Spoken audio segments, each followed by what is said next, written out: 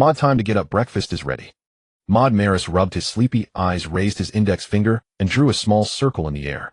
The fingertips suddenly flared with white light, and a golden ring appeared out of thin air before him. Within the circle was utter darkness, as though it opened onto another world. He reached into the darkness and pulled out a set of casual clothes. The golden ring vanished.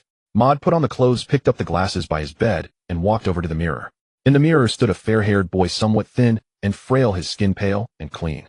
A pair of black-rimmed glasses perched on his nose, lending him the look of a young scholar.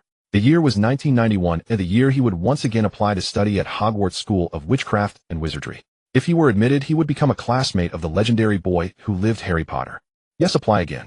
He was the only student in Hogwarts history to receive an admission letter, yet be rejected by the Sorting Hat, the reason being that he lacked the talent to wield magic. But now things were different.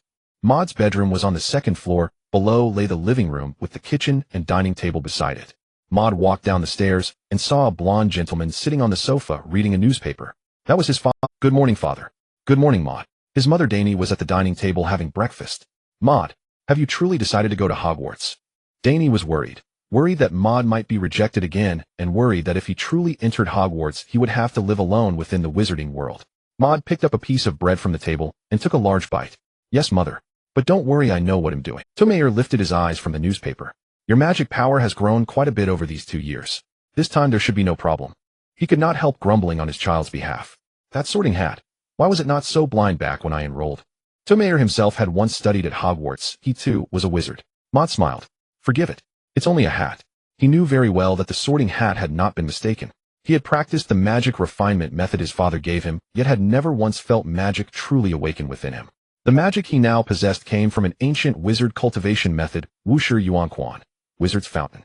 This method was extraordinarily profound, so profound that it could circumvent innate talent itself and still refine magic power. After chatting for a while, his parents left for work. Maude glanced out of the window. Sunlight poured in. The weather was if nothing unexpected happened within the next few days, a Hogwarts owl would fly in through that very window. After a short rest, Maude returned to his room. He closed his eyes and focused his mind, and in his inner vision rose a towering mountain peak. The summit was cloaked in white snow. Even the mere sight of it carried a biting chill. This was the golden sheet he had carried over from his previous life, Kunlun Mountain, linked to the wisdom of ancient wizards and scholars. Maude's index finger traced another circle as he once more cast the ancient spatial storage spell. This spell required no wand, but did demand certain alchemical preparations. Combined with potions, his finger had been forged into a kind of alchemical artifact. From the Ring of Light, he drew out a magical book, Akamir's Pranks. Within were prank spells left behind by a wizard named Akamir, harmless yet delightfully entertaining. In his previous life, he had loved reading, especially on days like this. Free time, gentle sunshine at his back, and a book in hand. He had asked his father to buy this book only a few days ago. A thought had been forming: he would learn the spells within, then trade these spells for knowledge with Kunlun Mountain. Such knowledge exchange was the only way to obtain wisdom from Kunlun Mountain. Akamir's Pranks was delightfully written, a novel that blended stories with the study of prank magic. It could be read as pure story or used to learn various prank spells. He had just finished the first chapter and already mastered the crucial casting details for the prank spell, Revived Pumpkinhead. He carefully reviewed it once more to ensure he had fully grasped the spell. Then his attention returned to Kunlun Mountain in his mind, and he gently touched the peak. A cool breath of air suddenly flowed from the summit into his mind, as if a channel had been opened. In that instant, countless characters surged back and forth along the passage. Among the flowing symbols, Maude saw the words, Revived Pumpkinhead. He was using this prank spell as his offering to trade for knowledge with Kunlun.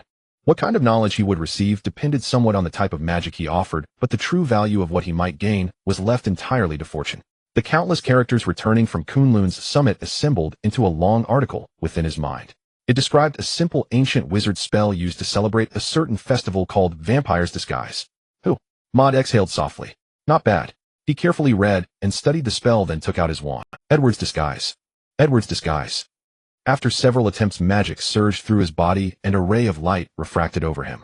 Maude felt his body changing. He was growing taller. A black formal suit settled over him, and he turned to the mirror. Reflected, there was no longer the fair-haired boy, but a handsome young gentleman. Dark hair, dark eyes, a cane in his hand, and a black suit on his frame. Every gesture radiated noble grace. Maude sensed something unusual in his mouth. He opened it. In the mirror, the young man in the black suit bared slender pointed fangs. He was a vampire. Maude repeatedly tested the Vampire's Disguise spell. He confirmed that he merely appeared to be a noble vampire. The fangs were purely for show.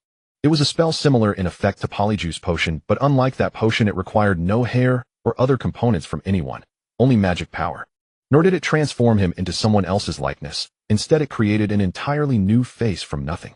Its duration depended on how much magic power he possessed. Watching the ebb and flow of his magic, Maude estimated that the spell could last a day or two. It was a very interesting magic. Maude stopped casting and checked the time, 11:20 at noon. He glanced out of the window. Then he dispelled the disguise, returned to his own appearance, sat back in the chair, and continued reading. Not long after, a sound suddenly rose from outside the window. Coo, coo. A white feathered owl, its plumage dotted with speckles, perched on the windowsill and cried crisply at Maude. It was an owl from Hogwarts School of Witchcraft and Wizardry.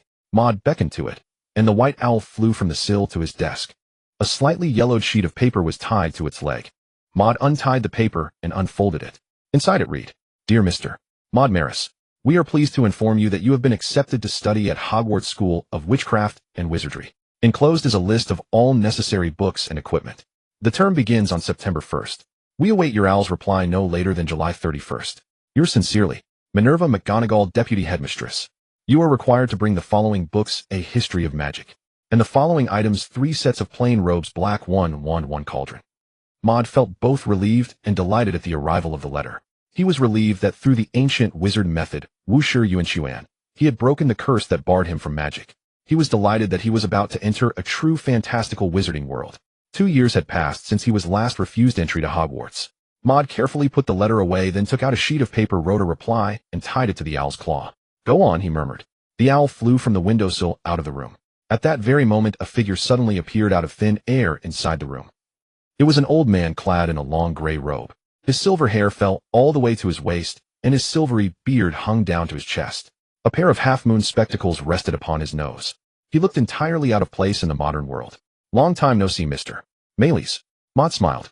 "Long time no see, Professor Dumbledore." He tried to empty his mind, for this old man was said to be a master of the human heart, one who could read the thoughts of others. Albus Dumbledore looked at Maude and blinked lightly. "I must apologize. I knocked on the door just now, but when no one came to open it, I simply let myself in. You may have some misunderstandings about me. I truly am a peculiar old man who can wield a bit of magic, but I cannot read minds." Maude let out an awkward smile. He had read all that, yet claimed he could not. Maude thought he had better find an opportunity to learn a clemency as soon as possible. Maude invited Dumbledore to sit in the living room on the first floor and poured him a cup of coffee. "Professor Dumbledore, did you come to see me about something?" Dumbledore's sudden visit genuinely surprised Maude. He could not imagine what matter concerning himself could be important enough for Dumbledore to come in person. "I have just visited a child. Oh, his age is probably about the same as yours. He lives not far from here, so I came by afterward." Harry Potter. Maude thought that the only one who could make Dumbledore travel all the way from Hogwarts would be that boy who lived. Over these years, Harry had already become renowned in the wizarding world as the only one to escape alive from the hands of the most dangerous dark wizard, Voldemort. Maude did not bother to hide this line of thought. After all, there were many who knew of Harry Potter. Mr. Potter's fame truly echoes far and wide, which is not necessarily a good thing. Dumbledore lowered his voice. That dangerous dark wizard's name must not be spoken. His followers can sense it. Of course, this time I mainly came to apologize for the Sorting Hat's rude behavior last time. It understands far too little of a child's heart. And to make amends, Dumbledore glanced at the clock. "You have not had lunch yet, have you?" Maude nodded. "Then allow me to treat you to a hearty lunch." Dumbledore drew out his wand and tapped it lightly on the dining table. Without any warning, dish after dish of exquisite food appeared out of thin air. Steak, mashed potatoes, roast chicken, wings, lamb chops. This is an exception. Wizards must not casually cast spells outside. After the two of them finished lunch together, Dumbledore took his leave. Before departing, he left Maude with a single sentence. "He is also a rather extraordinary little boy." The next day happened to be the weekend. To celebrate his admission to Hogwarts School of Witchcraft and Wizardry, Tumale and Danny decided to take him to an amusement park. Maude was not particularly interested in amusement parks and wanted to refuse, but after thinking it over, he chose the nearby zoo instead. His father had always supported his attending Hogwarts, while his mother Danny felt a pang of tenderness at the thought of him studying in the wizarding world, yet she was sincerely happy for him. The three of them drove themselves to the zoo. Maude looked around in all directions as if searching for someone. "What's wrong, Maude?" His mother Danny noticed his behavior and asked. Maude shook his head. "It's nothing. I thought I saw someone familiar. I must have been mistaken." They entered the zoo. Maude walked behind his parents, gazing listlessly at the animals around them, tigers, bears, and the like. None of this held any real attraction for him. He would much rather stay in his room reading and studying magic. Speaking of magic, the book Standard Spells Grade 1 had been surrendered by his father Tumail after Maude was refused entry to Hogwarts due to his talent issues, so that he could focus on refining his magical power. He would have to ask his father to return it when they went back. Why isn't this snake moving? A voice sounded, and Maude instinctively turned toward it. It was a middle-aged couple with two young boys. One boy was plump, looking overfed, while the other was thin and small, wearing a pair of glasses, his black hair messy and untamed. Maude narrowed his eyes and glanced at the forehead of the boy with glasses. There was a lightning-shaped scar. Harry Potter, the boy who lived. Beside him naturally were Harry's aunt and uncle, the Dursley family. I'm going over there for a bit. You don't need to worry about me. Ooh, I'll wait for you at the gate later, Maude said to his parents. After Maude spoke, he walked away toward them. Tumail chuckled. Must be one of his former friends or classmates. Let them have a good chat. On the other side, the chubby boy Dudley had started complaining again. This is so boring. The snake isn't moving at all. Moved? Dudley shouted. Maude stepped closer, standing at Harry's side, and followed Dudley's words. Sometimes keeping still is far better than fidgeting all the time. Dudley did not really understand the remark, but it did not sound pleasant, and he immediately grew angry. Who are you and why are you interrupting me? Go away. Indeed, he was the very picture of a spoiled child. Maude rather enjoyed bullying such brats. Which family are you from? Why are you so ill-mannered? Dudley's parents turned, as well, displeasure showing on their faces. Maude fixed his gaze on the python behind the glass wall, and did not spare them another glance. He knew perfectly well what this family was like, and was prepared for their reaction. Feeling their dignity slighted, the Dursley couple did not wish to stay any longer. They took Dudley away with them, leaving Harry behind. Hello, my name is Maude Maylies. It's a pleasure to meet you. Harry was taken aback that Maude was greeting him, and momentarily felt rather flattered. Hello, I'm Harry Potter. Actually, I already know you, Harry. I'll just call you Harry. Looking at him, Maude could truly sense a distinct aura unique to wizards, even though Harry at this moment was only an 11-year-old boy. Harry felt puzzled as to how Maude knew him, but he nodded. May I ask how you know me? Did you go to the same school as I did? I can't tell you yet. Maude kept him in suspense. In a few days you'll understand. Maude pictured how in a few days Hogwarts Keeper of Keys Rubeus Hagrid would crash through the door of the Dursleys' small seaside hut on a rainy night, his towering figure making them all tremble with fear, and Maude could not help but laugh. This snake is really quite large. Harry was confused by Maude's laughter, but nodded in agreement. The two of them fell silent again, watching the snake together. Harry suddenly spoke. Terribly sorry, just now Dudley was far too rude, and disturbed your rest. The python abruptly lifted its head. You can understand me. The python nodded again. Harry was delighted. This is the first time I've chatted with a snake. He suddenly turned to look at Maude, feeling as though he had just acted like a lunatic. He ran a hand through his hair. Sorry, I'm actually someone who rather likes talking to himself. Maude looked at him and thought inwardly that Harry might have to be this snake-speaking lunatic for his entire life. It's fine. I like talking to animals as well. Who knows, maybe they truly can understand us. Or perhaps we simply happen to possess that gift.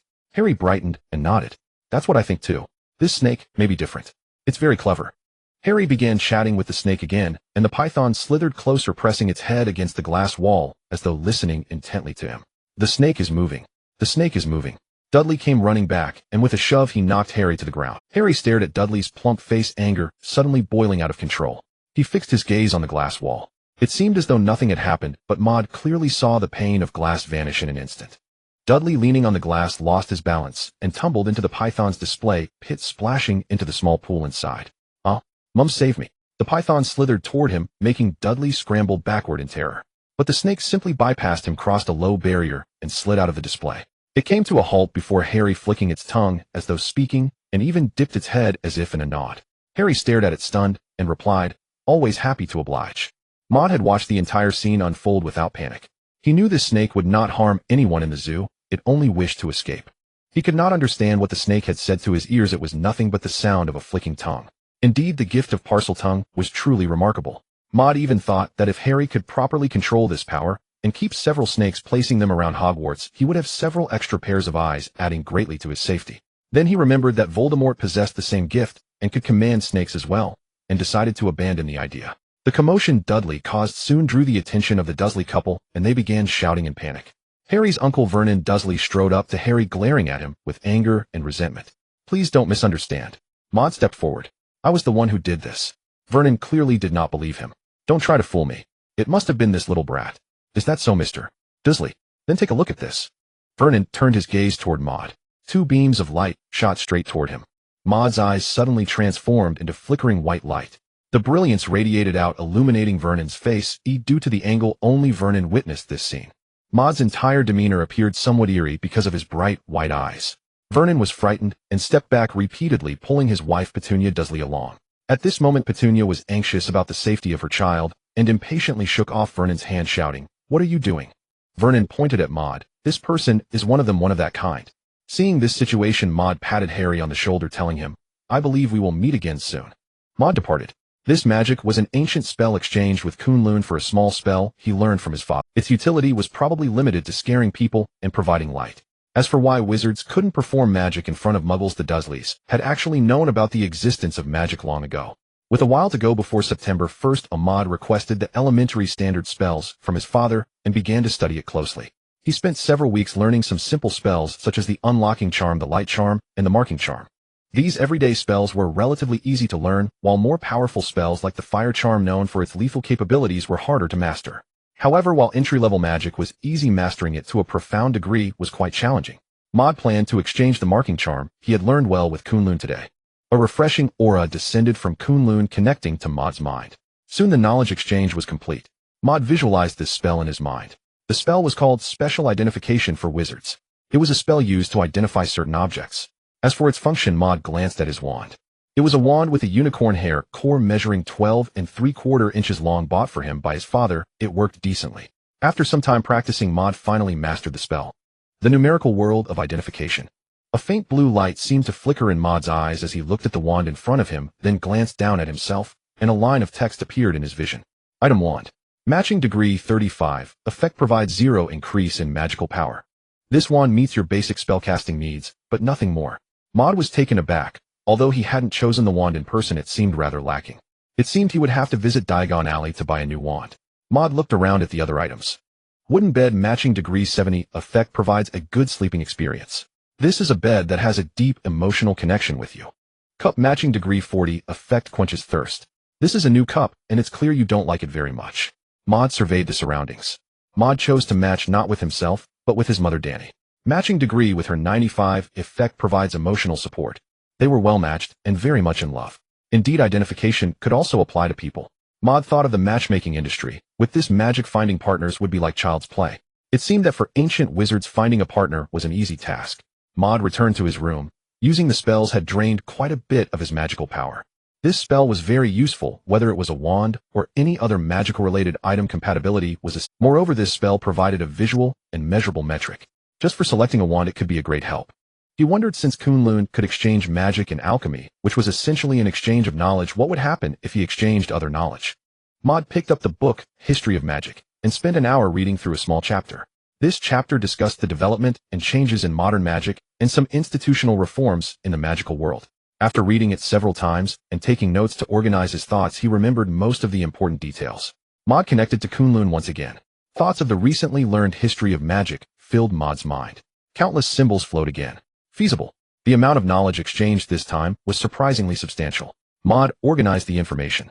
The holy path of the wizard god, teaching magic to the world, thus beginning the wizarding era. Year 13 of the wizarding era, the first wizard appeared, a magical genius among the common folk, Hygus. Year 30 of the wizarding era, countless wizards emerged.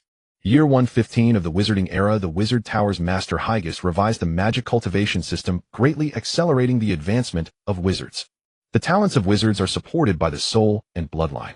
The stronger one's soul and bloodline, the faster and more powerful their control over magic becomes. Maude was somewhat stunned. What was this wizarding era? Current magic, as it is said, began in 382 BC when the Ollivander family started making wands, yet they never used the term wizarding era. He speculated that this might be a foreign world, or perhaps the wizarding era was hidden in an even older age. He noted that a wizard's talent primarily stemmed from their soul and bloodline, recalling Voldemort, known as the most powerful dark wizard and the most outstanding wizard in recent times for his research on souls. If the soul is indeed the pillar of talent, then from Voldemort's example, it certainly holds true. Voldemort's soul was divided into 7 pieces, integrated into 7 Horcruxes. Such a powerful soul is beyond explanation. His ability to learn magic was also remarkable, evident during his time at Hogwarts. A powerful soul could indeed be a path to strength. Maude continued to read. Year 130 of the wizarding era, Hygus broke through the shackles of his realm, gaining a much longer lifespan. Year 565 of the wizarding era, the first miraculous human wizard emerged, Hygus, who first stood before the gods, gaining the power to converse with them on equal terms. Miraculous wizard. equal to the gods talking with them. Not only was he extraordinarily powerful, but his magical talent must have lived for around 600 years. He reached parity with the divine. This lifespan did not frighten Maude. He knew of Nicholas Flamel, the master of alchemy, who lived to be 665 years old, possibly even longer. In comparison, Nicholas Flamel indeed had a decent talent for alchemy, but his wizarding talent was not remarkable. The subsequent history of ancient wizards was complex, discussing many aspects including the development of alchemy, the population of the wizarding world, and advancements in magical texts. After Hygus ascended to miraculous wizard, it seemed to have unlocked a shackle, rapidly developing countless magic-related industries with more and more magical geniuses emerging. A millennium later, 3 more miraculous wizards appeared. It stated, "A wizard is a path. Those who walk this path have the chance to become as powerful as the gods." Indeed, still human, for wizards do not need to become divine. They only need to become miraculous wizards. From this, it could be seen that wizards no longer looked up to the gods. They were a proud group. At this point, the text ended. Maude stroked his chin, pondering something. It seemed he had opened a door to a new god seemed to have truly existed, and above wizards there was a realm of miraculous wizards. He felt a surge of excitement, yet it was just that, mere excitement. The text did not describe how to become a miraculous wizard. Even if it did, the difficulty level would likely be insurmountable even for a genius like Dumbledore. If one day he could walk this path, it would surely mean he had defied fate. Maude brought Maude to the Broken Cauldron bar. This is a very small and dilapidated bar, and it was Maude's second visit here. Upon entering the bar, the walls inside were very rudimentary, seemingly untouched by paint. Maude felt that those wizards who liked to linger here might be somewhat peculiar. The bar was dimly lit by a few candles, and despite the darkness, it was quite crowded with people dressed in a variety of strange outfits.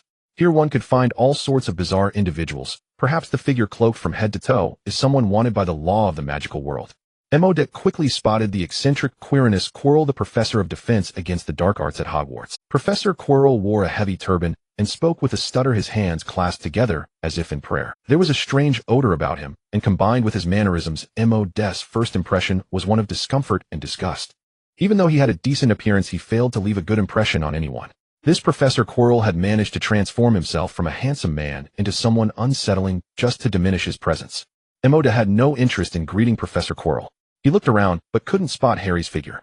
It was unlikely to be so coincidental to encounter him once or twice. Maude led him into an interior room that appeared even simpler, with walls made entirely of red bricks. Maude knocked on a few bricks in the wall with his hand, causing the bricks to rotate and rearrange, ultimately forming a passage. He turned to Maude and said, "You need to learn how to knock these bricks. In the future you may have to come to Diagon Alley by yourself." Maude nodded. "I understand, Father." Outside the passage was the famous Diagon Alley. At first glance, a throng of people in wizarding robes and hats moved about, and the narrow streets felt quite crowded. Here you could buy all sorts of trinkets related to magic. Items from acceptance letters could be found here. If you like pets, you could even purchase an owl here. "Do you need to buy anything else?" Maude asked Maude. Maude shook his head and said, "No, what I bought before is still almost new. I just need a wand." To buy a wand, they headed to Ollivander's wand shop. In this wand shop you could find almost every wand imaginable. If a wand wasn't here, it likely couldn't be found anywhere. On the way, they passed Gringotts, the bank of the magical world managed by goblins. Maude couldn't help but think of the things stored in Vault 713 had Hagrid come to take them with Harry. Soon the two arrived at Ollivander's wand shop. "This is Ollivander's wand shop. If your wand needs repairing or replacing in the future, you can come here." Maude introduced to Maude. As they prepared to enter, Maude discreetly took out the wand he intended to discard and cast a small spell behind Maude, the special identification of wizards. Putting away the wand, Maude entered and closed the door. "Is anyone here?" Maude called out loudly. Coming. Suddenly a wooden ladder slid out from behind a shelf piled with wands. A thin old man stood on the ladder with a head full of tousled silver hair and eyes that seemed to sparkle. He was a man particularly obsessed with wands, known to everyone as Ollivander. Ollivander looked at Maude and then at Maude beside him. "I remember you, Mr. Marys. How is your wand treating you?" Maude responded, "Of course it's fine, but I work in the Muggle world, so I rarely use it. This time I'm here to buy a wand for my son, Maude." Ollivander looked again at Maude. "Is this young Mr. Marys?" Maude nodded. "Yes, Mr." He remembered that this old man had an excellent memory. It seemed he remembered every client's name and possibly even the specific wand they purchased. Ollivander moved away to a shelf and with trembling hands took down a small box. He opened the box to reveal a reddish-brown wand and handed it to Maude. "Here, give it a try." A series of numbers flashed in Maude's eyes. "Wand's compatibility with U30. This was even worse than the wand he intended to replace. Maude took the wand and waved it at the shelf. Bang! An invisible force suddenly broke through, creating a hole in the cabinet. Maude was puzzled by this performance. Why did an incompatible wand appear to have such power? Could it be that the magic couldn't be guided to form spells, and could only exist as a shockwave, thus rendering it unsuitable? It seems this won't do. Ollivander returned to the shelf and pulled out another wand. Compatibility 60. Maude waved the wand again, blowing apart a corner of the shelf. Ollivander took out several wands that were not quite suitable. He simply retrieved a few that might fit and play. Young mister. Marys, why don't you try these together? Compatibility 25, a 68.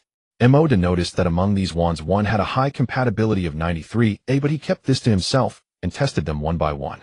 Finally, he arrived at this wand. Maude picked it up and a strong wind swept through the shop, making it feel so. Ollivander nodded in satisfaction. This is the one the core of this wand is made from. Maude was also quite pleased. The feeling he had just experienced was very comfortable and the grip was good. Maude examined the wand, deciding he wanted this one. He looked up and was suddenly attracted by a flash of light. This was a wand placed on the shelf, still unwrapped. Compatibility 100. Hiss. Maude was startled. This was a perfect match. Before Ollivander could finish speaking, Maude interrupted him. Excuse me, mister. Ollivander, can I switch to another wand? I think that one up there might suit me better. Ollivander paused, looking back at the wand Maude was pointing to, which was one he had just finished and not yet packaged. Without saying much, he took down this wand. The moment Maude received it, he felt the magic within him begin to flow, gently surging like waves, each stronger than the last. Whoosh. A gust of wind much stronger than before ruffled several people's hair and caused various items to topple from the shelves. A light as intense as that of a lighting spell illuminated the room as if it were daytime. Ollivander and Tumire looked on in astonishment.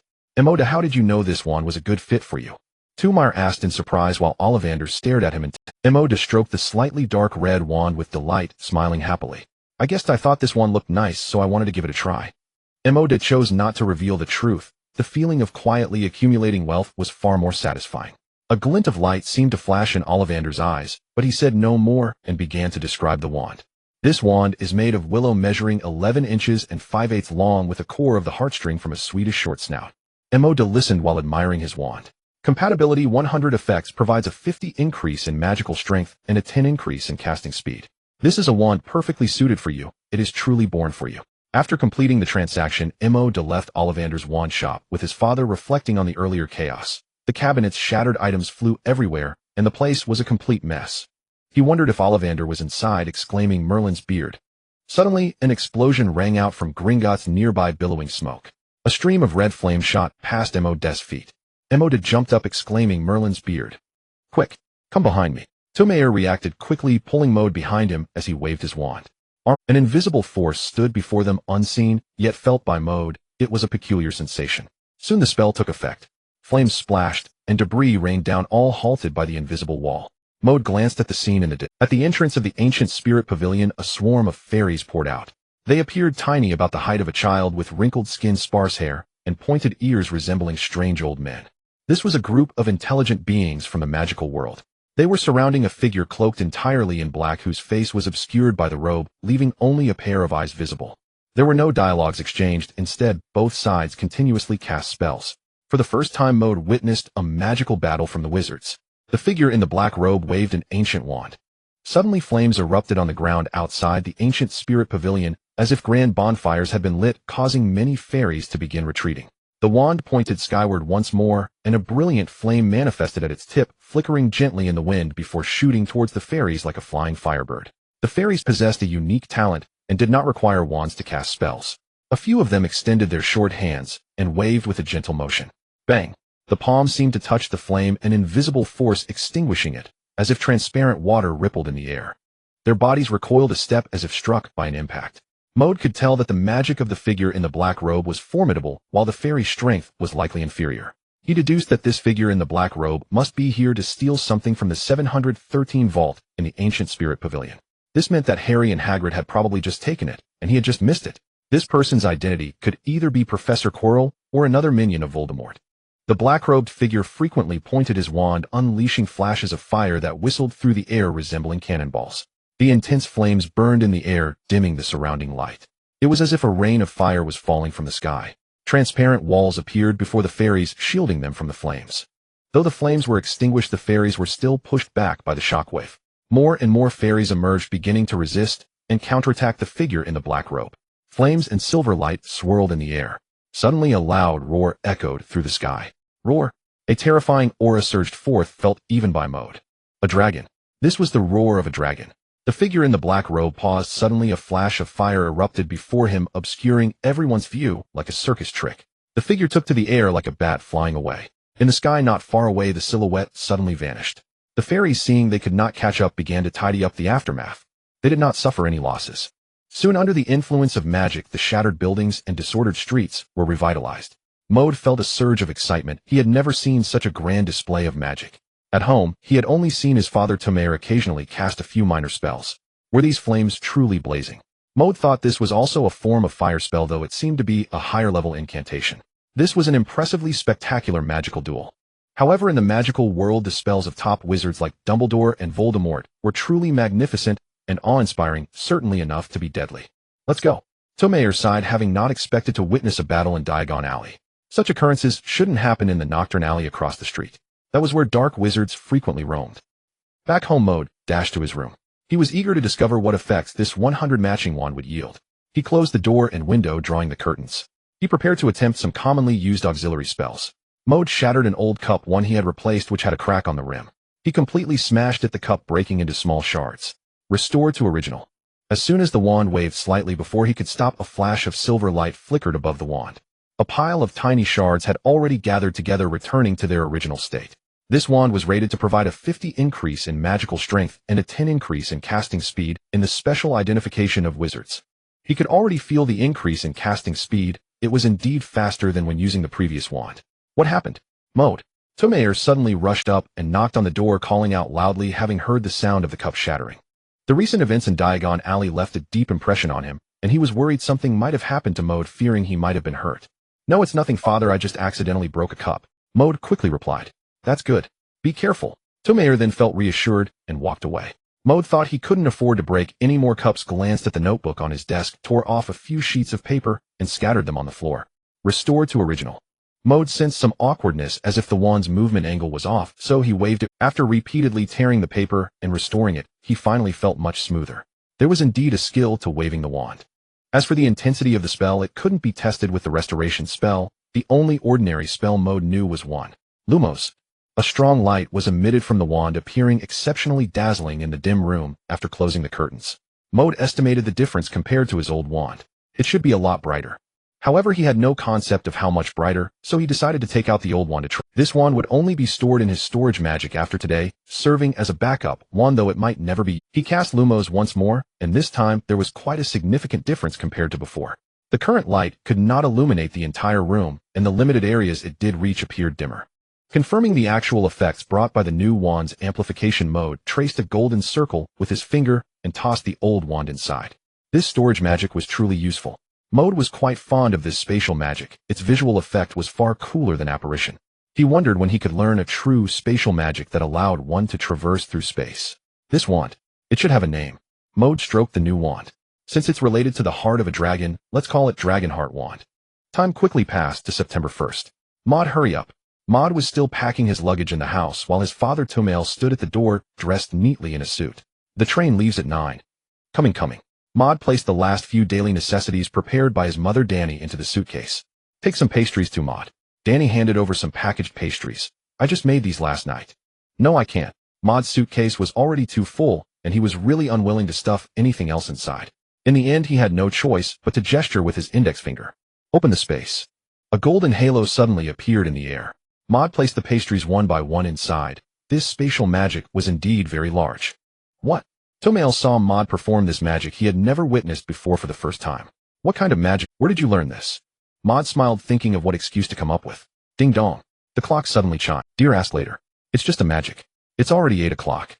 Danny, who didn't understand magic, urged the two to hurry as she looked at the chiming clock. All right. Fortunately, the road wasn't too congested. The two rushed along without the time to chat. Finally, they arrived at King's Cross Station in London, England. The two hurried to the platform. Soon Maude saw several red-haired people. The Weasley family, perhaps. Red hair, blue eyes, and a pair of twins. It was them. George. Stop messing around, it's time to board the train. Ron. Where's Ron? Come over, hurry up. This was the voice of a red-haired lady. Maude looked towards where she was calling Ron. There was a boy with red hair and blue eyes, freckled, about the same size as him. Hello, are you also here to catch the train to Hogwarts School? Mrs. Weasley spotted Maude and Tumail. Tumail walked over and shook her hand. Hello, you must be from the Weasley family. My name is Tumail Maris, a wizard working in the Muggle world. Hello, it's a pleasure to meet you. I'm Molly Weasley. Is this your child? Oh, he is quite cute. Mrs. Weasley patted Maude's hair. Hearing the compliment of cute, Maude awkwardly adjusted his glasses.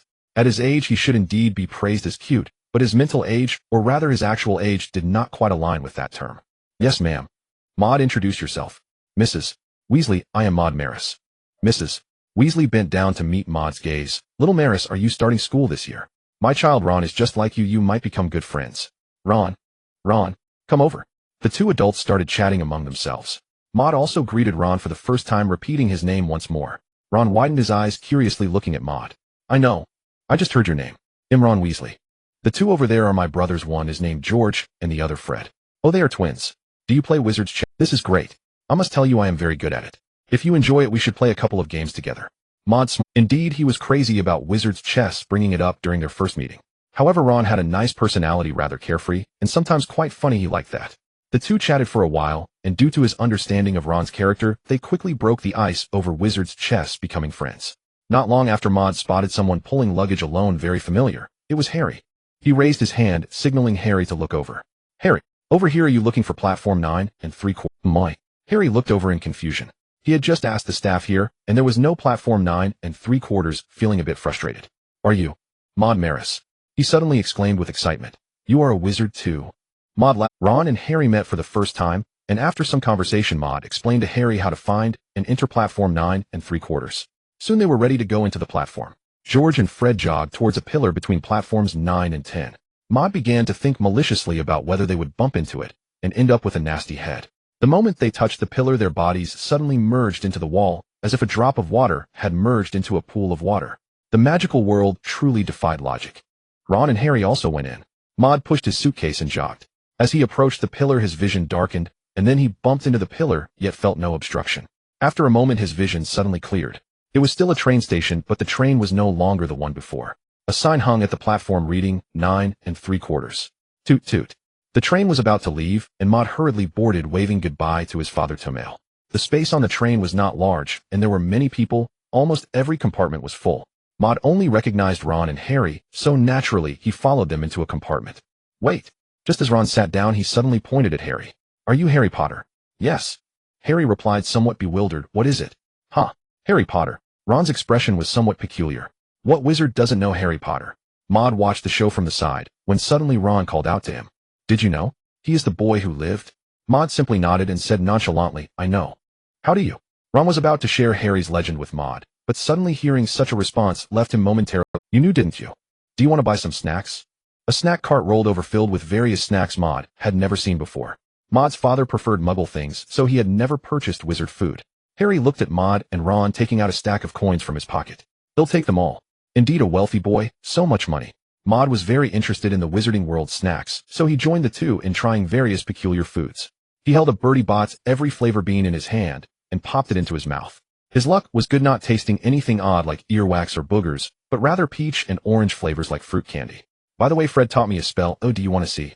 Ron looked somewhat smugly at Maude and the others. Maude nodded sure. But before that, let's eat some pastries first. His mother had brought too many pastries that she could not finish, so he invited the others to join. He had no intention of hiding the space storage magic, as it would inevitably be necessary to take things in and out at Hogwarts, and it couldn't be concealed. This space magic originally didn't require a wand, but Maude thought about it, and deliberately took out his wand, waving it towards the air. Open the space. A golden halo appeared out of thin air, and Maude reached in to take out some pastries. Oh, I even brought a pot of hot milk, by accident. Maude took out the hot milk, which was still steaming. Ron and Harry looked on dumbfounded. What kind of magic is this? Merlin's beard. This milk is still steaming. These words were very pleasing to Maude. No matter how old one got, one always appreciated this. The container holding the milk was not insulated, and it had been at least 2 or 3 hours since breakfast, so it should have cooled down. Maude was also a bit surprised. It was his first time realizing that his storage magic also had a warming effect. He waved his hand. Come on, eat. I brought a few cups too. In an instant, the table was filled with pastries, and 3 cups of hot milk were poured. The 3 of them blew on the steam from the cups, drinking milk with pastries, feeling particularly content. Did you see? A red-haired girl rushed in and was startled by the scene before her. You? How do you have— The girl had a pair of large eyes, her hair a bit tousled, exuding a strong scholarly aura. She was a girl who loved studying very much. Seeing the three people in the compartment staring at her, she felt somewhat abrupt. Sorry, I'm Hermione Granger, and am here to find a toad. Have you seen one? Maude and the others shook their heads. Perhaps it's in another compartment, but not here. Maude said, Miss Granger, would you like a glass of milk? The three of them had gathered, and their adventure was about to begin. While adding myself as a light bulb, can I? Hermione pointed to herself. You can just call me Hermione. But I want to ask, where did your milk come from? I remember there isn't anything like that sold here. Before Maude could answer, Ron shouted. Magic. My brother, his magic is impressive. Ron looked proud as if the magic just now was performed by him. Brother. Maude felt somewhat amused, having just met for the first time and already became Ron's brother. It's just a simple spatial magic. Maude cast the storage magic once again, taking out a clean cup, while saying, This is a magic that only stores items not very useful. He poured a glass of milk ready to hand it to Hermione, but found her staring intently at the golden circle, reaching and planning to peek inside to see what it looked like. Maude chuckled. She was indeed a curious girl. Hermione, he reminded her. Hermione finally her face was slightly flushed, as if startled, and also a bit embarrassed. I've never seen this magic before. It's not in basic spells for beginners. She took the coffee that Maude handed over. Where did you learn this? Can you tell me the name of this magic? Maude smiled, not telling you. He was being intentionally mischievous. You. Hermione was indeed annoyed. You're so stingy. Hermione took a fierce sip of milk, as if trying to drink Maude in with it. She suddenly froze. I know you. Maude was somewhat confused. Ron and Harry looked over. Was Maude really that famous? Hermione continued. You were the one who was rejected from Hogwarts 2 years ago, the only person in Hogwarts history to receive an acceptance letter and then be rejected. The reason being you had no magical talent. Maude nodded. Indeed, a know-it-all sister. Ron and Harry both exclaimed. You were rejected with no magical talent. Could it be that the magic Maude just performed was not magic? Was it an illusion? Impossible. Perhaps the professor just couldn't see properly. Maude laughed. That's right, you're indeed talking about me. But this isn't all. There is still the only miracle in the magical world here. Maude looked at Harry, and Hermione immediately reacted. You're the boy who lived, Harry Potter. I've read your story. Harry nodded blankly. About that magic, can you really tell me about it? Hermione still didn't give up. She widened her eyes, staring intently at Maude. Maude shook his head. It's indeed a simple magic learned from someone. Really? But I haven't seen anyone create or use such magic in history of magic. By the way, Hermione, do you know what kind of professors we have? Maude shifted the topic, finally diverting Hermione's attention. The four of them sat down and continued drinking milk, and Ron introduced himself. Your milk is quite good, as a reward. Hermione pointed her wand at Harry's somewhat broken glasses. Restored to original. A magical force infused into Harry's glasses, and the originally shattered lenses instantly became smooth and new. The train arrived at the station, and Maude got off the train. Walking towards him was a giant man. This was a half-blood giant, over 3 meters tall, wearing a coat made of mole skin, with a full beard, long curly hair, looking like a lion. He was Rubeus Hagrid, the keykeeper and gamekeeper of Hogwarts School of Witchcraft and Wizardry. This was not Maude's first encounter with Hagrid. He had seen him here 2 years ago. Maude walked closer to Hagrid, feeling an invisible pressure coming from his height. Hagrid saw Maude and felt somewhat familiar. Have you been here before? Maude nodded. Yes, I came here 2 years ago. Hagrid. Harry recognized Hagrid and greeted him. New students, follow me, come over here and take a boat. Under Hagrid's guidance, they quickly arrived at a castle. This was Hogwarts School of Witchcraft and Wizardry. Maude felt a sense of awe, for this castle was truly enormous with so many staircases. The castle was ancient, and indeed upon entering one could feel the aura of the magical world. The staircases were seemingly endless as Maude followed the crowd, finally arriving in front of a grand door. Inside the door was the school's great hall, where a professor stood. She wore square glasses, a deep green robe, and a pointed wizard hat, looking quite old. This was Professor Minerva McGonagall, the deputy headmistress of Hogwarts School of Witchcraft and Wizardry and the professor of Transfiguration. Welcome to Hogwarts. Soon your sorting ceremony will begin. Professor McGonagall had a serious expression, as was her habit. She introduced the upcoming sorting ceremony, discussed some of the school's rules and rewards, and mentioned how the house with the highest score at the end of the school year would win the house cup. The sorting ceremony is about to begin. Please wait here for a moment. Professor McGonagall entered the Great Hall and closed the door, leaving the group of new students to start discussing. New environments always trigger discussions. It seems the legend on the train is true. Harry Potter is here. I am Draco Malfoy. A boy with golden hair suddenly walked up to Harry, speaking somewhat arrogantly. Looking at his slicked back hair, Maude glanced at his height, which seemed increasingly discordant, and couldn't help but laugh. Ron also inexplicably chuckled. The once smiling Malfoy's face suddenly darkened. I know you with that messy red hair and shabby robe. You are from the Weasley family. He stared at Ron, and then turned to look at Maude. As for you, a student who was eliminated from the academy 2 years ago. Maude was somewhat surprised. It seemed this matter had spread quite far, and even Malfoy knew about it. Harry Potter, soon you'll understand that some wizard families are superior to others. You wouldn't want to make the wrong friends. Ron displayed a somewhat indignant expression. Maude, however, didn't care much, and even smiled and nodded, which truly couldn't provoke his anger. Malfoy felt like he had punched air, feeling a bit uncomfortable. Oomph. He snorted coldly. Someone like you with no magical talent is just here to attract attention. You were eliminated 2 years ago. Coming here today will lead to the same end. The people around looked at each other. They hadn't heard about Maude, but how could someone with no magical talent enter Hogwarts? Maude began to clap. Not bad, Mr. Malfoy is indeed well educated. He suddenly intended to annoy Malfoy. These words I haven't heard in a long time are indeed thought-provoking. Indeed, Mr. Malfoy. Malfoy listened to Maude's words with Mr. And indeed it didn't sound like he was speaking ill of him. So you know me. He raised his head, thinking that Maude recognized his family and didn't dare to oppose him, thus speaking good words to compensate for his earlier mistake. Of course I know. Maude smiled, revealing his white teeth. Someone who only talks about pure-blood families and hides behind the shadow of his family. Without the family, you're nothing. Oh, wait, you also have a noble slick-back hairstyle. Malfoy's face was already flushed, and if there were a vent, steam would surely be escaping from it. Ron burst. So true, Maude. Ha ha. The surrounding freshmen couldn't help but start chuckling as well. Malfoy had already clenched his fists. Maude knew that a fight would not break out, as Professor McGonagall would be. He had a poor impression of this troublesome kid, and upon meeting him again his impression worsened. Come in. Professor McGonagall suddenly patted Malfoy on the shoulder and addressed all the freshmen. The freshmen lined up and walked through the door, and Maude finally saw the scene inside. The ceiling of this hall was a night sky adorned with brilliant stars, but it was not open to the elements. It was a result of magic. Below the night sky floated rows of burning candles, illuminating the entire hall. The students were arranged in rows, many of whom were upperclassmen, and there were also students from 2 years ago. That person looks a bit familiar. Yes, I've seen him before. He was on the same train as me 2 years ago, but he was later refused admission. Ah, what do you mean? The upperclassmen began to whisper among themselves. Harry looked over and Ron nudged him with his elbow, signaling him to ignore what they were saying. Maude heard this too. He shrugged, not caring. When someone pokes at your wound, it only hurts more if you get angry. However, he now possessed magical power, and learning magic was no problem. Even any wounds had healed.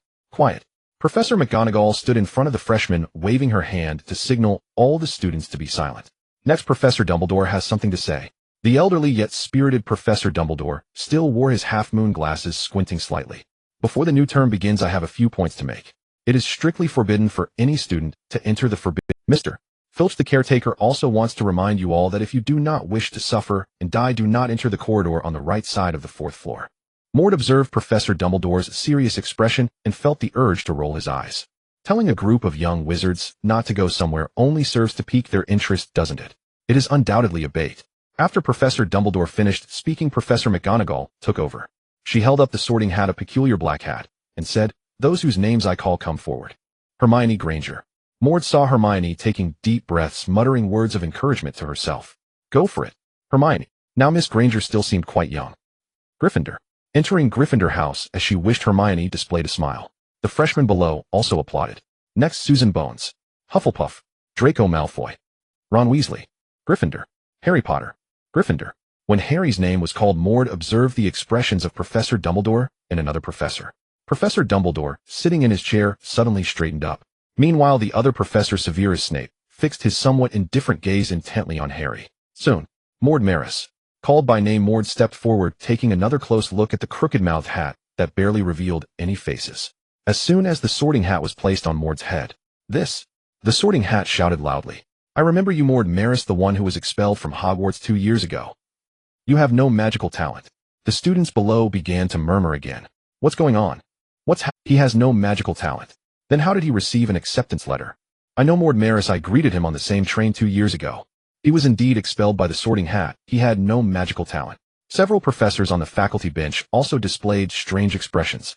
They had seen Maude during the sorting ceremony 2 years ago, and had indeed noticed he lacked talent. How could he be? Some professors looked at Dumbledore, but Professor Dumbledore merely squinted and smiled. Maude ignored the Sorting Hat's words, contemplating which house he might enter this time. Slytherin, Hufflepuff, Ravenclaw, or Gryffindor. He still felt that Gryffindor might be the best choice, so he followed Harry's example and thought to himself, Gryffindor. How is that possible given your circumstances? How could you have magic? How did you suddenly gain magical power? The Sorting Hat was somewhat flustered. It was unwilling to believe it had made a mistake 2 years ago. It had never been wrong about anyone. Sorting Hat, proceed. Do not waste everyone's time. Professor Dumbledore spoke from the back. How is this possible? How is this possible? Professor Dumbledore took out his wand and suddenly cast a spell that brought the Sorting Hat back to its senses. Oh, sorry, Professor. This person, Maude Maris. Enters Gryffindor. This time its voice was not particularly loud. Maude nodded in satisfaction. Although he was being pointed at by a crowd, the outcome was quite good. He had finally stepped into the magical world. Applause erupted from the audience, but the ones truly clapping vigorously should only be 3 people: Harry, Ron, and Hermione, the 3 he recognized. The path of the strong is always lonely. Maude felt a sense of self-satisfaction within. Cool. Ron gave a thumbs up. Your reputation now might be even greater than Harry's. If you want that reputation, I can give it to you. The dormitory arrangements had already been made. Maude and the other freshmen followed the upperclassmen along the way to Gryffindor's dormitory. Soon he saw the famous moving staircase. Maude looked up. The entire ancient building was adorned with portraits, and the stairs were constantly turning. If one did not remember the direction, one might easily get lost. He looked up all the way to the 4th floor, which was mentioned by Dumbledore as a forbidden area. He had no intention of going in, just curious to take a look. Hey, Hermione approached. You don't want to take risks in the forbidden area, do you? That's too dangerous. This is worse than death. You might get expelled. Maude looked at Hermione with amusement. In her eyes, the worst thing that could happen was being expelled. Don't worry, I'm not the kind of person who likes to seek trouble. Besides, the one who seeks trouble should be Hermione. Those 3 little ones will soon go in there to explore. Then a group of them arrived in front of a painting which depicted a fat lady. Her name was indeed Fat Lady. The portrait suddenly moved. Password. The fat lady in the portrait spoke those 2 words. Gryffindor's prefect Percy Weasley answered, Dragon Dung. A passage opened behind the portrait leading to Gryffindor's common room. The fire in the fireplace was burning with a few chairs and a long sofa nearby. There were 2 staircases, one to the left and one to the right, leading to the boys' dormitory and the girls' dormitory respectively. Maude walked into the dormitory and looked around the environment. The dormitory was quite large with no bunk beds, just one big bed for each person. Maude touched the blanket. It was very comfortable and the living conditions were indeed quite nice. He walked to the window and looked out. What he saw outside was a vast ocean. It should be the sea. Hey, Maude, you're here too. Ron and Harry walked over looking surprised at Maude. Maude also felt it was quite a coincidence that they were assigned together. After unpacking, Maude climbed onto the bed. Maude, how did you do it? I mean, how did you learn magic? Ron asked. Harry also turned to look at him. Magic? Isn't magic learned with a wand? The next day, not long after dawn, Maude got out of bed. After freshening up, he took out a book titled Basic Spells to study. If he remembered correctly, the first class today should be Professor McGonagall's transfiguration class. The more complex the transformation, the more magical power it requires. Conversely, simpler transformations demand less magic. Similarly, the difficulty of transforming something complex increases with its complexity. To master it, one must not only possess a rich imagination, but also practice continuously. Maude had encountered this transformation spell before. He had learned the incantation and wand techniques, but he was no genius in this field. He could only truly master this magic through relentless practice. Maude pondered whether he could exchange some new knowledge with Kuan Luen regarding the concepts he had yet to fully grasp. Related magic must have commonalities. Perhaps he could start learning the transformation spell from this angle. With this thought, Maude sank into deep contemplation. The snow-covered Kuan Luen mountain loomed in the void of his mind. Maude organized his understanding of the transformation spell and sent it through a channel to Kuan Luen. Kuan Luen received the transmission, but this time the knowledge transfer was somewhat strange and intermittent. Was it successful or not? Maude observed closely, and finally the exchange of knowledge concluded smoothly. The knowledge received was indeed incomplete. A few large characters appeared in his mind, reading fragments of imagination spells. Maude carefully read these words in his mind. Imagination spells was a magic invented by Forsyth, which transformed one's fantasies into illusions. As long as your imagination and magical power are sufficient, these illusions are hard to distinguish from reality. This magic features immediate casting and easy entry. If one day your strength is enough, you could even create an entire illusionary world. Ding ding ding. The alarm clock on Maude's bed rang, signaling that there were only about 20 minutes left before class. He turned to look at Harry and Ron, who were still fast asleep. Maude got out of bed and playfully slapped each of them on the arm. Harry woke up asking, "What's going on?" Maude was speechless, realizing how they could be late on the first day. Soon Harry was awake and ran to freshen up. As for Ron, he continued to sleep. Maude's 2 slaps only elicited a grunt from him as he flipped over. Maude directly tapped his head twice, causing it to buzz, and finally Ron awoke. "Oh, what a terrible morning," he groaned, rubbing his head. The 3 hurriedly jogged to the classroom. Maude pushed the door open and was the first to enter, checking the time. It was just right. As for the other two, they had just barely arrived late, and Maude couldn't help but chuckle to himself. There was no saving them now. Inside the classroom, students were writing with quills. At the podium, Maude also spotted McGonagall, who was currently in the form of a cat. He saw Hermione turn around and waved to greet her. "Oh, Harry, Maude, you made it just in time. Imagine if old McGonagall found out." Slap. Maude gave him a light smack on the head. "You?" Ron was taken aback, wondering why he was hit for no reason. Maude pointed at the podium. The cat on the podium had already transformed back into Professor McGonagall, who approached them. Ron instantly smiled awkwardly. "You three?" "Professor McGonagall, I came in at 6:59, so I wasn't late." Professor McGonagall's serious face suddenly froze.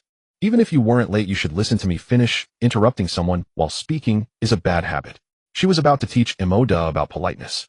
Maude raised a hand and politely said, "Professor McGonagall, I understand my mistake and promise not to arrive just in time for class anymore." "Sigh. Forget it." Professor McGonagall nodded and Maude walked to his seat. "And what about you two? Do you have no sense of time? Do I need to turn you into clocks so you can understand the concept of time?" The class officially began. Professor McGonagall stood at the podium discussing her views and techniques regarding the transformation spell. "The transformation spell is the most complex and dangerous magic you will learn at Hogwarts, and I expect you to take it seriously. Anyone who causes trouble in my class will be removed and never allowed back. When casting the transformation spell, you must remember to concentrate." Although most of Professor McGonagall's lecture covered textbook content, it also included her own insights, which were very beneficial to Maude. Maude listened attentively, continuously taking notes on paper. "Now it's time for our practice session." Professor McGonagall handed each student a matchstick. "Now try transforming this matchstick into a needle." Maude turned his head, intending to see how Hermione, the top student, would perform. Seeing him turn around, Hermione's expression turned serious. She had to let this guy know that Hermione, was also a little genius. After several attempts, she successfully transformed the matchstick into a needle. Hermione shot a smug glance at Maude. Maude turned back and glanced at Harry. Wow, he was almost successful too. Was this the power of a top student versus a genius? Maude began his first attempt in class. He waved his wand, repeatedly reciting the incantation, but the matchstick remained just a matchstick. Nothing happened. After multiple attempts, he focused his concentration. Maude followed his previous notes step by step, but after numerous tries he saw no results. Ron patted his shoulder, saying, "We truly are a pair of unfortunate brothers." Sigh. Professor McGonagall walked over and sighed. This child had talent, but it didn't seem to be that great. Haha. Malfoy happened to witness this scene. He raised a silver needle and whispered mockingly at Maude, "With your kind of uselessness, you should stay in the broom closet for life." Maude's impression of him worsened again, thinking about when he could give this troublemaker a complete childhood. As class was nearing its end, he was becoming the focal point of the class. Forget it. Maude recalled the content of fragments of imagination spells. Silently reciting the incantation, he waved his wand lightly and ignited the matchstick. Under the influence of this magical power, the matchstick slowly transformed into a silver needle. This was an illusion, but a silver needle didn't require much imagination, so it appeared convincingly real. Malfoy froze in shock. He turned his head, feeling that Maude had just been toying with him. Clearly he knew how to do it, but was pretending otherwise. Gryffindor gets an extra 5 points. Professor McGonagall nodded at Maude. Harry gave a thumbs up and Ron exclaimed, "Hey, Maude, you even fool." Ron thought Maude was deliberately pretending not to know the transformation spell to annoy Malfoy. To learn the transformation spell, one must either be a genius succeeding in a few attempts or honestly experience the stages from matchstick to a matchstick that looks somewhat like a needle. Hermione shot Maude a glare. Maude smiled, feeling that this was quite nice. He hadn't mastered the transformation spell, but he had to regain his face. As for the transformation spell, he could take his time to learn it later. If it really didn't work, he still had imagination spells, which could turn the false into reality. As soon as class was over, Maude thought about going to the library. On one hand, he loved reading, and on the other hand, his golden finger Kunlun also required him to read. However, Maude was unsure of the way. He spotted a head of messy red hair in the crowd and immediately chased after. If there was anyone among the students who definitely knew where the library was, it had to be Hermione. "Why are you following me?" Hermione looked at him curiously. "I'm going to read a book." "Then why are you following me?" Maude returned her a strange look. "I don't know the way, but aren't you going to the library?" "I can just follow you." "I." Hermione's cheeks flushed slightly. "I'm actually on my way to the girls' bath." Maude scratched his head and smiled sheepishly. "I thought you were either in the library or on your way there." Maude asked Hermione for directions to the library and eventually made it there by himself. The library of Hogwarts was indeed extraordinary. The entire library covered an area comparable to a Quidditch pitch, with shelves packed tightly together, displaying numerous books with somewhat antique covers. Just one shelf held so many books that Maude found it hard to count. There were books covering everything from the astronomical history of the magical world to cultural geography, with a rich collection. Most importantly, almost all the spells of the magical world could be found here. Standard Spell Series, Magical Theory, Beginner's Transfiguration Guide, 1,000 Magical Herbs, Introduction to Potions and Brewing. Maude picked up the Standard Spells Level 2 and glanced through it, noticing it was filled with dense spell descriptions. However, every spell here was different from those he had seen in the Standard Spells Beginner. There were also Standard Spells Level 345. Maude sighed, wondering if he would ever be able to learn all these spells given his magical talent. He picked up a book titled Magical Theory, hoping to find some tips on learning magic. It would be best if it could help him improve his learning ability. Hey, you really came to read. Hermione appeared, jumping over excitedly, startling Maude. Maude shot her an exasperated glance. What else would I do in a library if not read? Hermione took a book and sat opposite Maude, starting to read seriously. Maude also immersed himself back into the content of the books. Swish, swish, swish. The sound was faint, but particularly rapid, finally catching Maude's attention.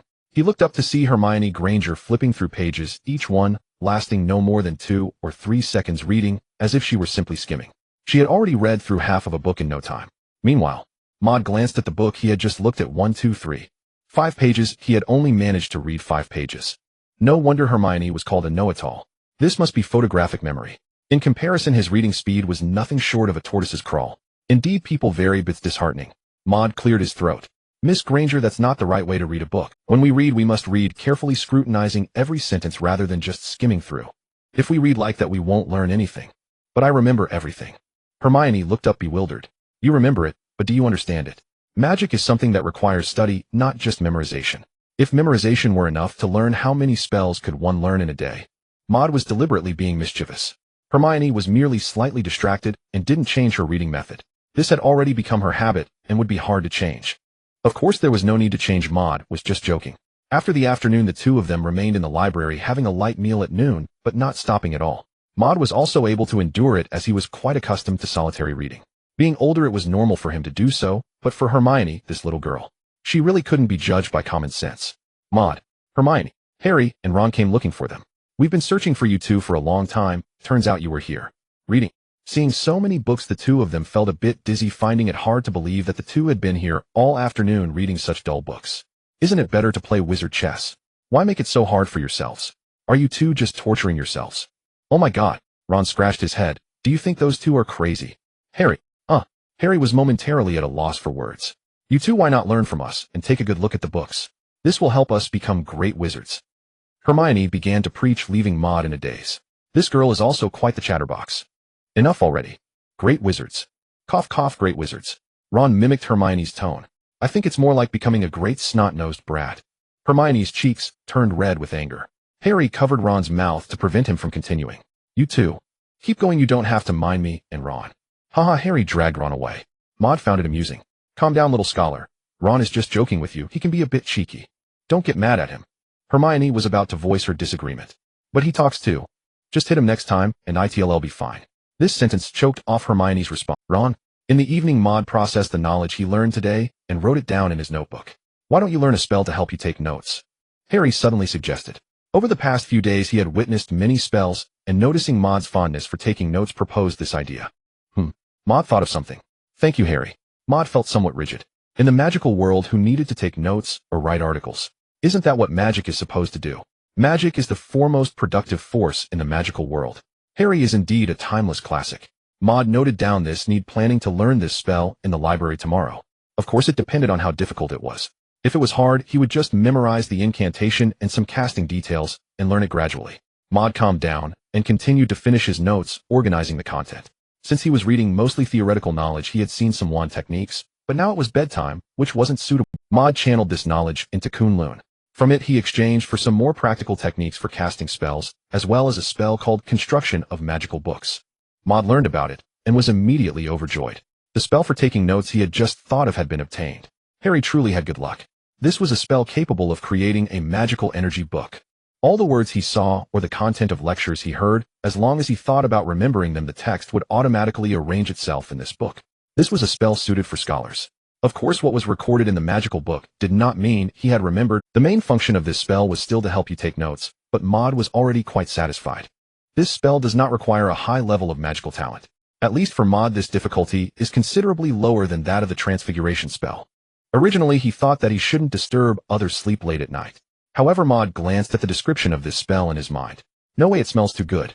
Even if it means staying up late, he has to learn it. Maude tucked himself under the blanket, holding his wand, thinking about the spell, while occasionally waving his wand beneath the covers. The white blanket, although thick, still emitted bursts of bright light. Ron and Harry, who had just fallen asleep, neatly covered their heads with their blankets. Maude spent a full 2 days learning this spell, reading during the day, waving his wand, while walking, and occasionally practicing it. Others didn't react much. Such behavior is quite common in the magical world. There are quite a few students who study magic diligently, just like that boy in Maude's grade who loves to turn water in cups into wine. Finally, Maude successfully cast the spell. A book with slightly yellowed pages appeared in his hand, seemingly with nothing written on the cover. After thinking for a moment, Maude named this book Magic Diary. The title naturally emerged on the cover. This spell consumes very little magical power. Maude even felt he could hold it all day long. When it's no longer needed, he can dispel the magic and it will return to nothingness. Of course, everything recorded within it remains intact, which is the magical aspect of this spell. Maude put away his wand, tucked the magic book under his arm, and walked into the library. In the library, Hermione's figure stood out prominently. Hermione looked at him and asked, "Where's your wand? Why aren't you studying magic?" Hermione and the others had been watching him for the past few days as he walked and cast spells, so it was a bit strange for them not to see his wand. "I finished learning." Maude made a gesture of completion, took out a book, and sat down. This time he was looking at the basics of potions. The effect of daffodil bulbs. The method of brewing aging potion. The special effects of bubble stems. Maude's reading speed did not significantly increase, but he became much faster at noting key points and questions. On the desk lay Maude's magic book, and under the seemingly still cover, words began to appear one after another. These words recorded all the key points he found significant. Whenever a book is written, it tends to extend in length for the sake of clarity. By refining the key points, Maude could quickly review them later when needed, greatly increasing both his learning and querying speeds. Under each key point, there were also some questions that he did not understand. How to better integrate the various effects of the aging potion. Maude suddenly caught a familiar figure entering the library out of the corner of his eye. Looking up, it was Professor Snape. Maude opened his magic book and glanced at the page filled with his accumulated questions, which was already full. And the answers to these questions. Aren't they right in front of him? Professor Snape. Maude waved happily and, "Oh, it's Mr. Mellis." Snape's eyes remained cold, paired with his hooked nose, giving him a rather dark appearance. To put it simply, he didn't look like a good person. "Is there something you need, Mellis?" "Of course, Professor Snape. May I ask you?" Snape looked at him with some confusion and nodded. Other than students from Slytherin, few actively sought him out. Even among Slytherin students, very few actually asked him questions. Maude pulled out the page filled with questions from the magic book and began to inquire.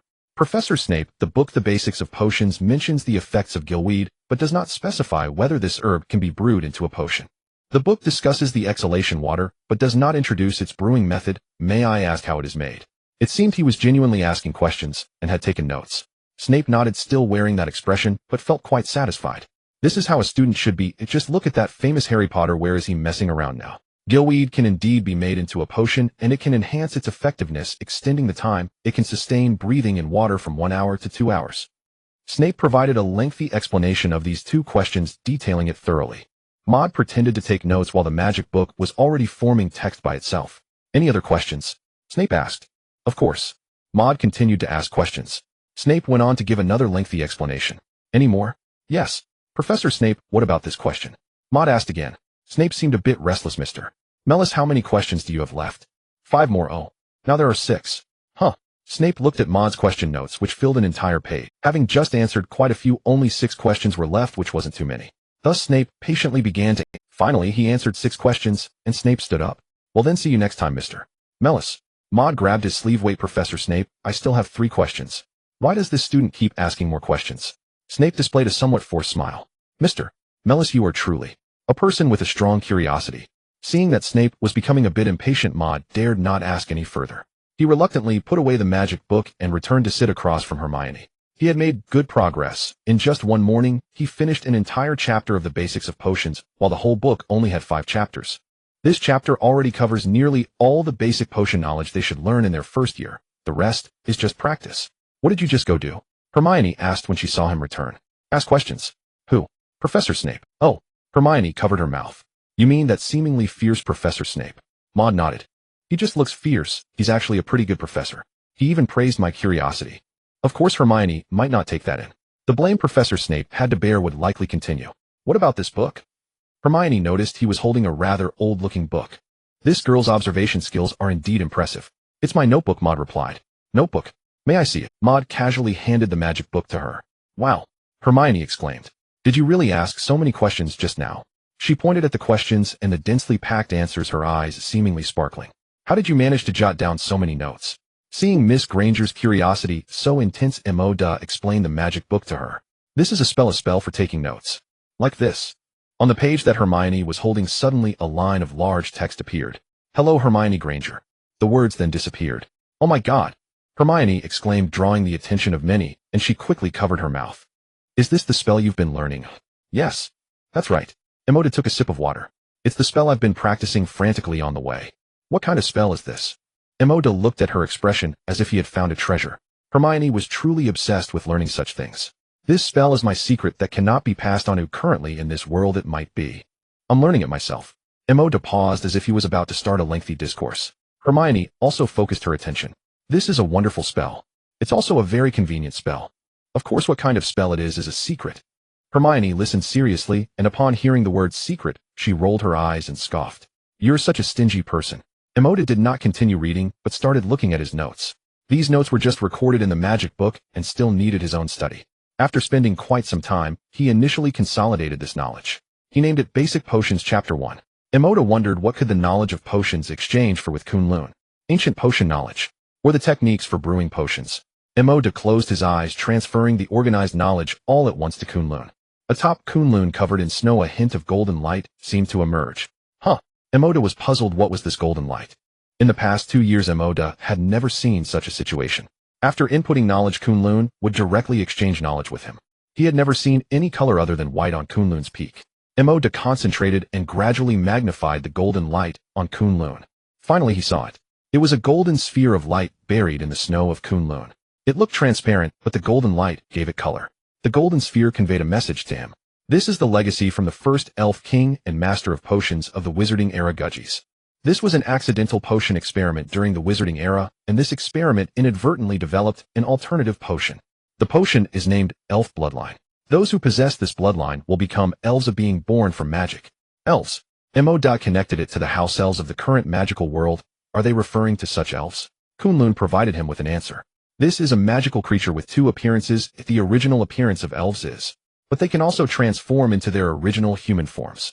Maude saw the appearance of the elves, a group with pointed ears having human faces and bodies. Some had glowing eyes, while others were covered in flames, diverse in appearance. It seemed there was more than one type of elf. But no matter how one looked at it, they had nothing to do with house elves. The elf bloodline has 4 levels, from sage elf to the elf king at the end. All elves possess magical learning and control abilities beyond the imagination of wizards. The first level of the elf bloodline, the sage elf, is a natural scholar with a deep talent for magical learning, especially skilled in memory and divination magic. Maude carefully examined the introduction of the sage elf. He couldn't help but think of himself and of Hermione and Harry. In this comparison, his performance was somewhat disheartening. Reading slowly, learning magic. Currently, the transfiguration spell was still in its infancy. The golden sphere is the legacy of the elf bloodline, left by Gudgies, requiring some potions for assistance. And then one can inherit the bloodline. Huh. Can one inherit the bloodline directly? Maude looked again and confirmed that one could inherit directly. Elf bloodline is a product of potion brewing, but the production method is quite complex. Just the materials for the potion Maude had just seen were densely packed over several pages. But this elf king Gudgies had already arranged it for the successors. Maude looked at the auxiliary potion materials. Unicorn horn. These were some potions he had seen yesterday while studying potions which were available in the current magical world. Does this not mean he could become an elf? Becoming an elf was of great significance to him because his magical talent was not very good, and the memory ability and magical learning ability of the sage elf hit directly at his core. Thinking of this, Maude tightened his grip on the magic book, almost deforming it. What are you doing? Hermione couldn't bear to see him treat a book this way. Books are the ladder of human progress. How can one treat them like this? Slap. Hermione directly swatted his hand away. Maude came to his senses. Oh, sorry, I got a bit carried away looking at it. Looking at it carried away? Hermione scoffed. She didn't believe anyone could get so absorbed in their notes to the point of treating them like this. Maude returned to his mind, continuing to accept this information. From another perspective, elves are no longer human. Not human. Maude looked at the introduction of the sage elf. Strong memory, high talent for learning magic. What kind of human is that? Do humans have the fragrance of elves? Maude decided not to be human anymore. The second level of the elf bloodline, the flame. He abruptly stopped. Maude felt a bit disheartened, but the potion knowledge he learned was all he could exchange for. The rest would require continued effort in studying. Maude recorded all the materials needed for inheriting the sage elf bloodline in the magic book. Then the magic book hid all the text on this page, turning it into a blank page again. This is also a function of the magic book to hide text. Next, he needed to prioritize these materials, and there were several ways to obtain them. Diagon Alley, Nocturne Alley, Professor Snape's office. Snape. But there's something inside a unicorn horn which is hard to find. How to get it? Maude knew that soon Harry and the others would definitely encounter a dead unicorn. This was the means of obtaining it, but it was somewhat dangerous. However, for his future, he could only sacrifice his current safety. Maude put down the magic book and picked up basics of potions again, continuing to study chapter 2. This chapter involved even more herbs, other materials, and more potions. Reading it posed even more problems. It was obscure and difficult to understand as the potions or terms that appeared were very unfamiliar. Before he knew it, Maude had filled a page with questions. Professor Snape. Maude looked up and scanned the surroundings, wondering if Snape was still around. It had only been a few hours since he last saw him, and he missed him a bit. But unfortunately, Professor Snape didn't seem to have returned to his office. In any case, he wasn't here now. After finishing the book, Maude followed Harry, Ron, and Hermione to the dining hall for a grand feast. It was lavish, featuring steak, lamb chops, bread, corn, and more as the four of them chatted while eating. Maude, why are you eating while holding a book? Ron exclaimed dramatically. Oh, you must have been influenced by Hermione, as she loves to carry books taller than herself wherever she goes. Hermione looked somewhat displeased. Don't talk nonsense, Ron, Harry said, patting Ron on the shoulder. Hermione, don't listen to him. Sometimes he can't help but be a chatterbox. Maude nodded in agreement, saying that statement is absolutely correct. He grabbed a chicken wing and took a bite, adding, Ron is just a talkative person, he's actually very nice. Ron nodded, seeing that Maude was about to praise him. Ron just doesn't study well, likes to annoy others, and doesn't know any magic. Other than that, he has no other faults. Ron, is this a compliment? Harry and Hermione burst into laughter. I know where Hagrid lives, but do you want to go together later? Harry suddenly said. Hagrid, isn't he the big guy who greeted the new students at the train station? Ron thought of Hagrid's appearance and gestured with his hands. He's really tall, like a lion. Hagrid is the keeper of keys and grounds at Hogwarts. Well, I've heard he's actually quite nice. Hermione was very knowledgeable about the school. The three agreed to go, so they turned to Maude. Maude nodded. Sure, let's go together. After thinking for a moment, he ran out quickly and returned. After finishing their meal, they left the school, jogging to Hagrid's hut. It was a very simple stone house. A chimney was attached to the house, slowly emitting smoke. Maude knocked on the door. Knock, knock, knock. Soon the tall Hagrid opened the door, holding a crossbow aimed at them. This is... Harry came from behind, looking at Hagrid's stance. What is he doing? Oh, it's you, Harry. Hagrid lowered the crossbow. I'm just being cautious against some ill-intentioned people. Come in. As soon as Maude stepped in, he saw a large black dog. The dog's head was twice the size of their little wizard heads. It was large, but not intimidating, as the dog's face looked chubby and silly. Oh, this is my pet Fong. Don't worry, he won't bite. The four of them gathered around Fong, occasionally petting. Fong also made some silly barking sounds. Maude felt Fong's texture, and then found a chair to sit down. He took out his magic book and flipped to the back pages. The title, Common Magical Creatures, came into view. He had run out during lunch to find this book. However, he hadn't brought the original book. Instead, he had copied dozens of pages of text into his magic book. This was a function of the magic book to record the text he saw. It was somewhat akin to a camera function. Hagrid was someone with a deep understanding of magical creatures, and later, he would become the professor of care of magical creatures at Hogwarts. Today, being able to visit Hagrid, how could he waste the opportunity? You this guy? Hermione, seeing Maude's actions, was also inspired to study hard. She took out a book of her own and became engrossed. Harry and Ron, after playing with Fong, turned and were stunned by the scene. Do you think, Ron, that we're not studying hard enough? Harry thought, wondering if all the students in the school were like that. Could it be that the true oddballs were themselves? No. We're perfectly normal. They might be the crazy ones, really crazy. Ron kept his mouth open, not closing it for a long time.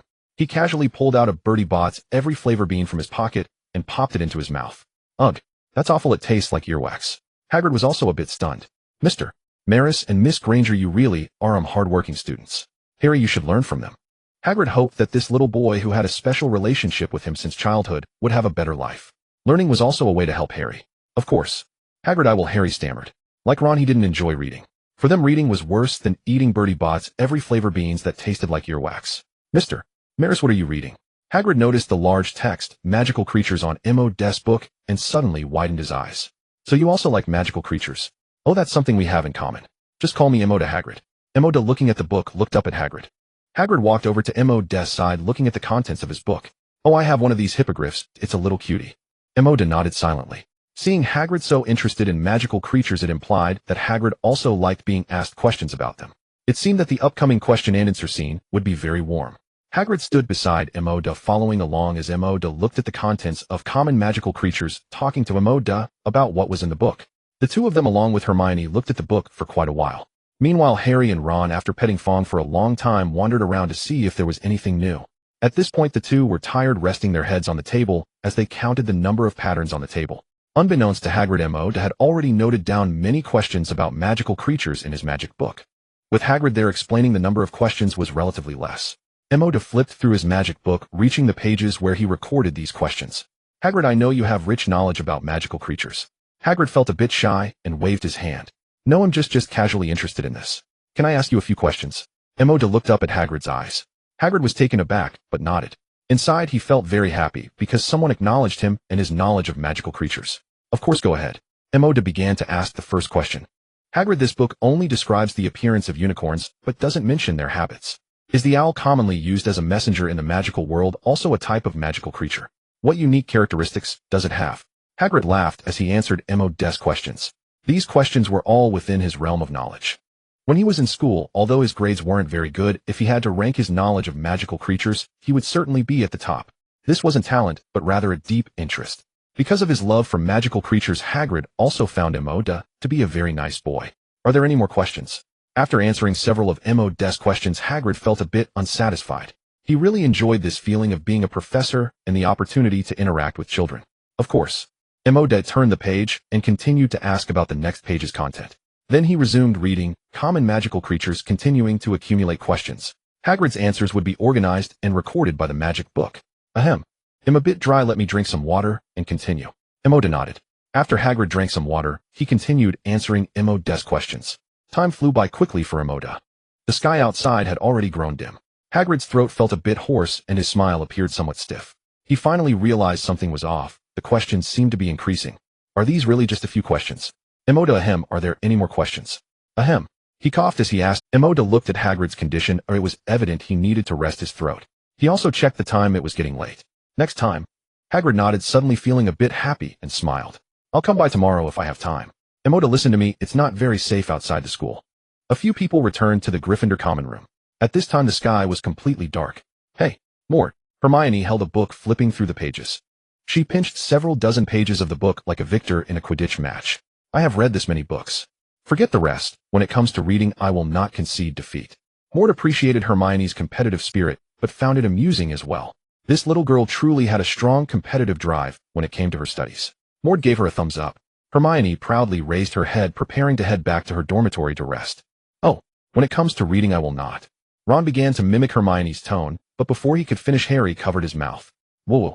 Luckily, Hermione walked away quickly, so she did not hear it. Maude and Harry returned to their dormitory. What class do we have tomorrow?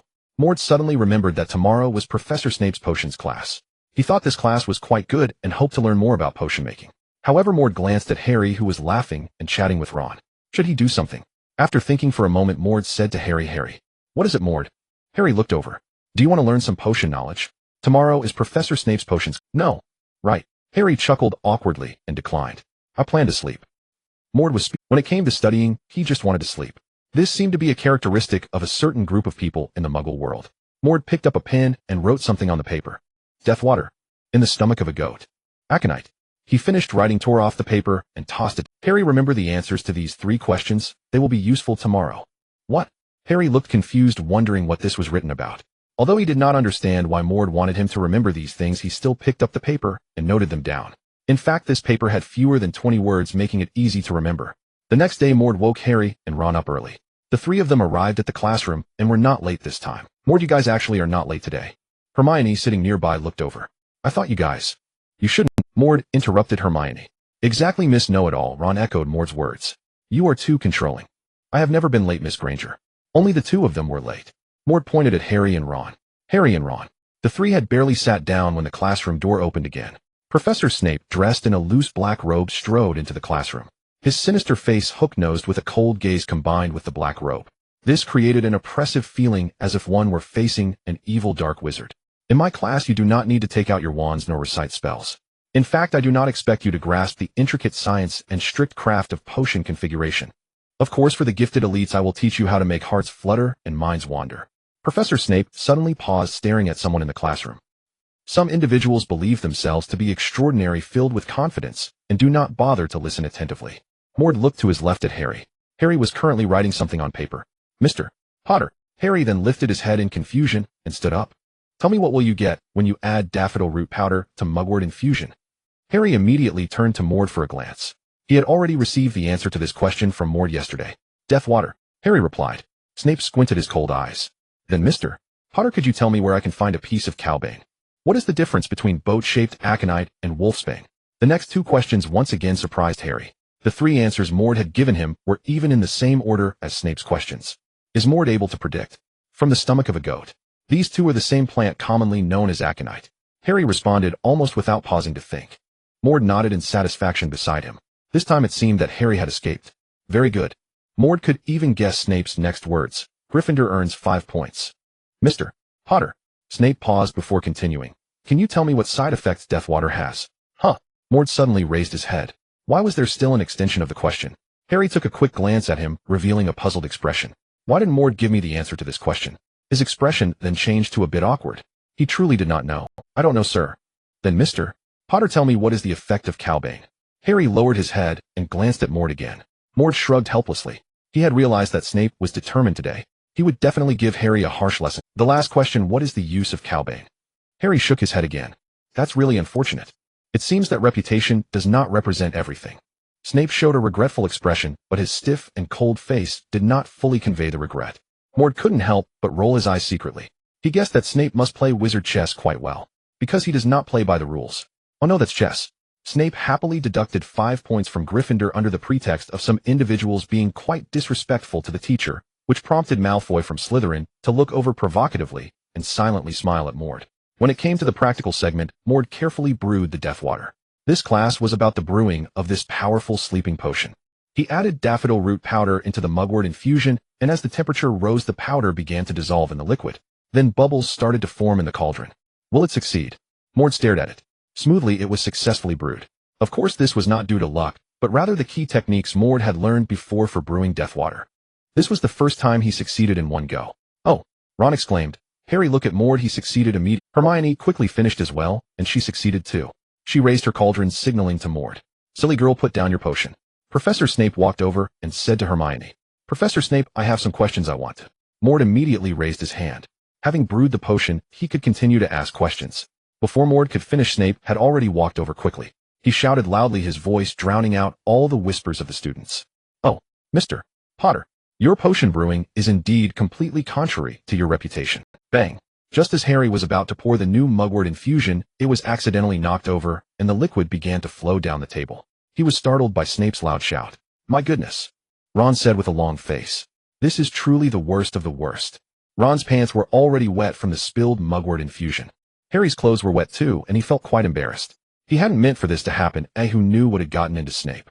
He had been focused on pouring the mugwort infusion when Snape suddenly rushed over, shouting. When one is focused, who wouldn't be startled by someone's loud shout? Maude looked at this scene and couldn't help but chuckle. He really hadn't expected Snape to reject his question so outright. Potter, I didn't expect your hands to be as messy as your thoughts. Professor Snape continued without pausing, striding straight to the podium. 5 points deducted from Gryffindor. Harry. Hermione shot Harry a complaining look. Finally, class was over and Ron and Harry hurried out of the classroom, ready to change their clothes. Hermione was collecting her books when she turned to Maude. Why aren't you leaving yet? Maude pointed at Professor Snape. Hermione immediately understood. Just as Snape was about to step down from the podium, he was intercepted by Maude. Professor Snape, could you answer a few shallow questions for me? I truly can't find any answers in the book. Snape's cold expression shifted slightly, finally settling into a fixed gaze. Okay, how many questions? This time he was experienced. After all, this Maris couldn't take up too much of his time. Maude flipped through his spellbook, counting the number of questions he had. Oh, there were 45 questions. Professor, there are a total of 45 questions. You? Snape's voice became somewhat hurried, then turned cold and slow again. That's too many. Mr. Maris, I can answer a maximum of 15 questions. Maude nodded in satisfaction. He didn't plan to resolve all these questions at once. He could distinguish between long-term Allocaniate and just one big meal. Professor, after taking a certain dosage of this polyjuice potion regularly, will its efficacy diminish? Does the expansion potion affect humans, or magical creatures, or both? Are there any tips for brewing the shrinking solution? How to tell if the potion was successful or not? Snape answered some questions, but suddenly paused when it came to the shrinking solution. This is a third-year course, you don't need to master the shrinking solution just yet. But, Maude explained, Professor, I want to become a potions master like you. He described such a future, brewing glory cask of immortality. This was borrowing words from Professor Maude didn't want to be stopped here, he wanted to learn more about potions, and see if he could fully unlock the legacy of Professor Snape exhaled a breath of frustration, then continue. After asking 15 questions, Maude had filled several pages with notes. Thank you, Professor Snape. Maude prepared to leave. At that moment, Snape blocked him with his hand. Do you have any questions about defense against the dark arts? I just saw Professor Quirrell in his office. He paused. He should be waiting for students like you who love to learn to come and seek his guidance. Maude instantly understood. Professor Snape seemed to be trying to divert attention elsewhere. Well, that was not quite right. He was trying to recommend himself to Professor Quirrell. Maude thought about Professor Quirrell's identity and felt a bit worried. How credible is Professor Quirrell's knowledge? Snape sensed Maude's concern about the authenticity of Quirrell's knowledge, fearing that Quirrell might lead him astray. After all, Quirrell seemed like a stammering fool. He sneered, his knowledge is no worse than mine. Of course, except, don't worry, he won't deceive you little wizards with lies. If you're really concerned, you can always ask me later. Maude felt reassured, and Professor Snape pointed him in the right direction. Then Professor Snape left. Since he had said to visit Professor Quirrell more often, Maude thought he should cherish this opportunity. After all, Professor Quirrell couldn't always be in his office. Maybe he would have to go out for errands in a few days. Maude hurried to the library, found a book titled Fundamentals of Defense Against the Dark Arts, and carefully studied some of its contents. A boggart is a dangerous creature that can transform into whatever you fear the most. If you encounter one, the only thing you can do is to imagine it in a humorous form and laugh it off. Of course, we should learn to face our fears. Maude had a deep memory of boggarts which could transform into any creature, even a Dementor. It was a monster that could see through a person's innermost thoughts. So if Voldemort saw a boggart, what would it turn into? Professor Dumbledore. Maude thought of this scene and almost burst out laughing. Of course, that was something that could never happen. Even if Voldemort didn't use his eyes, a boggart might not be able to approach him. Maude continued to read on. Werewolves were originally humans, but they transformed during the full moon, losing their rationality. You can think of them as animagi that can only transform during the full moon. In facing various dark magic and dangerous creatures, you need to master some basic defensive spells. For example, disarming charm, obstructing charm, binding spell. This book also introduced the incantations for these spells and their practical applications. This was very useful knowledge for Maude.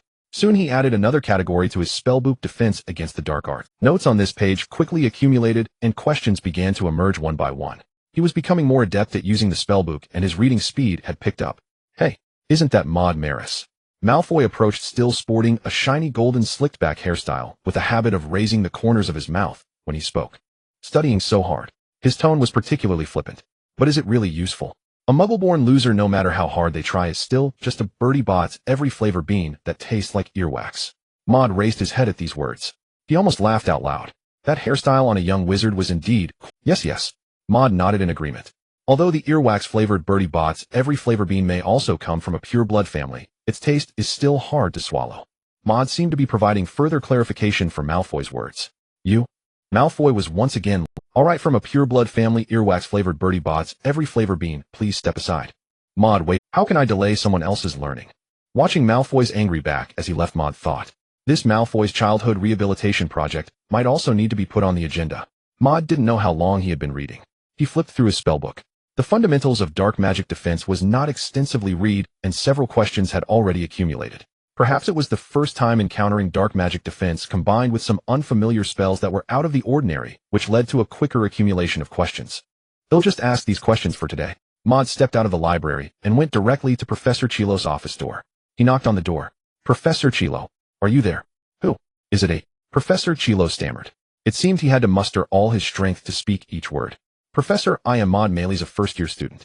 I came to seek your guidance on a few questions regarding dark magic. The door opened.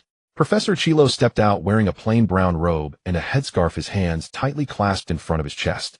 Oh, Maylis. Sir. What questions do you have? Maude pointed to the inside of the office. Professor, can we go in? Chilo's eyes rolled, as if he was contemplating something. Then he said, of course. The two entered the office. Chilo's office was simply equipped. There were only bookshelves, a desk, a few chairs, and a wardrobe. Maude glanced at the wardrobe and saw no robes other than brown ones. He guessed that Chilo should have a black robe as well. Chilo had already sat down in his office chair looking at Maude, and the smile was somewhat awkward as if his face was frozen. Melees. Sir, do you have any questions to ask? You may speak.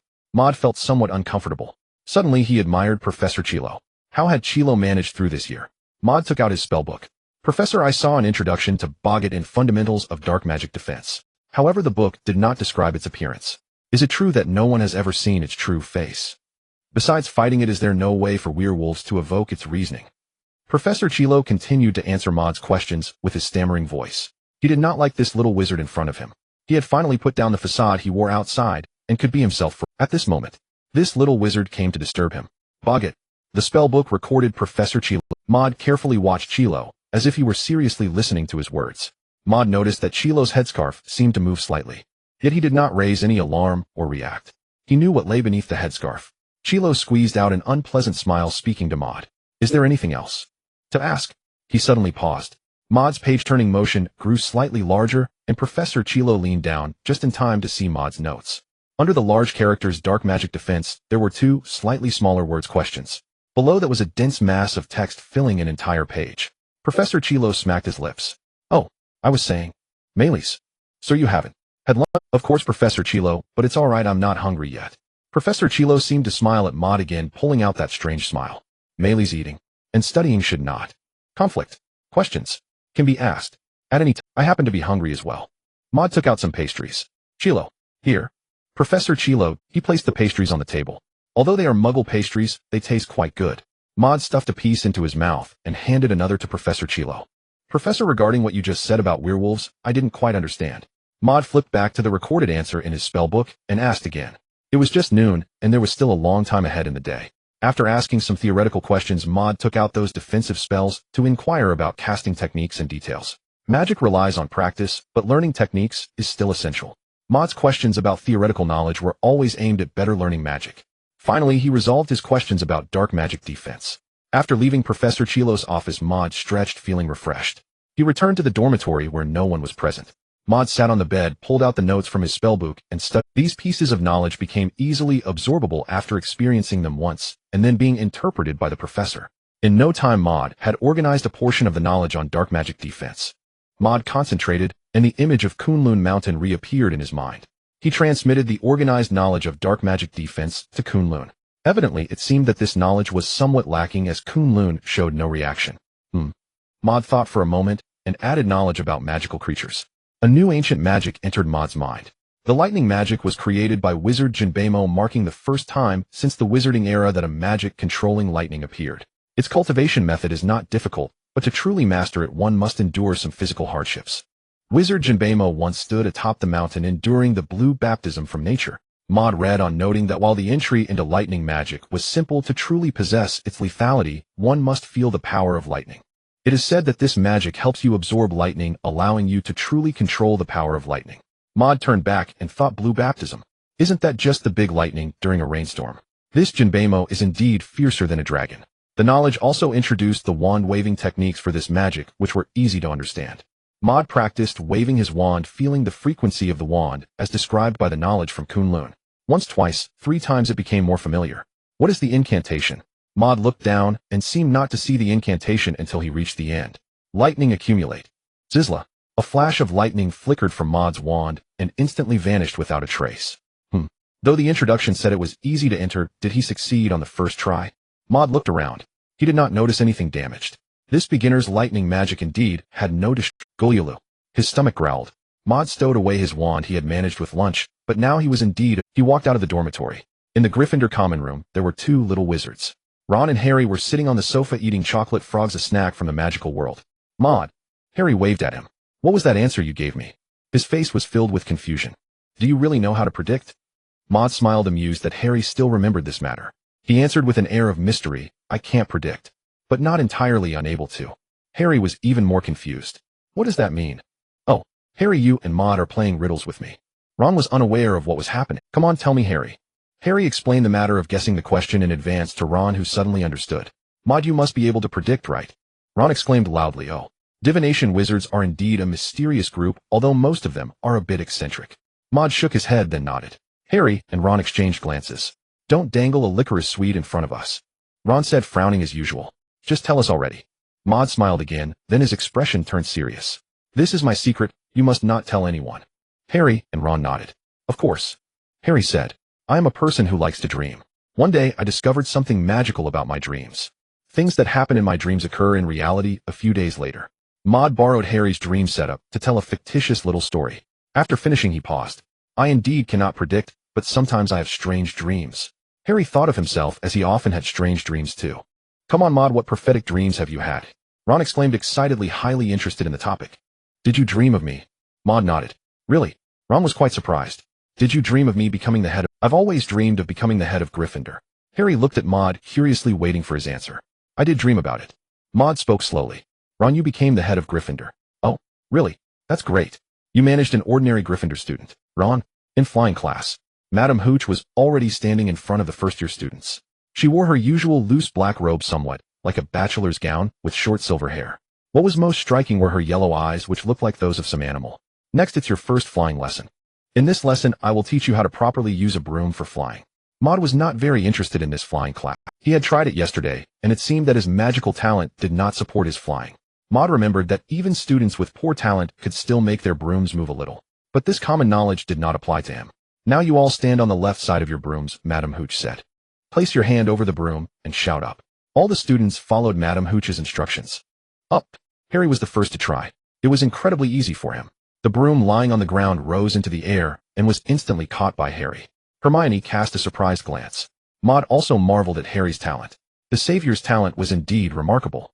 Hermione's talent for flying did not seem very good either. After shouting a few times, her broom continued to spin on the ground. But that was okay. Up. Maude tried again, but the broom remained motionless on the ground. Up. Up. Up. Everyone was trying, and Maude felt embarrassed to slack off, so he could only join in. The difference was that the other little wizards slowly got their brooms to start moving. Maude guessed that this flying skill was likely indeed linked to magical talent. After all, he had indeed been unable to extract magic power before. Slytherin's Malfoy saw his actions and burst into laughter. It seems that Mr. Maris' magical talent is quite poor, Malfoy said arrogantly, lifting his chin. Up, up. With just 2 tries the broom obediently flew into his hand. He turned to Maude and said, this is the talent of a noble wizard, a wizard with pure bloodline. And you are just a lucky muggle. Maude rolled his eyes. You noble wizard, why do you have to check everything like a house elf? You. Malfoy was once again stumped. Enough, Malfoy the house elf. You don't need to check anymore. Maude continued his attempts. Soon the little wizards in the class gradually got their brooms in hand. Even Ron and Neville, who were usually a bit clumsy, succeeded. Only a few faint sounds remained in the Quidditch field. One was Maude and the other 2 were unfamiliar little wizards, but it was clear that their talent was also poor. Oh. Malfoy spoke up again, this time quite loudly. Isn't this Mr. Maris, who successfully brewed the elixir of life in just 1 try during potions class last time? He seemed to have just noticed Maude's performance. No way, isn't flying a talent that every wizard possesses. Even wizards with poor talent are no exception. Maris, you wouldn't. He deliberately paused. You're a magical failure, a true muggle, right? His words quickly drew the attention of other students, sparking discussion. No way. Didn't Maris successfully cast a transfiguration spell last time? That's hard to say. Perhaps that time was a fluke. Malfoy seemed to have heard this and said again, Maris, last time you didn't really use some kind of muggle magic, did you? You deceived Professor McGonagall, didn't you? He stared intently into Maude's eyes, as if scrutinizing a prisoner from Azkaban. Maude smiled. He thought that Malfoy, that little brat, might have been driven mad by him recently, which was why he was putting... Maude, don't pay attention to what he says. Hermione walked over to Maude's side. Harry also stood in front of Maude. Malfoy, you are going too far. His voice was a bit raised.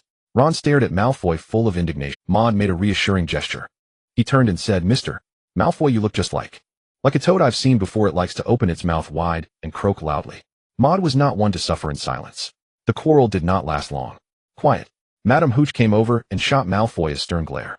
Every student who can come to Hogwarts is a wizard. Madame Hooch turned to Maude. She had also seen Maude's performance and smiled as she said, Mr. Maris, don't worry, you might just have poor flying talent. This sentence was spoken by Madame Hooch with pauses. Maude could tell that Madame Hooch's words lacked conviction.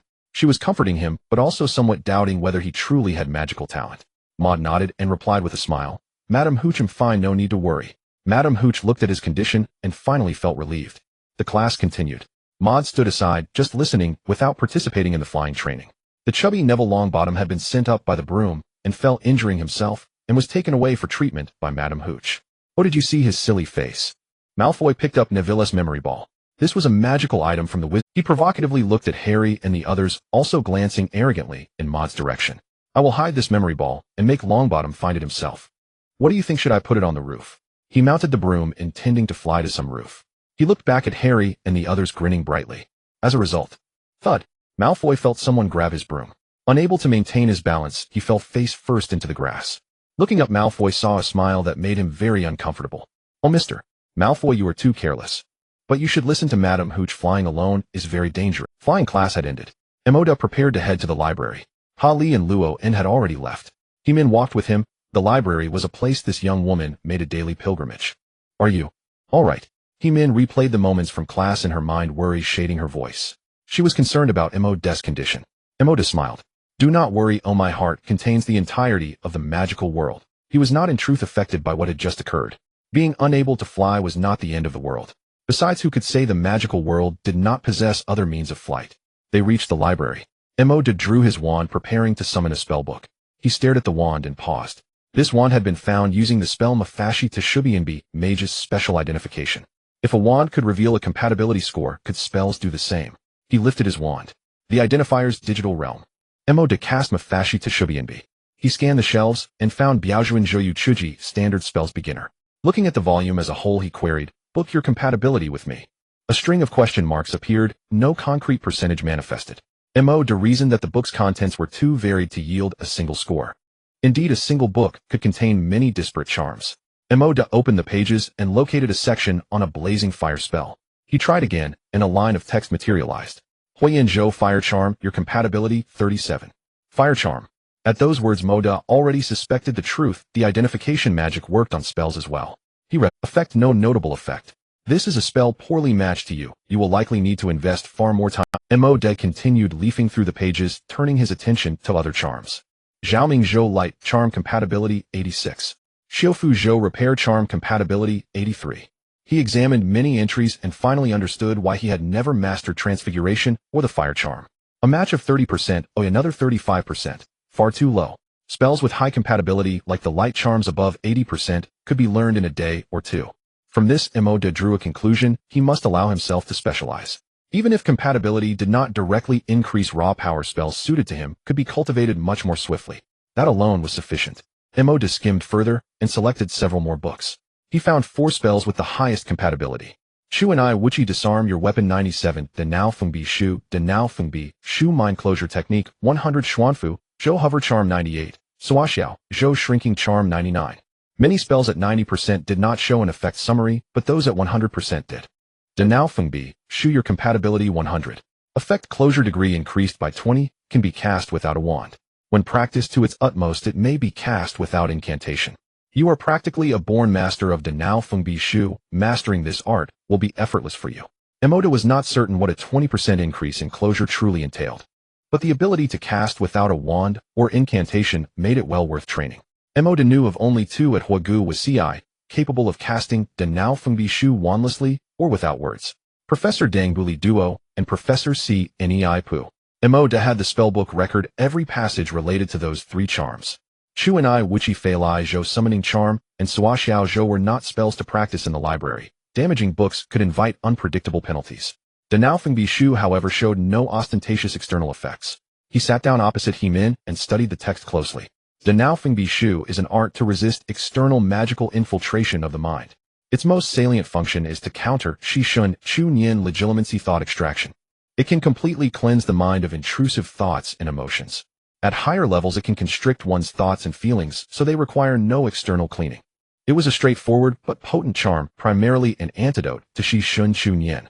With this, he ought to be able to resist Professor Deng Buli Duo's efforts at Shi Shun Chu Nian, though he had no true measure of how advanced Deng Buli Duo's legitimacy might be. After reading Maude had acquired a preliminary grasp. He closed his eyes and began the attempt to empty his mind and follow the steps the book outlined one by one.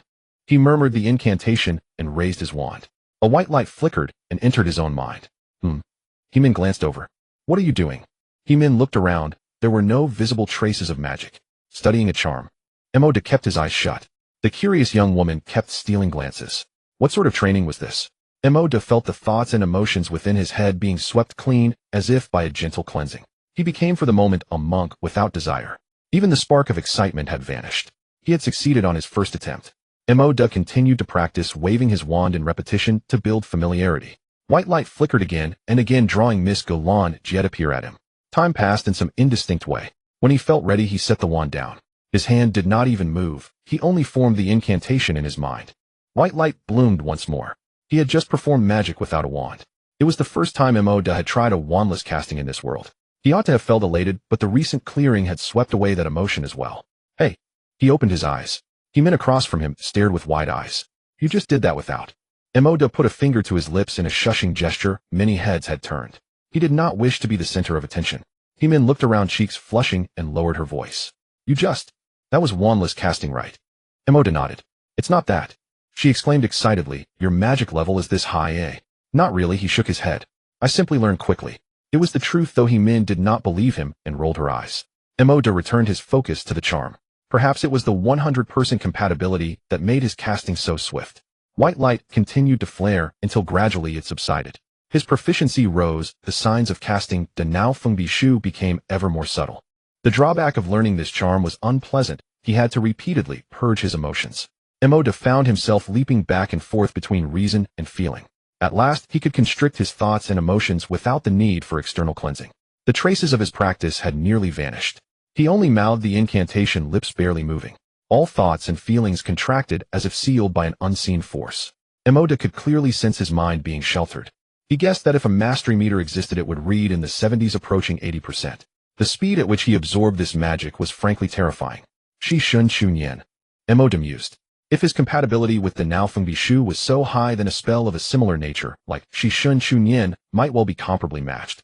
The ability known as mind reading allows one to access the emotions and memories of others. Simply put, it is a form of telepathy. As long as someone harbors ill intentions towards you, it can usually be sensed. While it may seem of little consequence, this is a spell that every top-tier wizard in this magical world learns. Dumbledore, Voldemort, Grindelwald. All of them have studied this spell. This spell is not permitted for young wizards to learn at Hogwarts. It is classified as a forbidden curse and is currently stored in the restricted section of the school. It should not be obtainable in the short term. Maude lowered this thought and reopened the spellbook. He planned to organize some of the ancient wizard spells he had studied, thinking. As he did so, words began to emerge on a certain page of the spellbook. Lightning magic, mastery of the magic of thunder. Construction of spellbooks, creating a book of magical energy. Fragments of illusion spells, turning fantasies into reality. Maude meticulously recorded all the incantations, methods, and details of the spells he had practiced. He wanted to find the spells among these that were truly suitable for his practice. The identification of magic was lightning magic, your compatibility, level 83. Spellbook, your compatibility, level 95. Illusion spell, your compatibility, level 75. Light eye magic, your compatibility, level 60. After reviewing, the spell with the highest compatibility was the spellbook. Maude was not very satisfied. He lacked truly lethal spells. In the following days, Maude focused on two. One of them was reading. He was eager to exchange for more ancient knowledge and find more high compatibility spell. The other was practicing the high compatibility spells he currently possessed, such as disarm and levitation spell. These spells with over 95 compatibility, while not as rapid to master as mind block, were certainly not slow. In just 1 or 2 hours, he was able to grasp the basics, and within these days his proficiency surged, making spellcasting increasingly effortless. The spells he had learned before suddenly paled in comparison. Although these spells also had compatibility levels around 80, it was only after reaching 95 that he truly understood what it meant to be a genius. Hey, Maude, have you heard the news?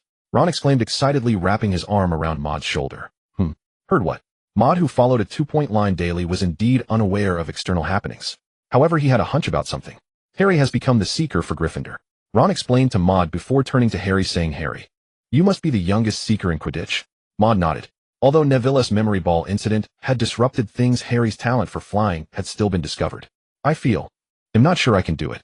Harry did not feel excitement about being the youngest Seeker, but rather I've never played in a Quidditch match, or what if I make a fool of myself? Maude glanced at Hermione, who seemed lost in thought, and did not speak up.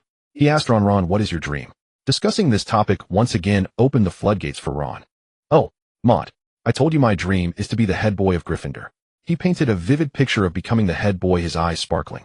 Maude chuckled and said to Harry, see, even a student like Ron, who doesn't know a single spell, constantly arrives late for classes, and never studies, can imagine himself as head boy. So why can't you, a miracle of the magical world with exceptional flying talent, envision yourself holding the Quidditch? Harry, you are a genius. Harry felt a bit embarrassed, but also relieved. If you don't believe in your talent, there's another piece of evidence. Maude looked at Hermione. Miss Granger, it's your turn. Hermione looked at Maude with confusion. I indeed know that Harry's flying talent is well-founded. It is backed by lineage. They arrived at the trophy display room at Hogwarts. Hermione pointed to one of the trophies. Maude looked over as well. On a golden trophy, it reads Seeker James. Oh, Harry, you never told me your father was also a seeker. Ron exclaimed. Harry scratched his head and chuckled. I didn't know before. Maude nodded. Not only do you inherit your father's flying talent, but you also inherit his magical talent. Harry was immersed in a pleasant imagination and nodded. Maude looked out the window. It was already quite late. Next, he had to return alone. Maude was well aware of what would happen next. As for using disarm on a three-headed dog, would he remove its claw? Too risky. It's time to go. Harry and the others prepared to leave. Oh, you go ahead, Maude said as he glanced at the other trophies. I'm quite curious about this place. I'll leave later. Maude did not remind. He couldn't tell if this was Dumbledore's plan, so he dared not get involved. Besides, Harry and the others were only startled and wouldn't lose a hair. After Harry and the others walked for a while, Maude prepared to return to the dormitory. The stairs at the trophy room entrance had turned back, no longer heading towards the fourth floor's forbidden area. Maude glanced at the door to the forbidden area where a lamp was lit. Enjoy your adventure, young wizards. In the distance, he saw Hogwarts caretaker Filch approaching. With a fierce glare in his eyes, his expression somewhat menacing, this was his usual demeanor. Maude quietly slipped away. Returning to the dormitory, Maude tidied himself and sat on the bed. He transmitted the knowledge he had learned once again to Kunlun. The snow-covered Kunlun exchanged knowledge with him once. Silencing magic, a small spell that can seal others' mouths. Many new pieces of knowledge appeared in his mind. This was the sixth exchange of magic in these few days. This time he received 3 spells. Maude recorded them in his spellbook and began the identification process. Silencing magic, your compatibility, level 45. Firebird, your compatibility, level 67. The Frost Witch's magic. Your compatibility, level a 100 match. Maude was pleasantly surprised as he carefully observed the identification of this magic. The magic of the Frost, which has a matching degree with U100. Effect increases Frost aura by 20 with a locking effect within a certain range. With no wand required at the highest level, it can be cast without an incantation. This is a powerful magic that suits you perfectly. It will elevate you to the Frost Throne. Maude continued to watch the introduction of this magic in his mind. The magic of the Frost, which was created by Lady Gunera. This magic can conjure sharp frost arrows which are enveloped in a frost domain. Upon entering a certain range, the frost domain releases frost energy, beginning to freeze the surroundings. Maude read on confirming that the frost arrows produced by this magic primarily possess 2 characteristics. One is freeze, and the other is lock. Freeze is an inherent effect of the magic, while lock is the effect brought by a full matching degree. In the dormitory, no one had returned yet. Harry and the others were probably still undergoing thrilling adventures. Maude stroked his chin. This magic should have just begun training. Its destructive power wouldn't be very great. Conjuring frost arrows might not even require casting. So practicing a bit should be fine. Thus Maude began to concentrate on practicing this second magic with a 100 match. Having only roughly memorized the spell, Maude took out his wand, recited the incantation, and cast this magic for the first time. Frost Edge. A blue light flickered at the tip of the wand, and a petite frost arrow materialized out of thin air. Maude examined the frost arrow, which was about 30 centimeters long, displaying a bluish hue with wisps of white mist swirling around it, exuding a chilling aura, and the arrowhead glimmered like metal, appearing incredibly sharp. Curiously, Maude touched the shaft of the frost arrow. Hiss! An indescribable cold sensation, as if it penetrated to the bone, made Maude instinctively pull back his hand. White shards of ice appeared on the part of the arrow he touched, quickly spreading and encasing his entire palm in ice, swiftly creeping up his arm and shoulder. Maude had no time to react, and his hand could not be pulled back. He was startled, feeling that as he withdrew the magic, the frost arrow vanished, and the ice binding his palm began to melt away. So this is what freezing feels like. Maude snapped back to reality, feeling delighted. This magic was indeed powerful. He continued to practice, repeatedly casting and retracting the spell. In Gryffinder's dormitory, blue light flickered continuously. As his proficiency increased, Maude discovered something intriguing. The frost arrows he conjured were growing larger. From 30 centimeters to now 40 centimeters, and it was still increasing. Gradually, Maude began to lower his wand. Losing the 20 power boost from the wand, the frost arrow shrank slightly. However, casting without a wand proved to be more effective for enhancing the magic. With a flick of his finger, a bluish frost arrow appeared in front of him. Through the entire process, Maude thoroughly enjoyed himself. This was the second time he felt the accelerated speed of magical training. It could no longer be described as mere progress, but rather as soaring to new heights. Next, he lowered his palm and simply recited the incantation. Frost Edge. The frost arrow manifested following his gaze. Maude sensed another effect brought by the full matching degree, namely lock. He felt that as long as he looked at someone regardless of the direction of the arrow, or whether it strayed off course, it would ultimately hit its target. His curiosity piqued. Maude tossed his pillow into the air. A frost arrow zipped past, trailing up. It struck the pillow directly. Maude deliberately slowed its speed, and the frost arrow did not penetrate the pillow. Instead, the moment it hit the pillow was frozen into a large block of ice. Before the pillow hit the ground, Maude withdrew the magic, and the pillow returned to its original form, albeit slightly damp. Maude wondered if a person were frozen and the ice shattered, would the person also be lost?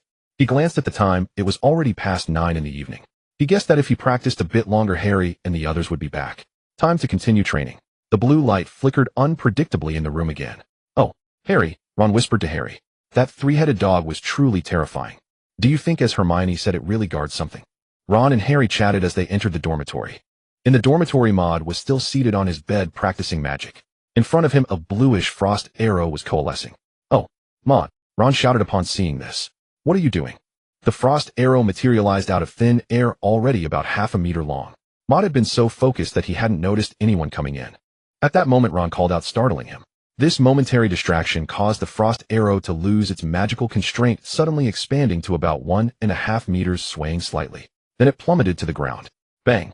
The frost arrow struck the floor, bursting forth a cascade of blue light. Layers of ice began to crystallize on the ground, quickly spreading throughout the entire dormitory. The ice continued to spread, climbing up the walls, freezing the ceiling, and rushing towards the door. "Aunt!" Ron yelled, and Harry jumped up in shock. But it was to no avail. The two were quickly frozen at the doorway, becoming two ice sculptures. Maude, sitting on the bed, looked bewildered at the situation in the dormitory, feeling as if he were in an ice cavern, utterly cold. Snapping back to reality, he hurriedly retracted the magic. The frost arrow vanished, and all the ice melted away as if everything had just been a dream. The only remaining trace was the wet spot on Ron's pants. Maude suddenly felt quite weak, a sensation of being drained of magical powers surging within him. Just now, that frost arrow had nearly exhausted all of his magical energy. What happened? Percy Weasley, the head of Gryffindor, rushed over. He looked at the panicked faces of Harry and Ron, then at Maude on the bed. He had heard Ron scream. "No." Before Harry could say anything, Maude began to explain. Just now, Ron might have seen something strange. Maude's explanation was cut short as Percy noticed the wet spot on Ron's pants. "Oh, I thought something serious had happened. Turns out Ron just wet his pants." Percy Weasley said nothing further and turned to leave. Maude looked at Ron and Harry's pants. Only Ron's pants were wet. He couldn't help but chuckle. Ron also reacted, saying, he shouted towards the direction where Percy had left. "Percy, that's not how it is." Harry patted his shoulder and said to Ron with amusement, "No use calling Ron Percy, is already far away." Maude shrugged, expressing regret. "You scare me, Ron. I apologize if you need it." Ron had a long face. "Maude, what was that magic from yesterday?" Harry asked curiously. "Just a little." Maude had grown accustomed to using little magic to explain all his spells. "It's truly a great phrase." "What little magic?" Ron complained. "You turned both of us into ice cubes." "Maude, Harry, what are you talking about?" Hermione perked up upon hearing the word magic. "Turned into ice cubes? I've never seen such magic." She turned to Maude. "Is it new magic?" Maude shrugged and did not deny it. "I'm more curious about what you encountered last night." At the mention of this, a proud look appeared on Ron's face. "Let me tell you. Last night we encountered the legendary." His voice suddenly dropped to a whisper. "Three-headed dog. It was a huge one. Its mouth was bigger than our entire bodies." Ron recounted last night's experience, and after finishing, he looked at Maude triumphantly. "You missed the exciting moment of." Maude smiled, "Missing the moment when a three-headed dog kissed you." Ron. "All right, it's time for the spell class. Let's hurry up." They entered the classroom. Maude immediately spotted the short figure of Professor Flitwick. He was wearing a green wizard robe, had silver hair, and with that wrinkled face, Maude even felt he might be older than Professor Dumbledore. Looking at the diminutive figure, it was a fact that he was once the champion of the Hogwarts dueling club in his youth. "Good morning, students. Today we will teach the levitation charm. This spell is one of the basic spells for wizards, allowing objects to float." Flitwick explained the levitation charm in detail and also taught some wand-waving techniques. Maude took some notes, feeling that he had made further progress in practicing the levitation charm. He had been diligently practicing this spell these days. Now everyone start trying to make it float. Perhaps there were few eager students as Maude glanced around and saw no one managing to lift their feathers. Harry was the first to try causing his feather to move slightly. "Wingardium Leviosa." Ron's voice sounded. Maude also perceived the issue. It was clear that he wasn't paying attention in class, and his pronunciation was off. Perhaps he had a bit of a hometown accent. Hermione couldn't hold back. "You can't wave your wand like that. Your pronunciation is also wrong." She pointed out that Ron mispronounced the spell, but Ron looked at her displeased. If you're so smart, you do it. Maude turned his head and didn't continue to watch. He prepared to practice his own levitation charm. Wingardium Leviosa. Huh. Before he could finish the incantation, Maude heard a scoff. He looked. It was that troublemaker Malfoy. Mr. Maris, you aren't going to perform a trick again, are you? Maude smiled. Yes, I do plan to do so. Malfoy immediately slapped the table, drawing the attention of the nearby Slytherins. Mr. Maris is going to perform a trick, everyone pay attention. Instantly laughter erupted from the Slytherin side. Of course the laughter was mocking Maude, the talentless one. Maude nodded in satisfaction. Since all you Slytherins are so supportive, then I'll embarrass myself. He turned to his feather on the table and glanced at Malfoy across from him. Mr. Malfoy, I'm not good at controlling this trick, would you mind stepping aside? Malfoy laughed. What do you want me to float to? Maude shook his head. How could I think that? Just for safety's sake. If you can do it, then go ahead. Maude expressed that he had never heard such a request. He raised his wand, feeling a 20 increase in its power, and began to chant the incantation. Wingardium Leviosa. A strange force caused the feather to float, but it was very low. Malfoy, sitting further away, couldn't see any change in the feather. Huh. The laughter from Slytherin's side was quite loud. Maude looked at Malfoy, pulling his wand up as if he had. The feather flew high, reaching the classroom ceiling. Off. Malfoy suddenly found himself floating in the air, flailing his arms like he was drowning. Maude lowered his wand slightly. The feather descended and Malfoy also sat back down at the table. Oh, Professor Flitwick, who had just stepped away for a moment, saw this scene and gasped. My goodness, what an astonishing talent. Surrounding students also looked over. Maude. How did he learn the levitation charm so quickly? Oh, didn't Malfoy say he had no talent? Last time in flying class, he couldn't even take off. Hermione's eyes widened as she could hardly believe it. She could only make the feather float, while Maude was already able to make a person float. Gryffindor gets 10 points. Professor Flitwick announced loudly. The Gryffindor students immediately cheered. However, Mr. Maris, this is a bit dangerous. You shouldn't release magic on a classmate. Professor Flitwick continued. Maude smiled and nodded. Professor Flitwick, this is my first time casting it, and am a bit inexperienced. I couldn't control my wand properly, which led to this accident. I will be more careful. Maude indeed felt he wasn't quite skilled, yet making Malfoy float had been quite a struggle. He turned back to Malfoy. I'm truly sorry, Mr. Malfoy, that you encountered such a dangerous situation while watching the magic. Maude was still smiling, and even more brightly. Malfoy recovered from his earlier panic. He gritted his teeth, glaring fiercely at Maude. He vowed in his heart that he would make this arrogant Maris pay the price. After class, Maude followed Harry as the two of them exited the classroom.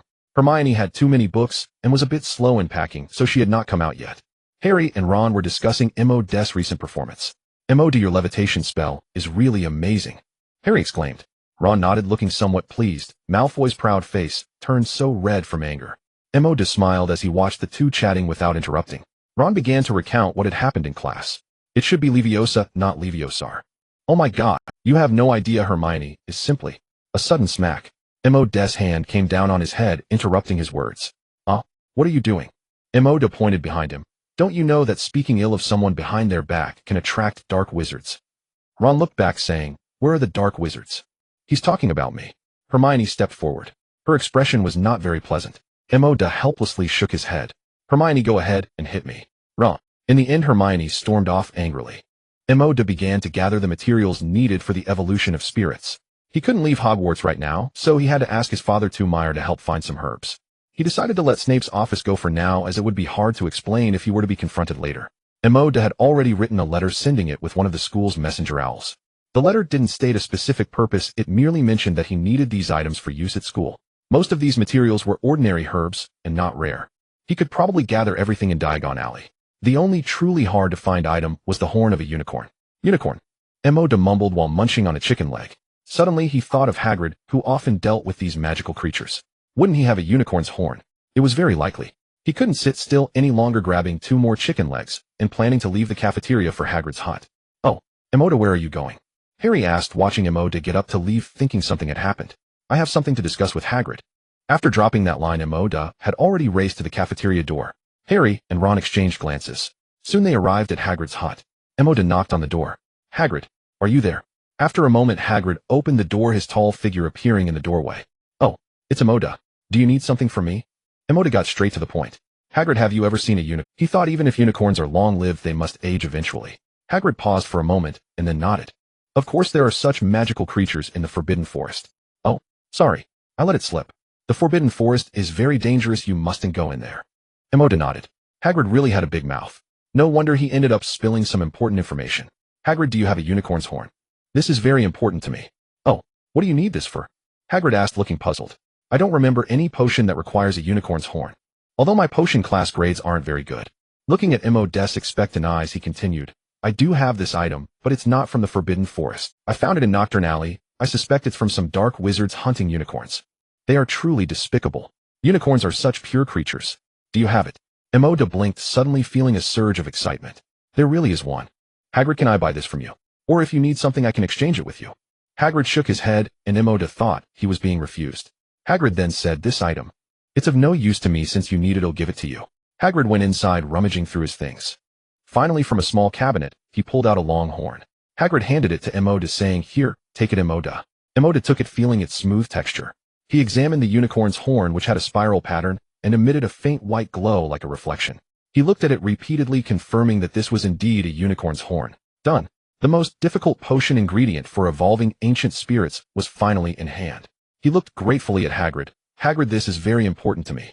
Thank you so much. I'll treat you to some muggle food next time. Hagrid smiled and nodded, looking a bit silly. In the afternoon, Tumar personally ran over, bringing some materials he had bought in Diagon Alley.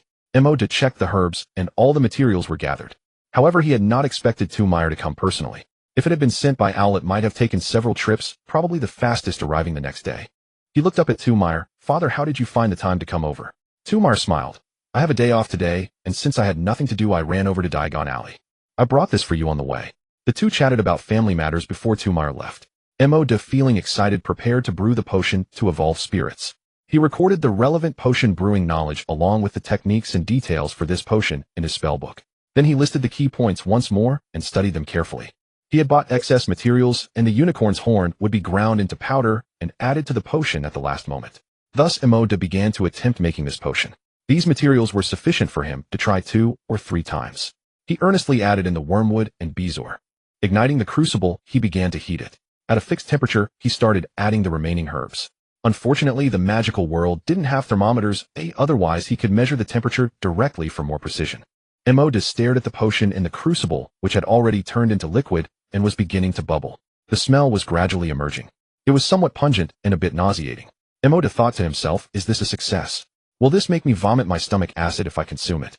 The color was not appealing either, a purplish black that was hard to evoke any appetite. Boom. It was clear that the potion brewing had failed. The potion began to turn a charred black color, looking as if it were burnt.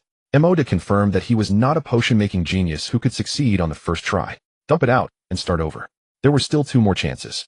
Maude became more focused, carefully reviewing the key points from the spellbook, proceeding step by step.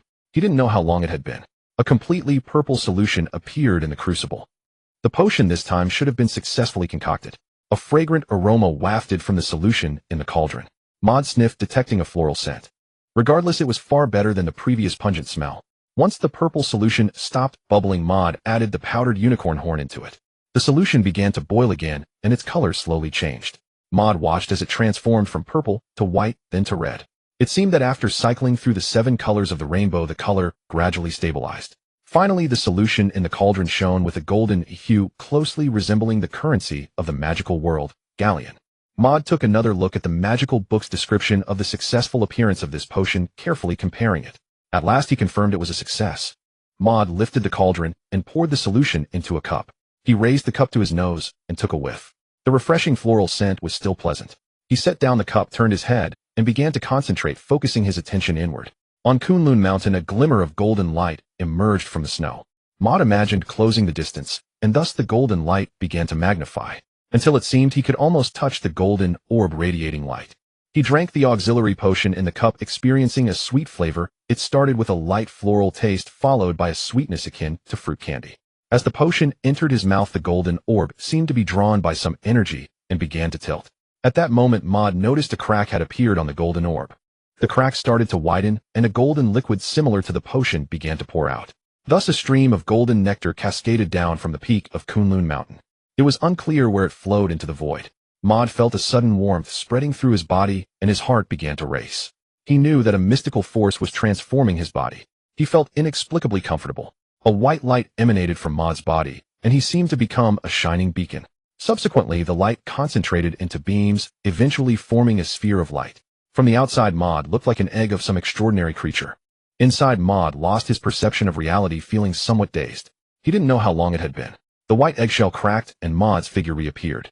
His prominent long ears spread out like wings, and then Maude opened his eyes. A blinding light shone. His pupils were now a brilliant gold, radiating golden light. His entire body also seemed to have grown taller. Maude found a mirror and looked at himself. Not bad. In the mirror, a handsome young elf appeared with long ears, a high nose, and softer golden hair, his golden pupils still emitting a faint glow. His hands and feet had also become slender yet powerful. Maude stretched out his hands, emitting a faint. Maude felt that the magical power within him had suddenly surged, granting him a deeper control over it. He raised his hand toward a cup on the table and made a grabbing motion. Whoosh! The cup floated into the air, flying swiftly toward him. The cup was securely grasped in Maude's palm. This demonstrated a strong control over magical power, which also required a certain amount of magic. Maude recalled that such a scene usually occurred with highly skilled adult wizards. This meant his control over magical power and total magical capacity had at least reached the level of an adult wizard, perhaps even beyond. Maude felt a rush of excitement as he sat on the bed, reflecting on what he had learned about sage elves. Sage elves, born scholars with exceptional magical talent, especially skilled in memory and divination magic. Their mastery of knowledge far surpasses that of humans. Their magical power significantly exceeds that of their contemporaries, possessing a more robust and precise control over magic. Evolving from humans to sage elves is a tremendous opportunity. Maude touched his long ears. Magical learning aptitude. He flipped open a magical book, snapped his fingers, and recited a spell. The identification magic activated. Your weapon compatibility 110. Levitation spell, your compatibility 120. Magic book, your compatibility 130. Frost witch's magic, your compatibility 130. Maude blinked, confirming he had not misread. The compatibility was overflowing. Frost witch's magic, your compatibility 130. Effect casting without a wand or spell. 50 increase in frost aura, able to accurately lock onto all items or enemies visible to you. Sharpness increase of 30. Your frost arrows can almost pierce through anything flesh. This is an unparalleled magic for you. This time there was an additional characteristic, sharpness. Maude looked at other spells he had previously failed to call. Flame blazes, your compatibility 100. Effect casting without a wand or spell, burn time increase of 20. This is a magic that you can easily learn. It is particularly suited for you. Transfiguration, your compatibility 100. Effect casting without a wand or spell, transformation time increase of 20. Almost all the spells he recorded approached 100 compatibility, with only a few lingering around 90. Spells with 100 compatibility all possessed one or two special effects. Currently, he only saw two spells with 130 compatibility, the Magic Book and the Frost Witch's Magic. The effect of the Magic Book is as follows: you can instantly replicate the content of an entire book. You can reproduce all the images in the Magic Book. Your Magic Book can record one spell and enhance its power by 20, which can be released once a day. 3 characteristics: replication, reproducing images, recording spells. This is the magical talent of sage elves. Above the sage elves there are 3 tiers of elves. What magical talents and abilities would the highest tier, elf kings, possess? Maude quelled the surging joy within and looked at the introduction for divination magical talent. Sage elves excel particularly in divination, but he had not yet learned any divination magic. Just as he was thinking, Maude felt as if something was about to burst forth from his eyes. He covered his pulsing eyes. Suddenly, a familiar scene flickered in Maude's golden pupils. A green-skinned giant was raising its enormous wooden club, smashing a toilet. Inside the toilet, a young witch was frantically trying to evade. Maude suddenly had a bad feeling. During this giant creature incident, Hermione should be rescued by Harry and Ron, and all 3 would be fine. Where is this feeling coming from? The magic within Maude was boiling and his eyes were still flickering. A sense of unease crept into Maude's heart, an inexplicable premonition. It seemed that this time Hermione would die. Or was it Harry or Ron who would be in trouble? Maude quickly got up and ran directly towards the girls' bathroom. As he ran, his ears suddenly shrank back to normal. The long ears were too obvious. It would be hard to explain if someone saw him. As for his other features, the golden pupils and slightly taller stature seemed impossible to hide. Help! The young witch Hermione looked panicked as she was being chased by a green-skinned giant creature. How could this giant suddenly appear at Hogwarts? Boom! The giant creature laughed, revealing its ugly teeth, swinging its club down and smashing a toilet stall to pieces. It was incredibly strong. These walls seemed as flimsy as paper to it. Hermione was knocked to the ground by falling debris and splintered wood from the stall. She was so angry from Ron's words that she had hidden here to cry, without even bringing her wand, unable to save herself. So Hermione lay there desperately shouting, "Help, help." No one heard her. Harry and Ron, who should have arrived by now, were delayed by Slytherin's Malfoy and were on their way. Hermione hid under the sink, hoping it would shield her from the giant's downward gaze. It didn't help at all. The giant swung down at the sink again. The sink shattered with a loud crash, and the club struck the ground, creating a deafening roar beside Hermione's ear. She managed to crawl away from that blow. But soon the next attack came. The club swung down again. Ha! The giant made disgusting slurping sound. Hermione, run! Harry and Ron finally arrived, lifting chunks of debris from the ground and continually striking the giant. Finally, they caught the giant's attention. The giant turned its head, grinning foolishly. Another club came down. Harry and Ron were frightened and jumped aside. The giant's club did not hit them, but struck the floor. This was enough to make Harry and Ron lose their balance and fall. It turned its head again, looking at Hermione. It seemed to be raining outside, with flashes of lightning occasionally illuminating. Boom! The thunder was loud. At that moment, the giant lifted its enormous club, bigger than a human head, and swung it down. Ron and Harry had just gotten up and could do nothing. They ran forward, suddenly locking eyes. They planned to grab the giant to stop its movements. Maude finally reached the corridor outside the bathroom, running as fast as he could. If only he had the apparition spell at this moment, but unfortunately he hadn't had time to learn it. Finally he got close to the bathroom. He could hear screams coming from inside, from Hermione, as well as from Harry, and Maude's gaze pierced through the corridor, seeing the scene 100 meters away. Hermione was hiding beside a broken sink, leaning against the wall, eyes closed, shouting something loudly. In front of Hermione, the towering giant was almost touching the ceiling, raising its massive club, the shadow of the club already looming over Hermione's head. Harry and Ron were not as he had thought, one riding on the giant's head, and the other casting a floating charm against. The two of them were heading towards the giant, also heading towards the club. If that club struck, all three might perish. What to do? Maude saw he couldn't reach in time, so he had to use magic. What kind of magic? At such a distance. While running, Maude could only think of the Frost Witch's magic and the levitation charm. Would he be able to reach? Maude was uncertain. If it were the old him, he definitely couldn't do it, but after evolving. Without time for further thought, Maude snapped his fingers. A blue glow suddenly lit up the corridor, as if responding to the flash of lightning. Within the light, a frost arrow over 2 meters long flickered with a cold and sharp aura. The moment the frost arrow appeared, it locked onto the giant's green figure 100 meters away. It whistled out as if stirring up a gust of wind. In Maude's view, the speed of this giant arrow was comparable to that of the golden snitch, perhaps even faster. In the blink of an eye, the blue frost arrow had traversed dozens of meters, nearing the giant. And the club? Hermione was too close to the giant. She could very well be struck by the giant's club first, or be caught in the blast of Maude's frost arrow. Maude extended his finger again and cast the levitation charm. Wingardium Leviosa. This was a silent incantation. Maude habitually recited it in his mind, but did not vocalize it. A white light suddenly shone from his fingertip. Maude's finger was pointed directly at Hermione. An inexplicable force suddenly surged into Maude's hand, and he felt some pressure. He yanked suddenly towards himself. Hermione, who was screaming under the giant's shadow, suddenly felt something pull. In the next moment, her figure shot up into the air. Hermione felt the rushing wind beside her ears. It seemed like she was flying. Hermione opened her eyes as she found she had passed between Harry and Ron, speeding out into the corridor like riding a broom. No, maybe even faster. At the end, Hermione saw a figure with golden hair running, one hand raised in the air as if grasping something. Maude. Although Maude's face had changed somewhat, Hermione recognized him at once. It was definitely Maude. Maude. Hermione finally shouted out loud, somewhat losing her voice from fright. Maude nodded, lowering his hand, allowing Hermione to land safely. At the end, the frost arrow, glowing blue, had penetrated the giant's towering body, and at the moment blood splattered. The frost aura had frozen both it and the blood into a massive ice block, crashing down. Huff! It was over. Maude exhaled. Harry and Ron stared blankly at the sudden change before them. The girls' bathroom they were in was now frozen all around. They seemed to have returned to an ice cave. Everything was cold yet familiar. Maude examined the giant, now an ice sculpture, confirming it was dead. He withdrew his magic. The massive frost arrow, piercing through the giant's body, suddenly transformed into blue light and vanished. The ice on the ground receded, and everything returned to normal. The thawed giant's corpse crashed to the ground, stirring up clouds of dust.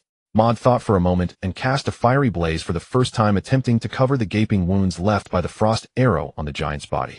As the flames ignited, they burned the entire giant's body, startling Harry and the others once more. Professor McGonagall and the other professors were almost there. Maude did not wish to expose this frost magic. Soon Professor McGonagall appeared in her green wizard's robe. Oh, my goodness. You all better explain to me. Professor McGonagall hurriedly arrived, soon followed by Professor Snape and Quirrell. Professor McGonagall glanced at the fallen troll, and then at the few little wizards in front of her, a bit shaken. The troll was certainly not something first-year students could handle. In her view, the actions of these little wizards showed a complete disregard for their own lives. She looked sternly at Maude and the others, waiting for an explanation. This is... Harry, covered in dirt. This is my fault. Professor McGonagall. Hermione finally regained her composure. I want to find. Hermione wanted to take all the blame upon herself. Professor McGonagall. There's something wrong here. Maude suddenly interjected, interrupting Hermione. He too looked serious as he regarded Professor McGonagall. Everything started because Hermione went out to wash her hands as she didn't know about the troll. On her way back, she heard a loud noise from the restroom and thought someone was in the hallway. But she saw something. A huge green-skinned creature injured. Harry, Ron, and I thought of Hermione and rushed out to find her, which led to the scene we have now. Maude paused and continued. I suspect someone intentionally injured the troll and lured it to the school. This is a conspiracy.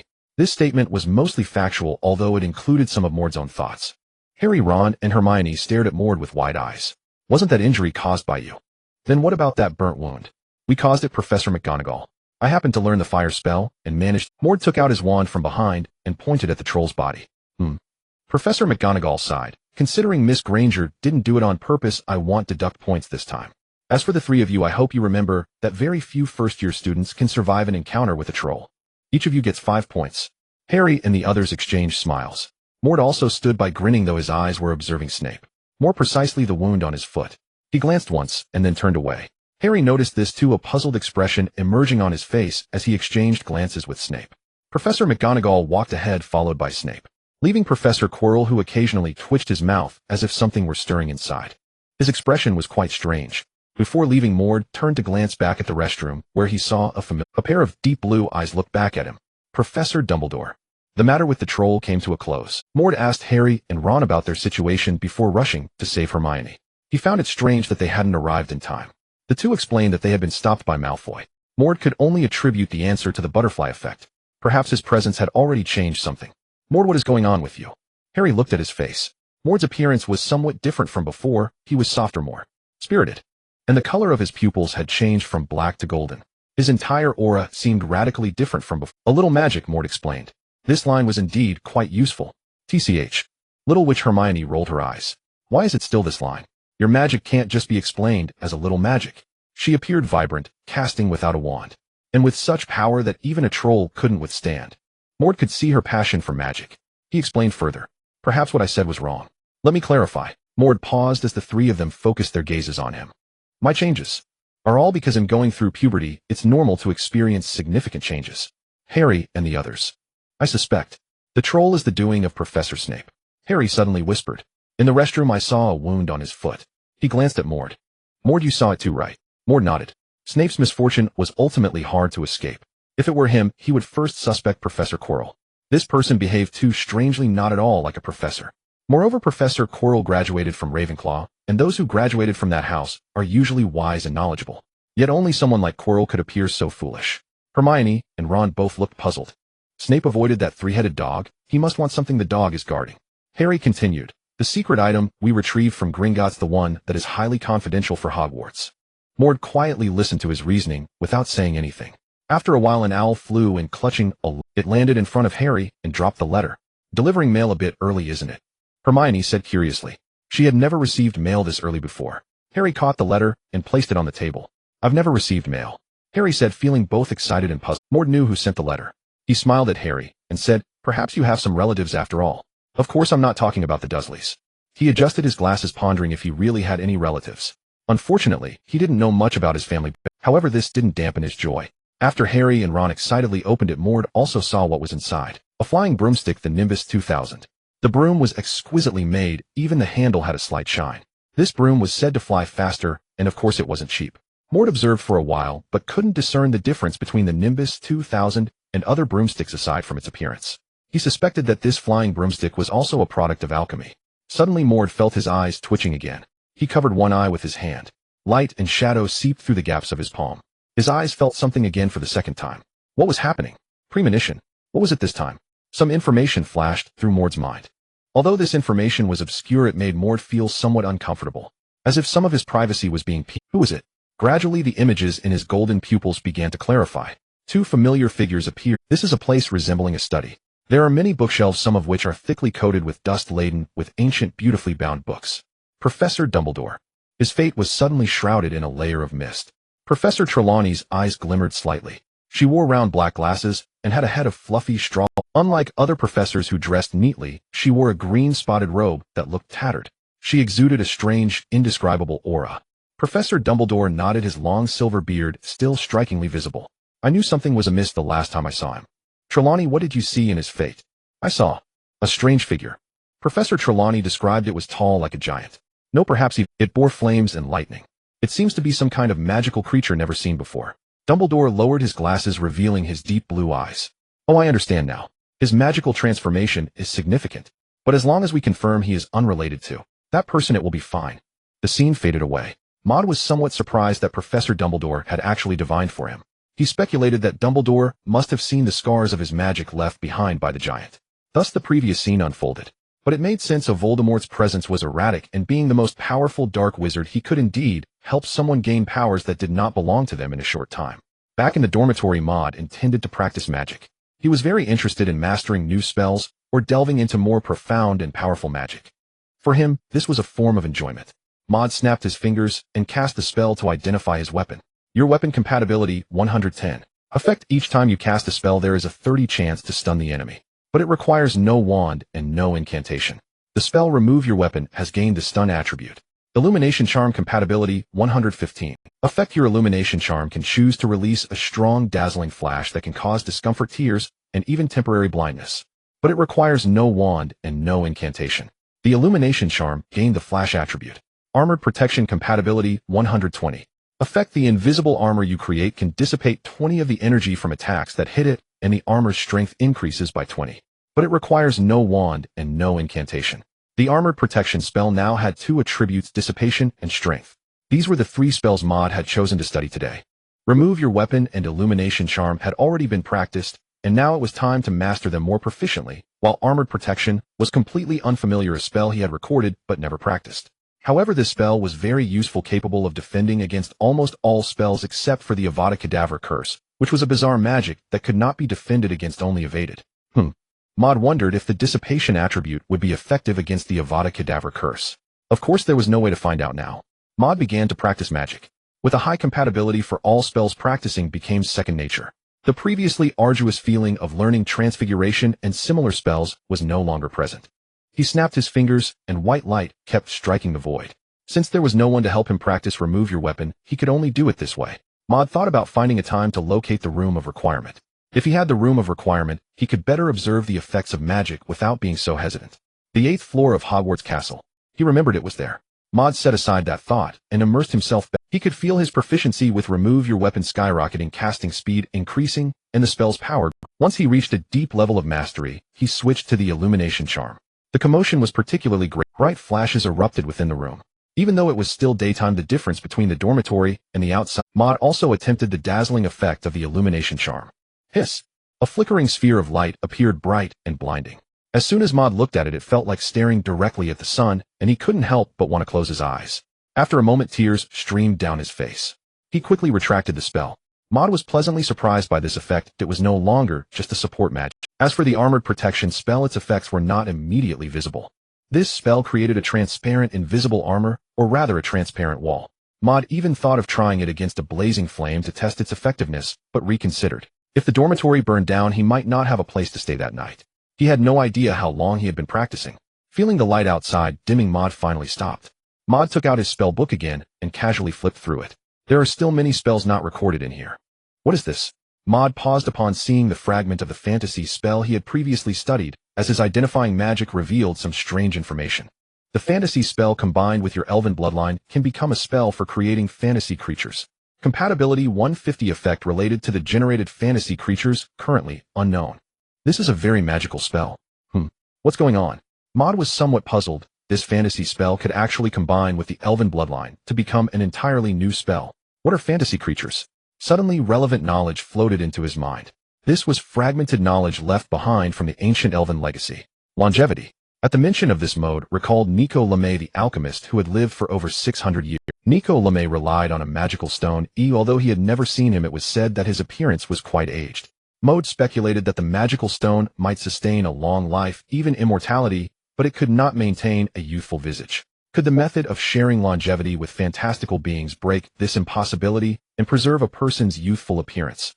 Maude continued to read. Fantastical beings are formed through a special kind of magic combined with elven blood. They may not exist in the world naturally, but only manifest through the imagination of the spellcaster. Each rich imagination bestows the fantastical being with incredible energy and talent.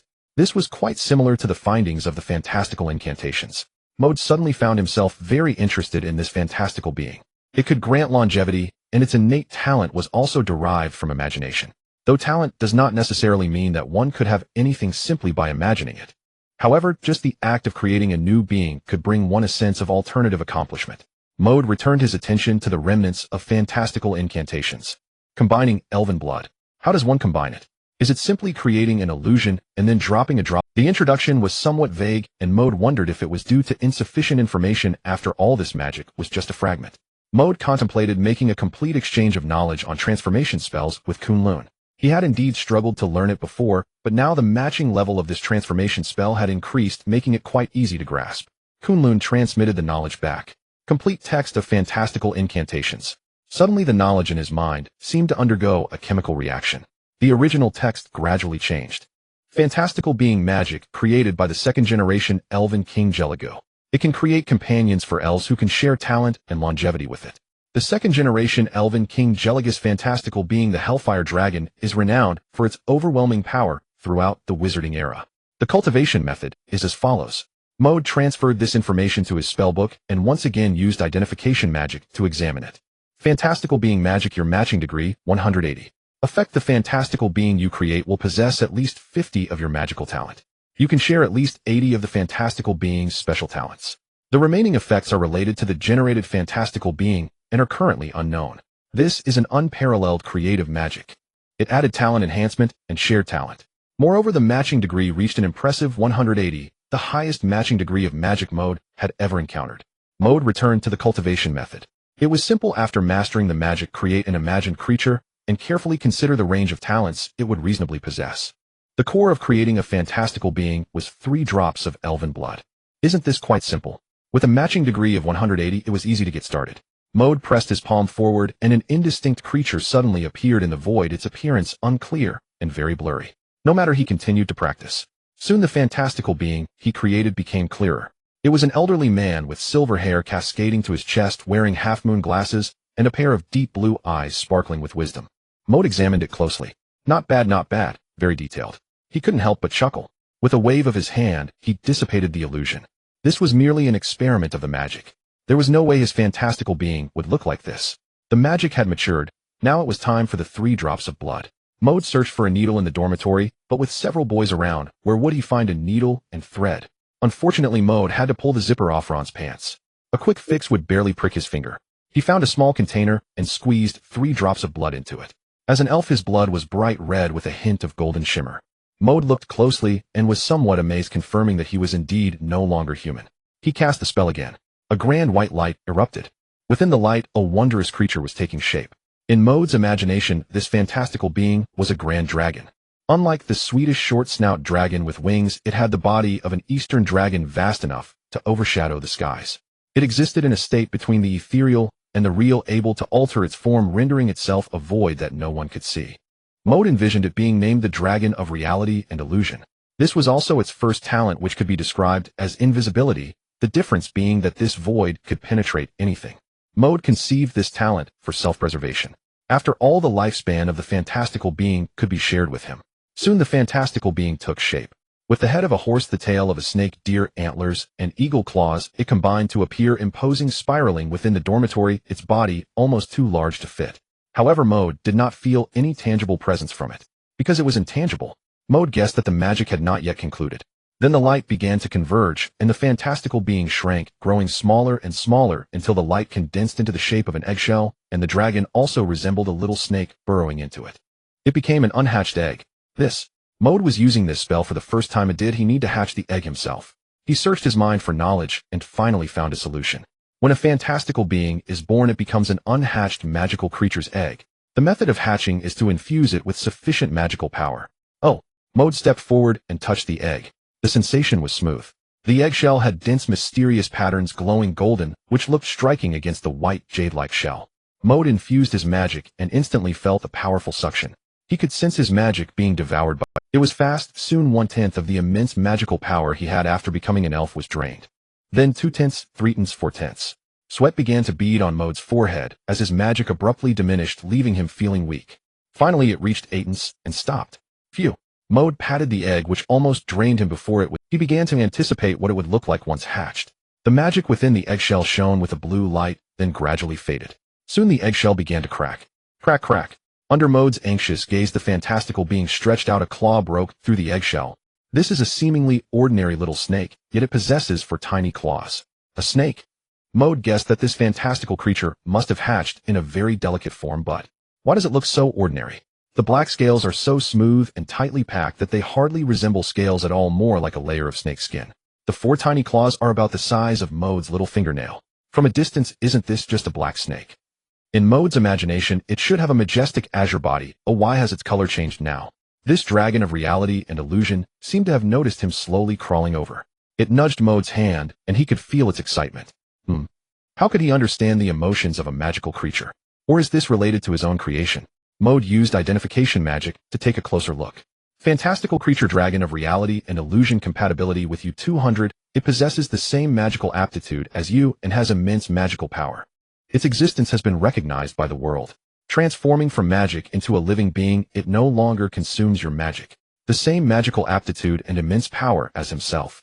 Maude continued to read on. It has a long lifespan and can share with you. It can bestow upon you 3 powerful talents. And the 3 great talents are body of reality and illusion, able to switch and alter your state of existence at will. When you are in the illusory state, you will be undetectable. Your body will be as if it does not exist, and no object can obstruct you. Domain of thunder. The possessor excels at controlling thunder and can wield the formidable power of lightning. Thunder magic will be as easy as breathing for you. Heart of lava, spitting flames that are like magma. The possessor's fire magic can transform flames into a semi-magma state, increasing its power by 150. Maude envisioned more than just these 3 talents. He looked at the little dragon, and more information appeared. Mist of clouds grants the possessor the ability to soar and traverse the void, becomes solid ground. Reverse scales cover the entire body with incredibly sturdy scales. Even a giant dragon would need time to break through them. There are 5 talents in total, but only the first 3 can be bestowed upon him. He envisioned even more than this, but unfortunately it could not be realized. Perhaps he was thinking too extravagantly, losing logic and reason, or he had already reached the talent limit of the fantastical creature, and the effects had not yet been fully explored. It can link seamlessly with your mind, understanding all your words, and you can even communicate with it mentally. Its gaze is your gaze. You can gain its perspective of the world through its eyes. It will be your powerful and unmatched partner in the future. That's all. Maude summarized it as 4 effects: talent bestowal, shared lifespan, mental link, and perspective. Not bad. He nodded in satisfaction. This dragon, or rather it should be called Black Snake, is its new name. It suits its appearance perfectly now. Maude wondered if he should have a meeting with Voldemort's snake sometime. He shook his head, dismissing that thought.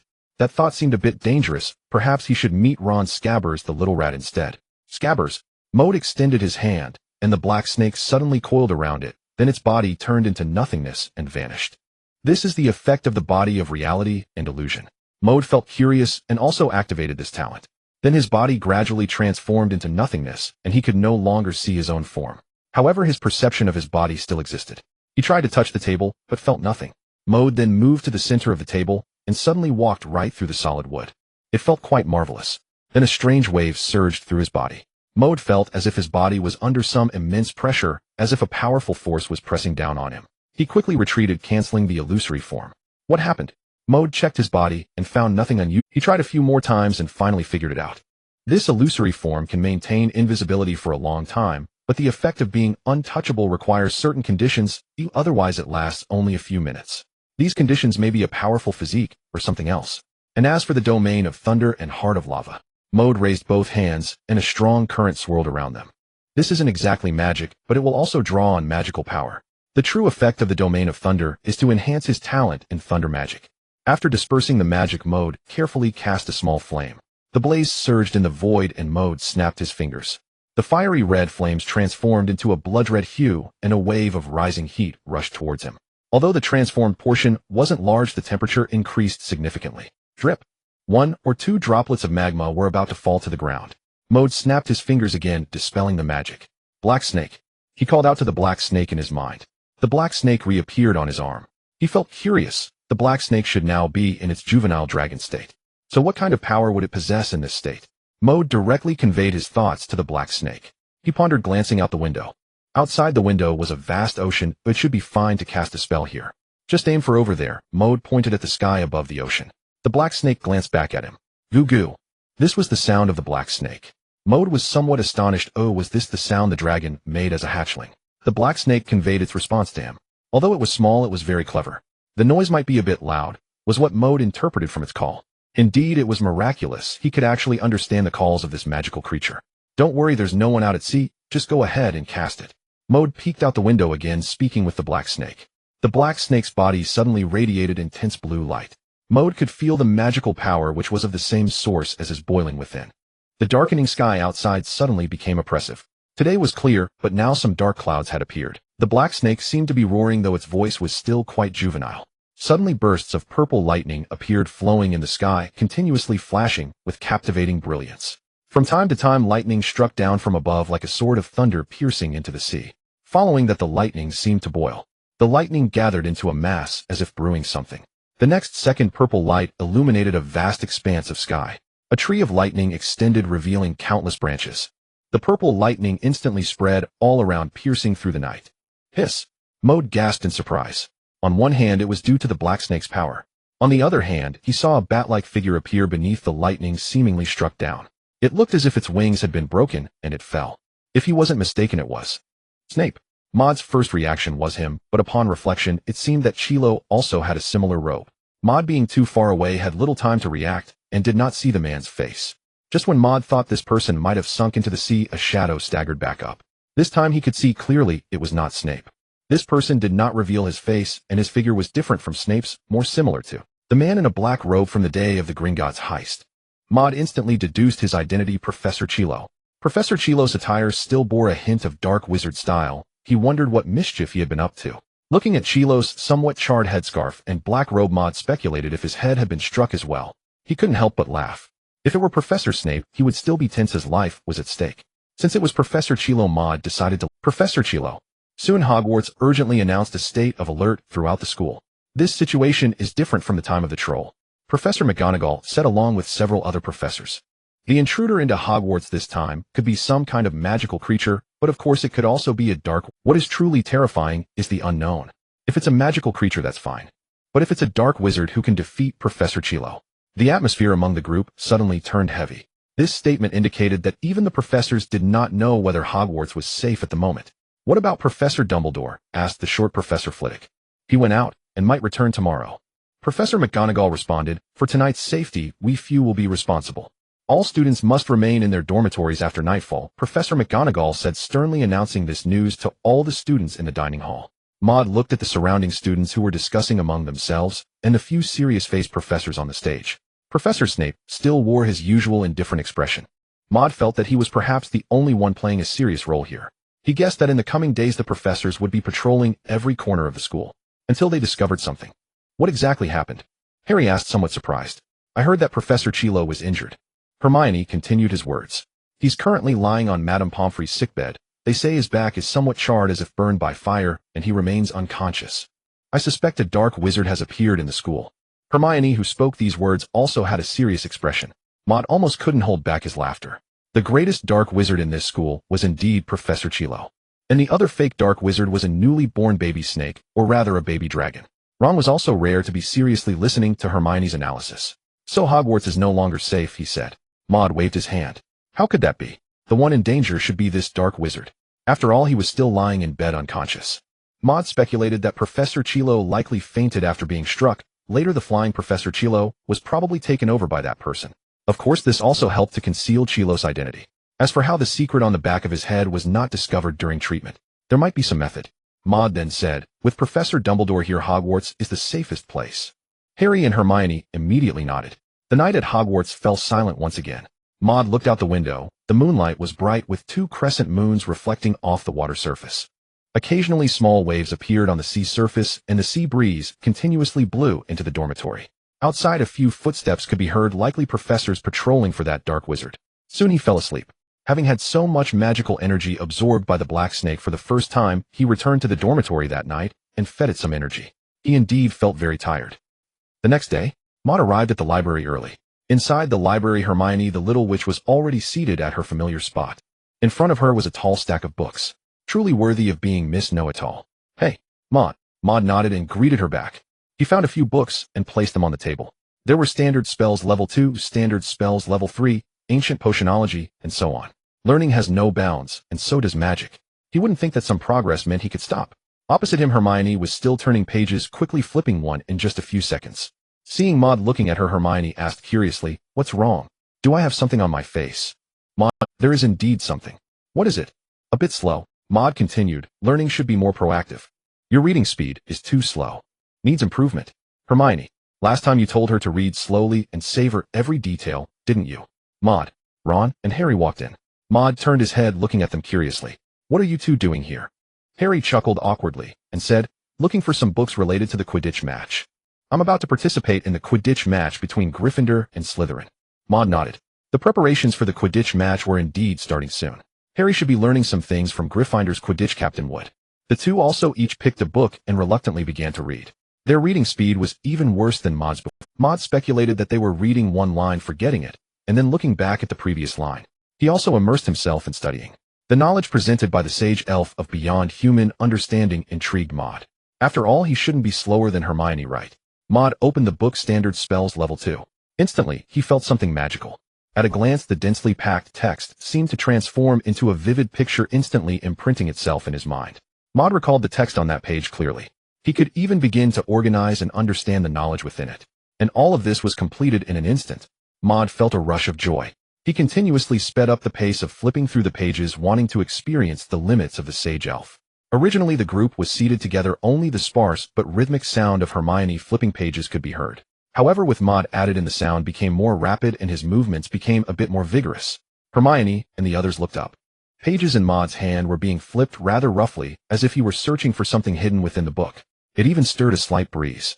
That speed. Hermione felt that while she read one page, Maude could flip through 10 or more pages. Just as the group was stunned. "Mr. Maris, you can't be so rough with your reading." A familiar and aged voice echoed. Maude looked up to meet a pair of azure eyes. "Come to my office." "Mr. Maris." Professor Dumbledore lowered his glasses, looking at him with a smile. "Professor Dumbledore." Maude looked at Professor Dumbledore with mild embarrassment. Reading could wait. What truly troubled him was the deteriorating situation at Hogwarts, one he himself had inadvertently caused. Silently, Maude cast a clemency, drawing inward and shielding his emotions and thoughts. "Come with me, Mr. Maris." Under Harry's puzzled gaze, and that of his companions, Maude followed Professor Dumbledore. Before the entrance to Dumbledore's office stood a massive stone gargoyle. It opened its stony maw. "Password: Fizzing Whizbees." Professor Dumbledore smiled faintly at Maude. Fizzing Whizbees are rather delightful snacks. Maude. Dumbledore had a well-known fondness for sweets, but Fizzing Whizbees. He might well be the only soul in all of Hogwarts who could stomach them. The gargoyle spiraled upward, revealing a winding staircase. They ascended. At its summit lay the head. The chamber was cylindrical in form. Along one side stood a row of bookshelves laden with volumes whose spines had yellowed with age. Portraits of past Hogwarts headmasters adorned the walls. Now and then their painted eyes blinked softly. Beside the shelves perched a magnificent bird with scarlet plumage and a long golden-tipped tail. Its name was Fawkes, a true phoenix. As Maude studied the creature with quiet awe, Professor Dumbledore settled into his high-backed chair. "Mr. Maris seems deeply fascinated by phoenixes." Dumbledore gestured toward an adjacent chair. "Please sit down, Mr. Maris." Maude sat. He would far rather keep silent company with a phoenix than speak before a mind reader like Dumbledore, though for now his thoughts remained safely veiled. "Impressive." Professor Dumbledore nodded thoughtfully. "A clemency, is it? Mr. Maris, you possess rare talent." How had Dumbledore sensed his acclimacy, so deftly practiced? "Professor Dumbledore, you must—" Maude did not confirm it. Instead, he rubbed the back of his neck. "Indeed." Dumbledore's eyes twinkled. "This particular art. I know it quite well. Perhaps I truly misjudged." He picked up a candy shaped like a cockroach, Fizzing Whizbees, from the desk and popped it into his mouth. "Would you care for one, Mr. Maris?" Maude shook his head. "No thank you, Professor Dumbledore." Even knowing it was merely candy, its grotesque appearance made him recoil. Dumbledore folded his hands upon the desk, fingertips pressed together. "Mr. Maris, I've heard about recent events at the school. And what, pray tell, is your perspective on them?" "What?" Maude faltered, startled. Had Dumbledore learned something? "Do you mean Professor Quirrell?" Maude's expression shifted, mirroring Ron's earnest gravity the night before.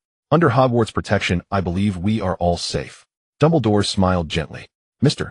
Maris, I have encountered wizards as brilliant and perceptive as you. I summoned you today not merely to converse, but to offer a single enduring truth. It is not ability or talent that defines a person's destiny. It is choice. I hope this resonates within Gryffindor's halls. Oh, and one more thing, you appear matured. Or rather, Maude blinked, his golden irises catching the light, and touched his own cheek. Emerging from the headmaster's office, he carried away two quiet certainties. First, Dumbledore already knew much about him. His aptitude, his magic, even the matter involving Professor Quirrell. Second, Dumbledore wished him to embody Gryffindor's spirit, to walk steadfastly and never stray onto the path trodden by that man. Truly Professor Dumbledore. Maude sighed softly. How profoundly wise. It was admiration unreserved and sincere. Returning to the library, he resumed his reading. His pace slowed slightly, but his comprehension remained swift and deep. What did Professor Dumbledore want with you? Hermione asked, curious. Harry and Ron had long since left the library. They simply couldn't stay still. Professor Dumbledore. Maude replied, nothing of consequence. Hermione rolled her eyes. You're dreadfully evasive, just as last time. Maude tilted his head, genuinely. Haven't I always answered your questions with perfect sincerity? Oh, never mind. Maude shook his head. If you truly wish to know. Hermione nodded eagerly. Tell me. Professor Dumbledore invited me for sweets. Maude continued casually. As you know, he has quite the sweet tooth. The heightened vigilance across Hogwarts finally lifted days later, after Professor Quirrell regained consciousness. Yet all he claimed was having been struck by lightning. He said nothing of donning a black cloak, or venturing beyond the castle to practice dark arts. Meanwhile, Maude refrained entirely from casting spells. The professor's patrols were too vigilant. Instead, he immersed himself in study. In those days, he amassed vast knowledge, and meticulously organized, synthesized, and internalized it. Now seated on his bed, he once again sank deep into his mind. Upon Kunlun Mountain, snow shimmered with faint golden light. Maude sorted his knowledge carefully, and transmitted it in measured waves. From it, he acquired several rudimentary spells. Ancient Bower's cleaning charm, mischief of the ember, far-seeing magic. All practical, everyday enchantments. Next came the infusion of potioncraft knowledge. He absorbed Master Ollivander's potioncraft insights, foundational techniques of ancient wizards, and comprehensive guide to potion tools, theoretical frameworks, and Hansen expertise alike designed to advance his mastery. What truly mattered to Maude was whether the second-tier elven bloodline legacy, and its auxiliary potions, would awaken today. His intensified focus on potioncraft these past days had all been preparation for this moment. More potioncraft knowledge streamed into Kunlun. Under Maude's breathless anticipation, golden light flickered, soft and steady. A fragment of insight bloomed within his consciousness. Elven bloodline tier 2 Howling Moon Elf. The moon-dancing magical being, drink moondew. Fragmented. Abruptly severed. Only those few words emerged. Maude exhaled, weary but resolute. The path of scholarship stretched long ahead, yet new curiosities already beckoned. Foundations of soul magic, crafted by the master Soulweaver Veil. It grants true access to the soul's deepest strata. Soul magic. Maude carefully examined it. The basic soul magic can help you enter the dreams of others, acquire their thoughts, and create cursed dolls. Its power can penetrate the underworld, granting you the ability to summon the souls of the deceased. It does not possess the ability to resurrect the dead. Maude looked a bit astonished. The ability to summon the souls of the deceased. This was already astonishing enough, and at the end it was written, Master, while once said top-tier soul magic can master life and death, having the chance to resurrect the deceased. Of course, this refers to those who died unexpectedly, not those nearing the end of their lifespan. All power lies deep within the underworld. This is the allure of soul magic. The control over life and death is also one of the reasons why most wizards flock to it. Even powerful wizards are bound to have someone in their hearts whom they regret for a lifetime. Maude suddenly thought of Professor Dumbledore. Dumbledore is currently the most powerful white wizard, yet he could not save his own mother, who died due to the magical outburst of his sister. He could not save his sister either, that timid little girl who ultimately died due to uncontrolled magic. This was a knot in his heart that he could never untie. And this master of manipulating souls has already intervened in the realm of life and death with magic. What an impressive person. He saw another title of While Miracle Wizard. Suddenly everything felt quite normal. Since while stands on par with gods, inventing a magic that can resurrect the dead shouldn't be difficult. Maude was highly interested in this soul magic. He snapped his fingers and cast the identification magic. Basic soul magic, your compatibility, 120. Effect time travel through dreams increased by 20. To a certain extent, you can control the actions of the cursed target, though your magic power must exceed theirs. Summoning the souls of the deceased, time increased by 20. This is a magic that breaks the boundaries of life and death. With an additional feature, control. He carefully began to practice this magic. In the afternoon, there was a class, Professor Snape's potion class. Another class with Snape. Ron sighed. I don't like Snape one bit, nor that awful potion smell. Harry nodded. Over these days he had figured out one thing. Professor Snape loved to target him whether by asking questions or unleashing the troll. Although it wasn't directly aimed at him, it nearly harmed his friend. Hermione also grew to dislike Professor Snape because of this incident. Maude shook his head. Ron, what you see may not necessarily be the truth. Harry and the others looked at him curiously. Does Maude believe in Professor Snape? Maude, do you think Professor Snape is not that kind of person? Harry. Maude nodded. Of course. A person like Professor Snape would never do something to make things difficult for you and Harry in potion class. But haven't you seen that in the previous few classes Harry often got asked strange and difficult questions and lost quite a few points for Gryffindor? Ron countered. Maude nodded again. Of course I saw that. However, the Snape you described. Maude paused for a moment and continued. He should prefer to keep you locked up in a dark library, making you feel worse than dead. After all, dark wizards never use words to deal with people. Ron. Upon entering the classroom, the little wizards were talking about something. After all, there were quite a few strange happenings recently. First, Professor Quirrell fainted in the dining hall, telling everyone that a troll had come. Then the troll inexplicably disappeared. Recently, Professor Quirrell was struck by lightning, leaving him unconscious for a few days. Although it felt scary at the time, once these events were over they became vivid stories. I heard Professor Quirrell has woken up. Yeah, I went to visit Professor Quirrell, and oh my. What happened? His back was burned like that, and he looked much thinner than before. I heard he still sometimes has moments of disorientation. Last time when the troll came, Professor Quirrell also fainted due to his injuries. By the way, do you think the troll was captured or killed? Maude touched his nose and followed Harry and the others inside. These matters were all related to him, but he was unwilling to discuss it. Speaking of which, Professor Quirrell is truly unfortunate. Silence. My classroom is not a place for you to discuss this. Professor Snape walked in. He still wore a cold expression and a black robe.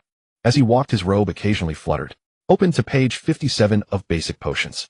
Today we will learn the usage of potion-making tools. This is crucial to our ability to brew a good potion. Maude found Professor Snape's lecture to be quite understandable. Maude compared it with the complete guide to potion tools he obtained from Kunlun. Professor Snape truly deserved to be called a master of potion-making. This is a reference book that has been passed down since the Wizarding era, co-created by many ancient wizards proficient in potion-making. Its continued existence speaks to its practicality and accuracy. Some content that Snape discussed which deviated from the textbook aligned with this complete guide to potion tools. While lecturing, Snape suddenly stopped. He glanced at Harry. Although Harry seemed to be taking notes seriously, it was still evident that his mind was not on the Mr. Potter, are you still intoxicated by the fame of bravely battling the troll? Harry looked. The other students looked over. Harry Potter battling a troll. Could it be that Harry Potter, the boy who lived once again, created a miracle by defeating the troll? Maude sighed. Harry clearly learned bad habits from Ron, not paying attention in class. Another familiar scene unfolded where Snape asked several questions, and Harry shook his head. As a result, Gryffindor lost another 5 points. Fortunately, Miss Granger occasionally raised her hand to answer questions. Finally, the points were salvaged. Next was the experimental session, still on brewing the water of life and death. Maude completed it easily. He also helped Hermione explain some key points, allowing her to finish the potion. And Ron and Harry, the two of them were tidying up the table again, and in potion class Harry's talent was nowhere to be seen. Maude looked at Professor Snape on the stage, who was also brewing potions. It was clear that those materials were not for the water of life and death. He watched Professor Snape put some material into the cauldron, habitually comparing it with the knowledge in his mind. Professor Snape, this method of brewing is incorrect. Maude couldn't help but speak out. Professor Snape turned his head, his cold gaze glancing at Maude. Is there something you need, Mr. Mary? This. Maude suddenly realized he had been too ostentatious and was unsure whether to respond. After a moment of thought, he decided to answer. Professor Snape, this wormwood should be the auxiliary herb for this potion, right? It is best to add it in the last 2 minutes. That way the potion's efficacy should be improved. Snape did not respond, but continued to stare at him coldly. After a while he finally said, Mr. Maris, students should read some textbooks. Those miscellaneous books bought from Diagon Alley, or wherever, are just the rubbish of certain wizards. Maude. He was left speechless. It seemed Professor Snape thought he was just spouting nonsense. Go back and sit down, Maris. Don't make me repeat myself. Maude nodded and was about to sit down. A gust of wind blew into the classroom. Maude saw the herb Professor Snape had placed aside being blown next to his palm, mixing with another herb. However, Professor Snape did not notice. He had just been talking to himself and was momentarily distracted. He raised his hand, skillfully grabbed the herb next to the cauldron, and was about to add it to the cauldron. Professor, this should. Bang. The cauldron in front of Professor Snape was already filled with thick smoke, and the herbs inside had turned to char. Explosion. Maude uttered the last 2 words. He looked at Snape's face, which had turned black from the smoke. The young wizards below could hardly contain their laughter. Maude had already guessed what would happen next. Gryffindor loses 5 points for some young wizards disturbing others while brewing potions. Professor Snape said sternly, Ron was delighted with Snape's situation and felt that Maude was finally experiencing the same plight. He pulled Harry over as soon as class was over. See, his voice lowered slightly. Professor Snape targets not only Harry but all of Harry's friends. Maude spread his hands maybe. He did not take this matter to heart. Snape's potion mishap was indeed caused by his interruption. A mistake is a mistake. There was no need to cover it up. However, when talking to Ron and Harry, they wouldn't listen. However, the advice he had given Professor Snape was genuine ancient knowledge extracted from the chapter titled Improving the Success Rate and Efficacy of Potion Brewing proposed by top potion masters of the Wizarding Era. Knowledge cannot be wrong. Maude did not go to the library but returned to the dormitory to continue practicing fundamental soul magic. This magic had a high compatibility, but it would take longer to cultivate than the previous magic. This was because it required more practical application. Maude wanted to traverse a dream. It was still early, and he wasn't sure if anyone was asleep. He recalled the brief knowledge of fundamental soul magic and snapped his fingers. Suddenly, he lost his visual perception. The person on the bed had closed his eyes as if entering sleep. A wisp of gray light shot out from his body, beginning to dart around. The color was very faint, and its speed was particularly fast, making it nearly impossible for an ordinary wizard's eyes to see. It was searching for someone who had fallen asleep. As long as this wisp of gray light entered that person's body, Maude could freely roam in their dreams. After searching around the Gryffindor dormitory, he found no one asleep. Thus the light rushed to the Slytherin dormitory instead. It slipped into the mind of a blonde boy, and suddenly Maude felt a flash of brightness in front of him. He opened his eyes and saw his body, which was almost transparent. He looked around at the scenery before him. It was a manor. A pale-faced, emaciated boy with a head of golden hair slicked back stood before a similarly golden-haired middle-aged man. Oh, Malfoy. It turned out he had entered Draco Malfoy's dream. He looked at the middle-aged man. Is this Lucius? Maude appraised Lucius Malfoy. This man was a true Death Eater, one of Voldemort's minions. With light golden hair and a pale pointed face, dressed very formally, he looked like a gentleman. Yet he had a pair of cold gray-blue eyes filled with arrogance and scheming. Draco, Lucius said to his son Draco Malfoy. Draco nodded and listened intently. He was much more serious than he was in class. We pureblood wizards are far more noble than other wizards. Without context, Maude did not know what was happening. But from this, Maude felt Lucius was brainwashing his child. At this moment, Professor Snape, having left the classroom, was also in a bad mood due to the potion mishap. He never expected that the previously curious student who loved to ask questions had gone astray. Was it a prank? It must have been learned from Potter. He washed his face in his office and then went to Professor Dumbledore's room. Oh, Professor Snape seems a bit displeased. Professor Dumbledore adjusted his half-moon glasses and said to Professor Snape, "Did something unpleasant happen with the young wizards during class, Mr. Potter?"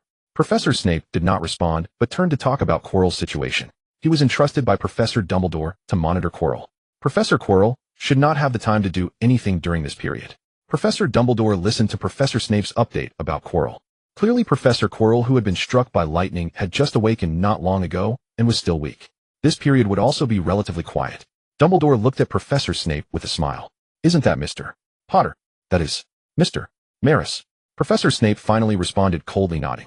His demeanor had always been this way. A cold expression had become second nature to him. "I was brewing a truth serum." Maris interrupted me. Professor Dumbledore nodded. "I see, Mr. Maris is not one to enjoy pranks."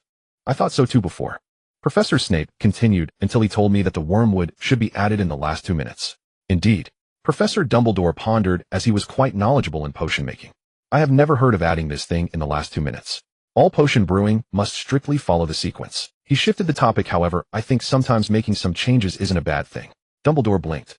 "No wizard creates or improves a potion without trying first." Professor Snape did not oppose, but also, let's not talk about this. He still had confidence in his experience, especially in potion making. After all, he was a true potion master. Maude followed Lucius and Decora spinning through the dreamscape. The two conversed for a long time. In the mind of 11-year-old Draco, the words in the dream felt devoid of secrets. It was mostly casual chatter, along with Lucius imparting the concepts and sense of glory associated with being a pureblood wizard. Maude shook his head, no longer willing to invest effort in listening to their conversation.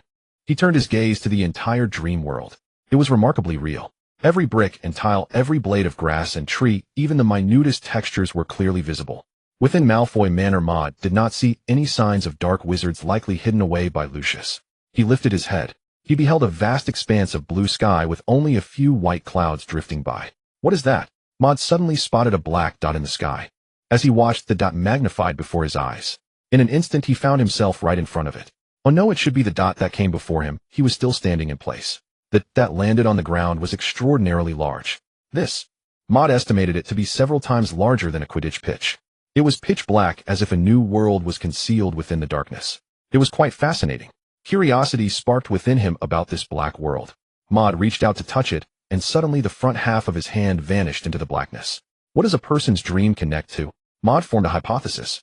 He stepped inside, and everything went dark before his eyes. It felt like entering a dimly lit compartment of a flying broomstick. Moments later, a beam of light descended from above, illuminating the path ahead. Under the light, figures began to materialize. Maude looked over and discovered that these individuals all resembled Draco Malfoy. Information began to surface in his mind. The basic soul magic will help you enter another's dream. Afterwards, you need to find the subconscious world connected to the dream. In this world, you will encounter the desires of people. These are the materials for crafting cursed dolls. So are these people merely thoughts? I want to defeat Harry Potter. I want to receive the cheers of everyone. The Draco figures appearing as if they were lifeless unconsciously muttered something. Maude observed with great interest. Soon he noticed some unusual figures within the crowd. Because there was a Draco without slick-back hair. Not bad. Maude nodded. What's with the slick-back hair? It looks much better down. He paused and patted this Draco on the head. Slap. He could actually touch it. The sensation was quite pleasant. He decided to take a thought with him, and it would be this one. Maude snapped his fingers. A hazy gray light erupted from his body, instantly enveloping the Draco before him. In the blink of an eye, one figure had vanished from the subconscious world. In the real world, in the dormitory, Maude opened his eyes sitting up in bed.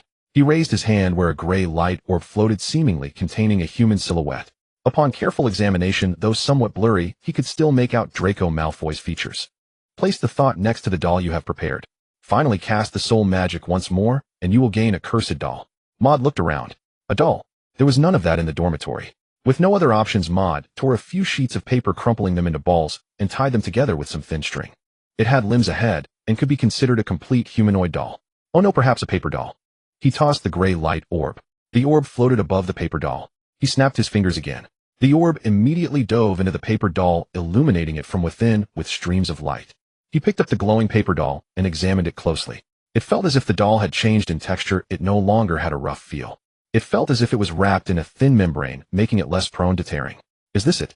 Maude reached out toward the table across from his bed. A feather quill floated over, landing in his hand. He thought for a moment and wrote a few nearly invisible small words on the doll's forehead. My dad is Lucius. Maude nodded in satisfaction. Meanwhile, on the forehead of Draco Malfoy far away in the Slytherin dormitory, a faint light also began to shine. The light gradually retracted, and eventually a few tiny characters slowly emerged. Inside Professor Snape's office, Professor Snape was rebrewing the truth serum. Whenever he had free time, he would engage in potion brewing. Even familiar potions he practiced repeatedly. This was one of the reasons he could become a master of potions. He skillfully added materials such as bezoar and asphodel herbs into the cauldron one by one. He then added some clear water. Professor Snape's movements were very practiced. Unlike the small wizards who appeared flustered, he exhibited a kind of fluidity and comfort that was hard to articulate. Once the temperature rose slightly, he added in the dried nettles and bubble roots. No wizard creates or improves a potion without first trying it. He recalled Professor Dumbledore's word. After some thought, he ultimately set aside the wormwood. He planned to follow Maude Maris' advice and add it in the last 2 minutes. He would see the effect. If it didn't work, he could redo it, as making this was not difficult for him. Finally, the potion was nearing completion.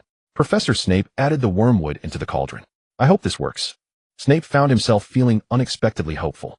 What Professor Dumbledore said was usually not without basis. Would it succeed? Under Professor Snape's cold gaze, the potion in the cauldron gradually turned pitch black. A burnt smell wafted through the air. Professor Snape's expression grew even colder. How could he have believed a young Professor Snape discarded the potion in the cauldron and began to brew it anew.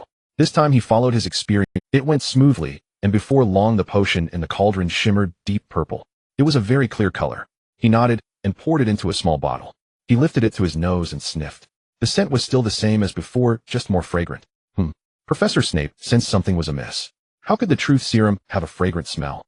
He lifted it again to sniff more intently. The fragrant aroma didn't seem to emanate from this potion. Snape looked around and finally found the source of this scent. It was the blackened potion he had tossed aside, now cooled and thick like glue. Its charred surface had cracked open. Within the fissure there was a golden glow. What is this? Professor Snape picked up the plate used for brewing potion waste. A charred mass of potion had begun to ooze golden liquid from its cracks. A more distinct fragrance wafted into the air. Snape leaned closer to sniff it. After a moment, he felt a wave of dizziness, his mind becoming somewhat muddled. It felt as if he was under the influence of a truth serum. A flicker of interest sparked in Professor Snape's cold eyes. Few things could capture his attention, but potions were certainly one of them. He could sense that this potion had undergone some miraculous transformation. Otherwise, how could a truth serum cause someone to feel mentally unclear just by inhalation? Professor Snape conducted a series of tests. From time to time, he extracted a bit of golden liquid and dripped some kind of solution onto it. It seemed to be a testing reagent. He sniffed again, feeling the changes in the potion's efficacy.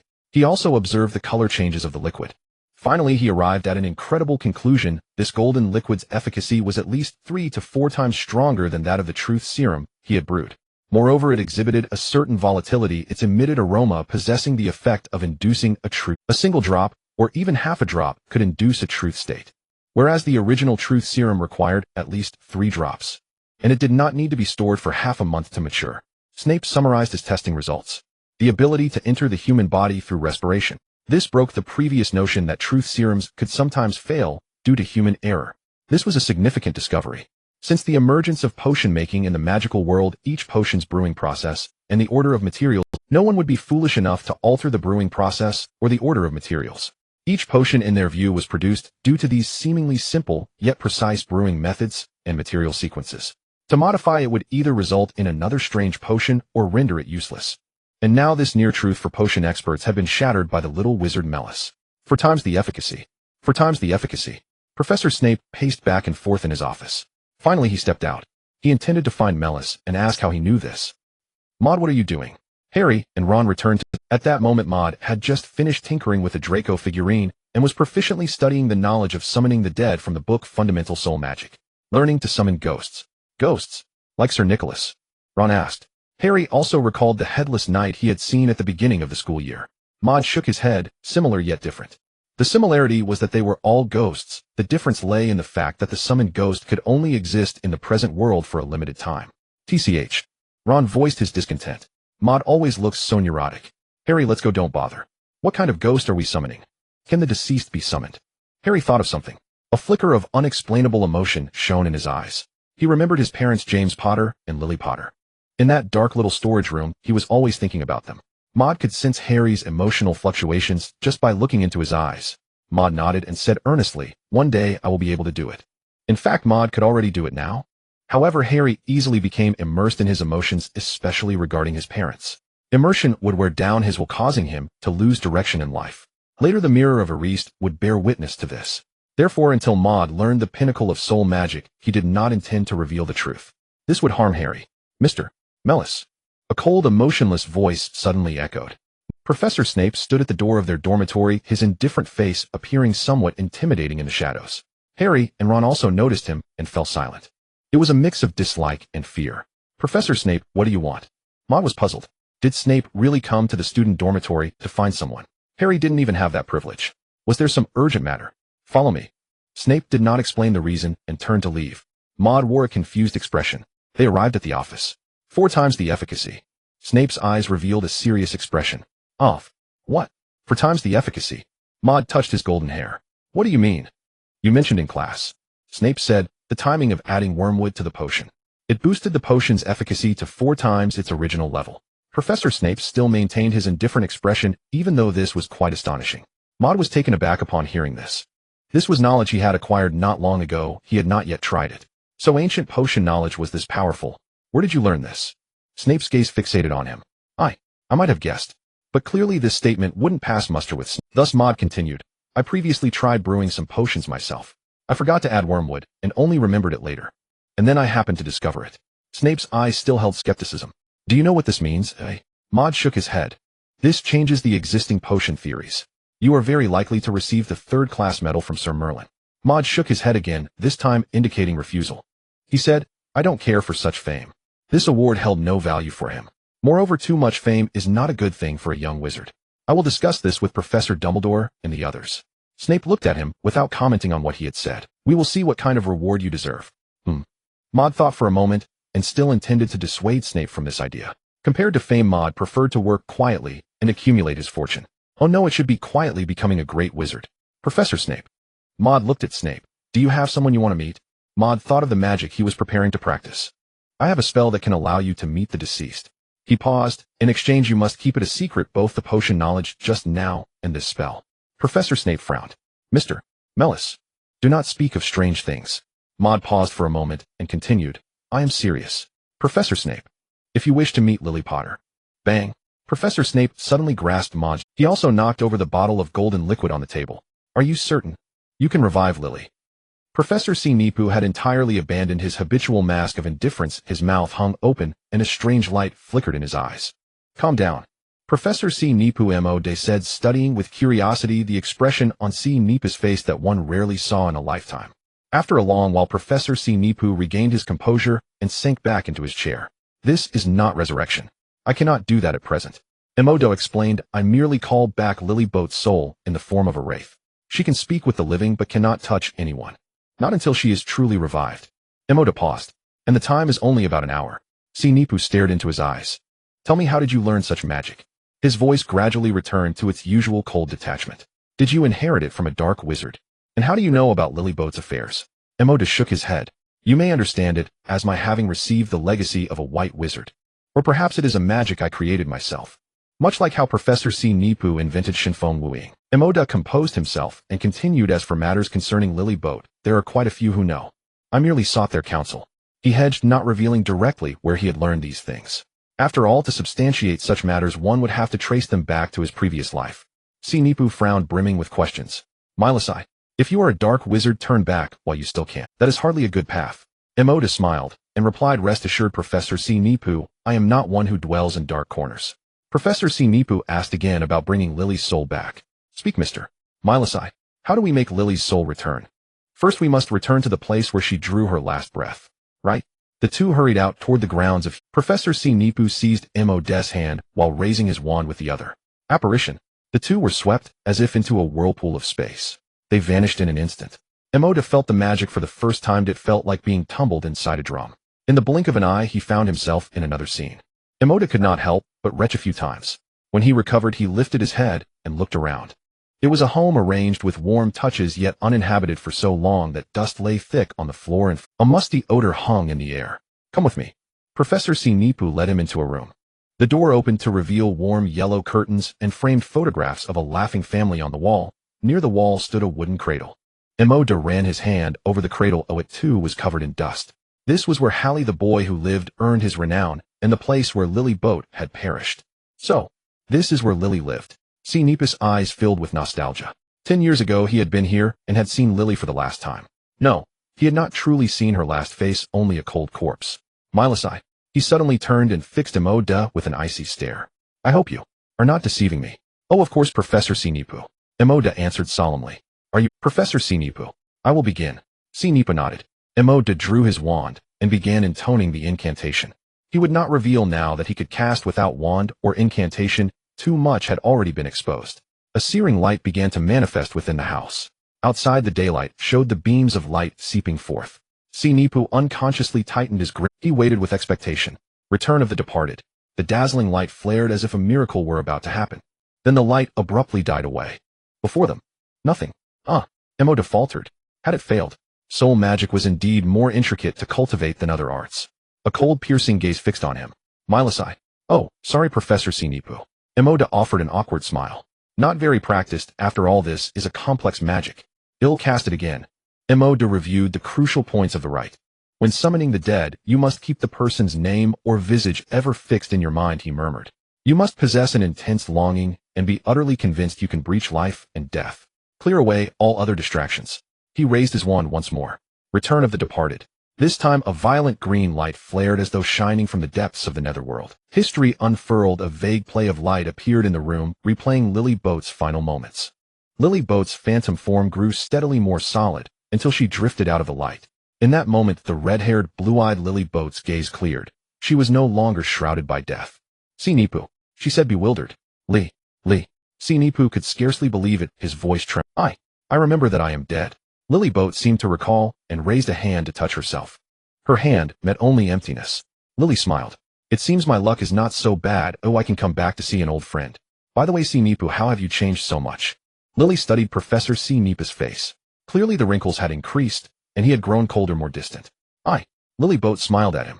Don't be so agitated, Snape, that is unlike you. She waited quietly for him to calm. Lily.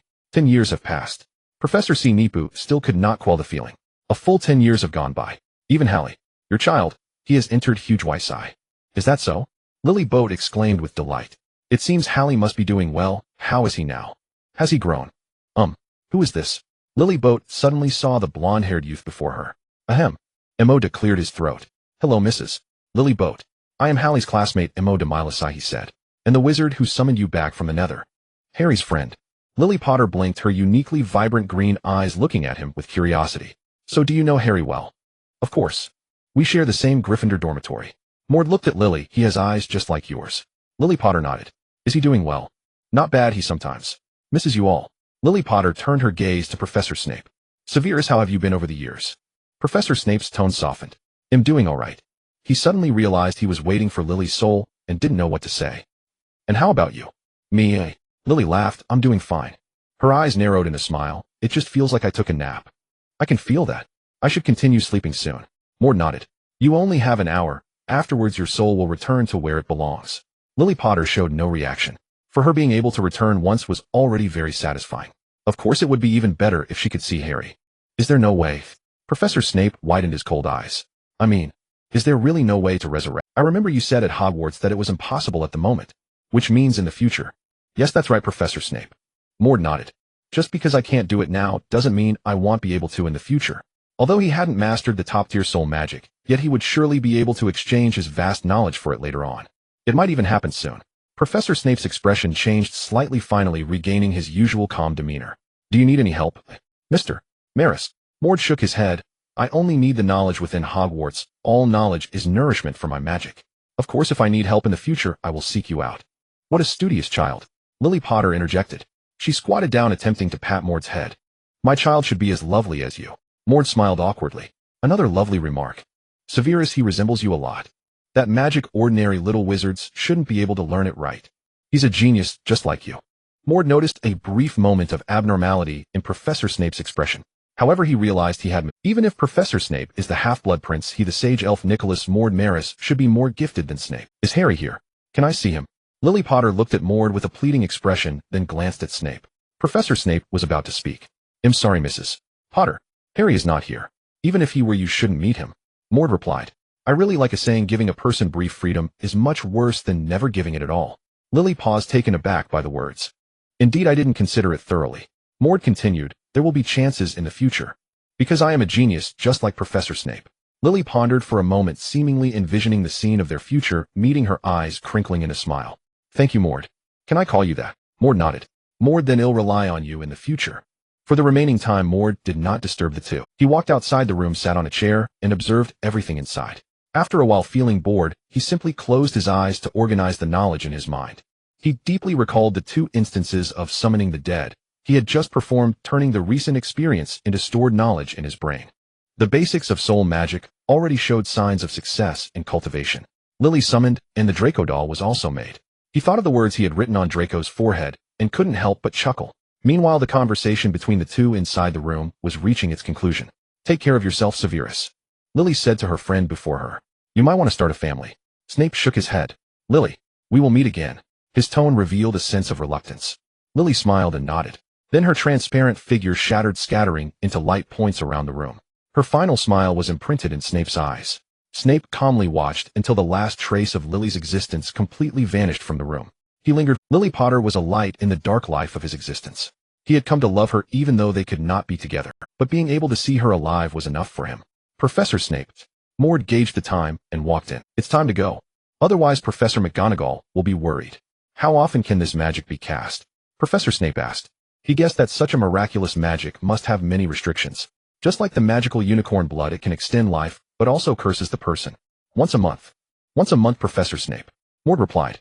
Perhaps soon his magic would improve, or the frequency would increase. Professor Snape grasped his hand. Apparate. In an instant the two disappeared from the room. The entire room fell silent again. Back in the dormitory, Harry and Ron had gone out again. Maude sat alone on the bed. He felt that the Snape who met Lily Potter today would have a changed fate in the future. Professor Snape, in his impression, was a person worthy of respect. He went undercover among the Death Eaters, maintaining his true self even in the darkest corners of the magical world. Just as Harry would later say, he is the bravest man I have ever known. Likewise, he was also a pitiable man. In the end, he was still killed by Voldemort, looking into Harry's green eyes, reminiscing about Lily as he passed away. Maude slapped his face. "I'm a bit hungry." He snapped his fingers. The space storage magic was activated. A golden halo appeared in the dormitory. Maude reached in, wanting to take out some pastries. He felt around, but found nothing. Had he eaten them all? Maude remembered that he hadn't eaten much before, there should still be plenty left. He peeked in. A blinding light made he raised his head, instantly surprised, his mouth agape. The space was no longer the previous dark void, but of green trees, green grass, sunshine. And nestled among the greenery stood a magnificent palace. The plaque on the palace bore golden letters, "The Soul's Secret Realm of the Elf King."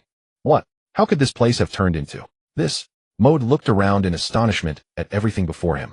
He stood on tiptoes, skillfully climbing through the golden ring, as if he had scaled a wall to enter a school. He brushed off the soil that carried the scent of grass from his hands. As Maude stepped into this space, he realized that this world was unexpectedly small. In the sky, a few white clouds drifted in the azure while a sun emitted blinding rays of light. It looked exactly like reality. On the ground, Maude could even see the end with just his eyes. It looked like a piece of land that had been divided. This left Maude feeling somewhat disappointed. He had thought it was a benefit of being a traveler. My space ring, oh no, the spatial magic linking to another world. Maude looked around. Here, aside from the grass and trees, it seemed there were no other living beings. He squatted down and examined the flowers and grass, not recognizing any of the plants. There were many varieties, mostly green, but there were also others in different colors. These were different from the herbs he had seen in the magical world. He touched the towering trees. These trees were also of various shapes. The most eye-catching feature here was the palace was marked with the soul realm of the Elven King. Maude walked over. Standing before this palace that occupied almost 1/5 of the entire space. This was when he truly felt what was magnificent. The door was made of some kind of metal, classical, yet radiant in color. Maude pushed the door. Creak. The door opened. Maude stood at the entrance, surveying the interior. Inside the palace, it was resplendent with gold, the floor laid with glazed tiles, and in the center of the grand hall, an ancient incense burner filled the air with smoke. Looking around, he could see numerous oil paintings hanging on the walls. There were noble ladies, elders with silver-haired gentlemen in suits. The entire palace exuded an indescribable visual shock. Where is this? The soul realm of the Elven King. Since it was marked as belonging to the Elven King, it should be related to him. But wasn't the inheritance of the Elven bloodline in his mind's Kunlun? When did a soul realm come into existence without him knowing? Maude pondered. At that moment, a line of crimson text appeared before his eyes.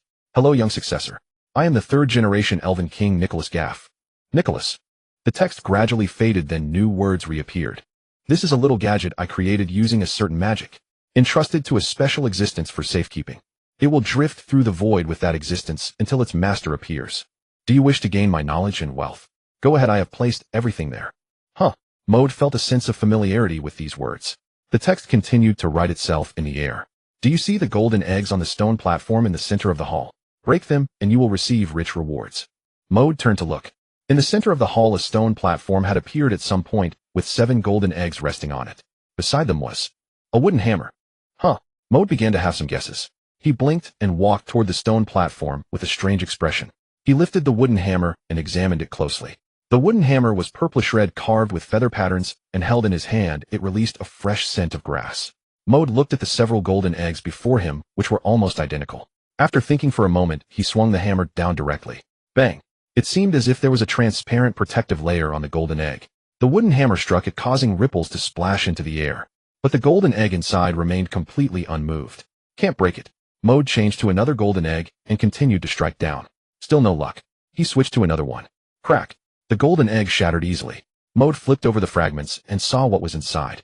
It was a small feather quill dipped in red paint. A line of crimson text once again appeared before his eyes. Each feather quill will have a type of pigment, and the background colors of each painting on the wall are different corresponding to the pigments on the quill. Find the corresponding painting and use the feather quill to dot the person's brow in the painting. The text vanished. Maude looked at a few paintings in the hall. Red. There was indeed only one painting with a red background. It depicted an elderly man with silver hair wearing a wizard's hat. Maude approached the painting. He raised the feather quill in his hand and dotted the red pigment on the elderly man. The painting instantly radiated a red glow. Maude felt a strong pulling force, as if he was being drawn into a vortex, unable to resist. Immediately after, his entire being was sucked into the painting. He fell into a daze. Child! An elderly voice echoed before him. Maude snapped back to reality. He looked up and saw a tall, imposing elder standing before him, in a long black robe and a high-pointed wizard's hat. In his hand, he held a thick book with a metallic cover. Maude was completely enveloped in shadow. He was momentarily stunned. Who are you? Me.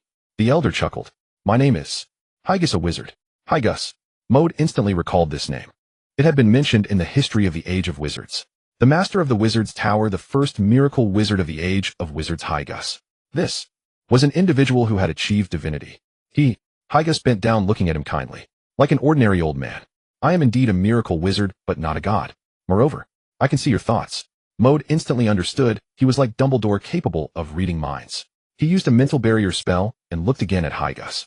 However, he had no confidence, for this was a miracle. This magic is quite good. It can restrain one's emotions and thoughts.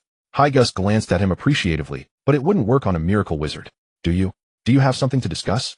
Maude asked anxiously. After all, the power disparity was too great. I am here to do something for an old friend. His name is Nicholas Gaff. Oh, he is the third Elven King. Hygus looked at Maude as if assessing a work of art. The aura of two worlds. It resembles Nicholas quite a bit. Your magical power is decent, but the quality is lacking. He paused, continuing. You lack a foundational spell. Your magic is merely accumulated.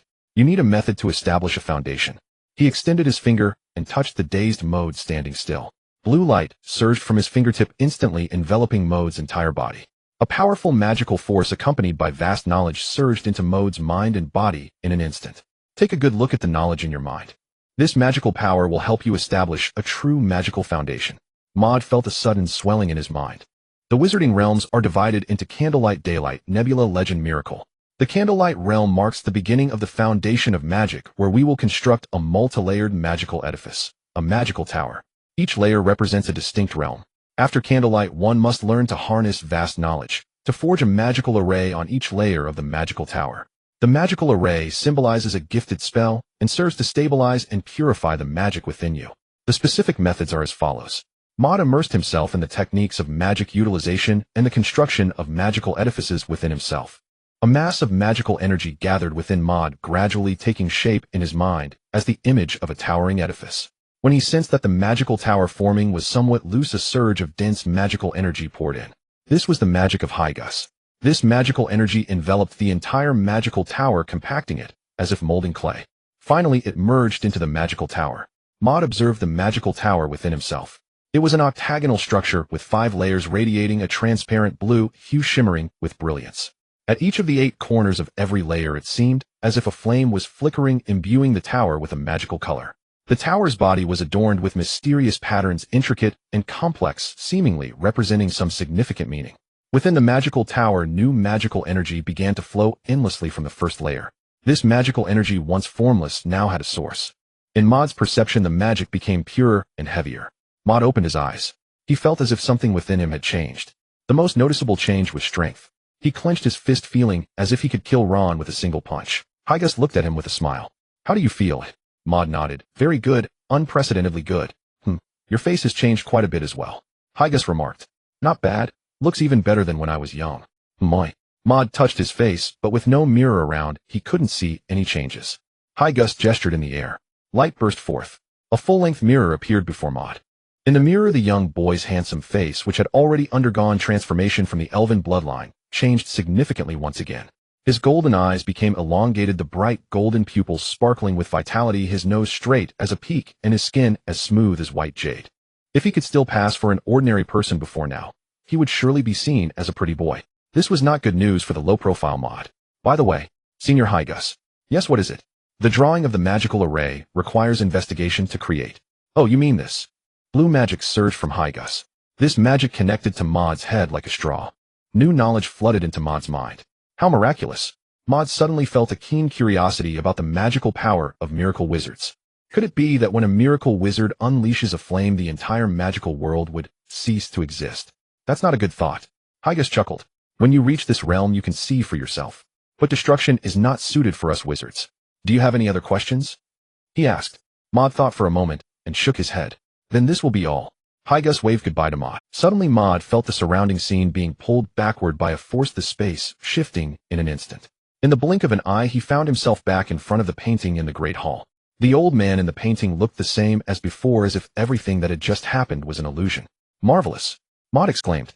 He summoned the magic book and recorded the newly acquired magical method within. He then cast the identification spell. He wanted to see what effects this method had. The identification results appeared before his eyes. Wizard Advancement Method Compatibility with you 150. Effect grants you 150 precision in magic control and 150 purity of magic. Increases your magical power by 150. It can refine your elven bloodline, allowing it to merge with you more harmoniously and swiftly. It enhances your physical constitution by 150. It grants you 120 spellcasting speed, including wandless and wand-based casting. When you are casting a spell, it will grant you a 50 increase in movement speed. This is the supreme classic of the wizarding legacy, and also your opportunity. Maude was somewhat astonished. He had never seen a spell with so many enhancements, even a spell with a 150 compatibility. Truly the gifts from a miracle wizard are remarkable. He became even more curious. The advancement method that Hygus had given him yielded such rich rewards.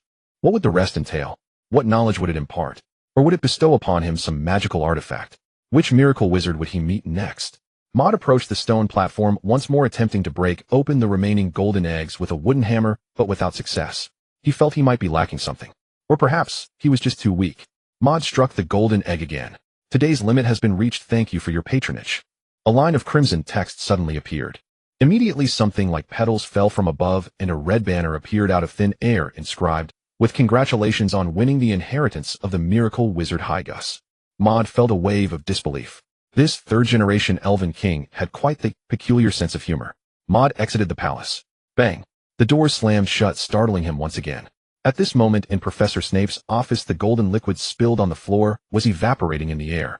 An invisible gas lingered in the room for a while, before slipping out through the cracks of the door and windows. In the corridor, many young wizards seemed to catch a whiff of something. What is that smell, eh? I don't know, but it smells. A young wizard took a deep sniff. It must be a potion brewed by Professor Snape, right? This scent smells somewhat. The rest of the sentence failed to come out.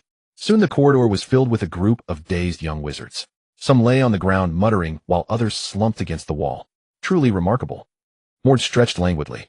The flow of magic and the state of his body felt unprecedentedly vital. Yet it was a pity he had yet to fathom the arcane rules governing the soul sanctum. He remained utterly clueless as to how to earn the next reward. Professor Snape has gotten himself into trouble. What? Really? Voices echoed from outside the dormitory. Maude ran his fingers through his golden hair, puzzled. Professor Snape in trouble.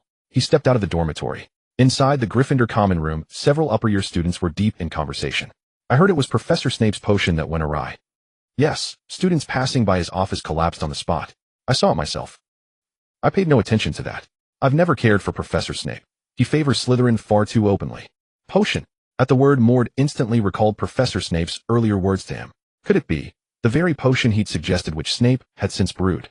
Maude decided to go investigate. Hey! A tall upper-year student looked up and spotted Maude.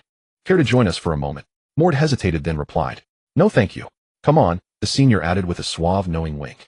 A shiver ran down Maude's spine. He waved frantically and bolted from the common room. Something was deeply off about that boy. Who would have thought the Gryffindor common room concealed such unexpected depths? Even along the corridors, young witches and wizards buzzed with talk of Professor Snape. This affair had clearly escalated beyond expectation. A flicker of concern crossed Maude's mind. If it truly was that potion, could he still remain unexposed? Perhaps he should simply let Professor Snape bear the blame.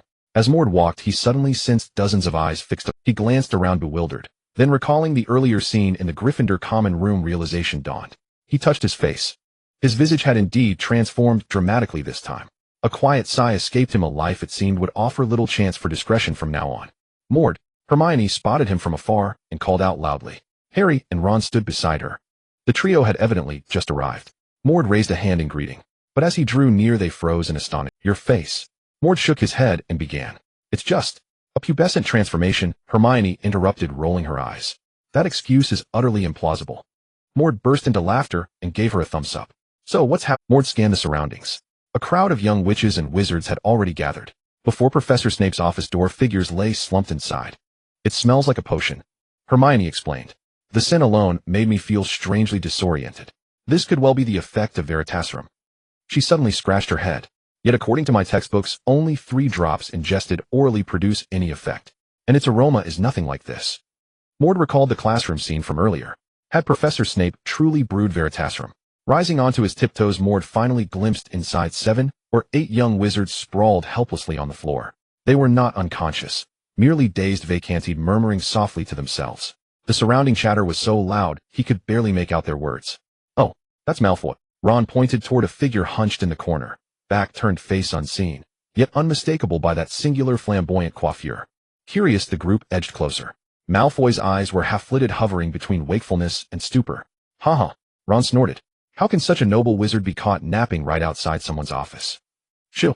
Hermione pressed a finger to her lips. "Let's listen to what he's saying." Miss Granger's insatiable curiosity burned bright. She needed to confirm whether this was truly Veritaserim's influence. Maude leaned and listening intently. Malfoy's voice gradually sharpened into clarity. Mum, that Firebolt 2000 broomstick is so beautiful. Dad, buy it for me, please." "Ugh." Gooseflesh prickled Maude's arms.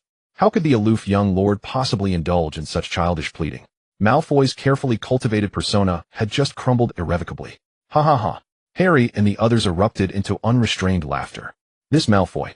Maude resumed contemplation. Veritaserim compelled truth in direct response, yet these students weren't answering queries. They were muttering aimlessly to themselves. Could this really be Veritaserim? "I suspect Professor Snape may have modified an existing potion," Hermione ventured. "Or perhaps invented an entirely new one." She paused. Her eyes gleamed with sudden fierce intellect. Only a master of immense erudition could achieve such a feat. Though admittedly detestable, his scholarly mastery is undeniable. She launched into an impassioned explanation of the staggering difficulty inherent in either inventing or refining a potion. Her gaze grew brighter still. Maude half wondered if Hermione had already begun idolizing Professor Snape. "Silence." A stern voice cut sharply through the air. Every young wizard fell instantly mute. Professor McGonagall parted the crowd and strode to the center.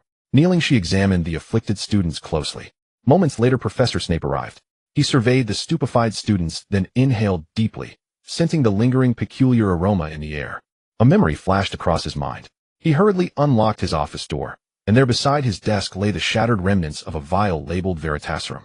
Inside, only a trace of golden liquid glistened. "Professor Snape, have you identified the cause?"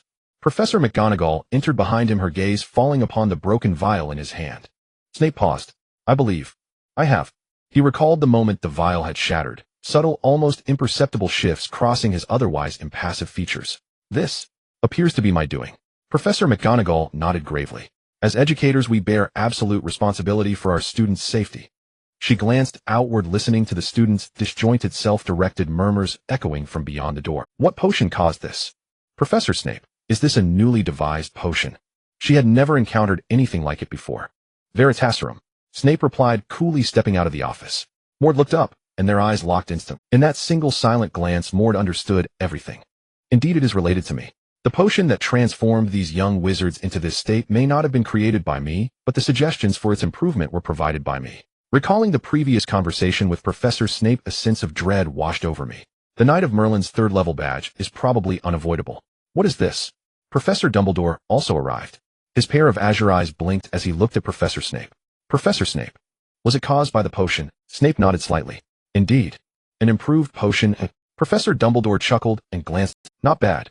Not bad." Maude thought to himself. He guessed that Dumbledore was aware this matter was related to him. Truly, Professor Dumbledore was astute and immediately grasped the situation. "A truth serum." Professor Dumbledore observed the young wizard's condition. "This effect is different from a typical truth serum." He listened as the young wizard spoke. "I've never seen a truth serum with such strong effects." Professor Dumbledore caught a scent in the air and continued, "Even the scent in the air can produce effects. Very impressive." He instructed a few things and then walked away. Meanwhile, the young wizard, who collapsed on the ground, was taken to Madame Pomfrey. Maude stayed behind and walked into Professor Snape's office. "Mr. Maris, this matter cannot be concealed any longer." Professor Snape spoke in his usual emotionless tone. "No, Professor Snape." Maude shook his head. "This matter has nothing to do with me." "Snape," Maude continued, "this bottle of potion was made by you, so it is your invention. I wouldn't take credit for someone else's reputation." Professor Snape refused. "Mr. Maris, you understand reputation better than Potter. You can fully bear this reputation." Maude shook his head again. When a person is blinded by reputation, they can no longer see the road ahead. "Listen to me, Professor Snape. Compared to me, you are more suited." In the end, Maude left with satisfaction. Using temptation is effective. Lady Lily Potter is truly formidable. In the office, Snape, with a conflicted heart, wore a stern face, lost in thought. Harry and Ron were busy with their homework. Hermione sat beside them reading a book. Maude was lost in thought. Wizards of the Candlelight Realm need to construct a magic circle on the first level of the magic tower. The final magic circle possesses two abilities. One is to purify magical power, and the other is to grant you a unique talent spell. A unique spell of one's own. Can one create magic themselves? Maude continued to study the knowledge acquired from Hygus. Every spell can actually be expressed through a magic circle. The methods of creating magic circles at each level differ, but all require investigation to obtain the foundational knowledge of the magic circle. Each person's magic circle is different, unique. You need to observe and create your own magic circle. Maude understood the method of creating the first level magic circle, a certain level of magical knowledge investigation auxiliary potion. It seems that wizards inevitably rely on knowledge and potions. Investigation involves using a magic called observational eye to observe all things. It will help you see a wondrous structure that the human eye cannot perceive. This structure is rich with knowledge for constructing magic circles. The more powerful the species, the more suitable its internal wondrous structure serves as a reference. Extract the essence of each wondrous structure using your own knowledge to create your own magic circle and a unique talent spell. Mentioning power, Maude thought of Dumbledore. However, Dumbledore is a person, not a species. The powerful species in the magical world should only be those magical creatures. Magical creatures. The Forbidden Forest. Maude thought to himself, looking for magical creatures would likely lead him to the Forbidden Forest, where the most magical creatures are found. The Forbidden Forest. Hermione heard him and whispered, "You want to go there? Are you crazy? It's very dangerous and the school doesn't allow it." Harry and Ron also put down their quills and leaned in. Those professors really don't know what they're thinking, assigning so much homework. Do they really think anyone can finish it? They've long since lost the desire to write.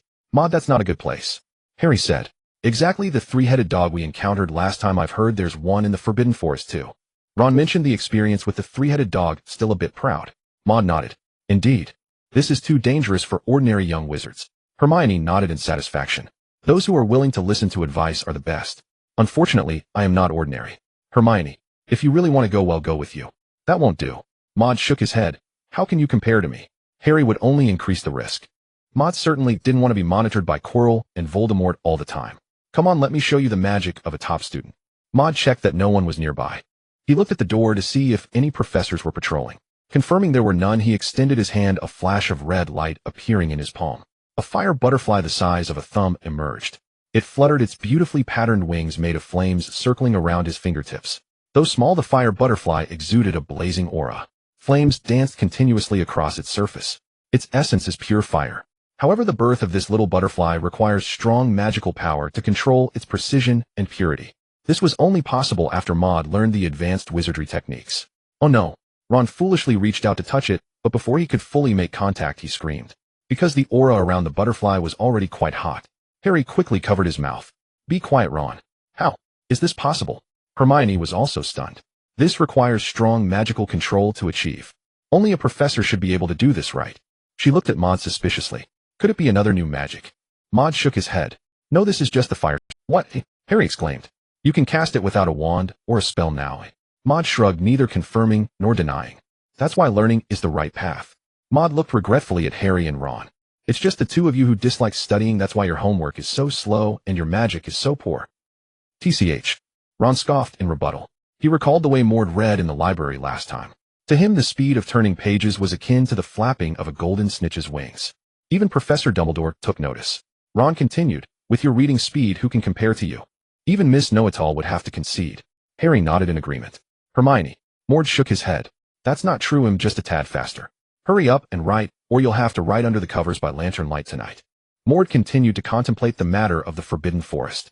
He felt he should make more preparations, such as practicing some offensive spells. Offensive. Magic.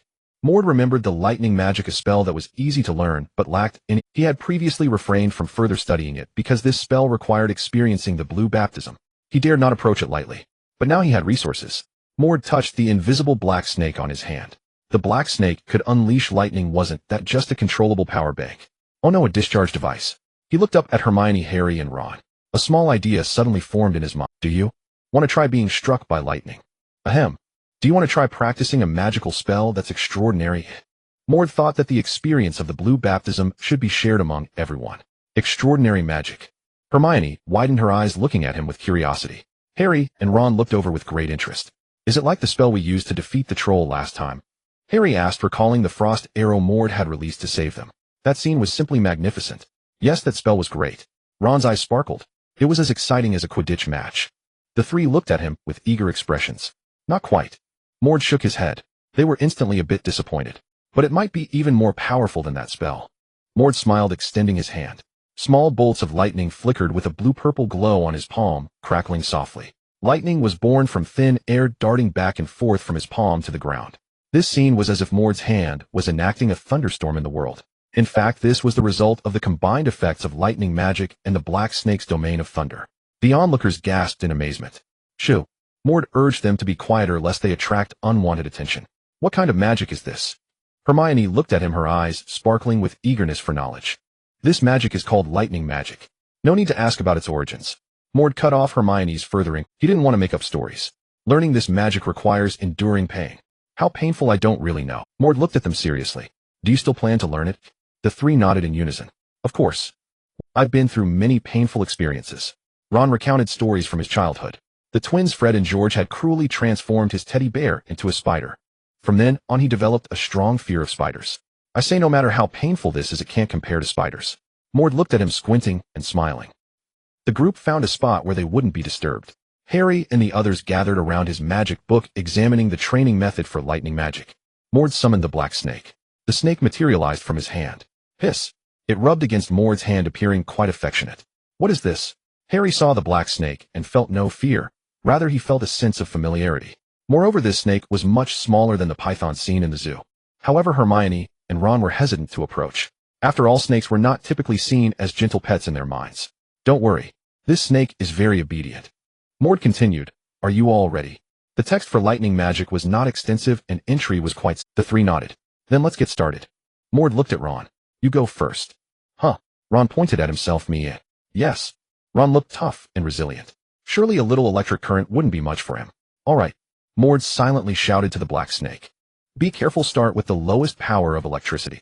He carefully explained the details of releasing the current to the black snake, then had it attempt to cast in the air. Hiss! The black snake lifted its head, its magical power activating. Suddenly a small bolt of lightning appeared in the air. The lightning struck the ground, transforming into strands of electric light that danced around. Not bad, the power was small, just right. This snake can cast spells. Hermione's eyes widened. Is it also a magical creature? Maude nodded. Then let's begin. Ron. The black snake turned to Ron. Above Ron's head, a purple bolt of lightning suddenly appeared and struck down. Hiss! Ron's body trembled, his hair standing on end. Maude was quite satisfied. Ron did not. This indicated that the power of the lightning was completely acceptable. Don't forget to learn the magic. Maude reminded Ron.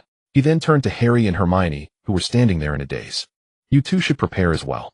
The two swallowed hard. Ron's expression did not seem relaxed at all. Maude began his own turn. So the four of them trembled amidst the flickering purple lightning. The black snake controlled its magic while only eliciting a tingling sensation. From time to time, Harry and the others would grab their wands and recite spells. Maude sensed that some energy within him seemed to be increasing. This was not magical power, but rather something indescribable. It could enhance the lightning magic, increasing. When a wizard absorbs lightning through lightning magic, the essence of the lightning will be stored within you. It does not vanish, but becomes an invisible substance similar to a talent. The richer this substance, the stronger your lightning magic will be. Of course, the consumption of magical power will also increase. This was described in lightning magic.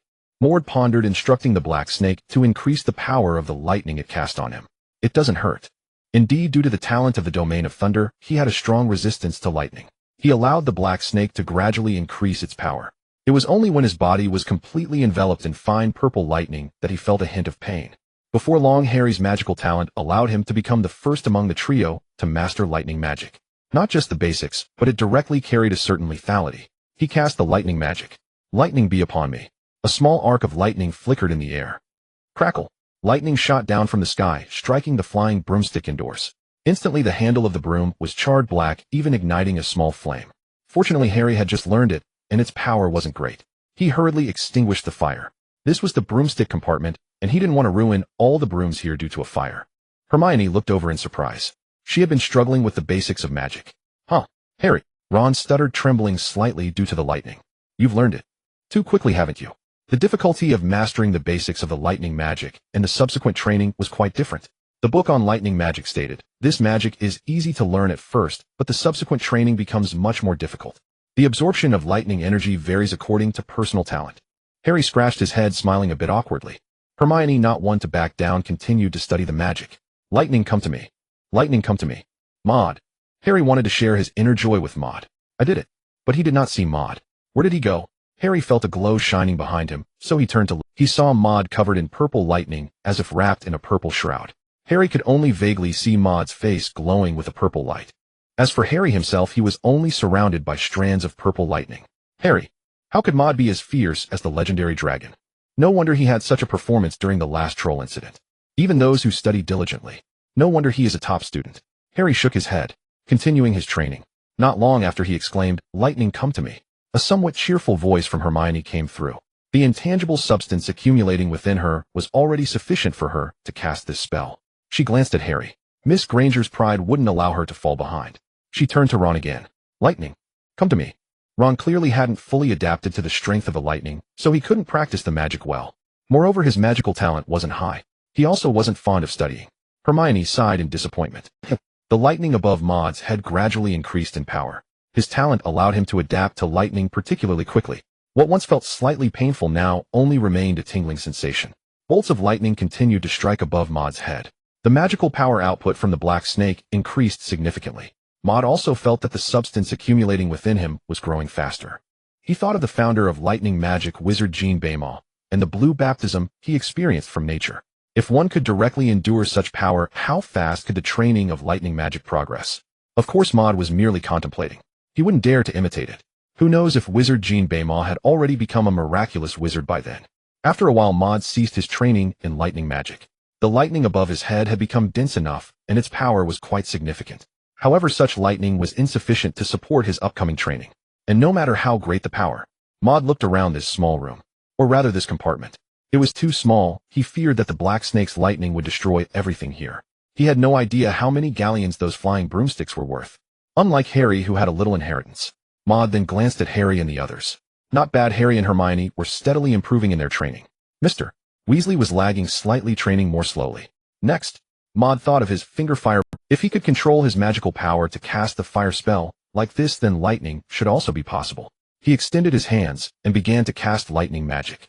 Ravaging purple lightning danced between his hands, occasionally emitting sparks and producing a crackling sound. Maude could feel that the power contained within was much stronger than when he used the realm of thunder alone. He also began to understand that manipulating lightning seemed to be more difficult than fire. As time passed, the frantic speed of the lightning began to slow down. The purple lightning flowed between his palms. Maude nodded in satisfaction. Then he let the lightning change into the shapes he imagined. First a sphere, then a cube, a rectangular prism. It started off a bit clumsy, but slowly he began to feel. At this point, Harry and the others had also gradually stopped their training in lightning magic. They did not possess the elven physique and lightning talent like Maude. After training for a while, they felt their bodies becoming somewhat fatigued. Continuing was not suitable. This magic is truly amazing, Ron said, excitedly preparing to share his feelings about the training. But before he could finish, he was interrupted. "What is this, eh?" Hermione exclaimed. She saw that each of Maude's fingers had a tiny spherical lightning swirling around them. The lightning crackled, emanating a dangerous aura. Ron said discontentedly, "What could this possibly be? Miss Know-It-All, you're overreacting. He can even cast the fire butterfly." Hermione shot Ron a glare. "This lightning magic is completely different from the fire spell. Don't you feel it? The energy of lightning magic is volatile and restless. Ordinary wizards cannot control it at all." "Ahem. Hermione, the fire spell might be something only you have learned," Harry said. Meanwhile, Maude, immersed in shaping magic, had his lightning once again change forms. He held his palm upward, and a lightning sphere the size of his palm condensed out. Countless bolts of lightning scattered, flashing with dazzling purple light. Zizz. The sound of lightning was like 1,000 birds singing. "Naruto? Cough cough." Maude felt a bit childish. He flipped his hand, and the lightning sphere transformed into a lightning sparrow. The purple feathers of the lightning sparrow were distinct. Even the patterns within the feathers could be clearly seen.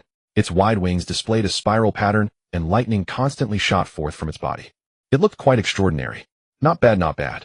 Maude was quite satisfied with this lightning manifestation. Just as he continued to admire the lightning sparrow, the bird formed from lightning suddenly opened a pair of golden eyes sparkling with a lively glimmer. "P.S. Maude, who is Naruto? Why does that sound so familiar? Dear readers, keep flooding me with requests for updates and 5-star reviews." Maude blinked his eyes. He thought he had misseen. However, he soon noticed the distinctiveness of this thunderbird created by magic. The thunderbird chirped. Maude thought, whose magic produces sounds. The thunderbird leaned over and rubbed against Maude's arm. An electric arc exploded on Maude's arm. He felt a jolt, but having been struck by lightning before, it was merely a minor inconvenience. He looked again at the thunderbird's lively eyes, listening to its clear chirps. It was confirmed. This thunderbird had come to life. Hermione, and the others approached. Is this a new magic? Hermione noticed the peculiar magic that Maude had cast. She could hardly imagine it was from the lightning magic she had just practiced. This is amazing. Harry looked at the Thunderbird, which was as lively as an owl messenger. Ron ran up to the Thunderbird, staring into its eyes. They exchanged glances. Well, it's not wrong to say it's new magic. Maude nodded. In fact, he himself had not yet figured out what had happened with this magic. However, he thought of something. Maude snapped his fingers and cast an identification spell. Lightning magic, your compatibility, level 150. Effect grants a chaining effect. When your magical power is sufficient and the proficiency of the spell is adequate, there is a chance to trigger chain lightning. Your lightning magic has triggered the ability of magic spirit of being born from magic using magic as its body, making your magic come alive. With them, your magic will become unprecedentedly flexible. The magic spirit is immortal. When the magic dissipates, they will return to you, and when you cast the next spell, they will appear again. Currently, Magic Spirit X2. 2 traits, Chaining and Magic Spirit. Maude looked into the Thunderbird's golden eyes. Magic Spirit. This was the reason the Thunderbird had come to life. Immortal beings born from magic. And he had another magic spirit. Maude extended his other hand, gathering lightning, and in an instant it transformed into a thunder phoenix. The proud phoenix had splendid purple feathers and a long tail shimmering with arcs of electricity. At this moment, he shaped it like Professor Dumbledore's phoenix fox. The thunder phoenix also opened its eyes full of vitality and soon emitted a melodious and high-pitched cry. What is this? Harry had never seen fox. It looks like a phoenix.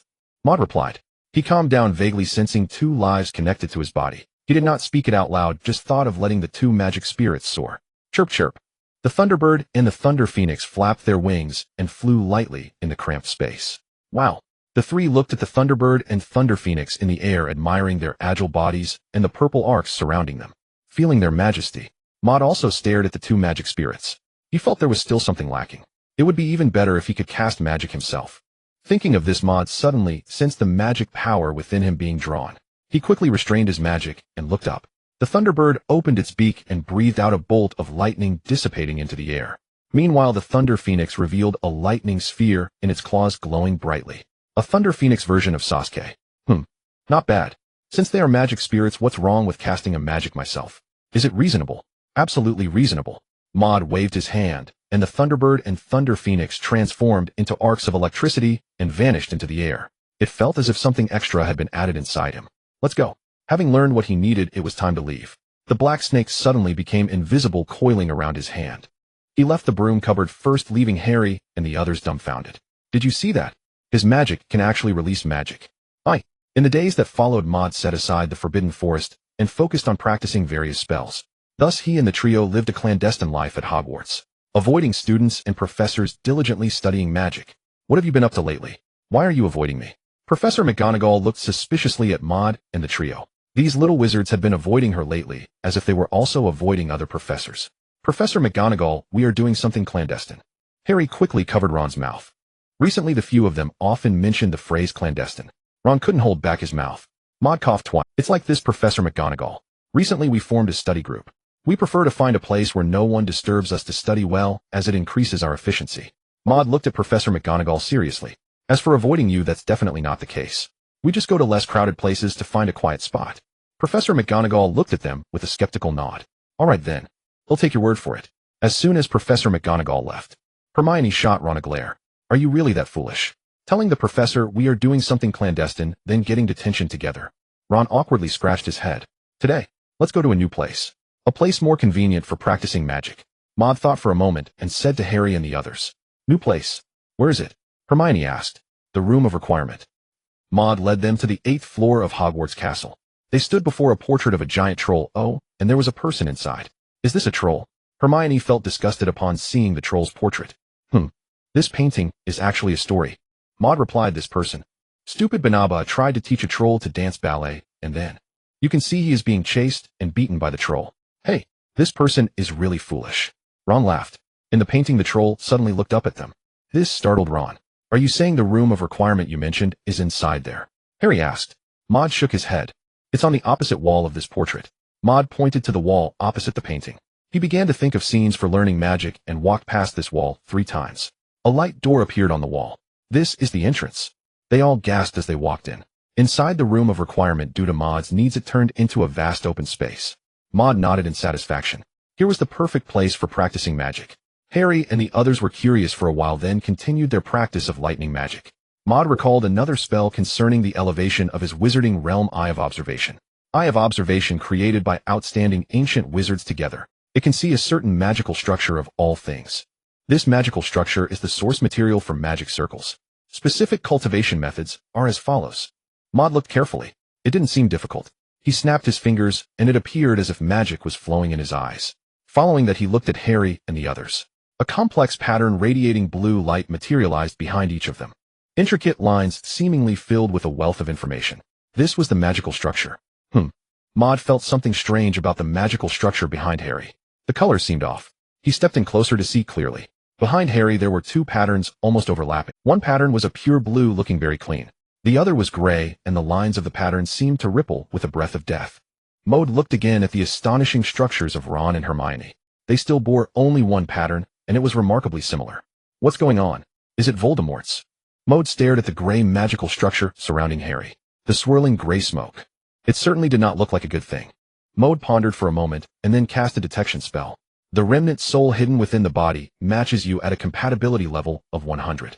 Effect becomes a spare body for the remnant soul. Evaluation, your combination with it is simply seamless. Maude. After reading the initial few words, Maude was certain. This magical structure is attached to Harry, a remnant soul of Voldemort. However, this bizarre structure differs greatly from those of Hermione and Ron. It is also completely different from Harry's own blue magical structure. It seems that Voldemort is truly not human. He has already become another race, forming his own faction. Maude thought of himself and looked up. What flickered behind him was a red magical structure akin to flames. The lines within it also did not resemble those of a human. Startled from a dying state. Maude, why are you staring at me? Harry looked up in the electric light, locking eyes with. Maude shook his head. I'm observing. Where's the air? Harry immediately wore a black expression. He ignored Maude and continued to practice his lightning magic. I must say Harry's lightning magic has progressed rapidly. With decent magical talent, it might also be quite compatible with lightning magic.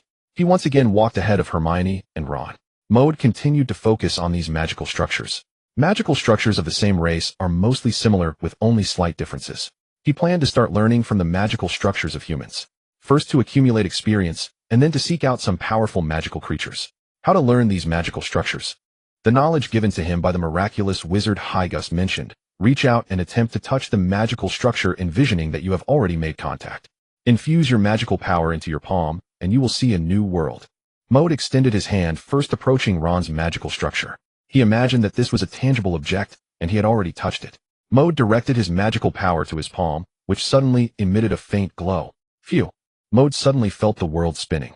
The scene in reality was jumping and rotating. By the time he regained his composure, he was in a completely different setting. A blue ethereal glow filled the entire world. In front of him were densely packed lines resembling spider silk.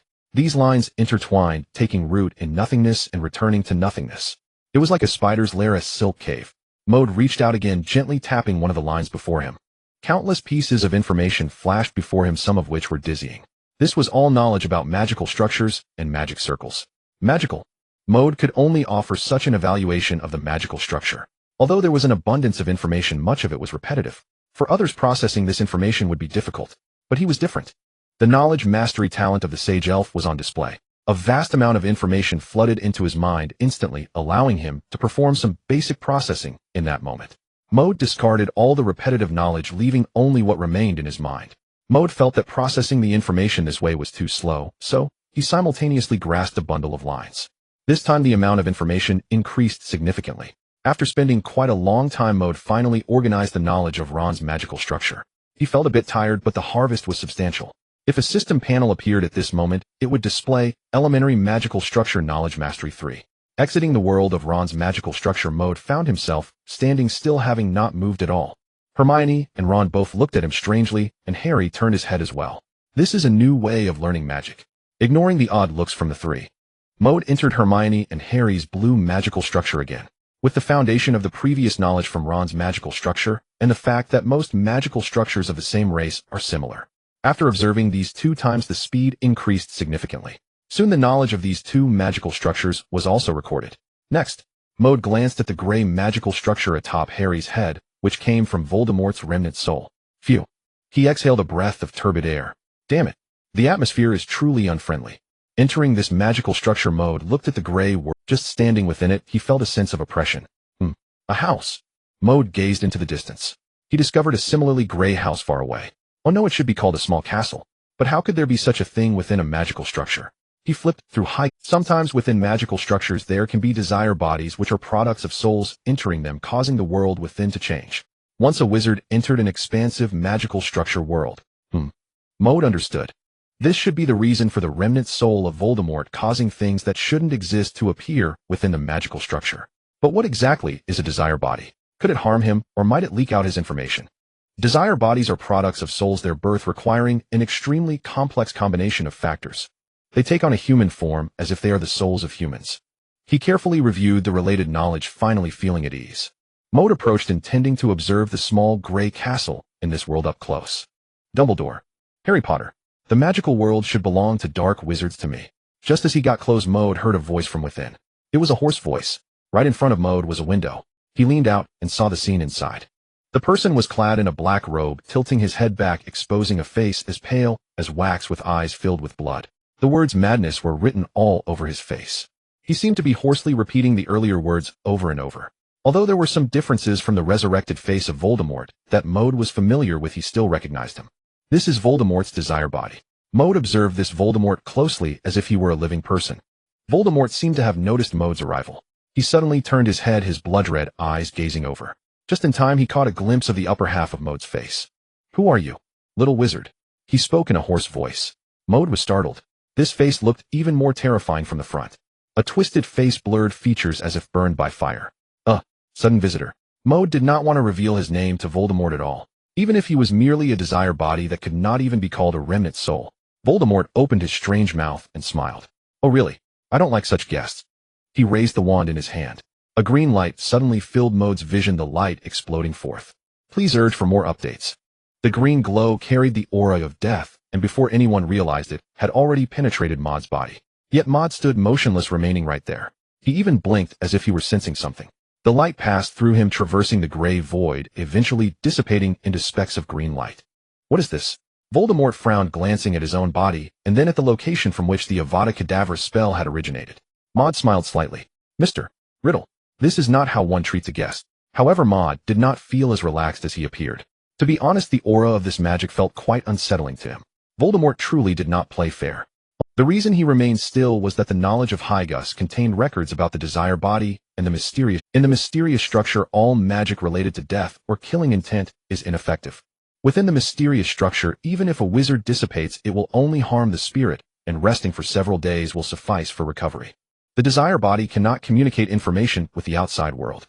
The magical prowess of the desire body is no different from that of its original form, but its magical strength will be significantly weakened.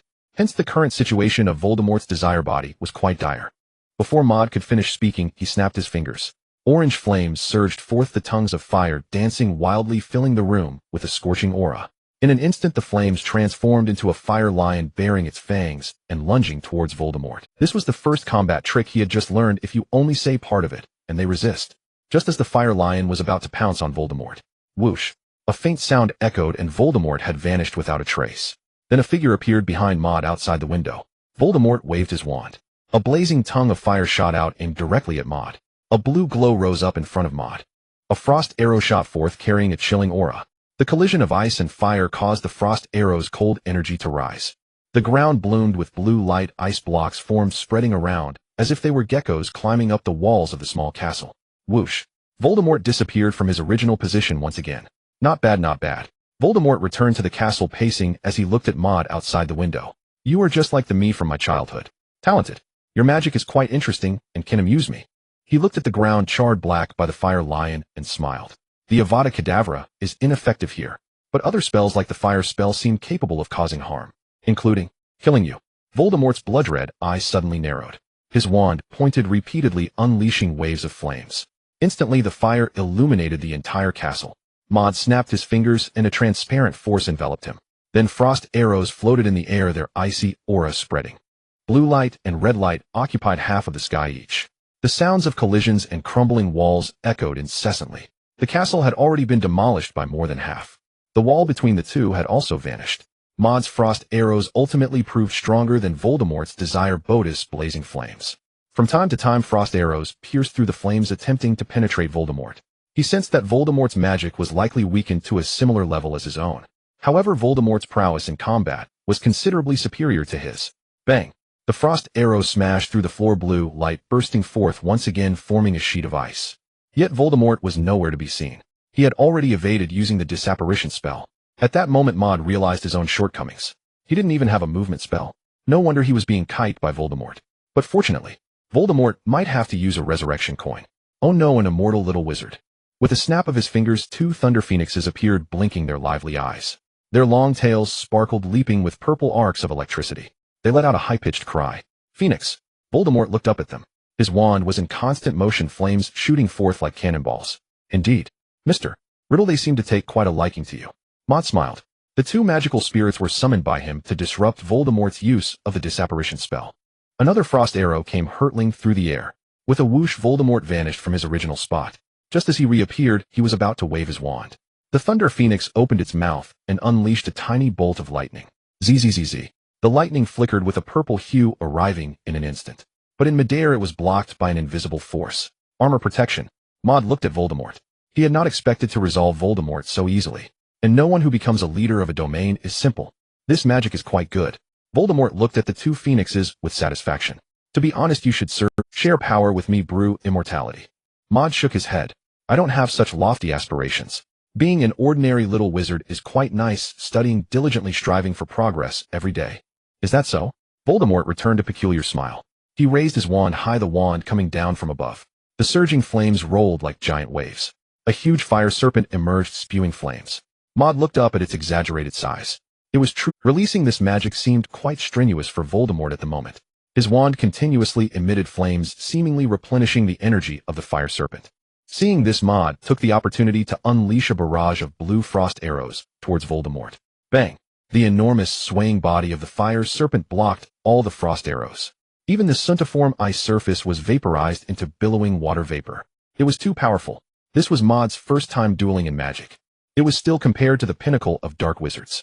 Though it felt very dangerous, it was indeed exhilarating. Next, it would be a comparison of countless frost arrows and the massive fire serpent. The giant serpent thrashed in the void, flames shimmering with dazzling light.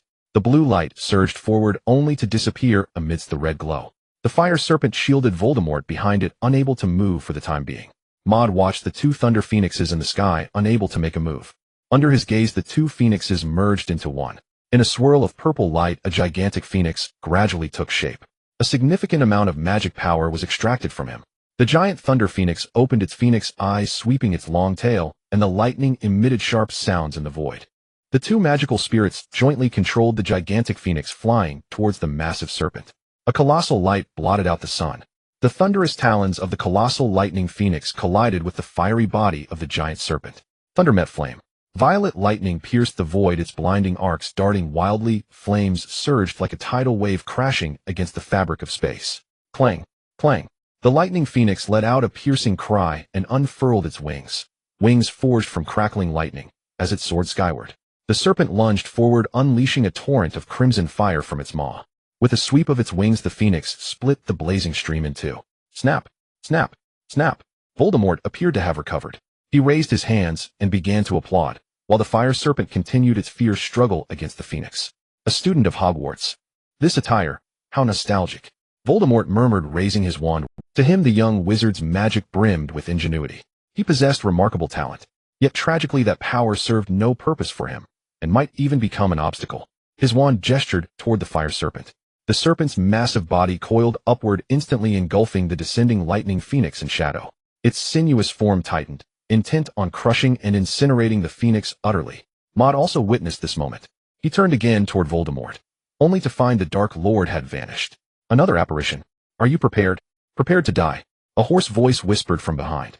Indeed. Maude turned with a faint smile, and gazed past Voldemort's shoulder as if someone stood there, meeting his eyes in silent confrontation. Professor Dumbledore. I've waited for you a long time. Voldemort did not glance back. Years of relentless combat had honed his instincts to razor-sharp precision. Yet, for the briefest instant, he hesitated. Snap! Maude snapped his fingers toward the lightning phoenix high above. By the time Voldemort reacted, a shimmering orb of light already hovered above Maude's fingertip. Off! The Lumos Maxima's blinding flash. amplified to full resonance upon his ascension into the candlelight realm, now delivered an even more searing sensory assault. Voldemort could no longer open his eyes, tears streamed uncontrollably down his cheeks. Yet he remained unshaken. Raising his wand, he summoned roaring flames that spiraled outward, devouring the air around him. Meanwhile Maude, eyes still closed, mentally linked with his two magical spirits. Transparent walls materialized around him, forming an impenetrable barrier. It was Protego. The inferno raged around Maude, but could not breach the translucent shield. And at that very moment the lightning phoenix, ensnared by the fire serpent, transformed into a razor-sharp violet longsword. Arcs of lightning danced along the blade's length, its body gleamed like amethyst, luminous, regal, radiant. Guided by the magical spirits, the colossal thunderblade shrieked through the air and cleaved the fire serpent's body asunder. Torrents of thunderous energy cascaded downward rapidly, dissolving the serpent's unmoored flaming form. The sword rose again, guided with uncanny sentience, and leveled its gleaming tip toward Voldemort, who stood encased in fire upon the ground. In that instant the thunderblade descended from the heavens. It tore through the ashen void, howling unstoppable, piercing both reality and flame as if they were mere veils. It struck Voldemort directly. Boom. His desire-born form did not even emit a cry of anguish. His body disintegrated into motes of light, dissolving alongside the lightning itself. Victory! Cough cough. Maude opened his eyes, watching Voldemort fade into nothingness. A quiet thrill stirred within him, the familiar euphoria after vanquishing a great foe. Yet he couldn't help but feel a pang of pity. Others die once. Voldemort must perish 5 or 6 times over. And now one more. Maude brushed dust from his robes, his own appearance equally soot-streaked and disheveled. What is this? At the site where Voldemort had dissolved, a faint gray luminescence drifted in the air. It writhed like an earthworm suspended midair. Maude cast a discernment charm. Light of Oblivion, compatibility with you 120. Effect when imbued into spells grants a chance to inflict soul wounds upon impact. Such wounds resist healing, unless the soul itself is mended. Otherwise only the slow, patient passage of time can restore it. An exceedingly rare form of arcane energy. Remarkable. Direct soul damage, even probabilistic, was formidable indeed. Every spell now carried the latent potential to carve wounds that refused to close. So this is the critical strike. Maude stepped closer to the gray radiance, but before he could reach out it slithered forward and slipped into his body. Yet he sensed it clearly. A new energy, distinct from magic, now resided within him. With but a thought the light of oblivion flowed in response. Finally it merged seamlessly with his magic, like honey dissolving into water, blending into perfect unity. Maude nodded satisfied. Combat experience 1. Equipment 1. He glanced toward the silken threads stretching across the distant void. Well then, boss defeated. Time to learn. But first he wished to examine the nature of this fused gray flame. He extended his palm, and flames. In reality, Hermione and Harry were still studying lightning magic. Ron, however, had long since drifted into idleness. What on earth is Maude doing? Maude remained frozen, arm outstretched, fingertips brushing empty air. Ron waved his hand before Maude's open eyes, but Maude gave no sign of awareness. Whoa! A sudden blaze erupted in Maude's palm, startling Ron. You nearly gave me a heart attack, Maude. Moi. Ron realized Maude hadn't heard him at all, still motionless, still distant. He turned his gaze to Maude's hand, and the flame burning there. Yes, it was unmistakably fire, radiating palpable heat. Yet its hue was deeply unsettling crimson, yes, but threaded through with streaks of black. What is this? Within the arcane structure, Maude studied the flame with quiet fascination. His magic had just fused with the light of oblivion. His spellcasting had grown slightly unstable, perhaps even stirring the ambient magic of the real world. He chose not to dwell on it, instead continuing to observe the flame in his palm. A slender core of black flame burned at its center, like a wick, surrounded by flickering orange-red tongues. Black flame. Naruto. Maude felt himself slipping ever deeper into the art of cosplay. Boom. What was that sound? He turned sharply toward the source of the noise. The crumbling little castle collapsed in a thunderous heap and dissolved into swirling dust. From the haze emerged a long golden cord. Like the other threads, it seemed to emerge from the void itself, its golden radiance illuminating the surrounding space. What is this? Product of a unique arcane structure. Compatibility with you 130. Effect: ingest it, and you shall gain an extraordinary ability. Moi. Ingest. Maude stared at the long golden cord, lost deep in thought. Can this thing really be eaten? The golden rope shimmered with a radiant glow adorned with mysterious patterns resembling the binding rope of immortals. It was indeed extraordinary. However rolled up, it was quite substantial, and Maude doubted whether his stomach could handle it. He couldn't help but reminisce about digestive aids. Now then. Courage, Maude, do not fear. Maude approached the golden rope. He touched the golden rope with his hand. The patterns on the rope made its texture uneven. He leaned in closer, and it seemed as though some extremely tiny writing was inscribed upon it. Unfortunately, Maude could not comprehend it. He pulled on the rope. The rope in the void effortlessly fell, and he coiled it up in his hands. Maude picked up one end of the rope and took a bite. It actually tastes quite good. The moment it entered his mouth, it was as if it melted, truly deserving the description of melting in the mouth. The flavor resembled beef broth infused with a sweet aroma. Yet the rope seemed endlessly long. Maude took quite some time to finally swallow it entirely. He patted his belly, feeling somewhat full. Magical abilities. What abilities would he gain? Maude was quite looking forward to this extraordinary product of the Dark Wizard. After all, he too was a villain of fortune. The golden rope that entered his stomach transformed into golden light, dispersing into Maude's body.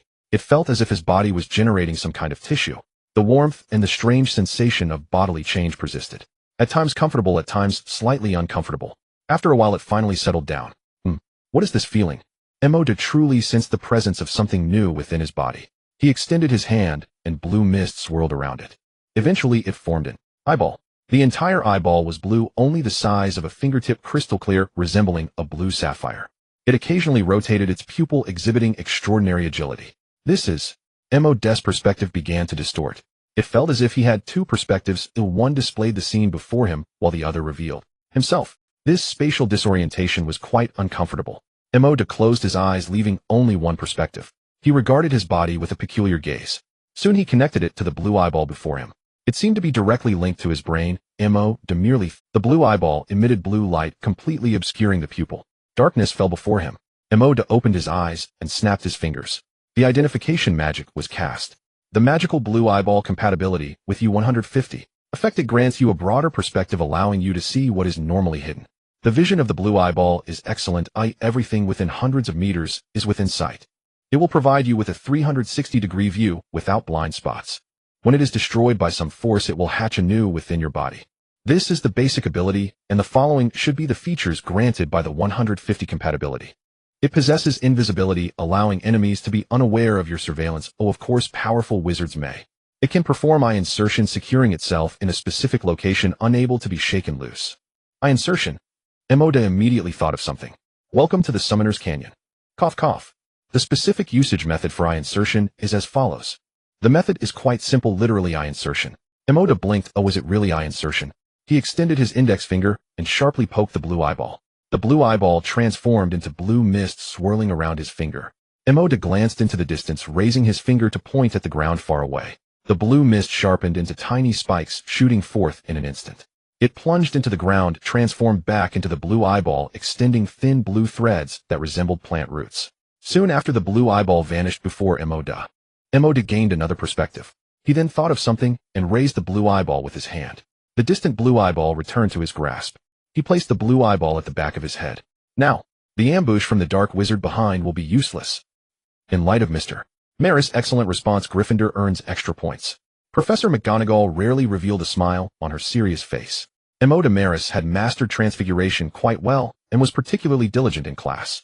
In her eyes, Maris embodied the three commendable qualities of a good student. Professor McGonagall's transfiguration class finally came to a close. Maude also gained numerous insights and knowledge about different perspectives in transfiguration. He picked up his magic book filled with notes and happily exited the classroom. Maude, shall we go to the cafeteria together?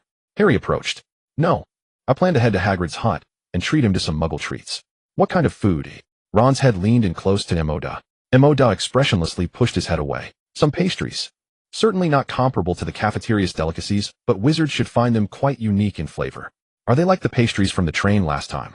Can we go together? Ron inquired, recalling that the pastries from last time were rather enjoyable. Maude shook it. Hermione shot him a glance, seemingly aware of his intentions. She said nothing further. Maude separated from the three and headed alone towards Hagrid's hut. On the way, he sensed something was amiss behind him. It seemed someone was following him. Thus he spread his hand and summoned the blue eyeball, placing it on the back of his head. Observation. Oh no, counter-surveillance techniques. This is the embodiment of learning to apply. Maude thought the trio behind him were following him. But regrettably, through the blue eyeball, he saw a pale-faced, light, golden-haired brat. Oh, and two short, plump little wizards were following behind. Malfoy. What did Malfoy intend to do? Maude's first thought was to report his whereabouts, letting Gryffindor. At worst, it would be that after leaving the school, the three would teach him a lesson. Maude smiled. He swiftly pulled a doll from his pocket. On the doll's forehead it read, "My dad is Lucius." The writing was somewhat smudged. It seemed Malfoy had noticed the text on his face and wiped it off. But it didn't matter. As soon as they exited Hogwarts Castle, Maude slapped the doll's bottom hard. Ouch! Malfoy rubbed his bottom, glancing at Crabbe and Goyle behind him. A hint of dissatisfaction, mixed with a touch of awkwardness, appeared on his face. "What are you two idiots doing?" P.S. Dear readers, the previous checkpoint is heavily guarded by the Emperor of Checkpoints. I would like to request some urges for updates and 5-star reviews to help me break through this hurdle. Crabbe and Goyle stared blankly at Malfoy.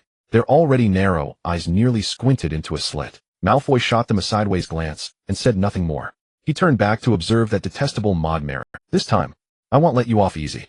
However, not long after he felt himself being slapped once again. "Crabbe, Goyle." He glared angrily at the two behind him. "Enough already, you fools. I'm doing something very important." Maude was quite intrigued as he played with the doll, observing the farce behind him with the blue eye in the back of his head. He reflected that the education of dark wizards was truly inadequate, always wearing a stern face and filled with negative emotions. This was clearly detrimental to mental and physical health. Thus Maude twisted the doll's arm. He vigorously scratched the doll's armpit. The effect was obvious.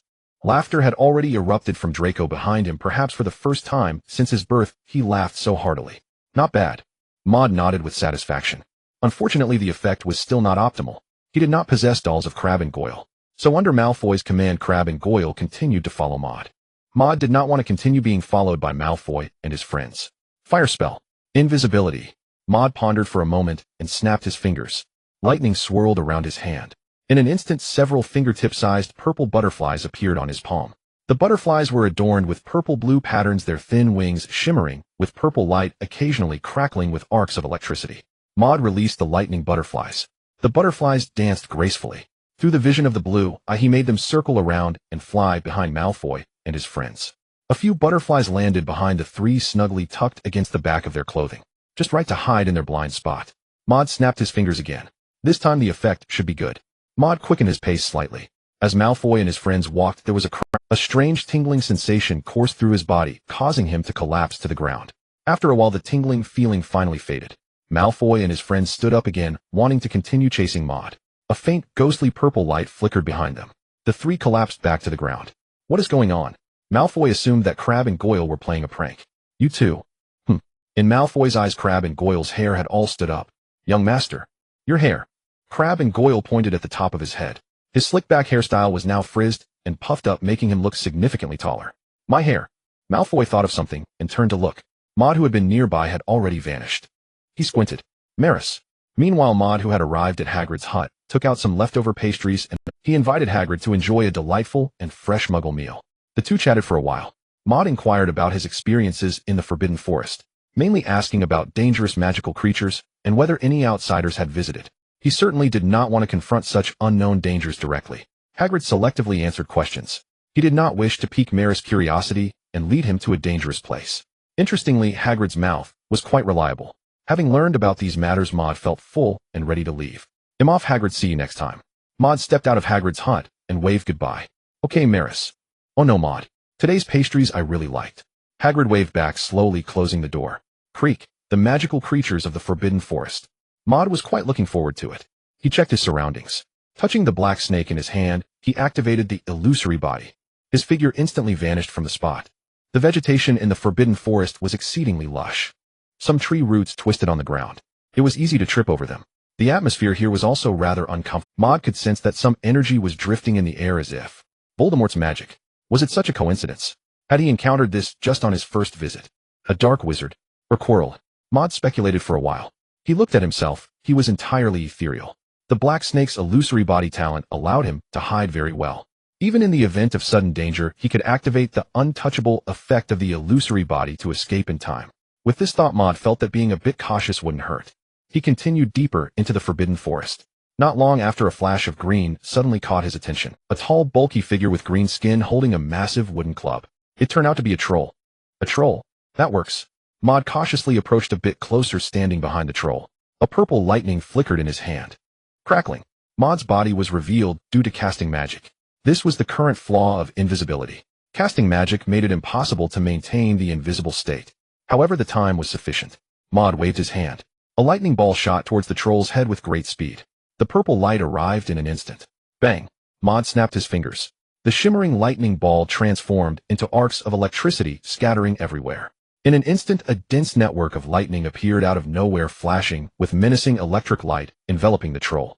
The troll let out a strange cry, yet hadn't swung its club yet. Its entire body was already ensnared by the lightning net.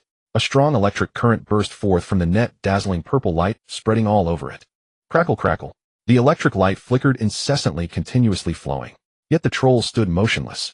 Maude snapped his fingers and activated his observation eye. He saw a massive magical structure pattern on top of the troll's head. The greenish glow was somewhat nauseating, just as Maude was about to reach out to touch it. He heard the sound of footsteps on branches and leaves in the distance. His body vanished instantly. He had become invisible. Maude looked towards the source of the sound. It was several 8-eyed giant spiders. Thick black fur covered their bodies, and their massive limbs made a clicking sound. Maude felt a chill down his spine. These carnivorous, vicious spiders must have spotted the troll lying there. Maude certainly did not want the troll to be snatched away like that. He contemplated for a moment, then moved behind a nearby giant tree and summoned the blue eye. He tossed it outward. In the vision of the blue eye, the figures of several 8-legged giant spiders clearly appeared in the distance. Maude snapped his fingers again. A row of lightning balls materialized before him. From behind the tree, purple light burst forth and the sound of lightning spread across the air.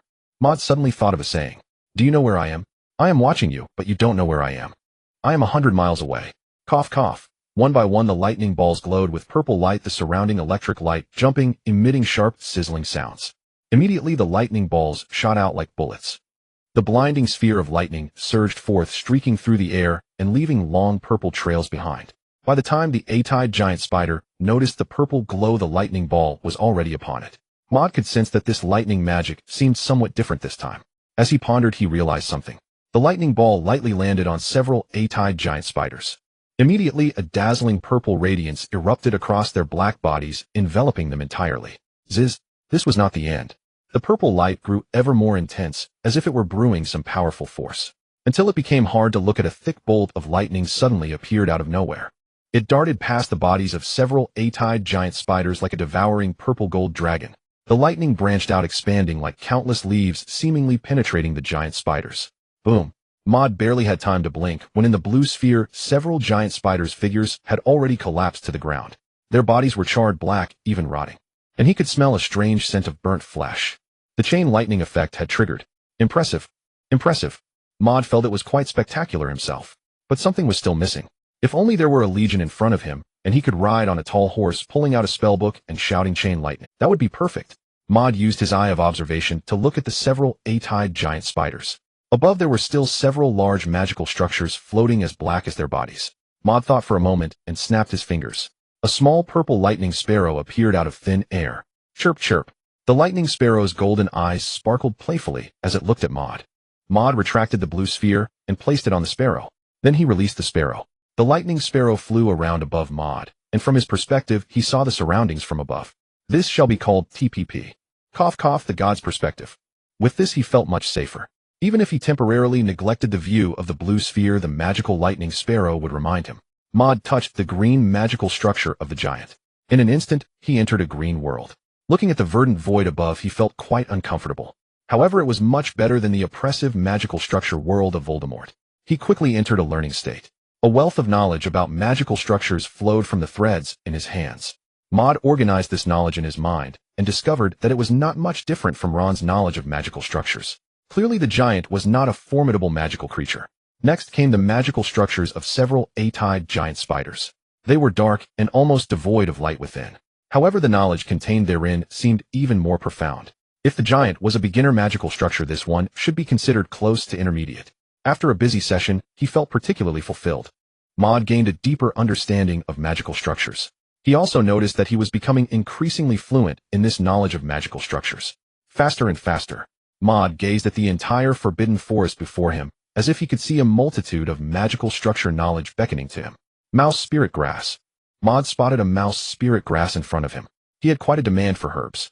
Whether for his elven bloodline or for his advancement in wizardry, herbs were needed to create auxiliary potions.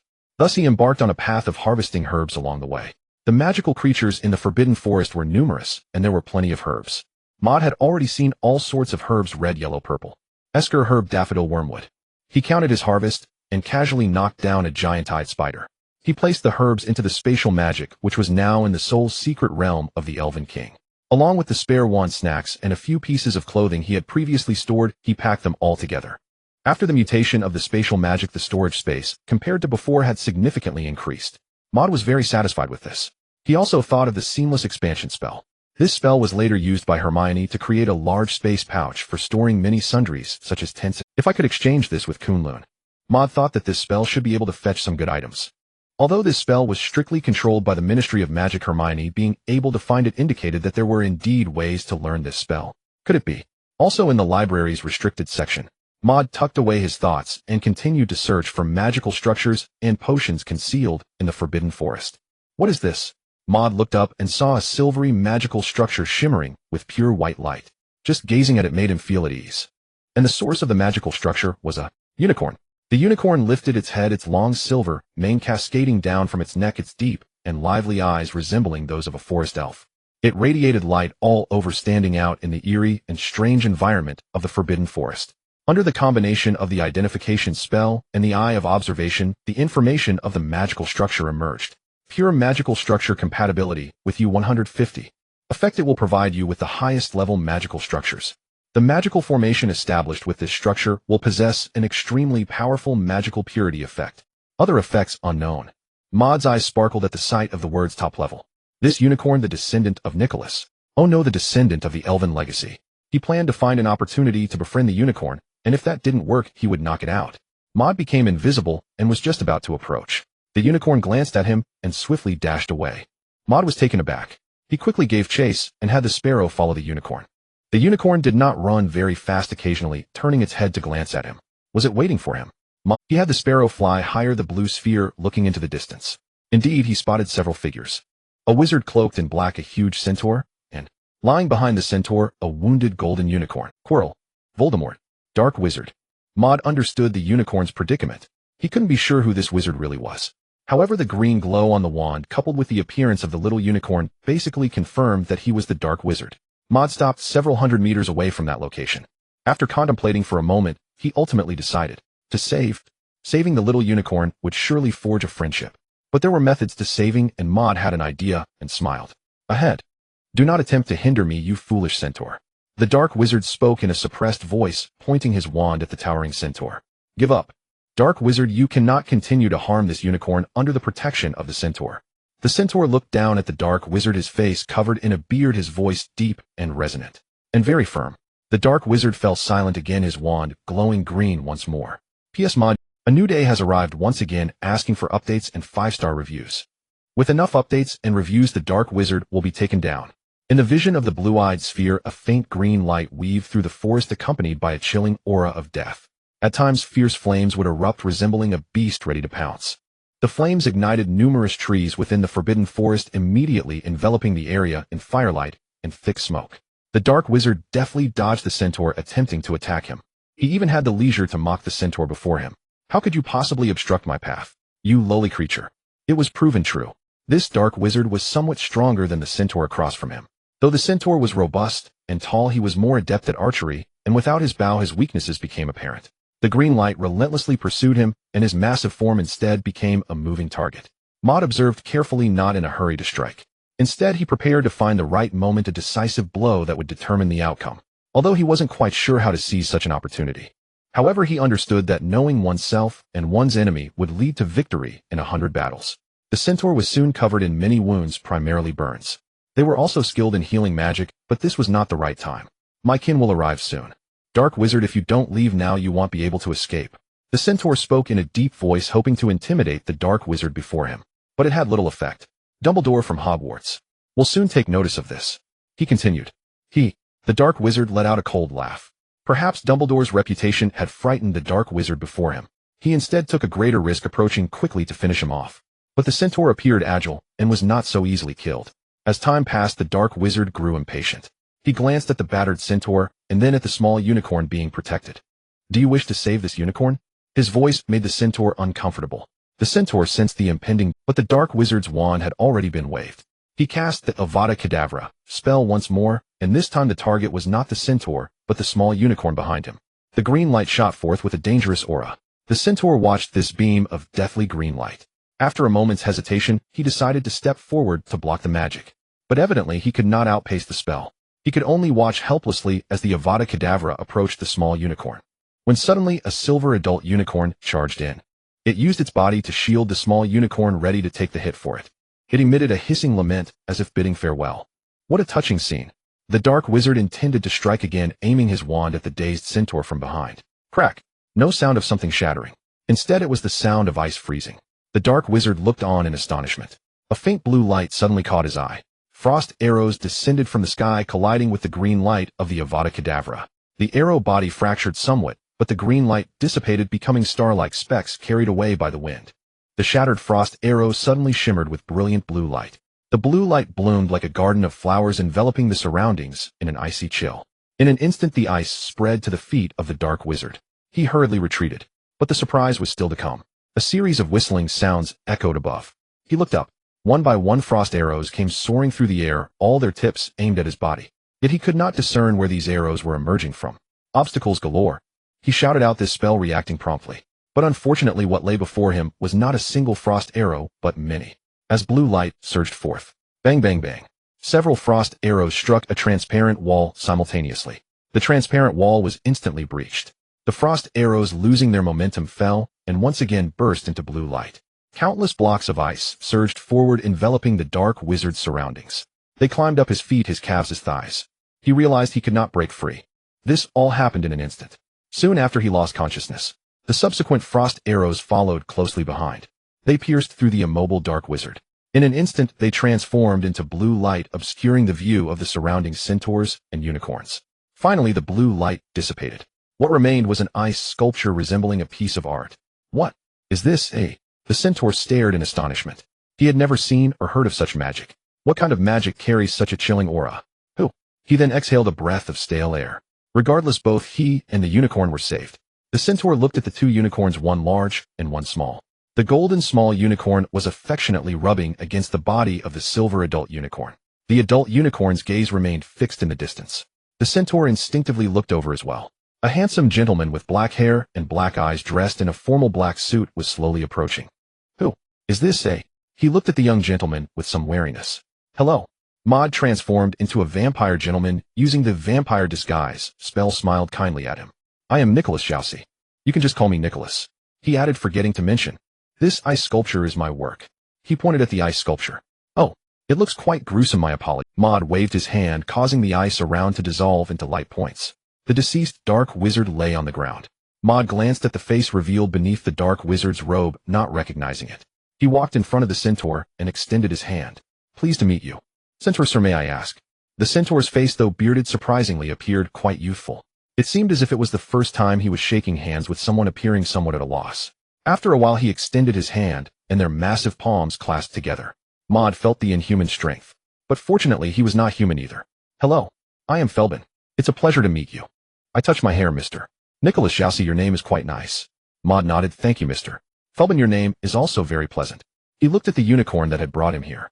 Nay. The silver unicorn approached, leaning close to him, as if to express its gratitude. Maude curiously reached out his hand, attempting to stroke the unicorn. The unicorn did not shy away, it accepted his touch. The feeling, hissing, was similar to petting a cat. Comfortable. This one. He looked at the golden small unicorn. The small unicorn's bright blue eyes immediately turned to look at him. I plan to take it back to my clan for healing. It is very dangerous here. The centaur Felbin informed Maude, expressing uncertainty about the presence of any dark wizards around. Maude nodded. Would you like to visit our clan, Mr. Nicholas? The centaur continued. Is this convenient?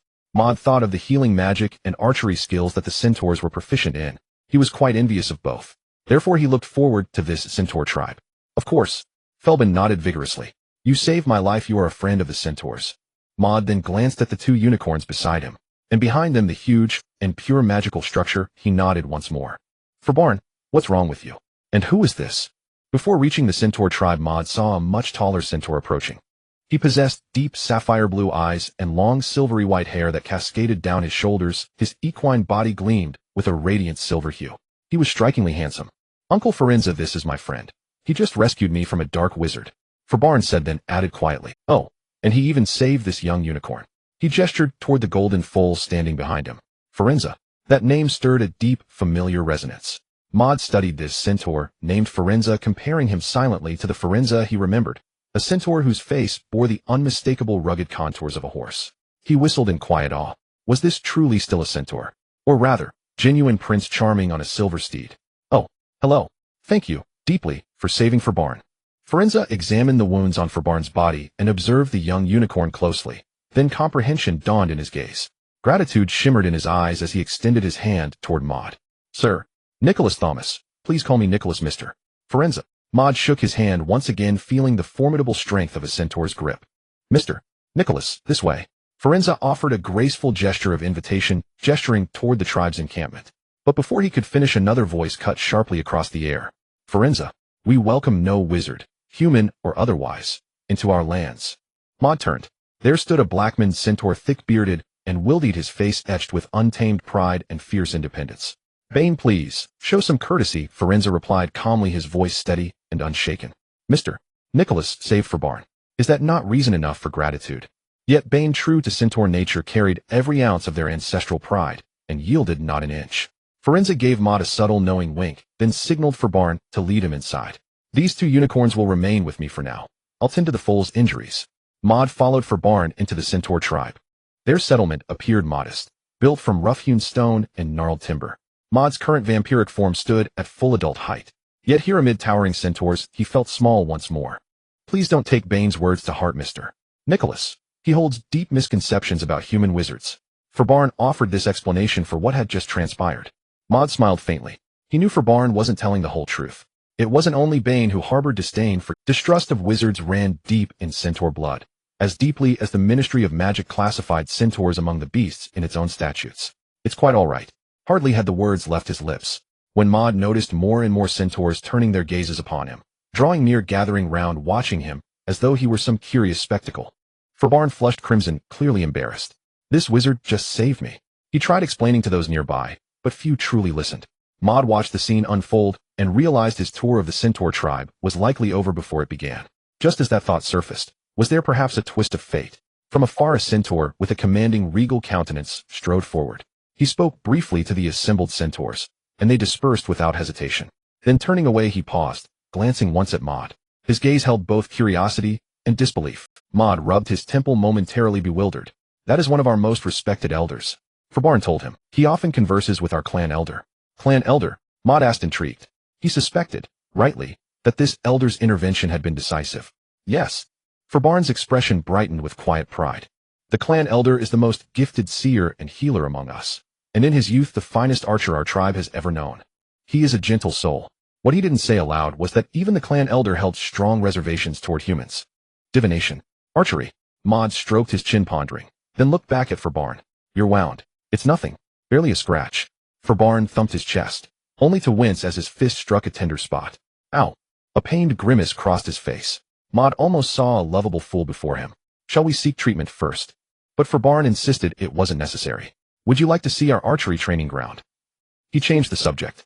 Had I brought my bow today, that dark wizard would never have laid a finger on me, he declared, perhaps with a touch of bravado. Then he scratched his head sheepishly. Of course, many others in the clan surpassed me, far more skilled archers than I. Maude nodded quietly. He'd briefly considered letting Reborn endure Ron's classic arc of self-doubt, but then reconsidered. It wouldn't suit his own composed, enigmatic demeanor.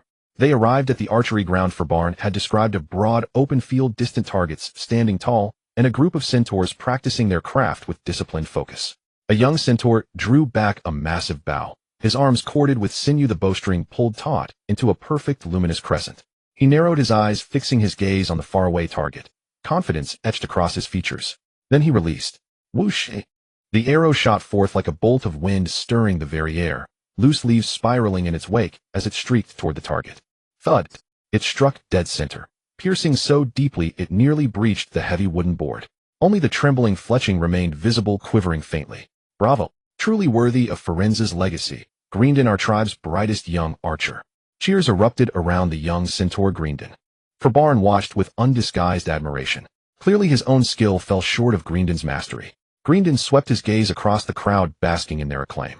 In that instant, Maude glimpsed a centaur-born Draco Malfoy. Then Greendon's eyes locked onto Maude, the lone human figure standing apart, or rather standing out, among the centaurs. Unmasked disdain flickered across his face. A human wizard. The surrounding centaurs turned too. Once again a circle formed around Maude. Who are you? What business brings you here? Greendon lowered his gaze haughtily upon Maude, as if sizing up some frail, foolish creature unworthy of notice. Nicholas saved my life. Reborn stepped forward, shielding Maude from view. He came at my invitation. No need, Mr. Reborn. Maude smiled, gently reaching to draw Reborn aside. He couldn't budge him. Maude glanced awkwardly at Reborn's towering frame, momentarily mistaking him for Ron's slender build. He stepped smoothly around Reborn's flank. I'm here. Maude glanced toward the distant targets. To practice archery. And indeed, he truly meant it. An elf learning archery. Entirely plausible, and perfectly natural. Archery. Ha ha ha. Laughter rippled through the gathered centaurs. Archery. With that scrawny, feeble frame of yours. Greendon sneered. Of course. Maude smiled, faintly glancing at the bow in Greendon's hands. Then, may I borrow your bow for a moment? Greendon held the weapon beside Maude, measuring his height against it. How delightfully absurd. You're scarcely taller than the bow itself. He exaggerated with theatrical flair. Still, if you insist on making a spectacle of yourself, I'll oblige. He dropped the colossal bow and its quiver of arrows onto the ground with a dismissive clatter, as though bestowing alms upon a beggar. Maude said nothing. He raised his hand, and raw magical energy surged instantly. The great bow lifted, hovering weightlessly, then settled gently into his palm. Greendon's smirk faltered, frozen mid-expression. Maude held the bow with effortless grace, testing its heft, savoring its solid, ancient craftsmanship. Elven physiology granted both exceptional strength and refined control. As for archery, this was his first attempt. He had no formal technique, but he did have an idea. Not bad. He murmured, not reaching for an arrow, yet drawing the bowstring back nonetheless. You fool of a wizard, you haven't even knocked in. He broke off stunned. For there, suspended upon the drawn string, shimmered a spectral arrow of glacial blue, its surface crackling with frost and arcane light. A massive frost arrow was knocked on the huge bow held by Maude. He chuckled. Shooting arrows. Is there anyone who understands my frost arrow better than I do? The auto-aim feature was activated, automatic lock. Cough cough. Maude dared not fully touch the frost arrow, merely pinching it lightly. He feared that if he made contact he would freeze himself. Maude suddenly felt the blood in his body boiling. It seemed to be excited. His blood appeared to want to convey something to him. But it seemed that the timing was not right. He shook his head, temporarily setting aside this thought. Maude's gaze returned to the center of the distant target. He activated the feature lock-on after fully matching the spell Frost Witch's magic. The arrowhead of the frost arrow swayed as it locked onto the tiny black dot in the distance. Then Maude released the bowstring. Thump! The frost arrow, propelled by his magical energy, whistled through the air. It seemed to transform into a brilliant blue streak of light. The hundreds of meters of distance vanished in an instant. The blue frost arrow pierced through the entire wooden target, and the blue light immediately bloomed. Ice crystallized. The ice spread. In an instant of shattering, the wooden target had become an ice sculpture, and on the ice sculpture dazzling light was reflected. How is it, Mr. Glinton? Maude turned to look at the centaur Glinton. Is this bow and arrow working out for you? Glinton and the surrounding centaurs were just recovering from the impact of this shot. They had never seen such a strange arrow. They had never seen such a fast arrow. Wow! A somewhat simple-minded young centaur exclaimed. His mouth hung open for quite a while. Shut up! Glinton shot him a glare. The centaur finally reacted and quickly quieted down. Glinton's expression changed, but he finally regained his composure. He continued to speak in a mocking tone. Who knows if you're using magic? Archery is an art that you human wizards will never understand. He went on, if you can achieve this with the arrows on the ground. Oh no, as long as you surpass me I will apologize of otherwise. You better leave our tribe. Glinton, you can't be so aggressive. Fairbairn's face turned a bit red as he shouted angrily. Although he admired and even idolized Glinton's archery skills. Such archery, however, was not a reason for Glinton to be rude to Nicholas, his benefactor. Maude did not immediately respond to Glinton's words. He looked at the arrow on the ground, contemplating something. He reached out again, and a long arrow fell into his hand. Indeed, Maude felt his blood boiling once more. This time he directly focused his attention on the Kunlun in his mind. Within Kunlun Mountain, strands of golden light gathered at the peak, eventually forming a golden card. The golden card instantly merged into Maude's body. His expression became somewhat peculiar. Some information appeared in his mind. Congratulations, young junior. You have drawn the golden card, Bloodline Magic Arrow of the Elves. Welcome back to Nicholas Gaff's shop. The introduction of the Bloodline Magic Arrow of the Elves was as follows. The Bloodline Magic Arrow of the Elves was created by the third-generation elf king Nicholas Gaff. This is a magical elf bloodline spell applied to archery. It grants you precise strikes, elemental and diversified attack methods with your arrows. It is said this spell was created by young Nicholas Gaff while competing in archery against the summoner wizard Wu Bianhai. With this magic, Nicholas Gaff defeated the legendary archer summoned by Wu Bianhai. Maude felt his body undergoing some changes and glanced back at Glinton. This is definitely not a problem. He said this time I won't use magic. Implicitly, it was understood. Glinton looked somewhat surprised. In his imagination, Nicholas should have slinked away from their centaur tribe by now. How dare he compete with a genius archer of the centaur race? Maude ignored him. He was facing the distant wooden target knocking an arrow. Maude felt the surging blood within him. A familiarity with archery surged naturally to his heart. This time his posture appeared extremely correct, as if he had practiced diligently. And in his mind the content about the bloodline magic arrow of the elves surfaced. Your blood is filled with the essence of a genius archer. Your arrows will receive the blessing of magic. Maude pulled the bowstring tightly. He closed one eye, seemingly aiming at the target. A secret energy was entering the arrow where his hand made contact with it. This energy was the combination of the bloodline magic wind speed arrow and sharp arrow. This was a very subtle magical power, enough to conceal it from that Wu Bianhai wizard and his legendary archer. Maude let go and shot the arrow. The long arrow left the string. He reached for another arrow, and another arrow was in his hand. He knocked it again and shot it out. All of this was completed in an instant. The two arrows, one after the other, seemed to carry immense power. A sharp conical airflow appeared at their tips. This airflow formed a small tornado, swirling up the leaves around the arrows, spiraling off at high speed. Whoosh! The second arrow clearly surpassed the first, quickly catching up. The second arrow lightly touched the tail of the first arrow, causing the preceding long arrow to deviate from its original course and shoot off at an angle. In the blink of an eye, thud thud, the second arrow pierced through the target Maude aimed at, while the first long arrow shot through the distant first target. But it seemed that it was not over yet. The two long arrows continued to whistle towards the distant forbidden forest. The spiraling leaves instantly scattered like flowers in the wind. The sound of breaking air echoed frequently. Thud thud thud. Most of the falling leaves pierced easily into the surrounding trees like sharp blades, while the rest skimmed past the trees, leaving deep marks behind. This time even Glinton was left without words. How is— the centaurs gasped in astonishment. They witnessed a scene that seemed magical, yet Glinton could assure that he saw no traces of magic or magical power. Maude smiled as he looked over. Glinton, now you should apologize. Fairbairn, shaken from his shock, loudly addressed Glinton. He turned to Maude, his eyes seemingly shining. As the pride of the centaur race, Glinton seemed unable to refuse fulfilling his promise. Sorry, I underestimated you, he stammered, but his eyes revealed a spirit of never give up. He swore to catch up with the slender wizard before him, determined to be stronger than his arrows. Fairbairn, a voice suddenly came from a distance. Maude looked over to see a middle-aged centaur. The clan elder wants you to take Nicholas. Sir, over there. Maude was taken aback. He had originally intended to continue studying archery magic. What could the clan elder of the centaur tribe want with him? P.S. Finally finished, and I continue to ask for encouragement and 5-star reviews, dear readers. Please satisfy elder of the clan. Fairbairn, a centaur, addressed the aged centaur before him. Maude also observed the elder closely. He appeared profoundly aged. Deep wrinkles etched across his face, his chestnut red, equine body gaunt and frail. A cascade of silver hair fell over his forehead, partially concealing a deep, jagged scar. What drew Maude's attention most was the elder's pair of pitch-black eyes, fathomless as if gazing into an abyss. Greetings, Mr. Nicholas. The elder's voice remained resonant and commanding. He squinted at Maude as though his vision were dimmed. Greetings. Maude returned the salutation with quiet courtesy. I offer my sincere apologies for what transpired within our tribe. He paced slowly before Maude. Forgive me. My name is Coyotes. I am the eldest among this tribe. Maude shook his head gently. It matters not. I bear no ill will. Anger, yes, but composure must remain unshaken. You summoned me. May I ask what is it you wish to discuss? He doubted such a venerable centaur would seek him out merely to offer an apology. Coyotes seemed not to hear. He continued, unperturbed. Centaurs and human wizards have long held mutual distrust. But you are different. You are not. Mr. Nicholas. A faint, enigmatic smile played upon his lips as he studied Maude's face. Those bottomless eyes seemed to whisper. I saw it at once. You are not human. Maude paused, startled. His first thought turned to his current vampiric form. Had Coyotes encountered vampire? Had he discerned it? Or merely guessed? Either way, it boded ill. He knew centaurs held vampires in even deeper contempt. Yet Coyotes' next words dispelled that assumption. I have never beheld a being of your kind. Long ears akin to those of house elves and Gringotts goblins. Yet your countenance bears far closer resemblance to humankind. Maude narrowed his eyes in turn. He understood now. Coyotes had glimpsed his true nature. Mr.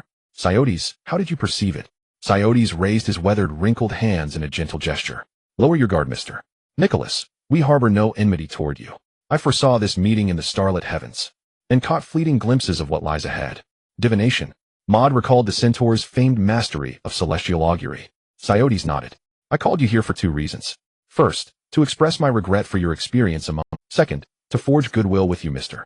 Nicholas. Maude offered a wry smile. What, pray tell, makes me worthy of a centaur's alliance? Countless things. For instance, you shall one day surpass Albus Dumbledore as the greatest white wizard. That claim seems unfounded. Dumbledore is widely regarded as the most brilliant wizard of the past 2 centuries and the preeminent white wizard of our age.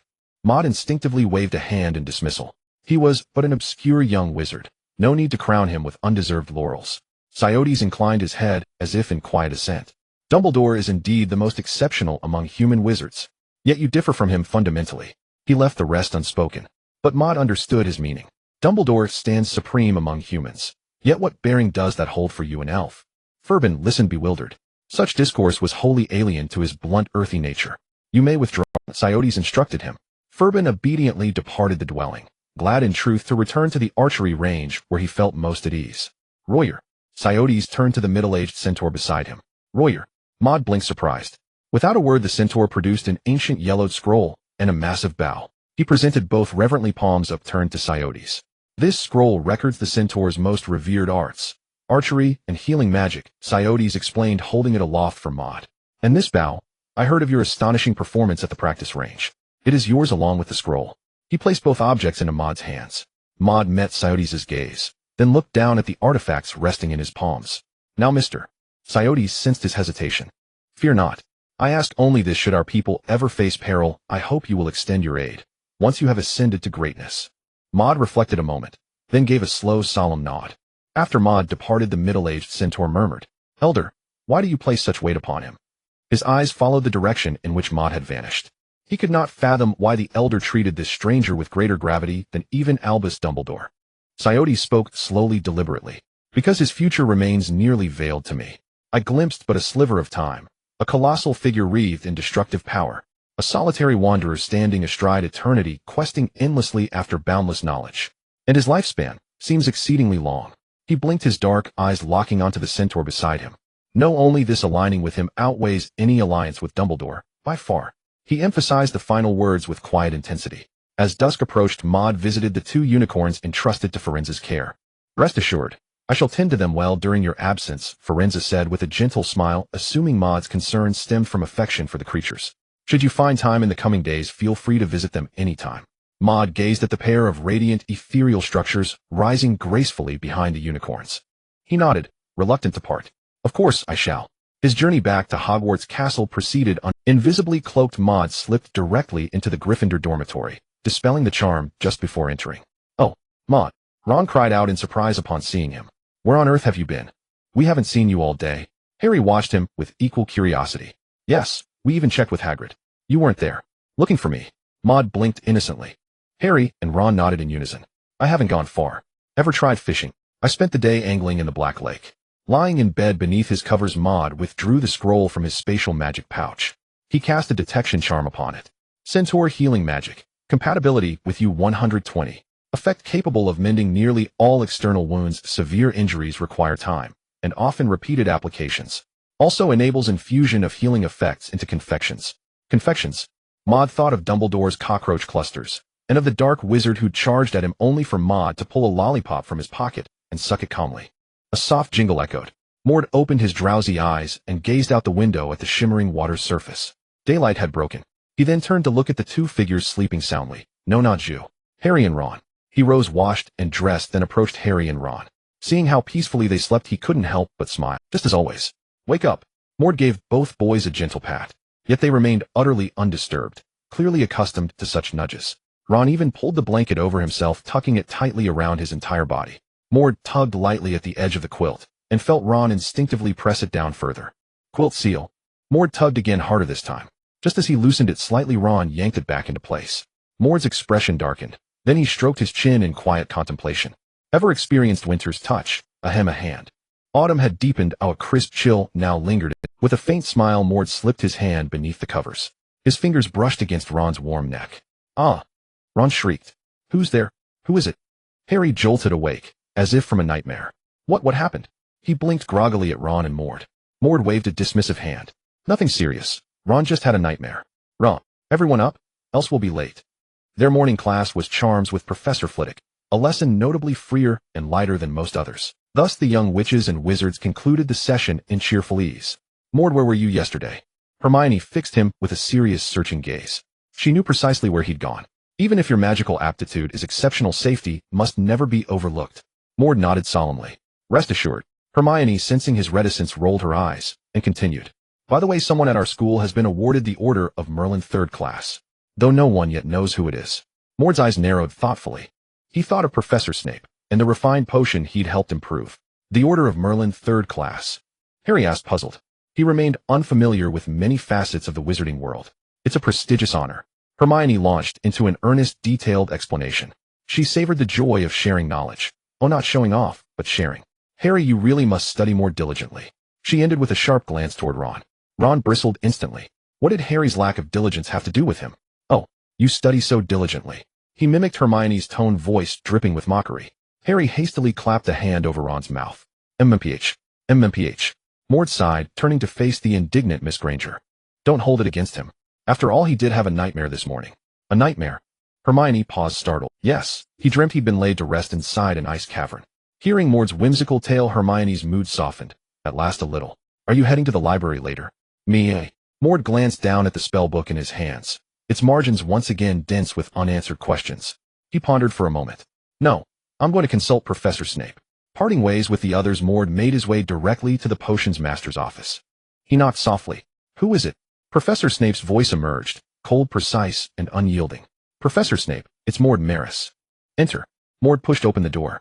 Snape sat as ever, impassive, draped in his long black robe. He resembled a great silent bat. What is it you require? Snape asked. Maude nodded, then withdrew his spellbook. Professor Snape, I have several questions. Snape glanced briefly at the tome, his expression unsurprised. There on the page Maude had opened, the final question bore the number 98. A subtle twitch flickered across Snape's otherwise stoic face. Are these quite numerous, Maris? Not at all, Maude replied, flipping to the potions section, then to defense against the dark arts. Professor Quirrell's questions are rather more plentiful, though still only 165. One can only gauge abundance by comparison. See, Professor Snape looked almost relieved. Professor Snape, this question regarding the preparation of Murtlap essence, are there any particular nuances to observe, say techniques that increase success rate? Does its efficacy possess inherent limits?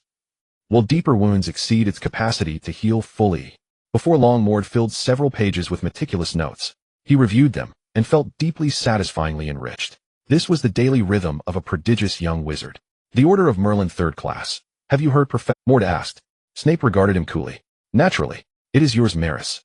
Maude shook his head. You're mistaken again, Professor Snape. The medal belongs to that potion, and you brewed it. As for me, I merely offered a minor suggestion. Snape held his gaze, silent, inscrutable. His icy stare unsettled Maude, who quickly broke the silence. Ahem. When will the medal be conferred, Professor Snape? In a few days, after the Quidditch match. Quidditch? It struck Maude. Quidditch was imminent. Harry and the others already soared on broomsticks, carving glory through the skies, while he, Nicholas Zhao's wise elf, Maude Maris, could not yet fly. Elves possess wings. Surely flight should be natural. Alas, wise Master Nicholas, your imagination fell short. You never devised a levitation charm. Maude paused, then something occurred to him. Professor Snape, might I have the honor of learning apparition under your guidance? He recalled the awkwardness of lacking any spatial mobility spell. Apparition would resolve that deficiency. And what new magic might it unlock in exchange? Maude waited. Could it be his second spatial art? That spell may only be studied after 17 years of age, Maris. It is perilous. Snape shook his head. Professor Snape, prodigies, geniuses are exceptional by nature. Maude explained. Moreover, mastering more spells, deepening my magical mastery, will hasten the day I restore Lily Potter. Isn't that so? Maude suddenly recoiled inwardly, realizing once again how tactless it was to invoke Lily Potter so casually. Lily Potter, my deepest apologies for the final billionth time. Snape's thoughts drifted toward Lily's emerald eyes, toward the spectral encounter he'd shared with her soul. A wistful tenderness softened his gaze. He seemed momentarily lost, his eyes drifting instinctively toward the bookshelf. A book. Maude remembered Snape, too, kept meticulous notes. Might those notes contain insights, or even instructions, for apparition? No. As a professor, I must uphold the rules, and above all safeguard my students. Snape declined once more. Maude said nothing further. He cast a brief knowing glance at the shelf, and smiled. The notes of Professor Snape. After Professor Snape left the office, Maude returned here invisibly. He thought Professor Snape's gaze suggested. Isn't this just like a monkey that after being tapped on the head 3 times understood the meaning of come find me at midnight? Although Professor Snape was reluctant, his body proved to be quite honest. He picked up a book. Standard spellbook. This book's edge was slightly curled, indicating it had been read quite a bit. Maude opened it and found that it was indeed filled with numerous notes. Professor Snape truly was the top student of Slytherin. As Maude read through, he discovered that almost every spell was accompanied by Professor Snape's unique insights and special techniques for casting. This made the spells which initially seemed rigid and awkward much more accessible and easier to perform. Maude nodded in agreement. He set down the book and looked at the other remaining books. With a snap of his fingers, he summoned the spellbook. Maude activated the spellbook's feature copying, instantly duplicating the entire content of the book. Soon the spellbook seemed to thicken considerably. Maude opened the spellbook, which displayed the contents of the recently read standard spellbook. Maude was simply thinking of switching to another book. The first page of the spellbook transformed into the words 18th century spell selection. Maude nodded in satisfaction. Returning to his dormitory, Maude began searching for any records related to apparition. With the manifestation of his sage spirit talent, he quickly found the text on apparition within the book. Details of casting the apparition spell and review of learning. This is a dangerous but very convenient magic. Maude nodded and continued reading. The key to casting apparition is target determination calmness. In my understanding, Professor Snape explained this magic thoroughly. He even clearly recorded his daily practice experiences and insights. Maude settled down to fully calm. As for trying, casting this magic is forbidden within Hogwarts. Maude could sense that he was no exception.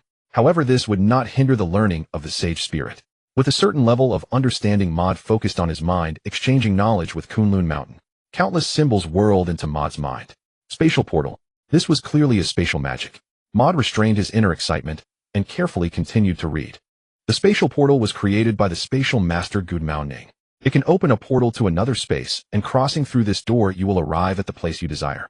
Where the heart wishes, the body follows. The specific cultivation methods are as follows. Maude once again immersed himself in learning.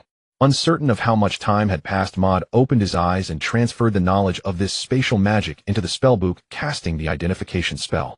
Spatial portal. Your compatibility 130. Effect grants you the ability to traverse space. As long as your magical power is sufficient, you can reach every corner of the world. Your spatial portal can accommodate multiple people and be used multiple times. In fact, as long as you are skilled enough in this magic, the size of the portal will be determined by you. Your first casting of the spatial portal will be protected by temporal energy, unable to be interrupted by any magic. The temporal energy will accumulate for 3 hours. You can change the color of the spatial portal at will until it achieves the desired effect. There are 3 features in total: size, control, uninterruptible change color. Maude looked at the final feature of changing color, feeling a sense of familiarity. Oh, wasn't this just like...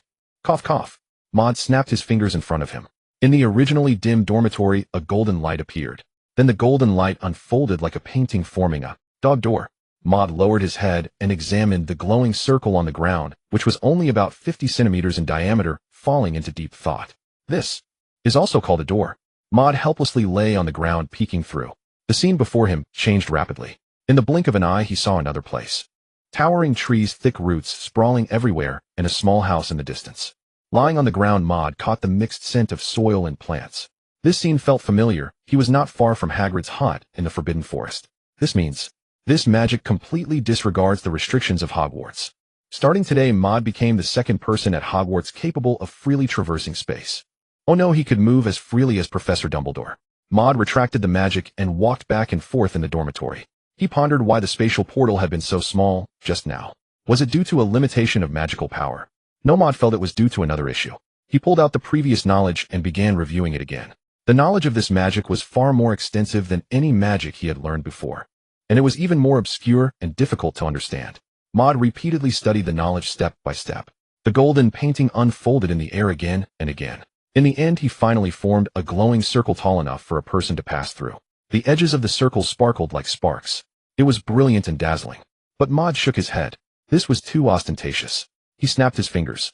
Red, orange, yellow, green, cyan, blue, purple. He tried repeatedly, and the color of the circle changed continuously. In the end, Maude chose transparent white. At that moment, the edges of the spatial portal showed a faint, like the glow of a night lamp. Maude circled around this spatial portal, observing it carefully. He found that in this state, the spatial portal was very hard to detect unless it was in the dark. Maude looked at the center of the spatial portal, which appeared hazy, as if surrounded by mist. Crossing through this layer of mist, he would arrive at another place. Maude walked over. In an instant, he stepped into a puddle of water. Water. As he moved towards the corridor before him, he surveyed his surroundings. He was still within Hogwarts Castle. He felt a strange familiarity and turned around. Smooth tiles, a corner of a stall revealed, and a white sink.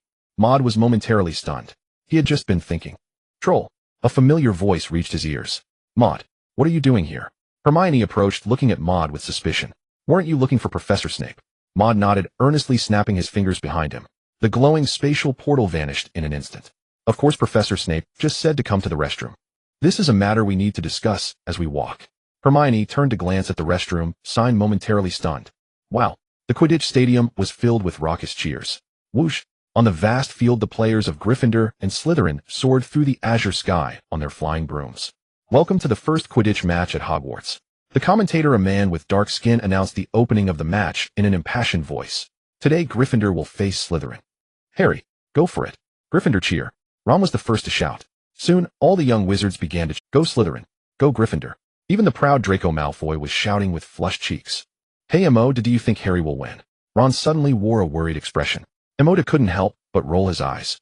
Weren't you the one cheering the loudest just now? Maude shook his head. He was lamenting Ron's fickle mood. Oh, you don't think highly of Harry either. I mean, it's Harry's first time playing Quidditch. Maude looked at Ron and said, do you think you can become the Gryffindor captain? Of course. Ron replied without hesitation. Maude nodded. That's the answer. Ron seemed pleased by Maude's affirmation. Maude continued, you are both inexperienced and playful, yet you could become the captain. What does Harry have to lose? Ron. Hermione let out a soft laugh. The group chatted while watching the Quidditch match. Gryffindor scored the first goal quite smoothly. The action was fluid, seamless. Angelina Johnson scores. Gryffindor gains 10 points. The Gryffindor young wizards cheered loudly. The Slytherin players are performing terribly. Looks like Gryffindor is sure to win this time. Ron observed the performance from both teams. Instantly feeling that the situation was clear, his mood brightened considerably. Hermione, holding a peculiar telescope with eyes, also cheered happily. Maude followed suit and clapped. Watching Quidditch for the first time felt quite novel.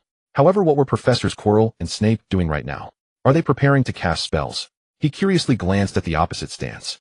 Professors Quirrell and Snape were sitting over there, but they were a bit far away, making it hard to see clearly.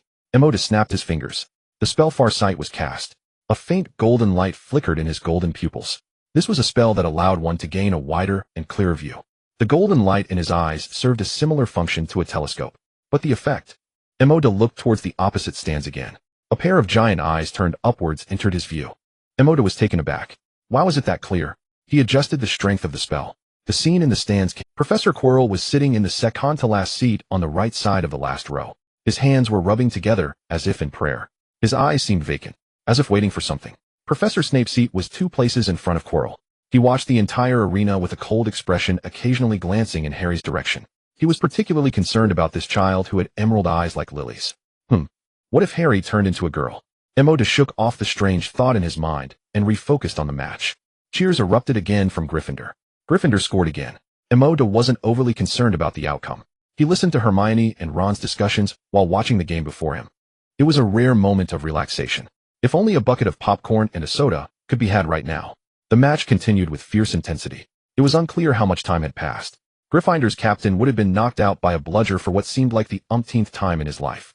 Maude thought this might be a sacrifice for the sake of art. Without Captain Wood's leadership and goalkeeping, Gryffindor began to lose consecutively. High up in the air, Harry showed a worried expression. At that moment, a small golden snitch suddenly flitted through the air and soared upwards. Seeing the golden snitch flash past him, Harry hastily chased after it on his broom. The timing should be right. Maude instinctively glanced back at the opposite stance. Professor Quirrell began to stare intently at Harry without moving. He did not seem to make any other movements. Meanwhile, Harry's broom began to sway like a wild horse that had broken free. Harry was completely unable to control it. Professor Snape also began to chant some spell. But compared to Quirrell, Snape's movements were clearly more pronounced.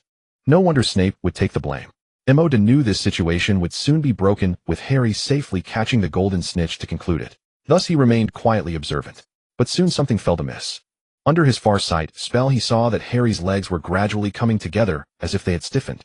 It was a very subtle movement. Is his leg stuck? Maude turned back to glance at Quirrell again. He noticed that Quirrell's fingers seemed to be twitching. Yet no one around noticed this. Professor Snape was still chanting some counterspell. It was difficult to discern Quirrell's spell changes at that moment. Another butterfly effect. What would happen if Harry's legs became uncontrollable on the broom that was out of control? Maude's one hand covered his face. With his other hand, a small lightning ball about the size of a Birdie Bot's every flavor bean began to materialize. Soon the lightning ball burrowed into the ground, and under the control of the magical spirit swiftly transformed into a purple light streak. The target of the lightning ball was none other than Professor Quirrell. When the lightning ball reached Quirrell, it transformed into a tiny butterfly. It fluttered its wings and lightly landed on the leg of Professor Quirrell in the last row, starting to flicker. Maude saw Professor Quirrell suddenly twitch. The spell was interrupted, and Harry returned to normal. But unfortunately, Professor Quirrell's mouth moved slightly, as if he was conversing with someone. Then the magical spirit sent a message. It was blocked by a transparent wall. Maude squinted, realizing something. The magic power within him was being siphoned by the distant magical spirit. The lightning butterfly under the magical spirit's control was also gradually growing larger. The lightning butterfly suddenly emitted a dazzling purple light, illuminating the surroundings slightly. What is this? The people around quickly became captivated. They all looked towards the back of Quirrell, as if still conversing with him. Quirrell was stunned for a moment, and stopped his spell once again. Meanwhile, the lightning butterfly had quietly disappeared after Maude's snap. No one noticed anything. As the surrounding people refocused on the match, Professor Quirrell once again looked towards Harry. Here we go again. Maude stroked his chin. He took out his magic book. What happened to Harry? Why does his broom seem to be acting up? It's Professor Snape. Hermione put down the telescope in front of her and handed it to Ron. Her tone was quite anxious. He's the one casting the spell. Let me handle this. Maude held her back. I'll take care of it. Hermione was taken aback. Maude strode forward. His magic book had already flipped to the page on dark magic defense, revealing a plethora, along with numerous serial numbers. It continued all the way to 165. Professor Chilo stared intently at Harry in the sky, seemingly concerned for his safety. His hands tightened there. Professor Chilo. He instinctively turned his head. A small blonde wizard holding a worn book greeted him politely. The transformation of this small wizard was significant, yet he still recognized him. Maris. Sir. His eyes squinted for a moment, as if he were deep in thought. Maude nodded. Yes, Professor Chilo. I need your assistance with something. Assistance? What is it? You see, I've been reading a lot about the defense against dark magic recently, but my knowledge is limited and I can't understand many concepts, so I have a few questions. Maude said as he opened the spellbook. These are the questions. Professor Chilo glanced at Maude's spellbook. Indeed, there were many. Dozens, or even hundreds of questions. This Maris was unusual. His mouth twisted involuntarily, as it often did. Is that so? How unfortunate. The competition still. By the way, Professor, would you like a snack? Maude pulled out a handful of Birdie Bot's every flavor beans. The charm of this snack lies in the unknown. Maude stuffed a Birdie Bot bean into Chilo's hand. Professor Chilo, this question. The joyful moment began. Without Chilo's fidgeting, Harry returned to normal. The fierce competition to catch the golden snitch continued. Over with Hermione, she was observing Maude's performance through binoculars.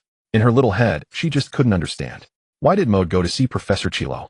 And why did Professor Snape stop chanting at this moment? Could it be? She sensed something was off. But her train of thought was quickly interrupted by Ron. Hermione, look. Harry is back to normal. I hope Harry can catch the golden.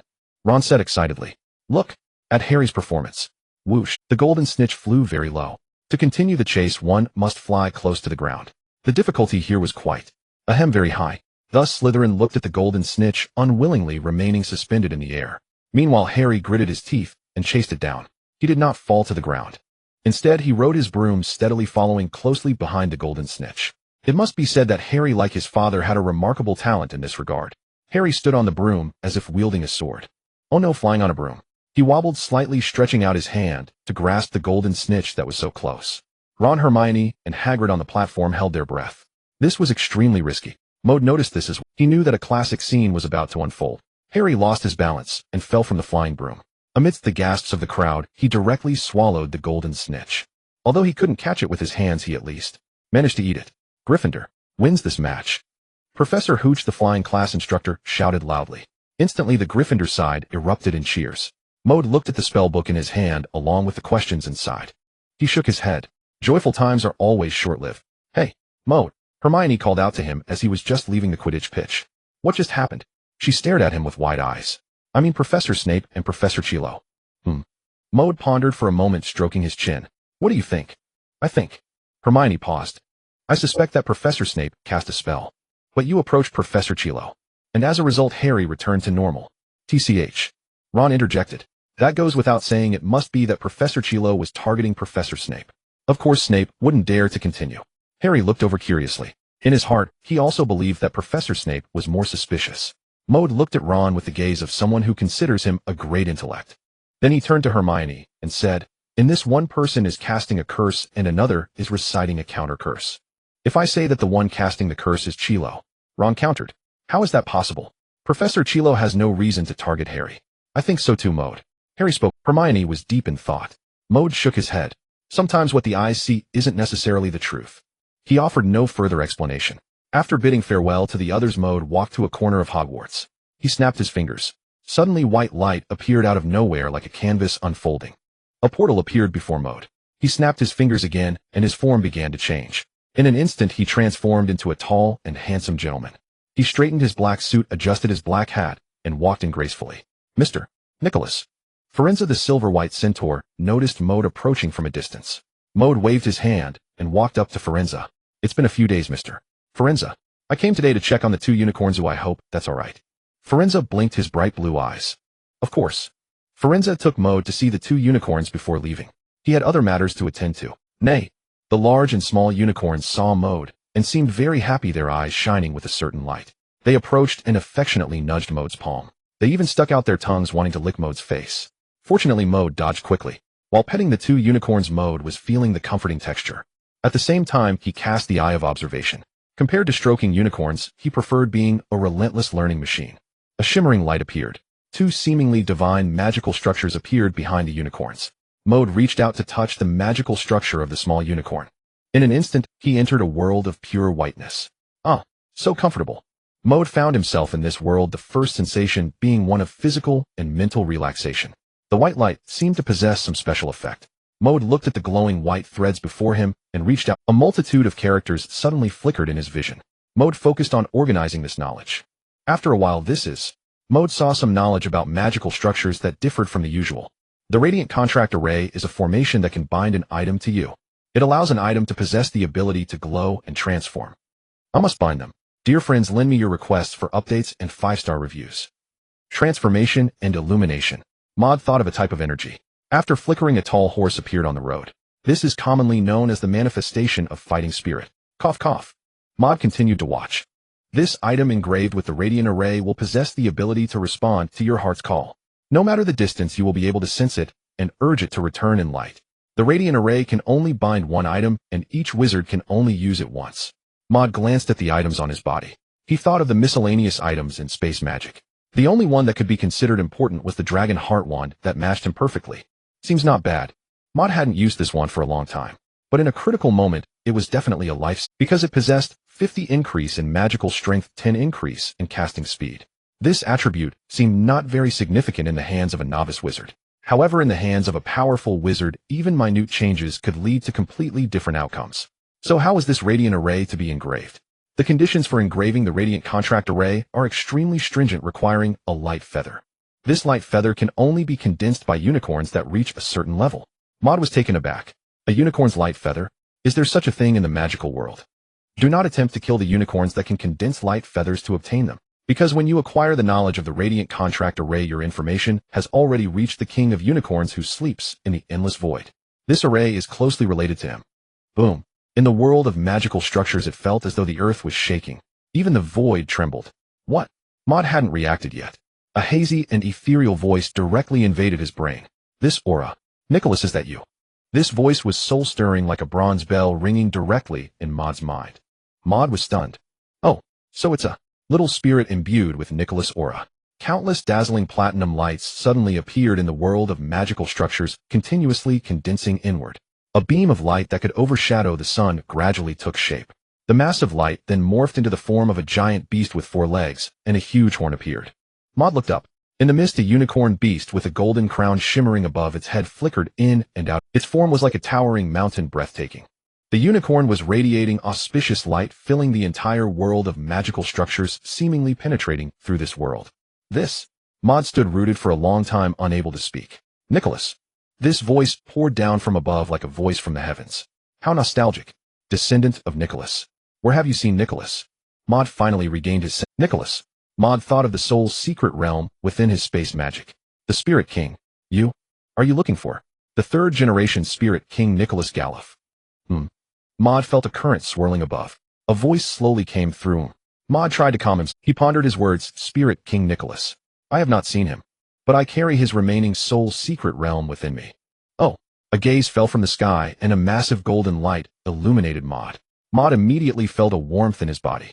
Soon after, the unicorn beast emitted a sound which seemed to carry joy. Found it. Something within Maude's body seemed to be triggered. Blinding white light continuously radiated from his body. Countless points of light appeared above Maude. A massive canvas unfolded in the air. Within the canvas, golden light flickered as if ink was flowing, depicting something. Nicholas. The unicorn beast's voice carried the sentiment of reminiscing about an old friend. Ha ha ha. A grand and resonant voice suddenly echoed throughout the void. Adabiller, is that you? Long time no see, ha ha. The unicorn beast's voice seemed a bit wavering. Nicholas. Where have you been all these years?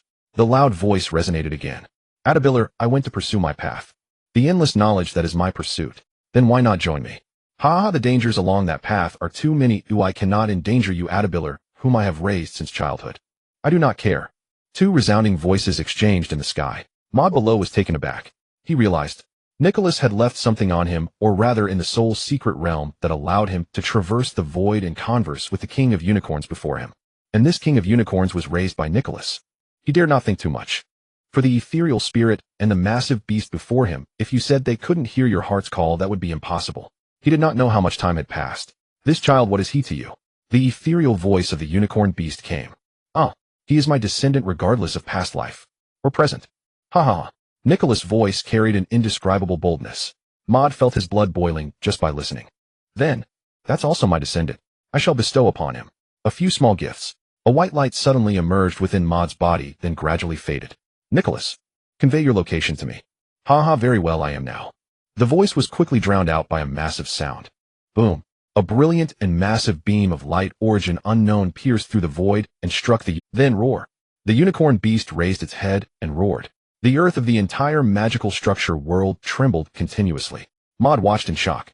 The unicorn beast trod upon the void like a deity, radiating terrifying and dazzling platinum light. Soaring upwards, a black giant hole appeared in the misty magical world, emitting an unmatched power. The unicorn beast stepped lightly into it. Before leaving, a voice came, young descendant. Until we meet again. Ha ha. The canvas suddenly dispersed, and the black hole vanished. Everything returned to calm as if a dream. But this was not a dream, Maude knew. Something had been added to his body. Radiant physique. Adabiller's protection. Light feather. Ha ha. This was merely a cameo. It will not intervene in this world, dear friends. Please urge for updates. Give 5-star reviews. The radiant physique, a unique trait of the unicorn king Adabil, was created through magic by the elven king Nicholas Gaff. It grants you the ability to summon phantoms of light, allowing you to switch places with a phantom. When faced with mortal danger, the radiant physique emits the light of life, preserving the last vestiges of vitality in your body and transforming it into light, transporting you to a location you have previously marked. As for Adabil's guardian, it is described as follows. The guardian of Adabil embodies the soul power of Adabil. It will protect your soul from destruction twice. As long as this power does not surpass Adabil, it cannot be broken. In summary, the gift from the unicorn king Adabil is equivalent to granting him 2 magical protections for his life. This, Maude has already envisioned his future title. The Undying Sage Elf Nicholas Zhao's Maude Melis. The method to trigger the radiant physique is as follows. Maude carefully examined the contents. The triggering method is quite simple. Maude calmed himself. He could sense a warm energy within him, as if something was gestating, eager to break free. Maude imagined piercing through it. Pop!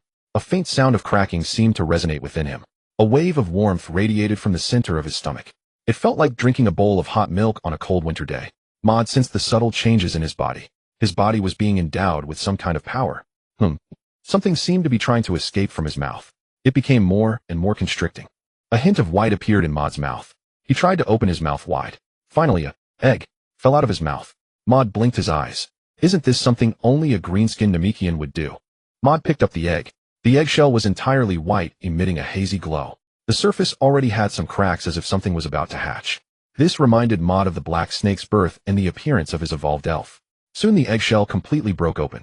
A mass of constantly changing white mist appeared before Maude. Then the mist swiftly entered Maude's body. A faint white light shimmered on Maude's surface, as if enveloped. Maude knew that the radiant physique had been unlocked. He could also sense the abilities granted to him.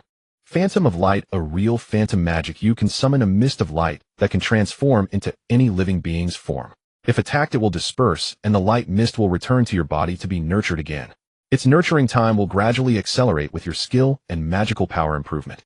The being formed from the light mist can perform a spatial exchange with your body.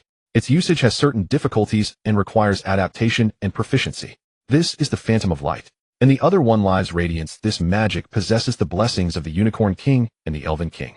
When you receive a fatal attack, it can protect the last vestiges of vitality in your body, but it does not work against soul magic. When you are on the brink of death, your body will transform into light and be transported to a location you have previously marked. This is an uncontrollable magic that can only be triggered right before your demise. One ability is practical and the other is for survival. Maude nodded. He had to admit that Nicholas' descendants truly enjoyed great benefits. Maude waved his hand, and a hazy white mist appeared in midair. It seemed to merge with the wondrous structure of the white world.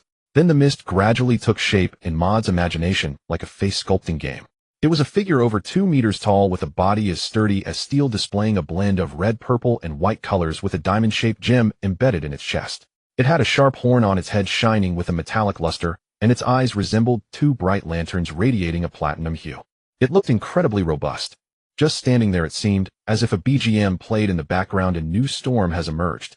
How can we remain stagnant? Ahem. Maude surveyed this figure, feeling quite satisfied. It perfectly replicated the image in his mind. Maude could even feel the warmth of this body. It felt as though he was close to a real person. This was the real effect of the Phantom of Light. Maude snapped his fingers habitually. The 2-meter-tall mini-light giant dissipated, turning back into a mist. It began to gather again, presenting another shape. This time Maude imagined his own appearance. Under Maude's eager gaze, a golden-haired young boy with a pair of slender and spirited golden eyes, a nose as straight as a peak, and skin as white as jade. Everything was quite nice except for the fact that he fell to the ground, rolling his eyes like a dead fish, his body twitching. Maude was taken aback, touching his golden hair. Only then did he realize why the information about the Phantom of Light stated its usage has certain difficulties and requires adaptation and proficiency. It turns out that if one is not proficient, it will be unpredictable. No worries, just keep grinding it. Thus a mist continuously formed and dispersed in front of Maude. It was quite tedious. However, there were results. His Phantom of Light finally stood normally and could perform some simple actions, such as raising a hand to touch its head, walking, squatting. Maude envisioned the future of this ability. Strategic retreat. As long as the performance of the Phantom of Light was realistic, his imagination kept up. Then his Phantom of Light could distract the enemy, constantly moving to evade attacks, occasionally showing a fearful expression. As long as it bought enough time, his true self could safely retreat nearby. Maude directed the Phantom of Light, resembling him exactly, to move to a slightly farther location. He could sense the presence of the Phantom of Light, even with his eyes closed. And this limit was 100 meters. After sensing it, Maude focused his spirit, as if a rope appeared binding him to that Phantom of Light. Then he imagined their bodies instantly exchanging positions. There was not a single sound. The scene before Maude's eyes transformed abruptly, like fast-reversing footage. He turned his head and found the Phantom of Light maintaining the same posture, standing in the very spot he had just occupied. P.S. to those urging for updates and 5-star reviews, if I call your name, would you dare to respond? See. Dear readers, please urge for updates and 5-star reviews. Not bad. Maude surveyed the luminous phantom before him. In his mind, he willed it to move, and the phantom slowly turned its eyes, locking gazes with him. A strange sensation arose within Maude, a sense of gazing upon himself. The luminous phantom attempted to form expressions, a smile, a sob, then a baffled half-smile, finally settling into the cold, impassive countenance of Professor Snape. Uncanny. Utterly uncanny. Though stiff and unnatural, the phantom's icy expression perfectly captured Snape's signature smile that never reached the eyes. Maude retrieved his spellbook and recorded the phantom's practice sessions and its lingering imperfections within its pages. The moment he closed the book, a stream of luminous data surged forth from Kunlun, dissolving into his consciousness. 3 years of Radiance, 5 years of application, by Nicholas. Maude murmured the title, and instantly recalled something else. 3 years of college entrance exams, 5 years of. He coughed softly, his expression turning subtly wry. 3 years of Radiance, 5 years of application, also known as The Expansion and Application of the Radiant Physique. Authored and exclusively published by Elven King Nicholas Gauff. Maude skimmed further and found the text startlingly sparse. It was less a book than a single chapter. The Radiant Physique enables synergistic use with light-affiliated spells, potentially yielding unforeseen effects. Tested spells include Light's Descent, Endless Light, Rod's Sacred Luminescence. A long list followed, none familiar to Maude, until his eyes landed on one, Lumina, I spell. That spell he had learned long ago. A simple illumination charm distinguished only by the unusual location of its emitted light. Maude snapped his fingers, casting a diagnostic enchantment. As he opened the spellbook, the page shimmered, and revealed the full incantation and theory of the Lumina Eye spell.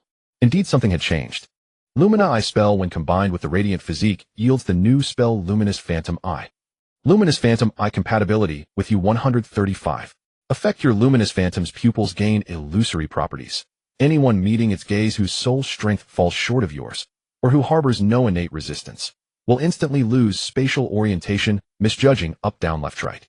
Caution: this disorientation fails against highly rational adversaries, or if repeated too swiftly, as the target will recalibrate their internal compass and rapidly discern true direction. It grants traceless casting. The Phantom's eyes emit no visible light or other telltale signs during activation. It amplifies your illusionary effect. Duration extends from 1 second to 3. Its two defining traits were tracelessness and temporal efficacy. Maude reviewed the Lumina Eye spell once more, then snapped his fingers again. He felt a subtle draw of magical energy from afar, siphoned by the luminous phantom. The phantom remained motionless, yet turned its gaze toward him. Maude made no effort to resist, and instantly swayed, disoriented. A vertiginous inversion seized him. He could no longer distinguish left from right, even his own hands seeming alien. This confusion was accompanied by a faint, unsettling weightlessness. After 3 seconds, Maude shook his head, clearing the haze. Against an unprepared foe, this spell would prove devastatingly effective. To misjudge direction for 3 seconds is to forfeit all precision in spellcasting. In life-or-death combat, such a lapse is fatal. Maude practiced the Luminous Phantom Eye a while longer, refining the phantom's gestures and expressions, then dissolved it entirely. Something else remained unattended within him. Luminous feather.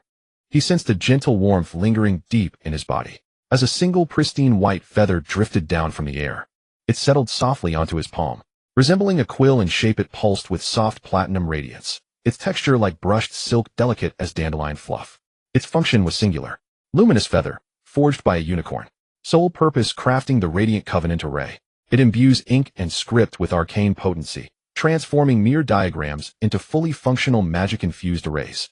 Yet Maude's knowledge of the Radiant Covenant array remained incomplete. For this world's structural magics were vast, and he had grasped only fragments. He withdrew the feather, letting it dissolve into light, and returned to his core. Once more he submerged himself in the luminous filaments of structural magic, in the boundless ocean of arcane knowledge. At last, it is done. Maude exhaled deeply, releasing a breath thick with fatigue.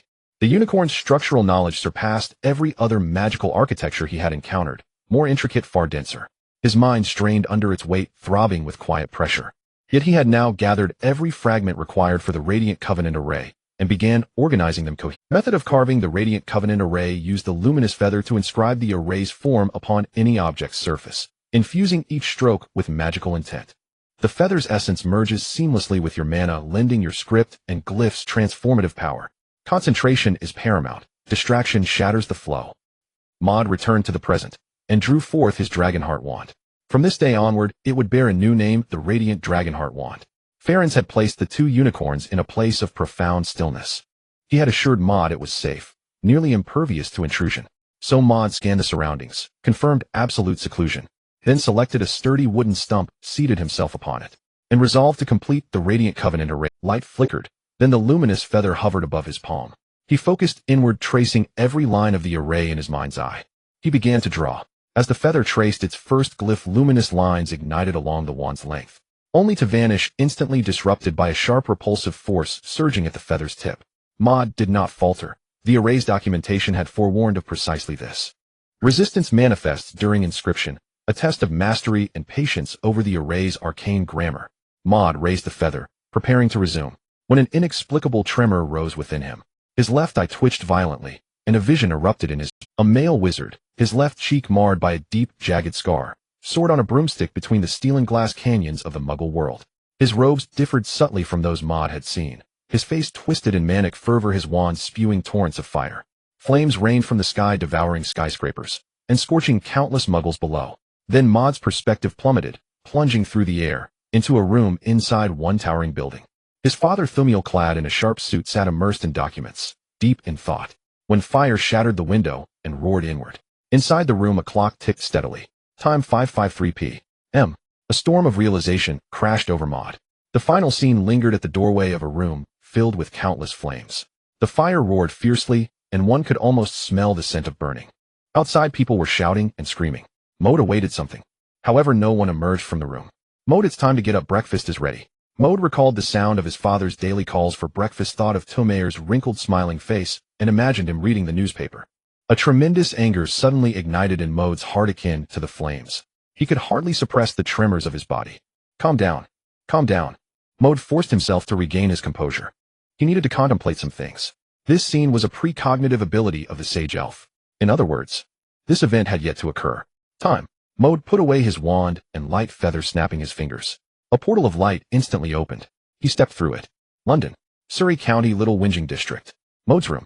Maude emerged from the space gate. His proficiency with the space portal was not enough to allow him to arrive directly at his father's company. He anxiously glanced at the clock on the wall. Time. 5:40 p.m. Only 13 minutes left until 5:53 p.m. There's still time. I can stop it. Maude took a slight breath. He was afraid of encountering what happened last time with Hermione. The foreseen and the actual events were merely minutes apart, if not less. Maude snapped his fingers again. A white light circle appeared. Maude envisioned the rooftop of his father Tomeir's company. It was a place rarely visited by anyone. At this moment, a scar-faced wizard named Star Reguff was traversing the Muggle world. Dressed in a gray hooded wizard's robe, he had come to settle scores. However, his revenge was interrupted by the Muggle police. The enemy had also escaped. As a pure-blood wizard from America, how could he swallow this humiliation? Revenge. These Muggles must face a severe retaliation. Haha. The dark wizard genes coursing through his veins began to stir. Star Reguff, seemingly mad, joyfully rode his flying broom amidst the tall buildings. Flames began to sparkle from his wand.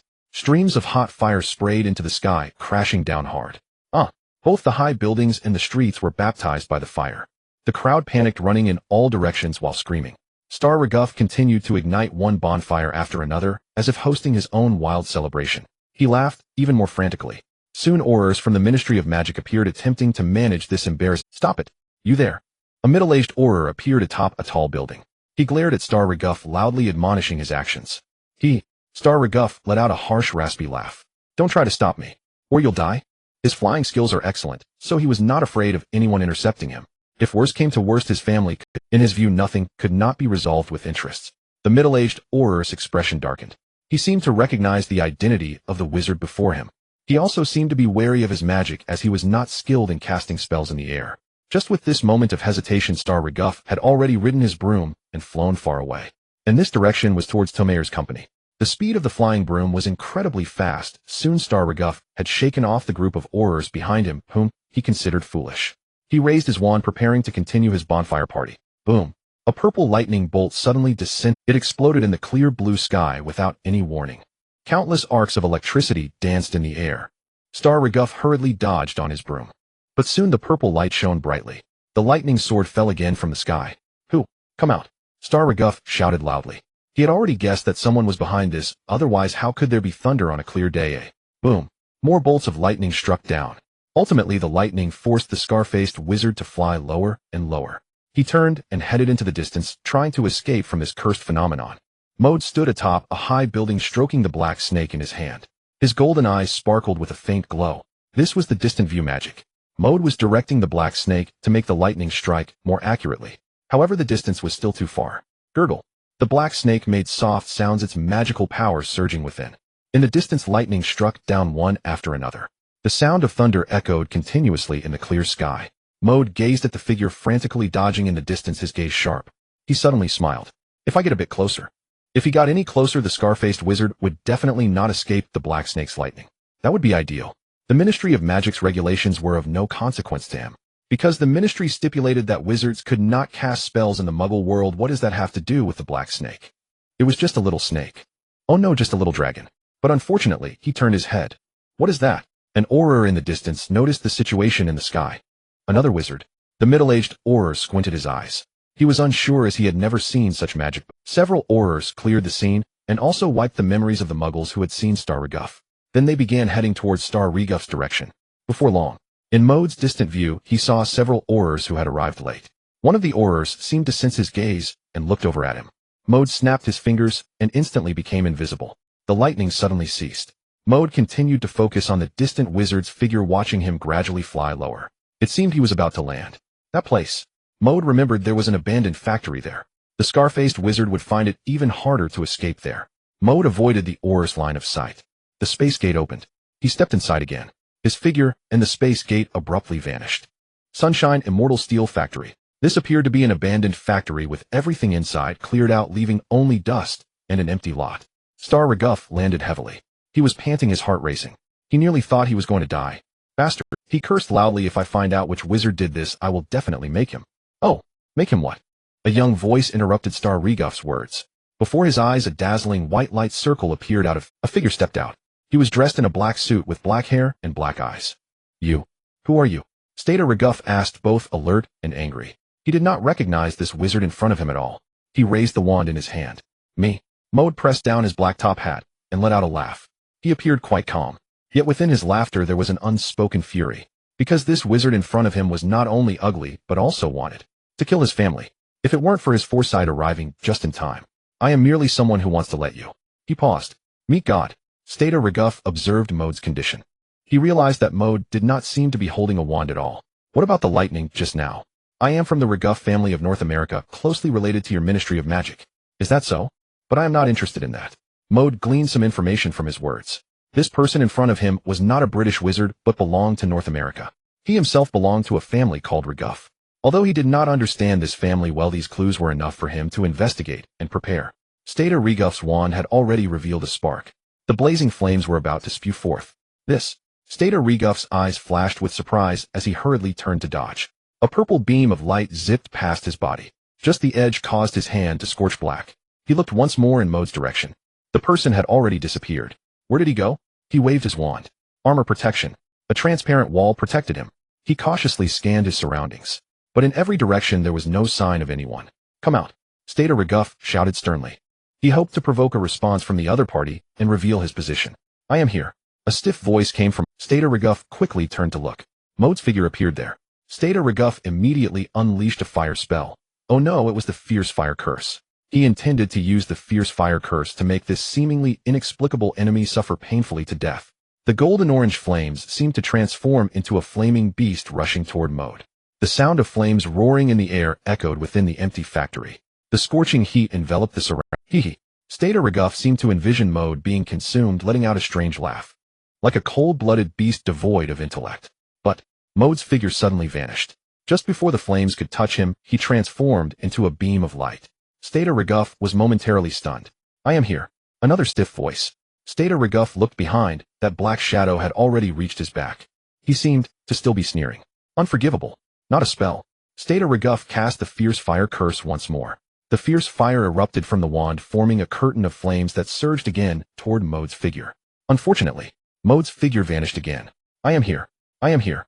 I am. Maude's figure kept appearing and disappearing around him. That stiff voice echoed from time to time. Star Reguff finally sensed something was off. This is not you, right, young wizard? He squinted as if calming down. But inside he began to feel anxious and fearful. This kind of magic he had never heard of.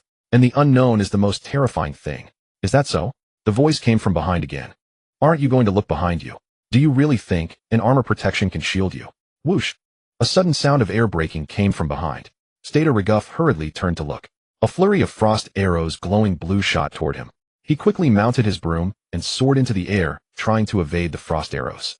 But unfortunately the frost arrows had locked onto him. Even though his speed on the flying broom was fast enough, he could not shake off the pursuit of the frost arrows. This was what Maude was doing during the time. He was using the light phantom to confuse him, gathering frost arrows to prevent him from escaping on his broom. Armor protection, he shouted loudly. An invisible transparent wall blocked several of the leading frost arrows. The blue light instantly burst forth. The icy breath spread in the air, sending a shiver down Star Reguff's spine. Water vapor in the air coalesced into chunks of ice, constantly crashing down. At that moment Star Reguff saw Maude's figure behind the factory. He was instantly filled with joy. He hurriedly mounted his flying broom and sped away. Maude looked up at him, watching as he flew in. He smiled at him. A chill ran down Star Reguff's back. He knew there would surely be surprises waiting for him. But he was unwilling to give up the chance to catch this wizard. This wizard was too elusive. Maude snapped his fingers. He had already exchanged places with the light phantom.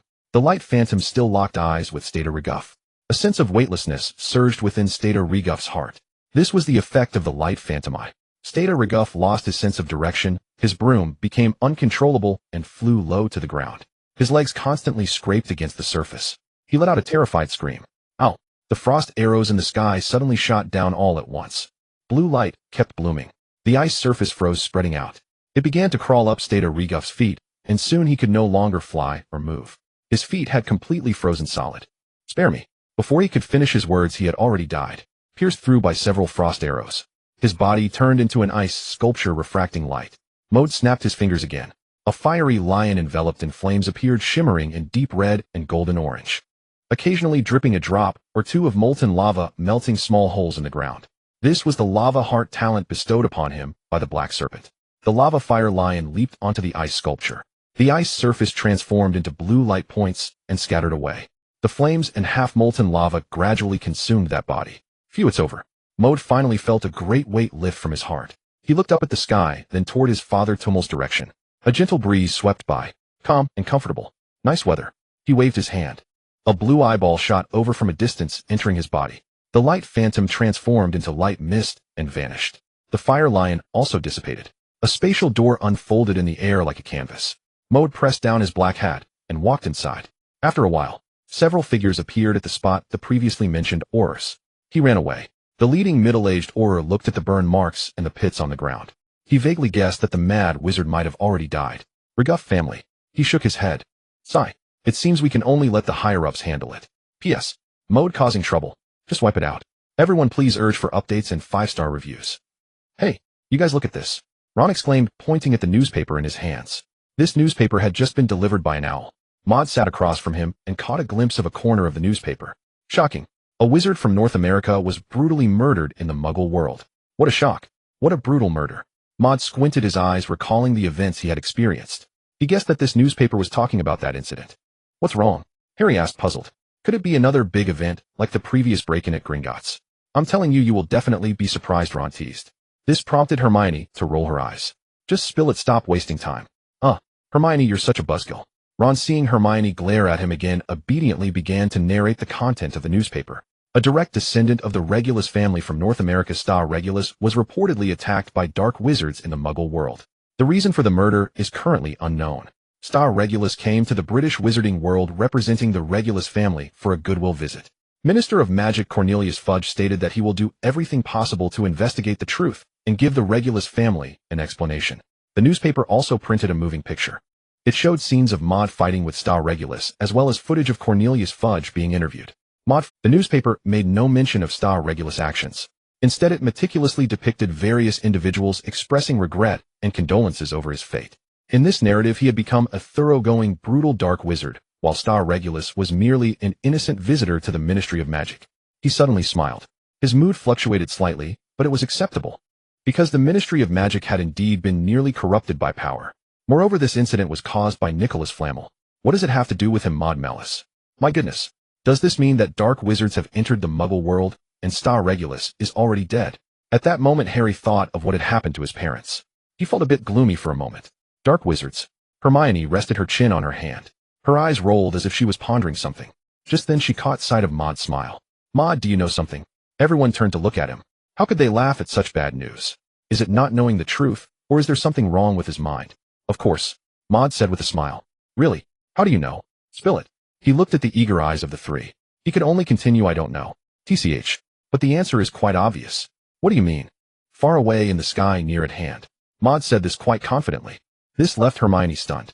Does this mean he is referring to himself? But how is that possible? Maude is just a little wizard who knows a bit of magic. She dismissed her thoughts. The culprit is right here. Maude pointed to an educational column in the newspaper. Here. The others thought Maude was really going to share some useful information. Upon seeing this, they all rolled their eyes. They thought he was about to say something.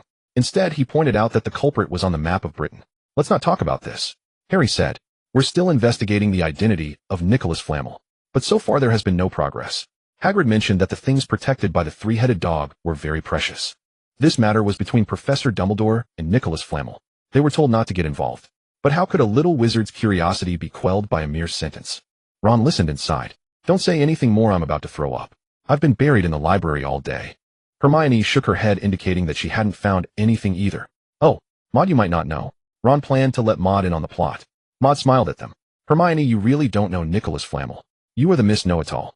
Hermione was me. She pointed at herself, recalling once again.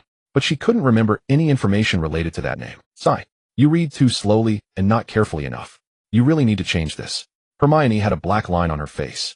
Previously they said I read slowly, and before that they said I didn't read carefully. So now it all comes together right. Exactly, Hermione, as Miss Know-it-all. How could you not know this? Ron chimed in. He certainly didn't want to read those books that were as dull as earwax-flavored Bertie Bott's every flavor beans. Who? Hermione took a few deep breaths, seemingly on the verge of losing her temper. She truly couldn't stand Ron's trash talk. Oh, look at you, you really are petty. Wah wah wah. Harry quickly Maude nodded. Harry's actions were becoming faster and more skillful. Ron, what you did was wrong. Maude began to teach Ron about how to get along with others. Even though you look. Maude paused. Quite average, you shouldn't directly point out others' flaws after all you yourself are. He spoke while observing the expressions of the others. He nodded in satisfaction. Didn't the atmosphere improve? Mr. Mellis. A cold voice, so Maude instinctively turned to look. Professor Snape. Professor Snape, clad in black robes, had silently approached the group from behind. I need to speak with you. He gestured for Maude to follow, leading the way. Oh, I truly sympathize with you, Maude. Ron gaped. He must want to use you to feed the three-headed dog, so he can retrieve something. Maude chuckled. You little brain, that's quite a thought. Don't think like that anymore. He followed Professor Snape. The two of them made their way to Professor Snape's office. Two things. Professor Snape said. I need you to help me with two things, Mr. Mellis. Maude nodded. The first thing is to have you become my potions assistant. Professor Snape was still amazed by Maude's previous suggestion on potion brewing. He wanted to see if this Maude Mellis truly had talent in this area. If he did, he couldn't waste his talent. Oh. Maude looked perplexed. The second thing is that the time has come. Regarding the matter of Lily Potter, Maude suddenly realized the time had come. The Tool Man is about to go online. P.S. Maude, Tool Man online. Professor Snape, could you give a little nudge and 5-star rating? Then let's begin. Professor Snape's face remained cold and indifferent. Maude looked at Professor Snape and, which one shall we start with, Professor Snape? I think the second matter is more important to Professor Snape. After all, it concerns Mrs. Lily Potter. The corner of Professor Snape's mouth twitched suddenly. Maris. Maude observed the expression on Professor Snape's face. Keeping a cold face won't do. Has he developed some emotions? Professor Snape's eyes grew colder. He called out Maude's name again, Maude Maris. Oh, I'm here. Professor Snape, let's go see Mrs. Potter first. I also miss her. Maude stepped ahead. The prohibition of apparition at Hogwarts had its pros and cons. The downside was evident here. They ran out of Hogwarts, arriving at the entrance of Hogsmeade. Professor Snape performed apparition. The two of them vanished from their spot in an instant, seemingly swept away by a spatial vortex. In fact, Maude felt similarly about this magic. Apparition washing machine spatial vortex. They arrived at a familiar little house under Professor Snape's somewhat cold yet expectant gaze. Maude cast the fundamental soul magic. He drew out his dragon heart wand, which had a half-etched luminous magic circle. Return of the lost soul. A green light from the depths of the underworld flickered within the room. A soul from 10 years ago was awakened. Lily Potter looked just as she had last time, as if awakened from a deep sleep. She opened her hazy emerald eyes and blinked. After a moment, she said, Severus, it's good to see you again. And you, dear little Maude. Oh, how did you become even cuter? Maude responded with a somewhat awkward smile. I didn't want to, it's just that the elven bloodline forces me. He smiled and answered, it's just a growth period, a little wizards are like this. Is that so? Lily Potter looked at him teasingly. Of course. Maude nodded. Lily turned to look at Professor Snape, sizing up. Severus, you haven't changed a bit. Her tone wavered, seemingly a bit angry. You should have taken my advice last time and exposed yourself more to the sunlight of this world. You can't be like Professor Dumbledore, remaining single your whole life. Ahem. Professor Snape coughed, interrupting Lily. He looked at Maude. Lily, I need to speak with Maris for a moment. The two reached the door. Maris, just wait outside for a moment. After an hour we'll return to Hogwarts and start brewing potions. The door closed. Maude blinked. It's well known that a moment an hour. He shook his head. Professor Snape, this is typical ingratitude. The road has narrowed. But the topic was too explosive. Professor Dumbledore, you've set a bad example. Take care of yourself. He recalled Professor Snape's sunny, cheerful laughter. A smile like a blooming flower or a grin that lights up the world. Maude nodded in satisfaction. If Professor Snape transformed into this kind of person, then the greatest contributor would undoubtedly be me, the sage elf, Maude Maris. Goodbye, Lily. Snape bid farewell to Lily once more. His cold tone and brief words could not conceal the turmoil within him. Severus, you still didn't listen to my advice this time. I'll say it again next time. Lily Potter said with a smile, raising her eyebrows and waving goodbye to Professor Snape. Her figure transformed into light dust and scattered. Lily. Professor Snape watched the light dust disappear. His thoughts had undergone considerable changes. He could feel it himself.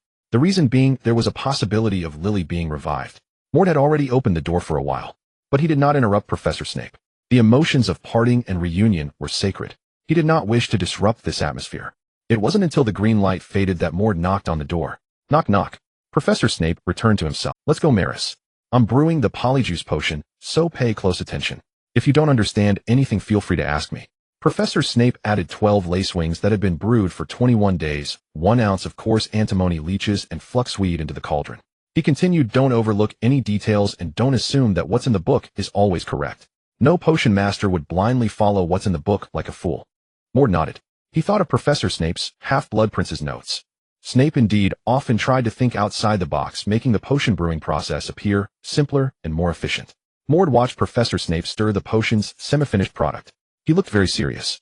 He treated potion making as an art to be polished. You can take notes on this potion and any operations you don't understand. Once I finish brewing, I'll check your notes. Notes are great. I excel at taking notes. He pulled out his spellbook, took out a quill, and seemed to be writing something. In reality, he had already written quite a lot. More content rapidly formatted within the spellbook at a high speed. Maude had actually been taking notes from the very Maude watched Professor Snape's actions, pondering the materials of this potion. He suddenly remembered the potion knowledge he had recently acquired.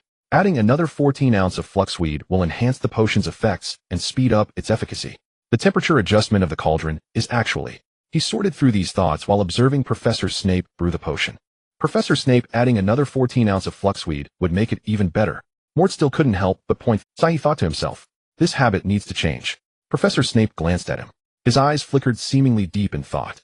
He listened to Maude's suggestion and added another 14 ounces of fluxweed. The liquid in the cauldron changed again. Finally, he added a hair into the mixture, forming a cup of purple gold solution. It was a success. The aroma of malt wafted through the air. This was undoubtedly the best-tasting polyjuice potion Professor Snape had encountered in years. What kind of magical effects would it yield this time? Snape began to feel a bit of anticipation. Maude also saw the appearance of this solution. However, his attention was not on that. He saw something interesting in his transfiguration potion. Oh no, a gender-bending potion. P.S. Maude, would you like a cup of a strange potion whose effects are unknown? Darling. Maude blinked his eyes. Transformation. What a good thing he had a bold idea. Marys, why don't you give it a try? Professor Snape held the bottle of the potion solution. He gently shook the bottle. Suddenly the solution inside rippled, revealing a mysterious purple-golden hue. Me? Maude pointed at himself. Are you suggesting that I, the guinea pig, should try it myself? Isn't that a bit excessive? Professor Snape, I advise you to consider. Right. Professor Snape said coldly, don't worry, based on the materials and this solution, it is harmless. The effects are time-sensitive. I have also tested the toxicity. Maude ran his fingers through his golden hair. How about? Let Malfoy cough, let Malfoy give it a try. I heard he has a fondness for potion making. Professor Snape shook his head. Not suitable, if you still want to keep it a secret. This statement directly silenced Maude. All right. Maude took the purple golden potion. Professor, whose hair is this? Harry. Oh. Maude sniffed the potion in the bottle. A strong scent of barley wafted up. He took a small sip. The taste of milk, the flavor of barley with a hint of sweetness, the flavor was really quite good. Maude gulped it down in one go. He savored it for a while. This was simply better than the pure milk from 82. I need a refill, cough. A strange sensation gradually spread through Maude's body. His muscles were changing, bones were shifting, and even his skin and hair were different. But the feeling was not unpleasant.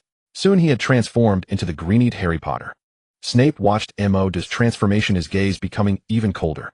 He began to take notes with a quill. He murmured the taste should be quite good. No adverse reactions during the transformation. Time of change 30 seconds. Very well, how do you feel now? I mean, how does it differ from the potion described in the book? Maude did not answer directly. He closed his eyes as if feeling something within his body.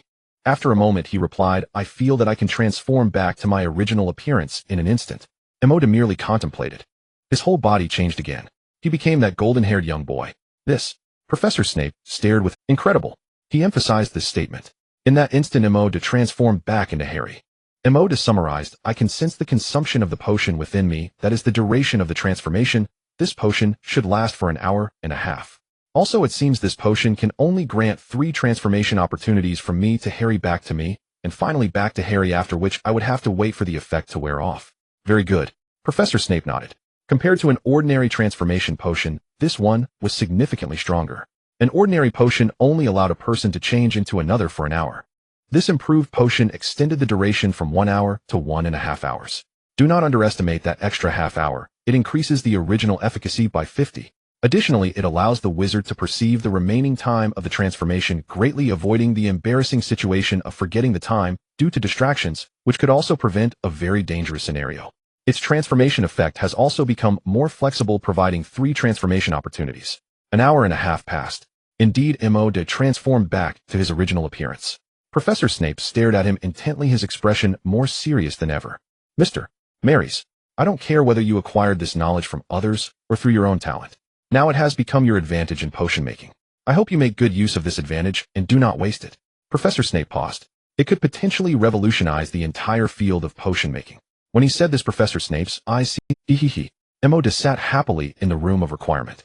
He was holding the potion he had borrowed from Professor. He was seriously preparing to brew a potion. The potion was called the Transfiguration Potion. The Transfiguration Potion, created by Potion Master Filth, can change a person's appearance to that of the opposite gender within an hour. This process does not turn one into another person, but rather into the opposite gender version of oneself. Additionally, it has more attractive features. The brewing process of this potion is somewhat complex. It is of great benefit for novice potion makers. Brewing this potion can accelerate a potion maker's proficiency in ordinary potion making and tool usage. It enhances a potion maker's perception of herbs and other materials, helping one find better ratios. It's a miraculous effect. Moreover, this potion, when used in conjunction with another potion, charm potion, has certain benefits for learning magic. This is truly a win-win situation. This has great benefits for his future magical training. Whether for auxiliary potions that aid in the elven bloodline or for advancing wizard rank, similar statements are noted. The subsequent auxiliary potions will gradually become stricter in terms of potion making knowledge and operation, as even minor errors can lead to potion failure. On the other hand, this potion is simply too compatible with Harry. I have no choice. I am Maude Marys am left with this little hobby. Maude chuckled again. Time to fire up the cauldron. Cough, cough, light the fire. Grass leaf powder, licorice powder, ancient wood flower, snake skin. Maude, Harry, and the others walked in. Ron's greeting made Maude's hand shake involuntarily. Maude instinctively threw the cauldron away. Bang. Sure enough, it exploded. Cough, cough. Harry and the others coughed uncontrollably, their faces blackened. What are you doing? Cough, cough, what are you doing? This smell is truly awful. Maude, Hermione shouted. Cough, cough here. Maude touched his nose and couldn't help but laugh at the trio's miserable state. Under Hermione's murderous glare, he quickly closed his mouth again. I can't be blamed for this. Ron, you alas. Maude shook his head. You were too loud, which affected my potion making. This is a good thing I brewed for you. Good thing? Harry asked curiously. Maude nodded. Indeed, this can help you grasp magic faster. Of course, there are some side effects. P.S. Maude, Harry, I'm doing this for your own good. Faster at mastering magic. Hermione blinked. Is there such a potion? Maude nodded. A small potion. Hermione rolled her eyes. Maude always explained the strange things about him this way. A small spell. A small potion. She really wanted to open Maude's little head and see what was inside. Oh, really? Can it really change my somewhat poor level of magic? Ron was somewhat excited. He also thought this was a good thing. With this potion, shouldn't he drink a few more bottles and quickly ascend to the position of Gryffindor prefect? Not bad. Maude smiled and nodded again. Ron was increasingly aware of himself. Hermione stared at Maude's face again. Why do I feel like you have ulterior motives? Do I? You must be mistaken. What side effects does this potion have? Currently unknown, we will have to try it to find out. Really? Ignoring the skeptical look Hermione threw at him, Maude looked at Harry as if appraising a piece of art. This made Harry feel a little creeped out. All right, you two go aside, don't disturb me. Maude said as he picked up the cauldron, sat back down, and continued to brew the transformation potion. Harry and Ron had little interest in potion brewing. This thing was simply synonymous with old Bat Snape. Just seeing it made them feel uncomfortable. However, Hermione crouched down looking at Maude. Can I watch? Miss Granger's curiosity never diminished. Maude thought for a moment and agreed. It wasn't something that needed to be kept secret. At worst, he'd push the credit onto Professor Snape. Maude added grass leaf powder, licorice powder, ancient wood flower, and snake skin into the heated cauldron, and began to brew the first layer of potion.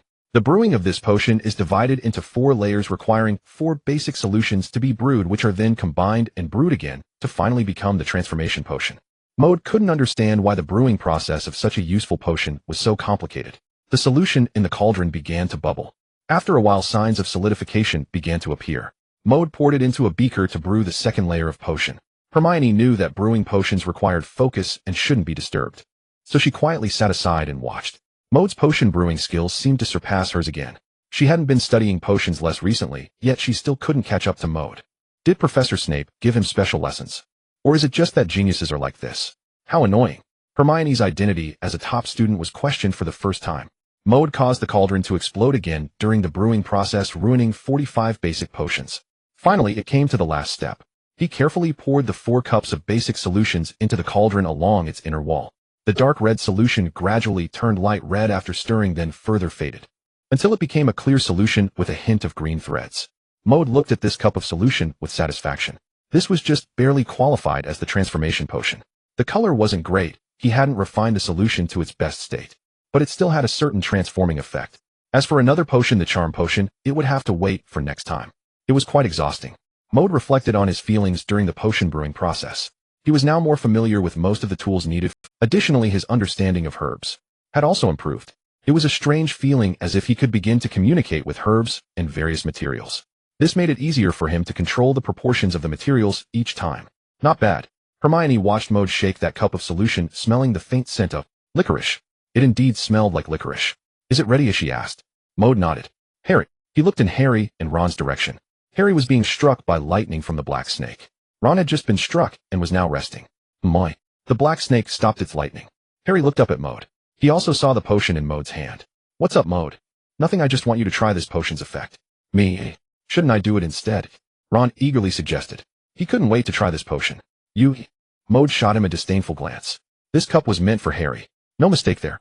The thing is, this cup of solution can only be considered a semi-finished product. Later there will be a complementary potion that must be taken together to aid in learning magic. However, I want to see if this one is successful. Harry tilted his head. He hadn't figured out how this related to him, but he still nodded. Then he'll give it a try. He took the potion and gulped it down. Licorice flavor. The taste isn't as strong as the licorice one. It's quite nice. Ron felt an urge to lick the bottle cap. Oh no, to lick the cup. He quite liked licorice as a snack. But soon this envy turned into shock. Oh! Ron and Hermione exclaimed in unison. They saw Harry's body changing, heading towards the direction of a girl. Maude quietly watched. Inside, he continuously compared Harry's face with that of Lily Potter. This was too interesting. Meanwhile, Harry was wide-eyed, feeling the changes in his body. His hair was growing longer, his features softening, his hands and feet becoming more delicate, and his skin turning fair. Merlin's beard. Harry, you've changed. Ron exclaimed, pulling out a pack of Bertie Bott's every flavor beans from his pocket and starting to eat. This was as exciting as a Quidditch match. So cute. Hermione shouted, stepping forward to pinch Harry's little face. Oh no. Harry's little almond-shaped green eyes, a delicate nose, soft black hair. The outline of his face had also started to resemble. Maude seemed to see a younger version of Lily Potter with black hair. The three were surprised and amazed while Harry was in a daze. When Hermione pulled out a small mirror to show him, he finally cried out. Why have I turned into this? Even his voice had changed to a slightly cute, childish tone. Maude blinked. He could already imagine Snape's impatient expression. P.S. Dear readers, please urge updates and give 5-star reviews. My results are starting to decline again. Lend me a helping hand. What exactly is going on? Harry looked at Maude with his emerald eyes. Cough, cough. However, this should be a side effect of this potion. Maude shook his head, looking at Harry's adorable little face. He bit his tongue on the word side effect. Definitely not just a effect. What is this potion called? This one. It's called Charm Demon Potion. No. 1. When used with Charm Demon Potion. No. 2. It will have an effect of aiding in the learning of magic. Harry nodded as if he understood. He was still a bit confused. So, how long will the side effects of this potion last? Hermione finally put down her small hands that were pinching her face. She also stared over. It should be less than an hour. Isn't this side effect a bit strange? Hermione said, who knows? Maude shrugged. Ron walked over again. He scrutinized Harry's appearance once more. I mean, Maude, does drinking this potion really make you look like this? Ron thought about the effect of the potion. Not drinking it is a pity, but drinking it means looking like this. Wouldn't that ruin his future glory in Griffin? Maude nodded. Good and bad go hand in hand. Fortune and misfortune are intertwined. If you can't accept it, it's fine. At worst, just be a good student. Ron scratched his head. For a moment, he fell into thought. Maude looked at Harry again. The effect is out. Shouldn't we let Professor Snape take a look? Should we let him evaluate the effect of our potion? Wait a minute. Hermione also looked at Harry, suddenly thinking of something. Isn't there Snape's potion class in the afternoon? Harry immediately frowned. What should I do? I can't just walk in like this, can I? Maude's eyes lit up. What a coincidence. It must be a coincidence. He hadn't checked the class schedule. It's fine. Cough, cough. Maude patted Harry on the shoulder. Your height hasn't changed much. Just wear a slightly longer robe that covers your face. The three of them walked ahead, blocking Harry's figure. They returned to the Gryffindor common room.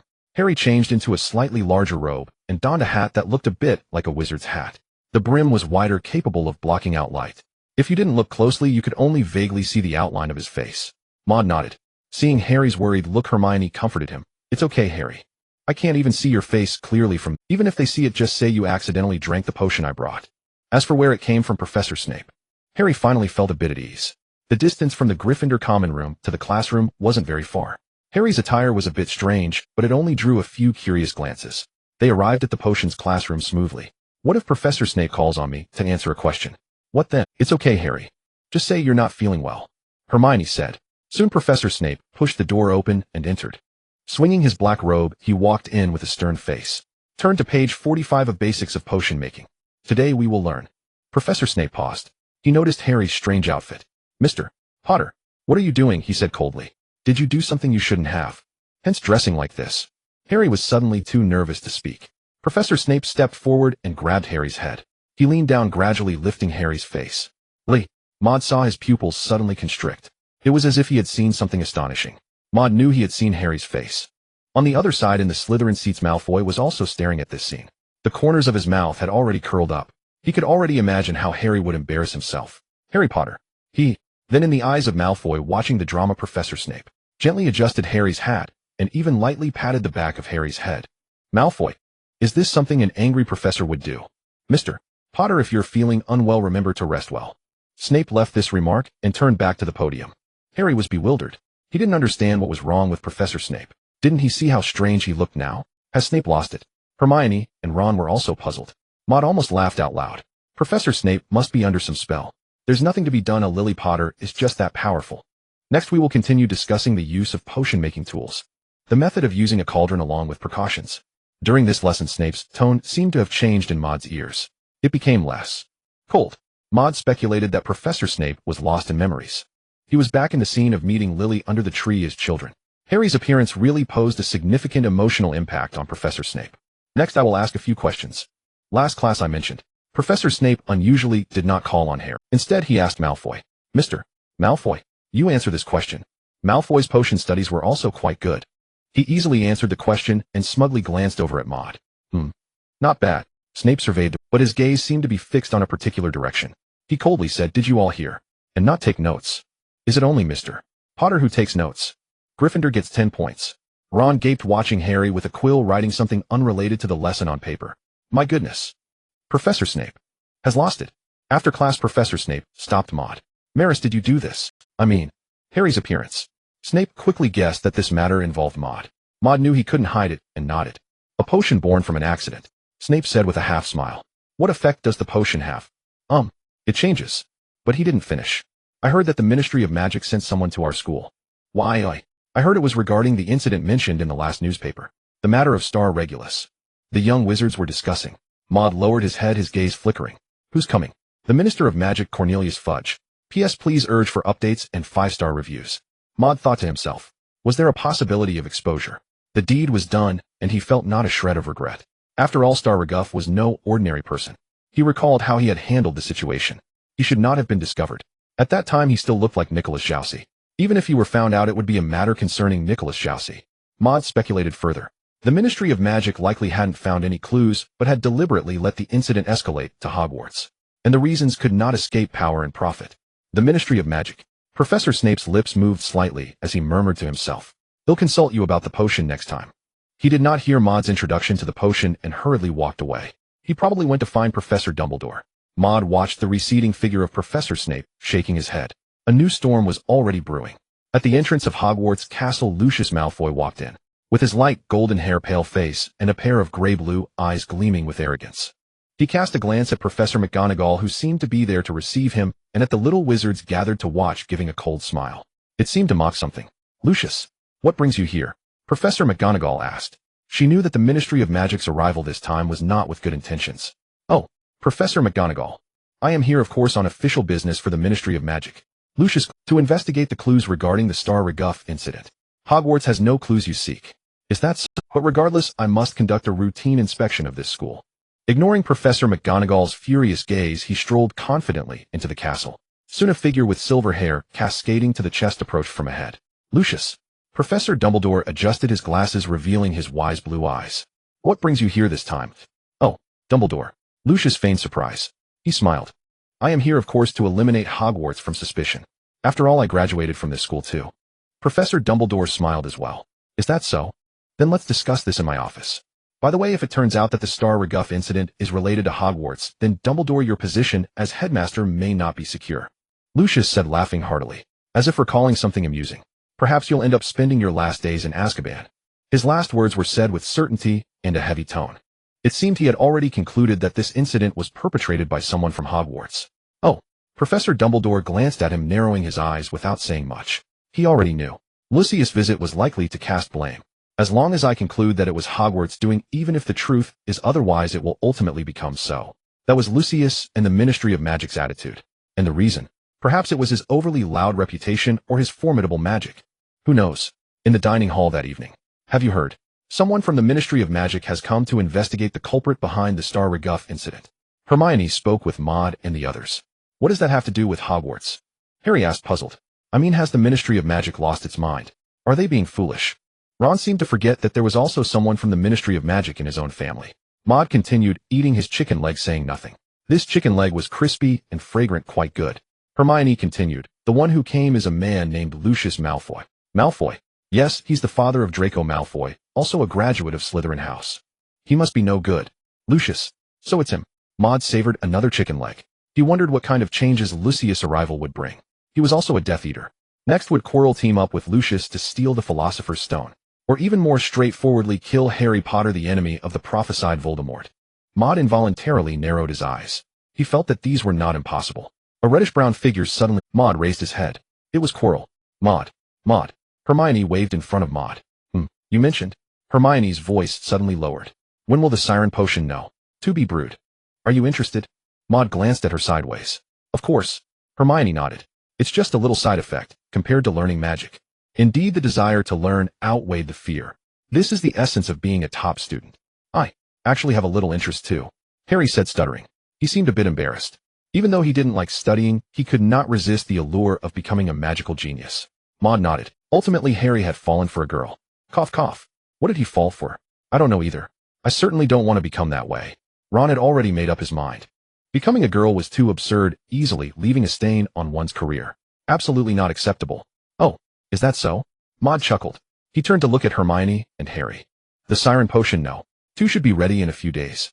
Soon you will be able to experience its effects. When it is developed, it will be the time of Harry Potter's return. As for how effective it would be, Maude wasn't sure, but it probably wouldn't be too bad. By the way, what was up with Professor Snape? Harry finally asked. He clearly saw me but said nothing, and instead. Maude could fill in the blanks. Instead, he affectionately patted the back of your head. Thinking of this scene, Maude almost burst into laughter. I feel. When he looked at you, it was like he was looking at someone very familiar. Hermione observed Snape's expression. Someone very close, as if. My dad looked at my mom. Saying this, she herself seemed a little incredulous. Harry involuntarily shivered. In recalling Professor Snape at this moment. Snape, something's off. In my opinion, Snape might have been in Slytherin for too long and started to go mad. Ron shook his head, speaking as if it were true. Mr. Maris. A familiar voice rang out. Maude instinctively turned to look. Professor Dumbledore. I have something to discuss with you. Dumbledore blinked his blue eyes. Maude pondered the reason Dumbledore sought him out. He silently cast a mental blocking spell and stepped outside. Professor Dumbledore glanced around and said, Let's go to my office. The two walked under the moonlight, chatting. Mr. Maris, do you know why I am looking for you? What could it be? Maude immediately thought of the Philosopher's Stone and Lucius. P.S. Please urge updates and leave 5-star reviews. Maude followed Professor Dumbledore directly to his office. Professor Dumbledore was still seated in his office chair, resting his chin on his hand as he looked at Maude. Silence reigned. A pair of deep blue eyes seemed to pierce through Maude's very soul. Was he reading his thoughts? He, having cast the brain-blocking spell, Maude had grasped the essence of this magic. Maude blinked. A jumble of chaotic thoughts sprang to his mind. Professor Dumbledore's desk is truly beautiful. The Phoenix looks cuter every time I see it. I heard that Ron has taken a liking to Professor Dumbledore. Professor Dumbledore still looks so sprightly. Professor Dumbledore chuckled softly. Your brain-blocking spell is getting better and better. Oh, I'm sorry, I didn't mean to. Maude nodded. He certainly did not trust the old man in front of him. Always prying into personal matters, how mischievous. Of course, this thought was safeguarded by the brain-blocking spell. This is what is commonly said, a smile on the surface. Professor Dumbledore's smile faded. Mr. Maris. I know your magic is very remarkable and quite powerful, at least far stronger than any of your peers. Professor, you must be mistaken. Is that so? Professor Dumbledore lowered his head, letting his glasses slip down his nose, revealing his blinking blue eyes beneath. It's all right. I would like to ask you for a favor. Professor Dumbledore, I can't guarantee I can do it. Dumbledore nodded and continued. I hope you can help me protect Mr. Potter. The situation has already changed. Mr. Potter might be in danger. His expression turned serious. He looked at Maude, staring into his eyes. Can you help me, Mr. Maris, as long as it doesn't jeopardize your own safety. Indeed, this was the task. Maude had guessed it when he entered. He shook his head. Professor, it's not that I don't agree. But if I agree, I might not be able to complete this task. He paused and continued. I am just a lowly wizard. How could I protect Harry if things go wrong? Dumbledore did not retort, yet he still gazed into Maude's eyes. No matter. If that's the case, it's my own oversight. Can you agree to my request? Maris, for the sake of an old man over 100 years old. Also, I will personally pay you a certain reward. Sighed. Maude sighed as he walked out of the headmaster's office. Indeed, Professor Dumbledore was a Jiang. He accepted the task after all. Not far along, Maude encountered Professor Snape walking towards him. In the darkness, he looked just like a bat. Mr. Maris. His uniquely cold voice rang out. Professor Snape. Maude already knew that Snape was specifically looking for him. Coincidentally, Maude also wanted to find him. Maude made his way to Professor Snape's office. Maris, I would like to ask you for a favor. I can sense that your magic is quite good. Goodness, even the opening line is the same. Maude anticipated his thoughts, which were likely aligned with Professor Dumbledore's. Maude spoke first. Protect Harry. My. Professor Snape suddenly looked up intently at Maude. You know, Professor Dumbledore. Snape. Maude continued, Professor Snape, I mean if Harry encounters danger. I believe if you arrive in time, Harry's safety will be more assured. Professor Snape shook his head. But I can't guarantee I can arrive in time. No. You and Professor Dumbledore will definitely have someone prioritize arriving. Maude also shook his head. Professor Dumbledore could lift the restrictions on apparition at Hogwarts. The phoenix he raised also possessed a similar ability. So as long as someone could hold back those who delay them, they would definitely be able to catch up. The root of fear of the unknown lies in insufficient firepower. Thus, Professor Snape, you must firmly hold the second position at Hogwarts. And the method should be approached through the wand. Professor Snape, to be frank, I have some research on wands. Could you take out your wand for me to see? Snape's cold gaze flickered as he contemplated something. He took out his wand and handed it to Maude. Maude cast the wand identification spell. The wand identification spell was frequently used, and Maude had grown highly proficient at it. Moreover, since it was merely an auxiliary spell, Maude could almost cast it silently. Yet it still drew a puzzled look from Professor Snape. It seemed he sensed Maude was casting a spell. Maude looked at the wand in his hand, then at Professor Snape. A line of text appeared directly before his eyes. Wand compatibility with him 90. Effect allows smooth use of magic, no additional effects. This is a wand that is quite handy for him. Indeed, the compatibility of this wand was not high. If Professor Snape were to switch to a wand with 100 compatibility, it would mean a 50 increase in magical power and a 10 increase in spell casting speed, which for such a powerful wizard like him meant what? Even if he might not match Professor Dumbledore, his strength would certainly be able to firmly suppress Lucius or Quirrell. Professor Snape, I want to give you a new wand. Your original wand can be kept as a souvenir. Snape's cold voice echoed again. Why? Because this wand limits your magic. Maude blinked. Trust me, Professor Snape, choosing a wand is a family tradition of ours. Is that so? Snape thought of the peculiarities about Maude and nodded. For the moment, he believed him. Now let's talk about what happened with Harry today. Oh, Professor Snape, this is a... Maude organized his wording. A potion that aids the physical and mental health of young wizards. It can also help young wizards establish a more solid magical foundation. Is that so? If convenient, please give me a bottle as well. I'm very interested in it. Maude returned to the Gryffindor dormitory. He reflected on what had just happened. He had taken on a task to protect Harry. Then Maude shared this task with as long as Professor Snape grew stronger, he could comfortably continue learning magic. He was quite looking forward to. Would Professor Snape be able to directly obliterate the snake's fangs with a single spell when ambushed by Voldemort's snake? Maude blinked his golden eyes. It's time to sleep. He still needed to help Professor Snape choose a wand tomorrow. P.S. Please urge updates and give 5-star reviews. The next day, Maude sat on the bed in his dormitory holding the dragon heart wand in one hand and the light feather in the other, meticulously engraving the glorious contract array. His hands grew steadier, no longer easily pushed away by the repelling force of the carving. His engraving speed also increased.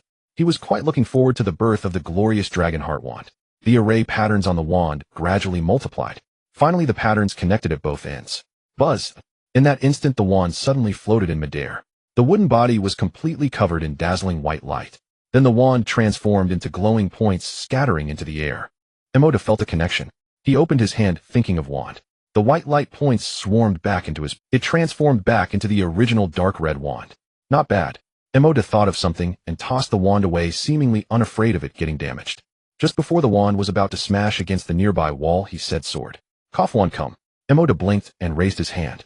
In an instant, the wand transformed into countless white light points lingering in the void. At that moment, it felt as if time had stopped. Then the light points surged and coalesced into a beam of brilliance, swiftly traversing the space. Maude only saw a flash of white light before him. He was once again holding the dark red wand. A thought crossed his mind. The dark red wand transformed into a swirl of light, continuously twisting. Then the light dispersed, revealing a long black staff. Maude held the staff and tapped it against the ground. Thump thump. This ability is not bad. Maude waved his hand. The staff transformed into light as if water were dripping into a pool. It naturally merged into Maude's body, disappearing from sight. From now on, Maude's wand would be named Glorious Dragonheart Wand. Just like his name, the wise elf Nicholas, Zhao Si Maude Melis, it began to gain prestige. Maude had not been out of the dormitory for long when he bumped into a little wizard wearing a large plain black robe. The black hat on his head was also wide-brimmed, seemingly covering the little wizard's face. Isn't this the outfit he put on Harry yesterday? Maude approached and patted the little wizard on the shoulder. Oh, the little wizard exclaimed in a cute childish voice. He turned his head, and upon seeing Maude's face, let out a sigh of relief. Phew. Maude, why did you scare me like that? Maude looked curiously at Harry's almond-shaped green eyes. What on earth was going on with Harry's? What happened to you? Maude asked. Oh, it's really not a good story. Harry began to recount his misadventure. Listening to Harry's words, Maude understood the situation. Indeed, Hermione had brewed a transformation potion. Last night at the dining hall, Hermione had asked him whether she could brew such a potion. She also inquired about some details regarding the potion's refinement.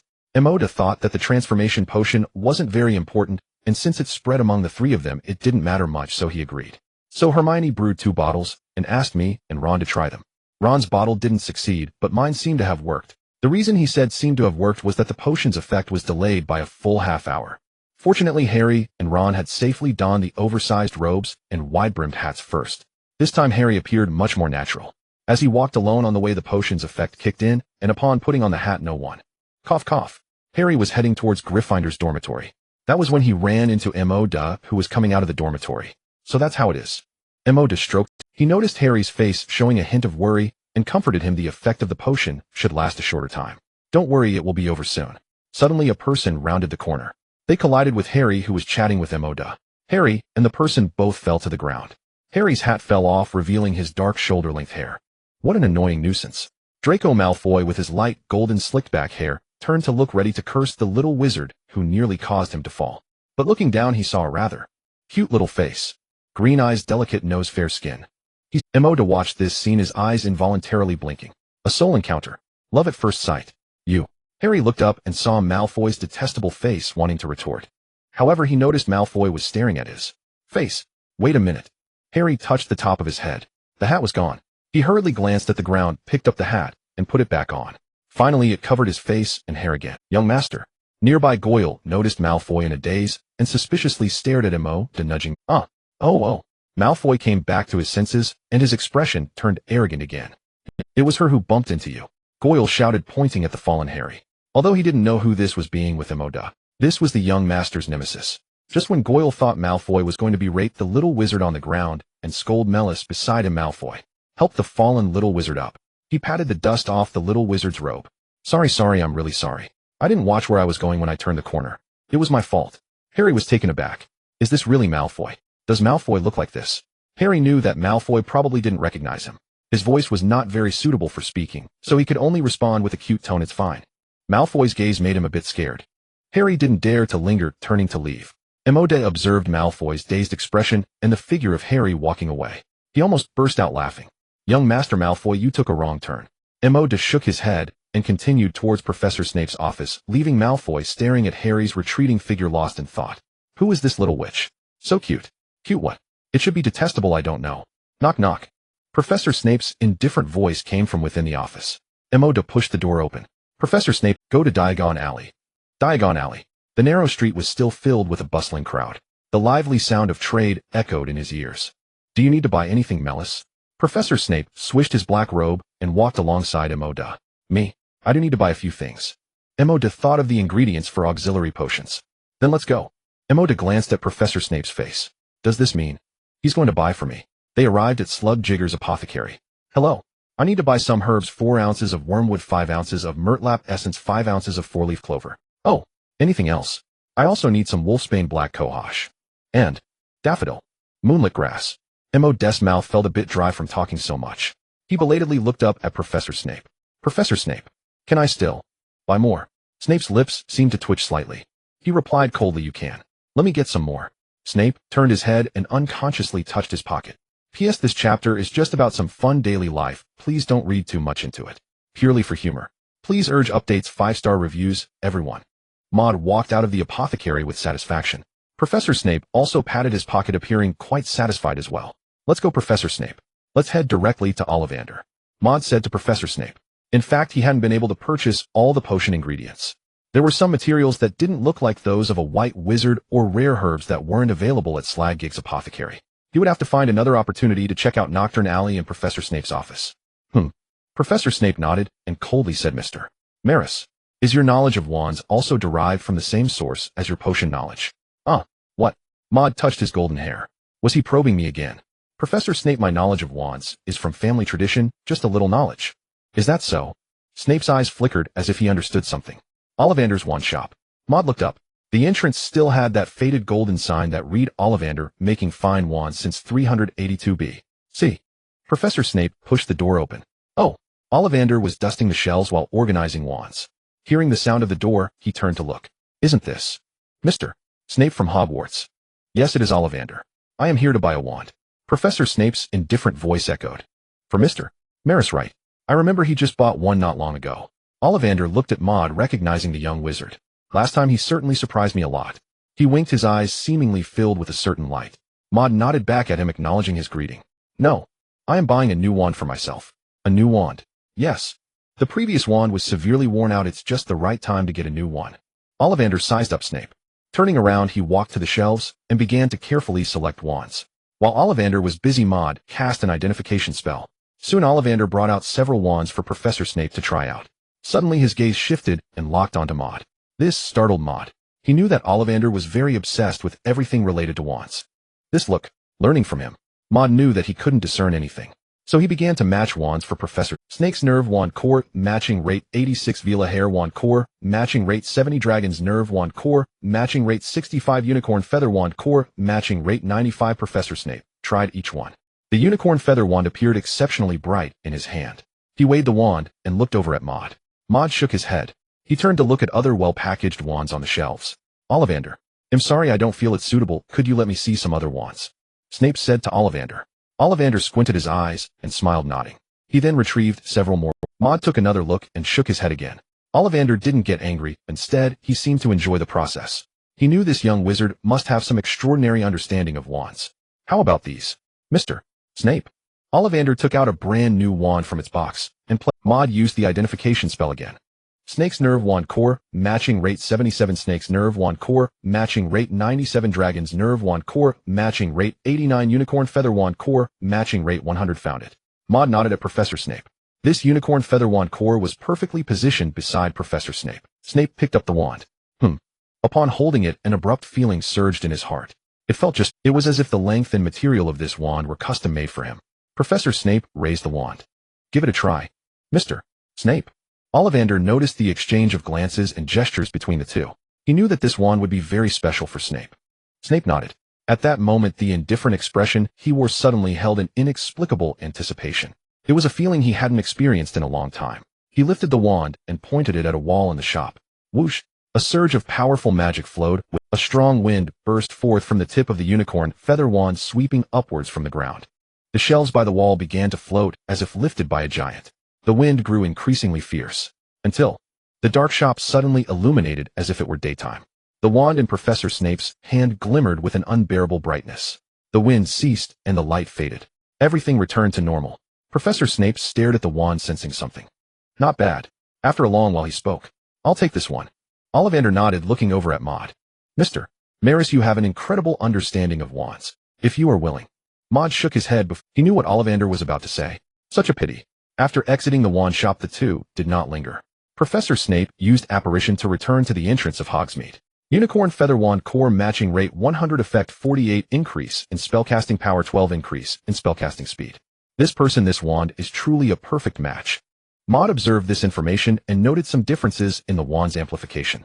The increase in spellcasting power reduced by 2, but the increase in spellcasting speed rose by 2. Overall, the difference was negligible. Professor Snape truly matched well with this wand. It was indeed a match made in heaven.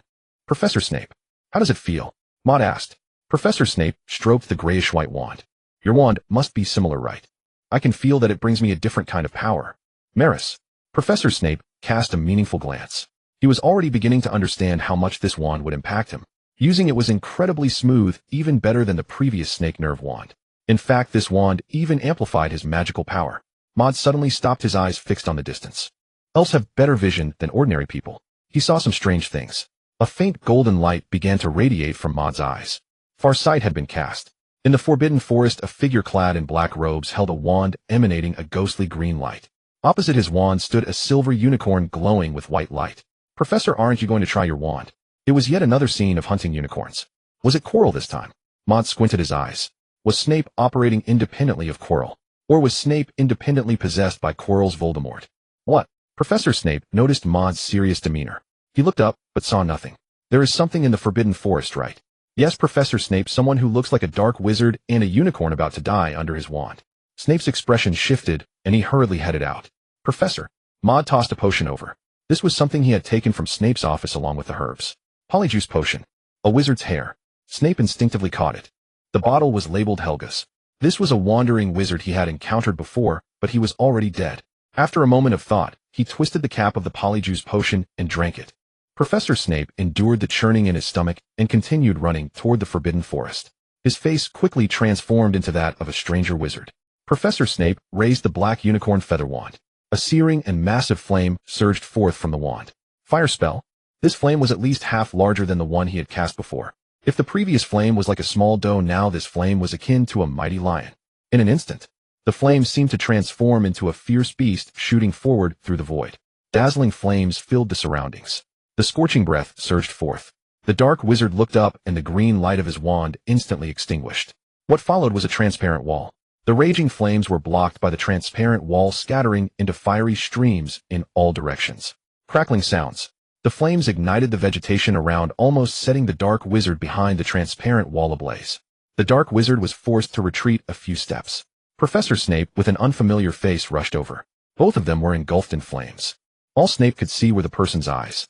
Yet the brow and eyes seemed familiar. It appeared to be. He looked coldly at the dark-robed wizard. Who are you? Why are you here to kill the unicorn? The dark wizard chuckled. Don't ask me why he laughs this way. Do you also want to die? He raised his wand, and the dim green light just began to appear. Professor Snape sneered. Boom. A massive flame erupted like a cannonball. The fire instantly filled the dark wizard's vision. This is... The dark wizard's eyes narrowed sharply. He didn't have time to cast the Avada Kedavra. The speed at which this wizard cast spells was a notch faster than his. He couldn't confront him heated in this regard. He jumped aside. Whoosh! The flames embraced a tall tree behind him, as if the tree had opened its arms. The orange flames immediately blazed up. Professor Snape squinted with cold eyes. He felt somewhat surprised by the effect of the wand. Although this spellcasting speed couldn't match Dumbledore's, it was not far off. The power of the magic had also significantly increased. The dark-robed wizard, avoiding the flames, did not pause for a moment. He turned and pointed at Professor Snape. A dim green light flashed.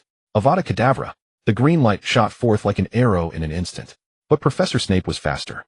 A sizable stone on the ground seemed to inflate its surface, twisting, and in an instant it transformed into a ferocious hunting dog. The hunting dog bared its teeth and leaped, aiming to bite at the green light. The moment the hunting dog made contact with the green light, boom! The green light dissipated, and the hunting dog turned to stone, completely shattered into rubble and dust scattering everywhere. Amidst the swirling dust, the dark wizard's figure was obscured. Another green light erupted. The dark wizard laughed again, seemingly seeing Snape's dire condition on the ground. However, he didn't notice that the debris that had just exploded did not fall to the ground. The tip of Professor Snape's wand glimmered slightly. A barrage of bullets. The fragments floated in the air like bullets shooting forth in an instant. They came from all around, surrounding the dark wizard along with the recently launched Avada Kedavra, overwhelming him. Bang, bang, bang. The green light was instantly neutralized by several pieces of rubble. In a state of panic, the dark wizard cast a protective charm. But it couldn't withstand all the fragments. Oddly shaped, but sharp little stones came crashing down heavily. The dust swirled again, but the dark wizard's screams echoed from within. As the smoke quickly dissipated, the dark wizard's black robe was tattered, blood flowing all over. He looked quite miserable, yet his eyes remained fixated on Professor Snape. The flames lit up on his wand. During the brief moment when he was obscured by the dust, he had already cast the Fiendfire curse. Golden-orange flames continuously surged from the wand. The flames had already obscured and protected his body. Professor Snape still bore no expression. He raised his wand, aiming at the dark wizard. He could sense that the wand now should be able to easily accomplish. More and more fiend fire transformed into a gigantic cold serpent's head. The fiery serpent's head opened its massive mouth, exhaling scorching flames. It lunged down fiercely, its huge maw dripping with flames enveloping the space above Professor Snape, seemingly ready to swallow him whole. But unfortunately, Professor Snape's wand was raised high, emitting a tremendous suction force, as if it concealed a miniature black hole. The flames seemed to be drawn into a syringe, continuously being extracted. The fiery serpent's head raised seemingly in agony. It began to retreat. A thin line made of fire was tightly connected like a thread linking the fiery serpent's head and Snape's wand. The fiery serpent's head rolled incessantly. The suction grew stronger. The thread gradually transformed into a miniature fire tornado at the tip of Professor Snape's wand. Not long after, Professor Snape gently flicked his wand, completely absorbing the last thread of flame. Please reference how one would suck up a noodle. The dark wizard, witnessing this, retreated while casting Avada Kedavra again. As the green light just began. Bang, bang, bang. Professor Snape's wand repeatedly tapped in the air. Massive red-orange flames erupted forth. The dark wizard was interrupted in his spellcasting. The first wave of flames approached. However, his expression suddenly changed. A strange laughter echoed. Then he transformed into a cloud of black smoke. Like an arrow shot into the sky, he vanished in an instant. Professor Snape did not pursue but gazed contemplatively. In the distance, Maude blinked his glowing golden eyes and stroked his chin. It must be Quirrell. As for the one who appeared to have changed into a different person, those who understand understand. It seems that in this fight Quirrell was completely subdued by Professor Snape. Maude nodded in satisfaction. The wand was definitely not a bad purchase. Once Professor Snape got used to the wand, there should be further improvements. Mary's, you dropped the potion. Professor Snape looked at Maude, who was approaching. Cough, cough. Professor, it's easy to get retaliated against by a dark wizard who can't be killed. Changing faces is different. The chill drew closer. The young wizards at Hogwarts began to put on thicker and more layers of clothing. Maude walked out of the Gryffindor common room, looking up at the sky outside. It's quite cold. As he spoke, a puff of white mist escaped from his mouth. Maude wrapped his clothing tighter and headed straight to the room of requirement at Hogwarts, planning to continue his studies on the brewing of the charm potion No. 2. This potion was even more complex than the transfiguration potion. It wasn't something that a novice potion maker could easily brew like the transfiguration potion. The success rate was alarmingly low. So far, Maude had not successfully brewed it even once. However, fortunately, this potion could be considered a sequel to the transfiguration potion. It was equally effective for improving potion-making skills. Soon Maude arrived at the 8th floor of Hogwarts Castle, opened the glowing door of the room of requirement, and walked in. Inside the room of requirement, Hermione sat there with a dark expression, still brewing potions. Recently, she seemed to have become obsessed with potions. Maude. Hermione waved her hand. Maude nodded and sat down beside her, where there was also a set of potion-making equipment. What's this potion about? Hermione asked curiously. I feel like I'm becoming more and more familiar with potion materials. Maude nodded. This was an effect intrinsic to the transfiguration potion. Hermione would naturally have such a feeling. I feel the same. Do you want to know why? I want to know. Hermione replied. Since you want to know, I'll tell you. It's because... Maude paused. It has a special effect that we don't know about. It sounded like an explanation, but also seemed not to be a complete one. Maude ignored Hermione's eye roll. He packed up his tools, preparing to continue tackling the charm potion No. 2, to fulfill the dream of Harry as soon as possible. Let Snape enjoy a bit more, let Madame Pot see a more sunny and cheerful Severus. A good goal. Come on, let's go. Maude had just lit the cauldron. I lost. Harry, who was playing wizard chess with Ron, spoke. The word I was spoken quite normally. But then, why did it turn into a childish voice? Maude looked over. Harry had indeed transformed back into a young girl. Harry also realized this, covering his small mouth. Almond-like green eyes blinked and his face gradually flushed. Maude shivered at the sight. My potion is not quite right. Hermione suddenly explained. Maude understood. So it was using Harry as a guinea pig. With Harry turning out like this, you must take full responsibility. P.S. 2470 words chapter. Please urge updates. Please give 5-star reviews. Maude shook his head. If Madame Lily Potter were to come out, wouldn't she make Harry eat a few bowls of bamboo shoots stir-fried with meat? Maude wondered if there was a potion that could enhance the masculine effect. 1 bowl of charm demon No. 1 potion, 1 bowl of masculine potion to neutralize Harry. From now on it will be called charm demon No. 1 potion. Maude shook off these strange thoughts and began to focus on potion making. The charm demon No. 2 potion also requires a basic solution to be refined as the next step's material. Unlike charm demon No. 1, it needs 5 different basic solutions. Moreover, these solutions seem to have attribute conflicts. If the proportions are not balanced, they would immediately turn into charred residue or explode when mixed.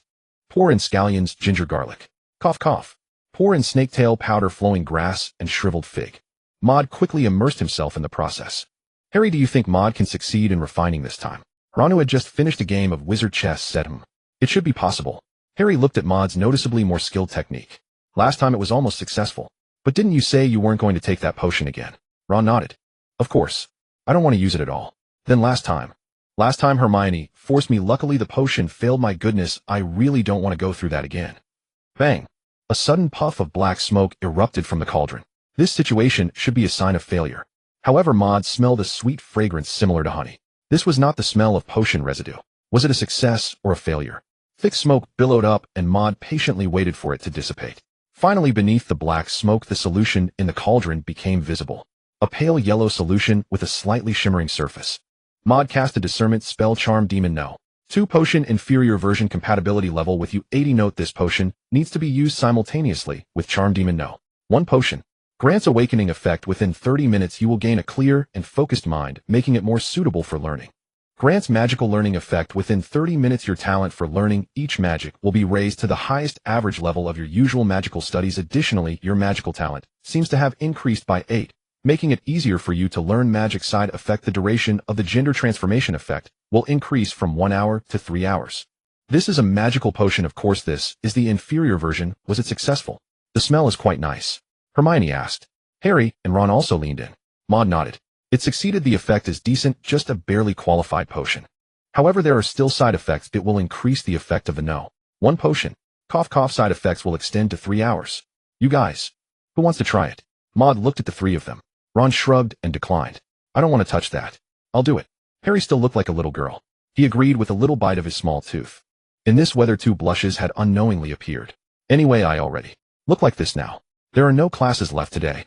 Maude held back a smile and nodded seriously. This appearance truly made one laugh every time they saw it. Harry was almost ready to give up on himself. All right. Maude poured the solution into a cup and handed it to Harry. It should taste okay. Harry took it, sniffed it. The smell was like honey with a hint of burnt scent.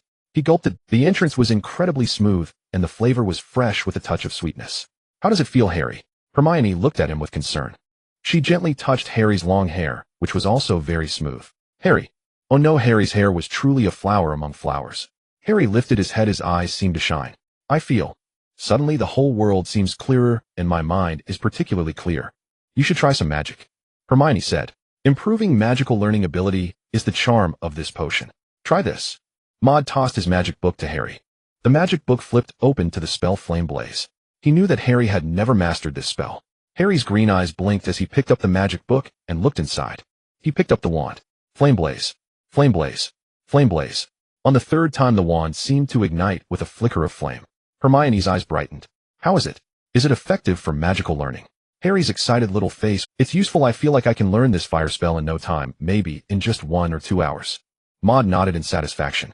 He knew that Harry's magical talent wasn't comprehensive. Spells like Disarming Charm, Barrier Charm, and Patronus Charm related to dark magic defense were learned quickly.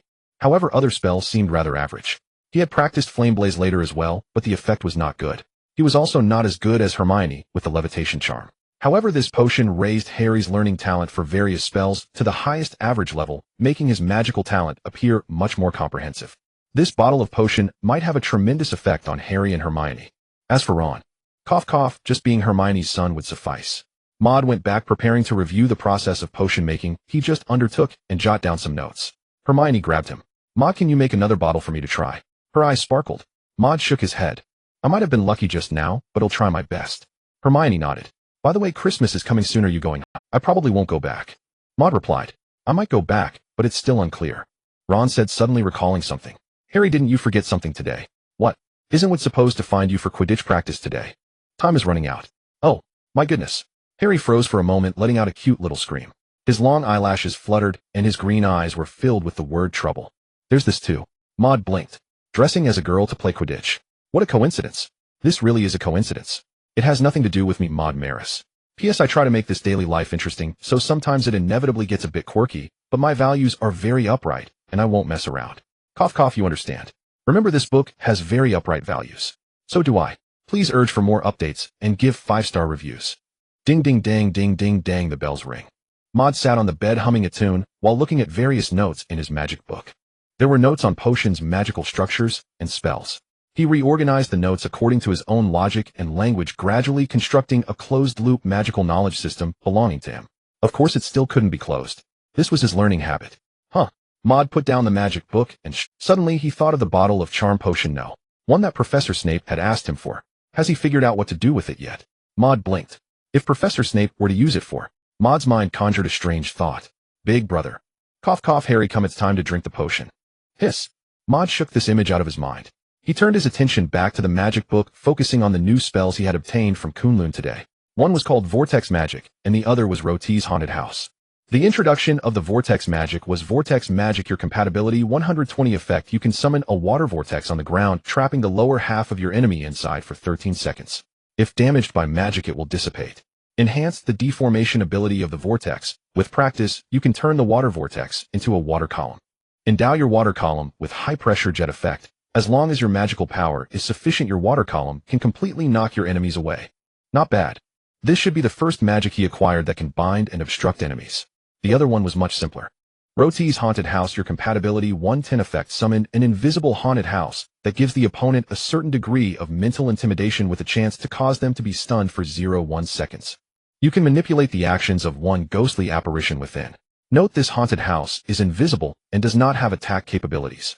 Those with strong minds can distinguish between reality and illusion, directly ignoring the haunted house. This is just a prank magic, not very useful. Maude blinked, his golden eyes, got out of bed, and snapped his fingers. Gush!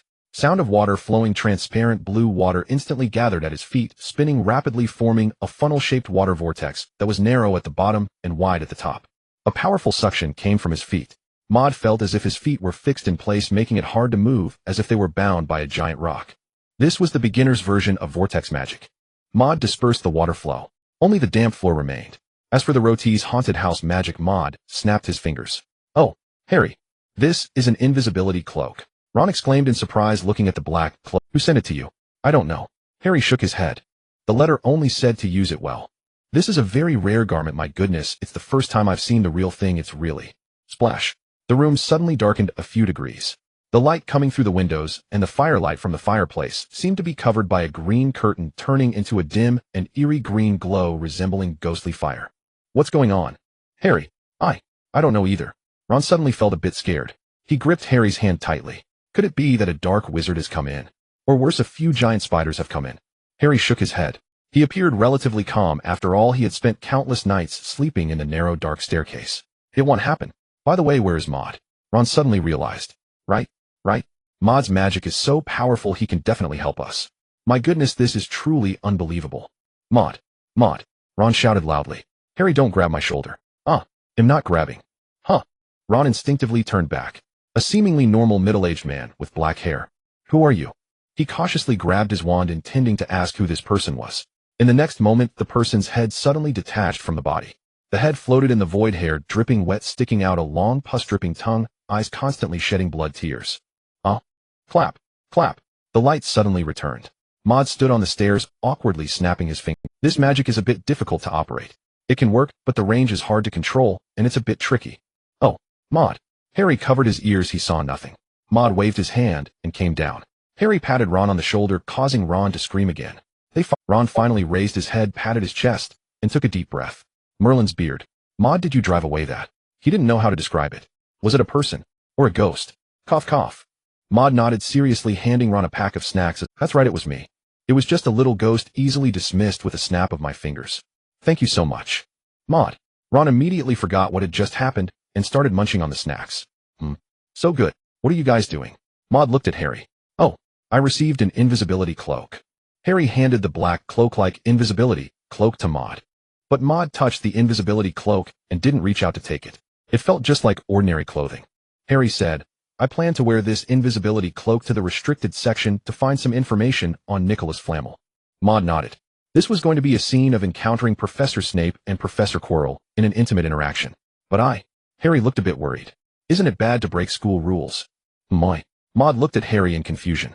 Was Harry actually backing down? Has he been in girls' clothes for too long? Pushing the plot forward is everyone's responsibility. He responded, how could that be? Professor Dumbledore said that students are not allowed in the restricted section. Harry said. Maude shook his head. Harry, the school rules don't say that. My. Harry looked at him in confusion. What Professor Dumbledore said is that if a young wizard is caught by Filch in the restricted section, the consequences will be dire. Do you understand what that means? As long as you don't get caught by Filch, it's basically a game of hide and seek. Professor Dumbledore. Maude paused for a moment. Of course, if you go in disguise as a girl, the effect would be even better. What? Harry touched his small head. What does dressing as a girl mean? Why dress as a girl? Ahem. Maude explained. You see, Harry, with an invisibility cloak you can definitely return safely. However, there's another risk. It's best to go to the restricted section when there are no people around at night. In the nighttime restricted section, there won't be any light. So if you want to read, you'll need to carry a lamp and lift the invisibility cloak, which increases the risk of exposure. Harry nodded, half understanding. At that time, if you take the charm potion, no. One, you will become Harry. Cough, become another person. What if someone sees? Even if Filch searches all of Hogwarts, he won't be able to find this person. Inside Snape's office. Professor Snape, dressed in a black robe, held the black unicorn feather wand. He stroked the grooves on the wand and waved it towards the wall. Wingardium Leviosa. A large glass jar placed by the wall suddenly floated up. Snape squinted his cold eyes, holding the wand lightly. It appeared again. He felt the magical power that had been dormant for years, as if stimulated by something. It fluctuated up and down like the tides of the sea. This was a sign that his magical power was full of vitality. This meant he might break the shackles of his magical power from years past and ascend further into the realm of magic. This was the 7th or 8th sensation he had felt in these days. He repeatedly cast and canceled the levitation spell. The feeling of magical power changing became increasingly evident. Soon Professor Snape stopped the spell. But this time, what is this? Snape's eyes flickered. The magical power did not settle down like before once he stopped using the wand to cast spells. The magical power within his body, although not as vibrant as before, was still gently flowing and circulating. This was the first step in awakening the magical power within him. His perception of magical power seemed to have transcended his own limits. Snape felt that he could sense the magical power of others as long as they were around him. This ability seemed to have only been seen in Dumbledore. This ability is my personal guess, please don't criticize. Christmas Eve. In the dormitory, Harry changed into a loose wizard's robe. Glug glug. He downed the charm potion. No. His body transformed. Almond-shaped green eyes, long eyelashes, a delicate little nose. Harry Potter successfully evolved. Harry habitually blinked his big eyes, his little eyelashes fluttering. Maude nodded in satisfaction. Be careful on your way, Harry. Harry felt that this name sounded a bit strange. This is clearly a mistake made by the input method. Is the pronunciation not standard? He tilted his little head in confusion. Putting on the invisibility cloak, he set off. Maude watched as Harry's figure disappeared. He stroked his chin. Such a great opportunity to watch a show and witness the nighttime restricted section. The more forbidden it was, the more it felt like a free ride of a billion. Knowledge. I, Nicholas Flamel, the philosopher's elf, Maude Maris, have arrived. Maude snapped his fingers. It was as if he had donned an invisibility cloak, his figure vanishing in an instant. He quietly followed. As for how he followed, he tossed a blue eye into Harry's hat.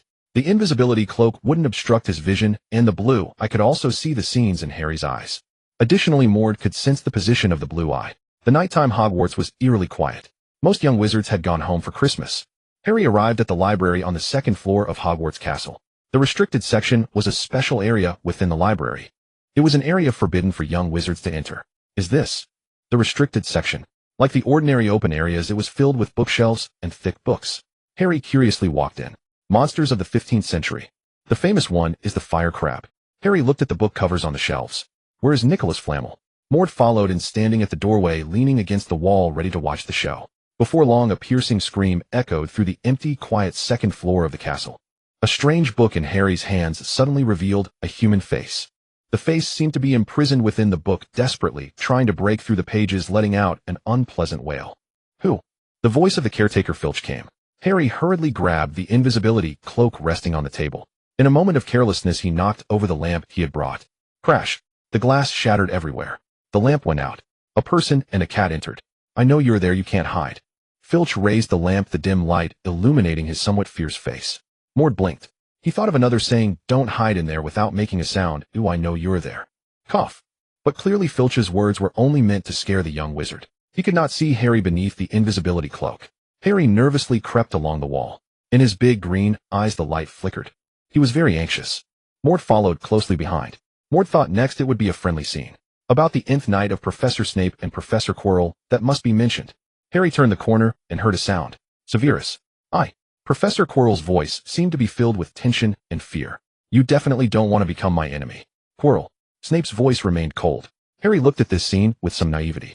Professor Snape was gripping Professor Quirrell's collar, pinning him against the wall. Professor Snape indeed not a good person, he thought. Professor Snape seemed to smell something. His sense of smell was very sharp. This was a unique advantage of his as a potions master. He sensed that there was a strange smell right behind him. Snape thought of the old James Potter. He instinctively reached out to grab, but only grasped thin air. Harry was frightened and staggered back, his little face pale. Professor Snape narrowed his eyes. He calmed down and used his newly acquired, more sensitive magical sensing ability to feel his surroundings. This was his first time using this wonderful ability. Indeed, he could clearly perceive that there was a magical power right beside him in that unseen empty space. But the magic was weak. Was it a young wizard? He frowned and turned to look at Quirrell. We can discuss this later. Filch suddenly ran over. He saw the two professors. Oh, professors, I found this in the restricted section. He raised the broken. This indicates that some young wizard didn't obediently stay in bed, but ran out instead. Professor Quirrell seized the opportunity to leave, escaping from Professor Snape. Filch also turned to continue searching for the missing young wizard. And Professor Snape did not leave. He turned around, looking at the void behind him. Maude stood not far away, watching their reactions. This time, the plot seemed to have changed. Professor Snape must have noticed Harry behind him. The reason Maude couldn't quite figure out. He also hadn't anticipated that the new wand would allow Professor Snape to advance further in magic. However, Maude still felt inexplicably amused. Because Snape and Harry were about to meet again. P.S. Please urge for updates and 5-star reviews. Come out. Professor Snape spoke to the empty air before him. His indifferent voice echoed in the darkness. Do I have to do it myself? A disobedient little wizard. Such a voice in this atmosphere sounded particularly terrifying. It seemed to be influenced by the environment. Harry covered his mouth. He was retreating in panic. He could easily imagine what a wizard who looked like a bat and was intent on stealing something important from Hogwarts while threatening another professor would do upon realizing he had witnessed it. Harry's emerald eyes scanned around, hoping someone he knew would notice this scene. Even if Professor Quirrell returned just now. But unfortunately, there was no one and no tools to help him escape. Harry wondered if he could just turn and run, but the footsteps were distinctly audible in the quiet castle. That would only make Snape angrier. He might only face two outcomes. Either be expelled from Hogwarts. This would be the best case scenario. Or fall under magic. Don't make me say it a second time. Professor Snape's eyes, devoid of color fluctuations, still accurately focused on Harry's position. He stepped forward, reaching out. Harry turned to flee.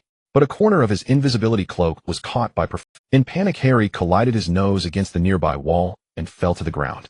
Ouch! A soft voice echoed in the corridor. The pain in his nose made Harry's tears flow uncontrollably. Let me see, which foolish little wizard. Professor Snape suddenly froze. He saw the face of the little wizard, emerald eyes, long eyelashes, delicate nose. Still so familiar. Lily.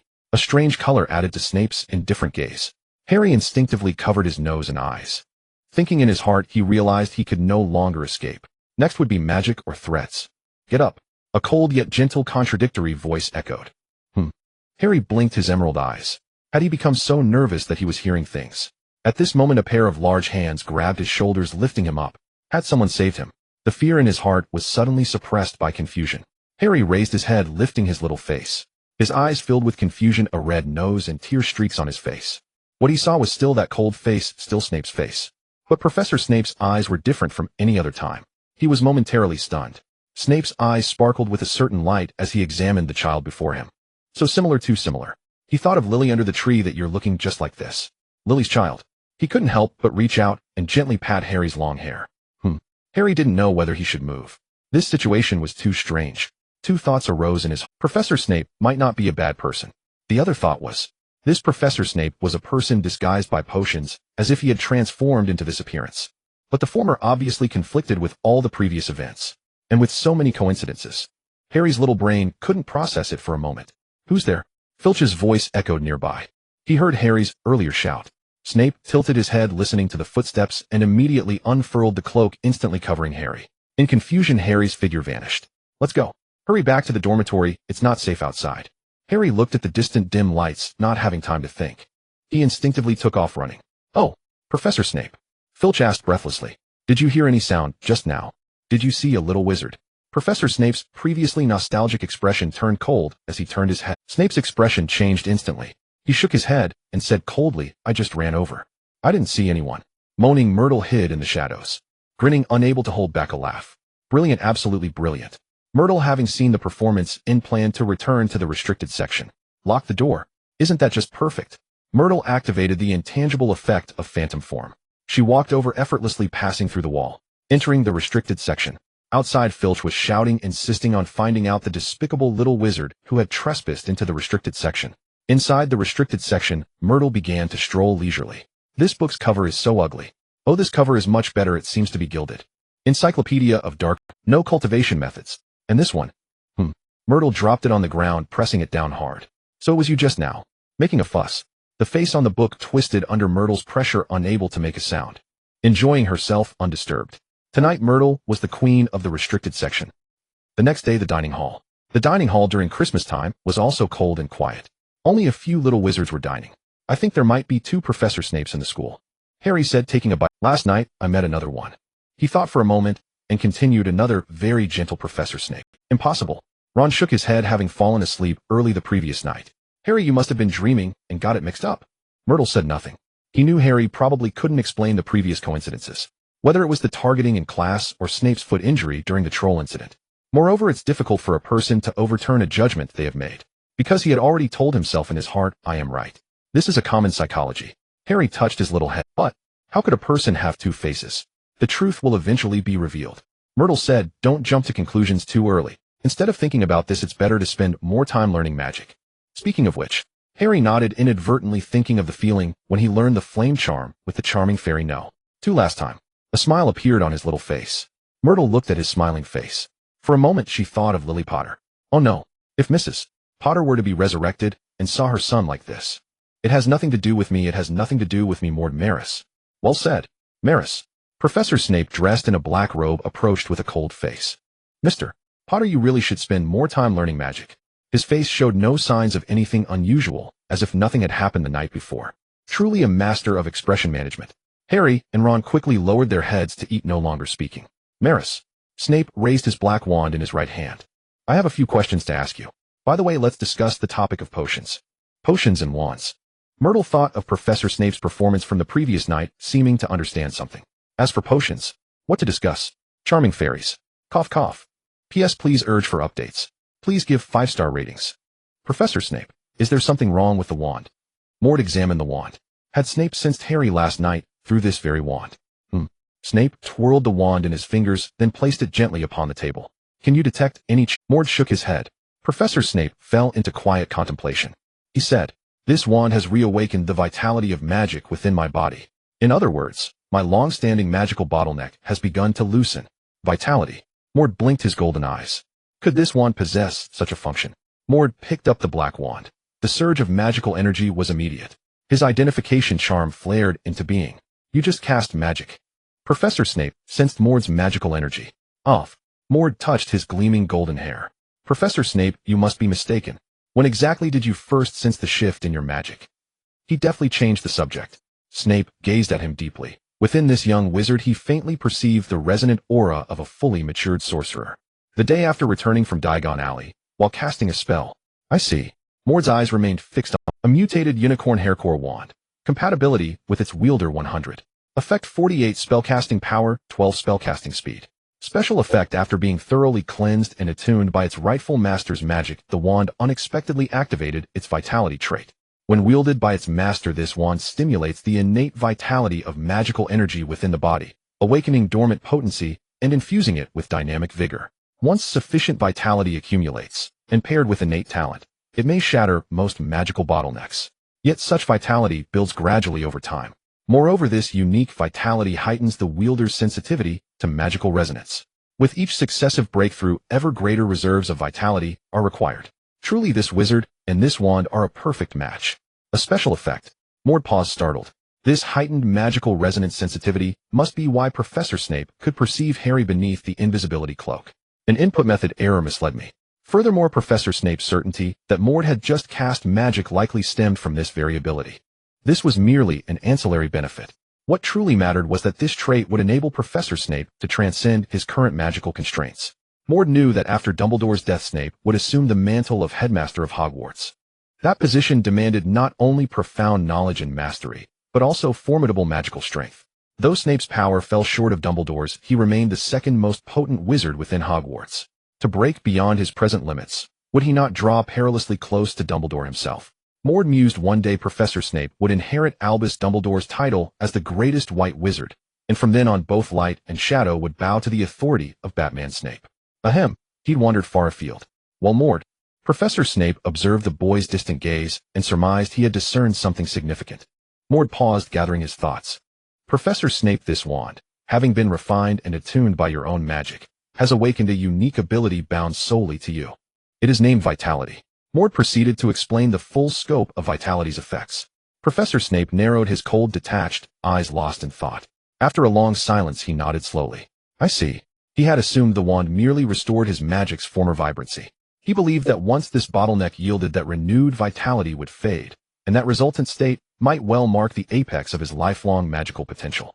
But reality proved otherwise. This wand would sustain and amplify his vitality, enabling him to breach successive magical thresholds. An unexpected boon. And yours, Maude. What of your wand? Does it possess similar properties? Maude shook his head. His own wand was fine, but others' wands held far greater allure. Was Professor Snape in truth the true vessel of celestial fortune? O noble Dragonheart core wand, awaken. You have come of age, now cultivate yourself, shatter your own constraints. No, this appears exceptionally rare. Professor Snape nodded. You mentioned earlier, a power uniquely bound to me. Yes, Professor Snape. The wand has irrevocably chosen you. Only in your hands does it manifest its wonders, in another's it remains but an ordinary wand. Regarding the siren, no. 2 potion, what is your current success rate? Mine, roughly 1 in 3. Comparable to my own. The room of requirement. Maude finished his magical practice. His primary focus included lightning magic, frost witch's art, spatial gateway, light illusion eye, paired with light illusion, and the lava-infused flame incantation. Oh, and the newly acquired vortex magic alongside his earlier elven blood arrow.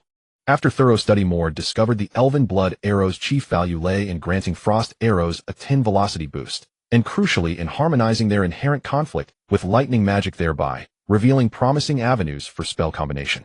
These were for now his most frequently employed practical and potent spells. He practiced the rest casually. He sensed his magical repertoire growing unwieldy, yet remained uncertain how best to streamline it. His knowledge of arcane theory remained insufficient. For now, Maude divided his magical system into primary and secondary categories to allocate training time more effectively.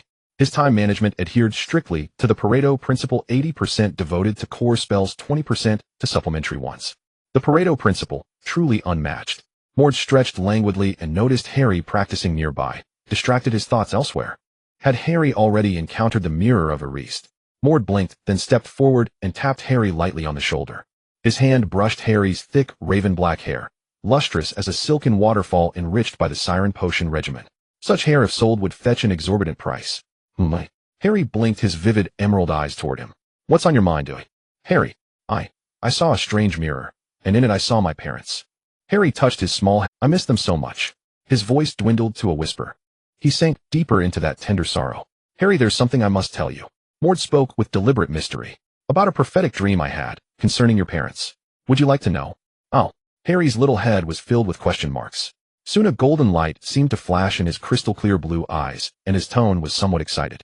Really? Maude? Maude nodded. Indeed. Would you like to hear it, Harry? Harry quickly nodded. Once upon a time, there was a mountain, and on the mountain there was a temple. Harry, a long time ago, right? But I'm only 11 this year. And isn't this a precognitive dream? Oh, sorry I mixed it up. Maude's interruption left Harry with a blank expression. Even the feeling of confusion was somewhat overshadowed. Maude continued recounting the precognitive dream. It was a place filled with green light, but it felt especially dark and eerie. I dreamt of 2 people, a man and a woman, being imprisoned there. That place is extremely hidden, or it seems no one knows where it is. The one who imprisoned them is a very powerful dark wizard skilled in various dark magic. Oh, you should know who it is. Maude felt that his words were reasonable. Casting the soul magic to bring Lily Potter back to the present resulted in the green light. In essence, the green light comes from the underworld. So the underworld is a place filled with green love. Harry nodded, but he was still filled with doubts. But I heard Hagrid say they died at the hands of that person, that mysterious man. Maude shook his head. Did you forget what I told you?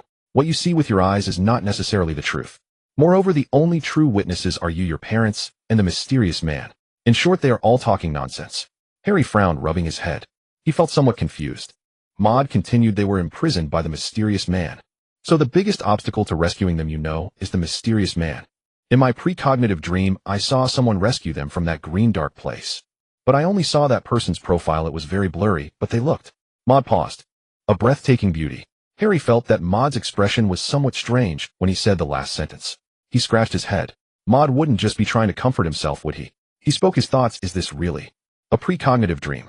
Maude stared intently into Harry's eyes. Harry, you must understand that in the world of magic anything is possible. From my years of dream experience, I can assure you that this dream is indeed a precognitive dream. Harry looked at Maude's solemn words and that serious face, which did not seem to be lying.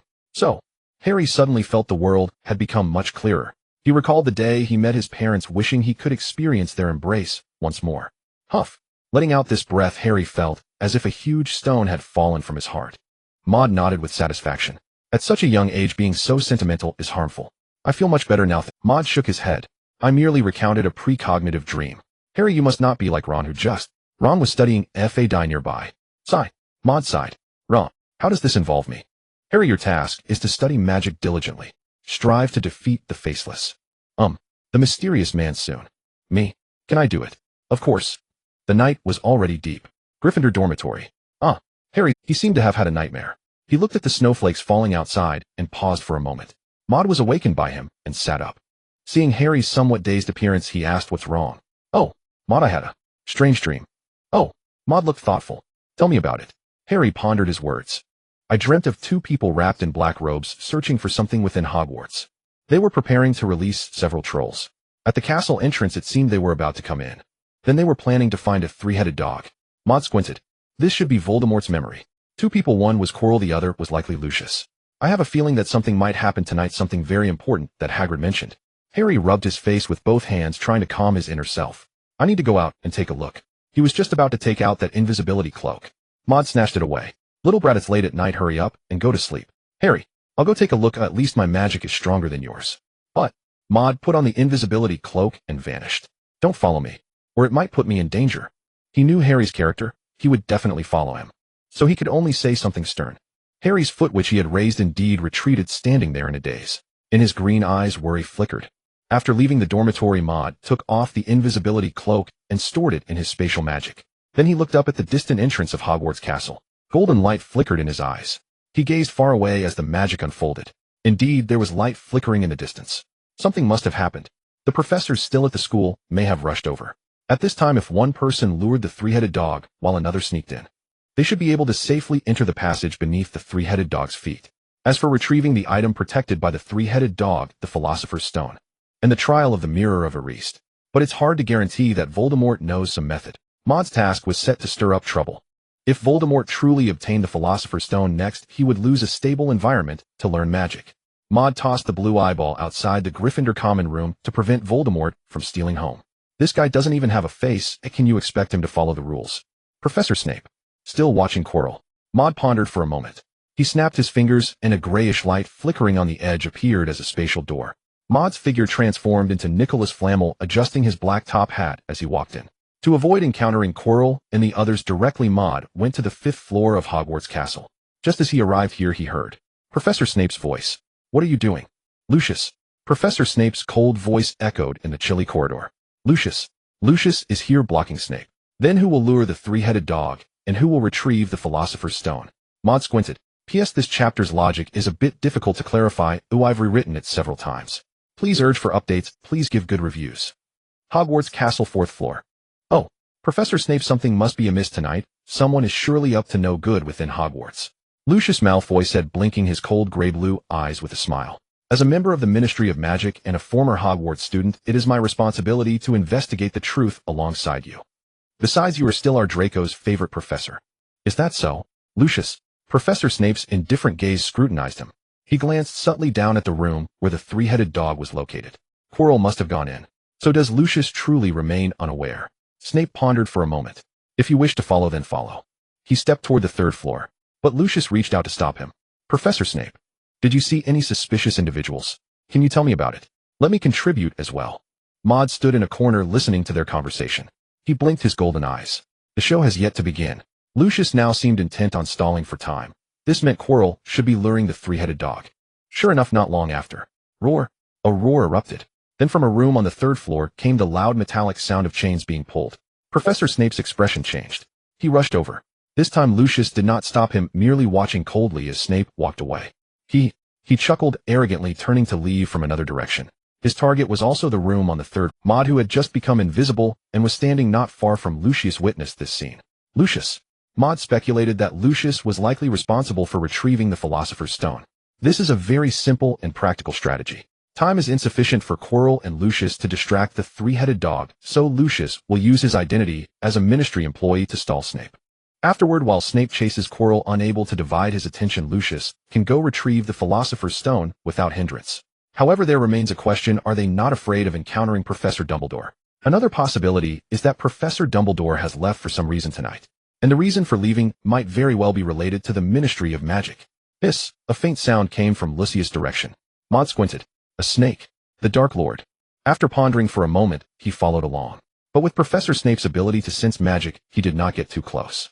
Soon, with an explosion, a large hole suddenly blew open in a room on the fourth floor. Roar! A massive black three-headed dog emerged from the hole, roaring angrily as it pounded against the walls, forcing its way out of the relatively small cave. Amidst the billowing smoke, a disheveled figure ran off into the distance. He wore a thick black robe, completely obscured by it. In his hand, he held a flying broomstick.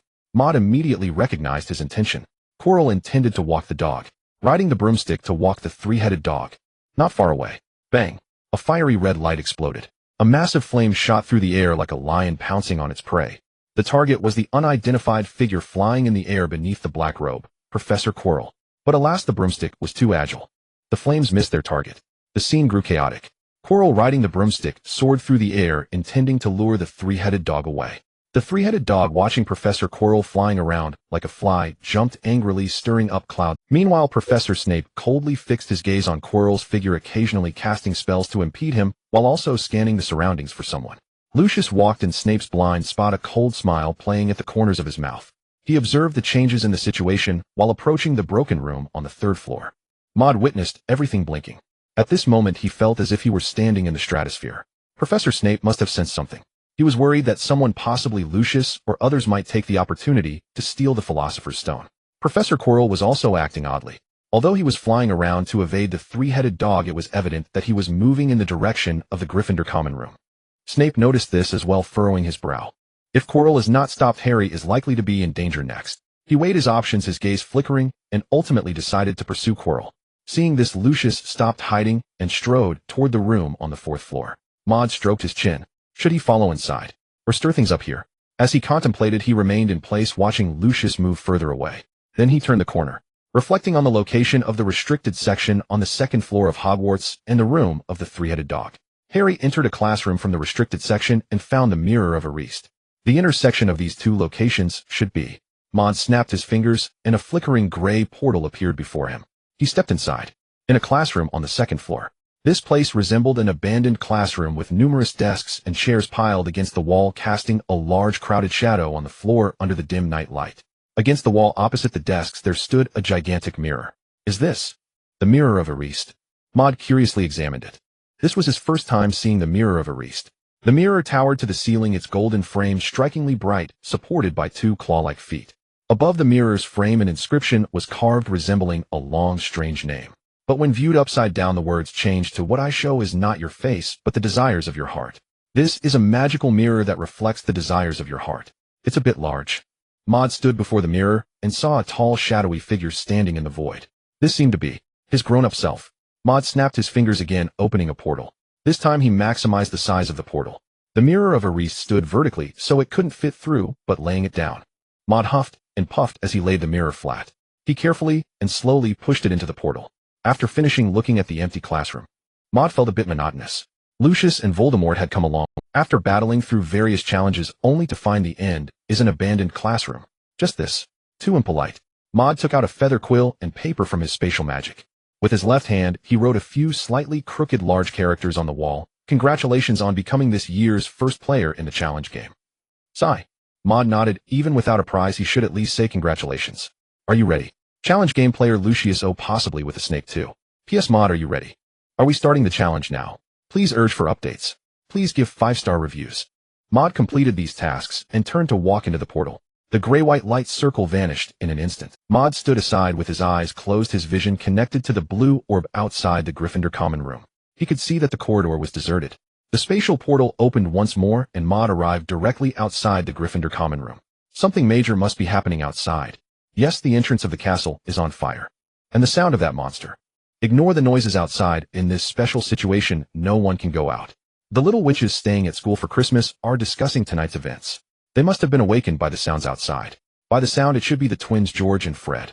Oh, I also heard the voice of Percy the Gryffindor prefect. Maude stood there, and the angry growls of the three-headed dog echoed in his ears.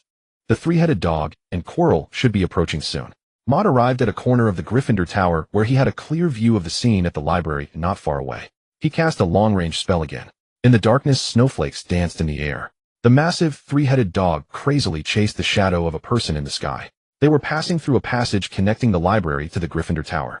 P.S. Hogwarts layout is quite complex. I just spent a long time researching it, so if there are mistakes, please be gentle. Maude looked towards another area.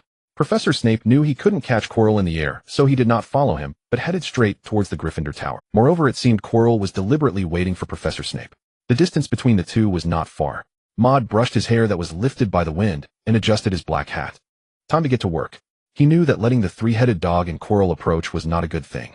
As long as nothing happened to the flowers and plants, he was just afraid of accidentally hurting a couple of little witches. Professor Dumbledore's mission plot was online.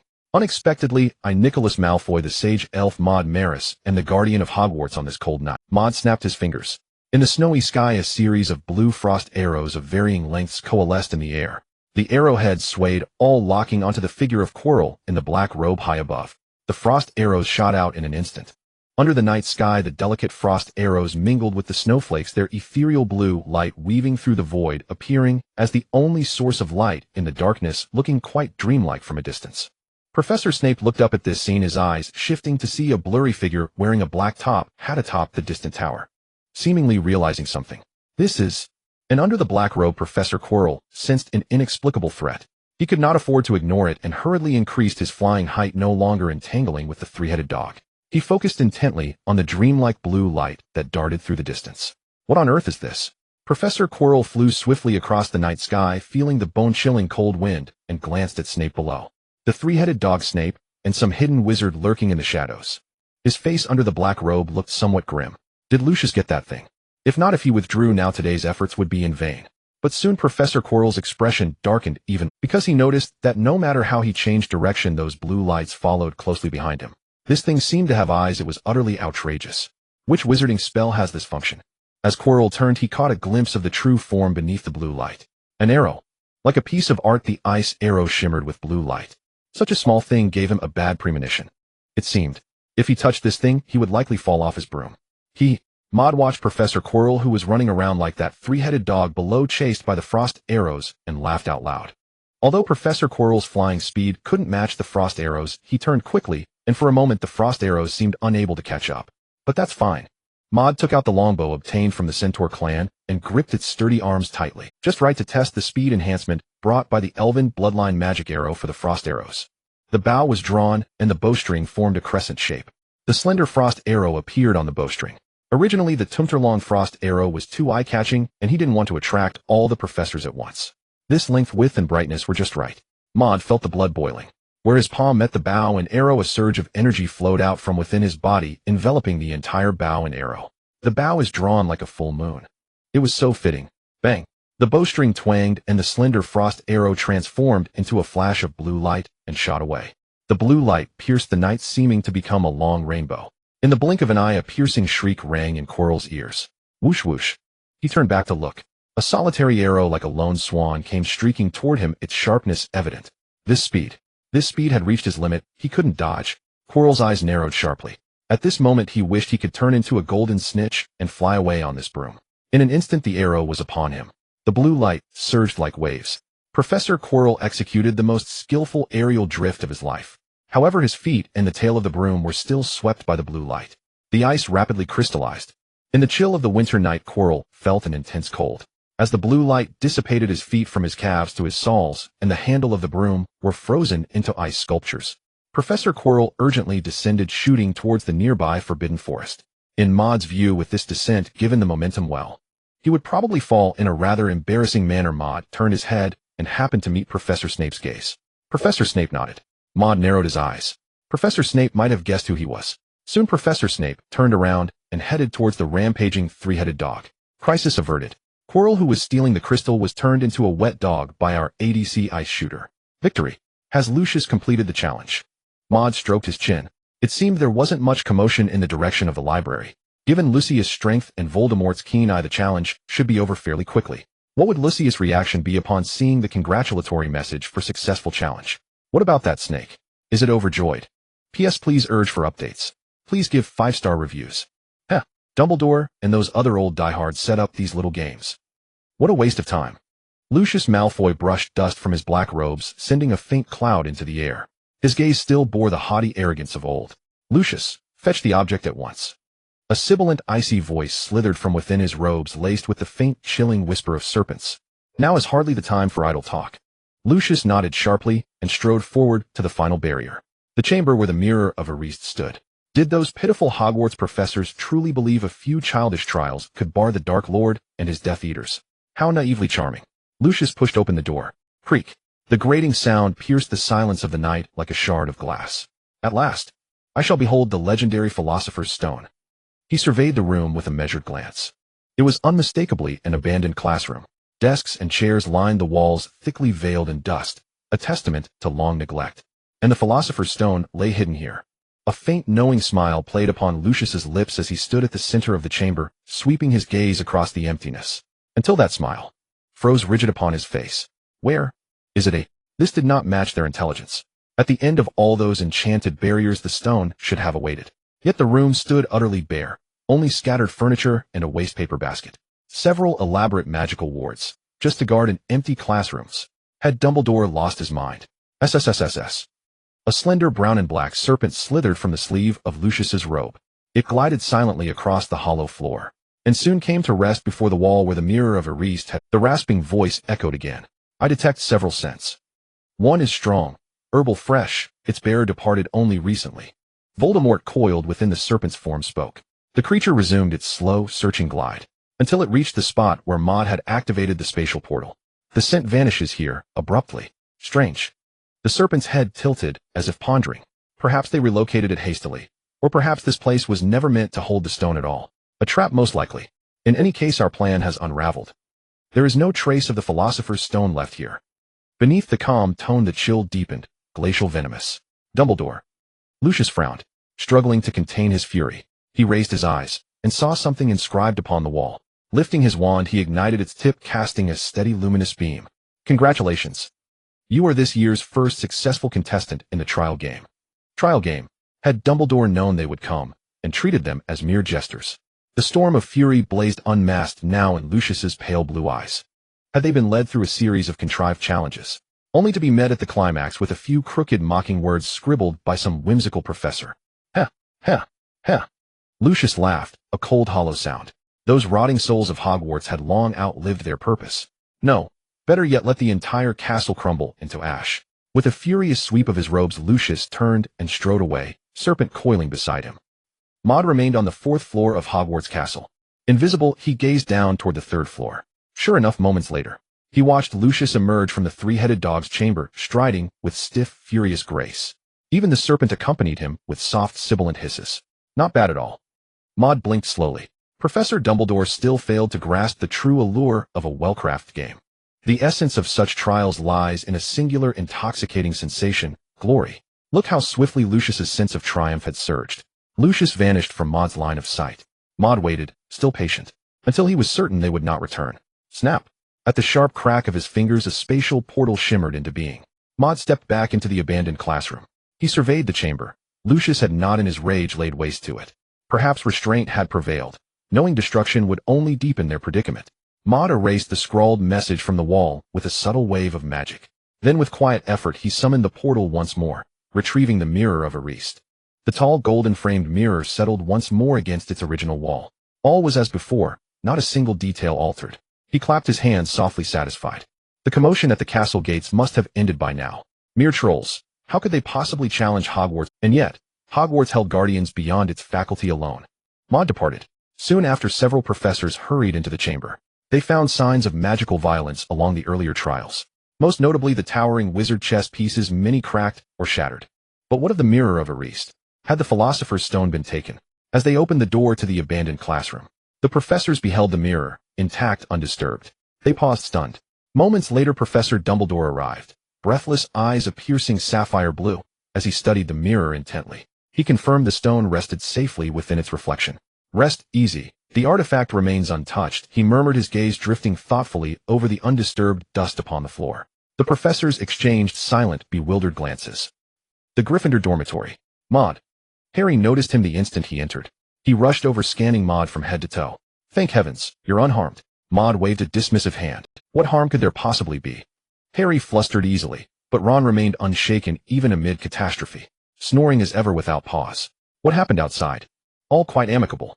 My. Harry scratched his head, puzzled. Amicable? Was that now the official term for a crisis? Those two robed wizards. I mean, did my dream actually come true? Maude nodded. Would you like to know? It's rather significant. Yes. Yes. Harry nodded. Then I shall tell you. Maude lowered his voice, deep, resonant, to steep the tale in atmosphere. What you dreamed was real. Two dark wizards driven by perilous intent.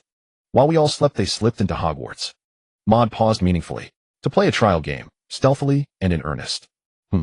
In my dream, they unleashed even more trolls. I'm tired now. Oh, right. 5-star reviews appreciated. The dining hall of Hogwarts. Oh no. Oh no. What happened? I heard some bad things occurred last night. I also heard strange noises outside. Professor Quirrell broke his leg. Why is it Professor Quirrell again? Maude was just scooping a mouthful of potato and beef into his mouth when he nearly spat it out. Upon reflection, Professor Quirrell indeed has had some bad luck. Sigh.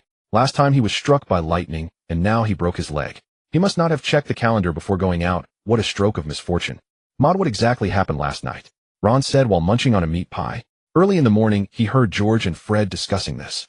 He was completely oblivious to what had happened outside last night. I heard Harry say you might know the truth. Me? Maude shook his head. I was just guessing. The professors should explain the specifics. With such a loud noise last night, Hogwarts will definitely provide clarification.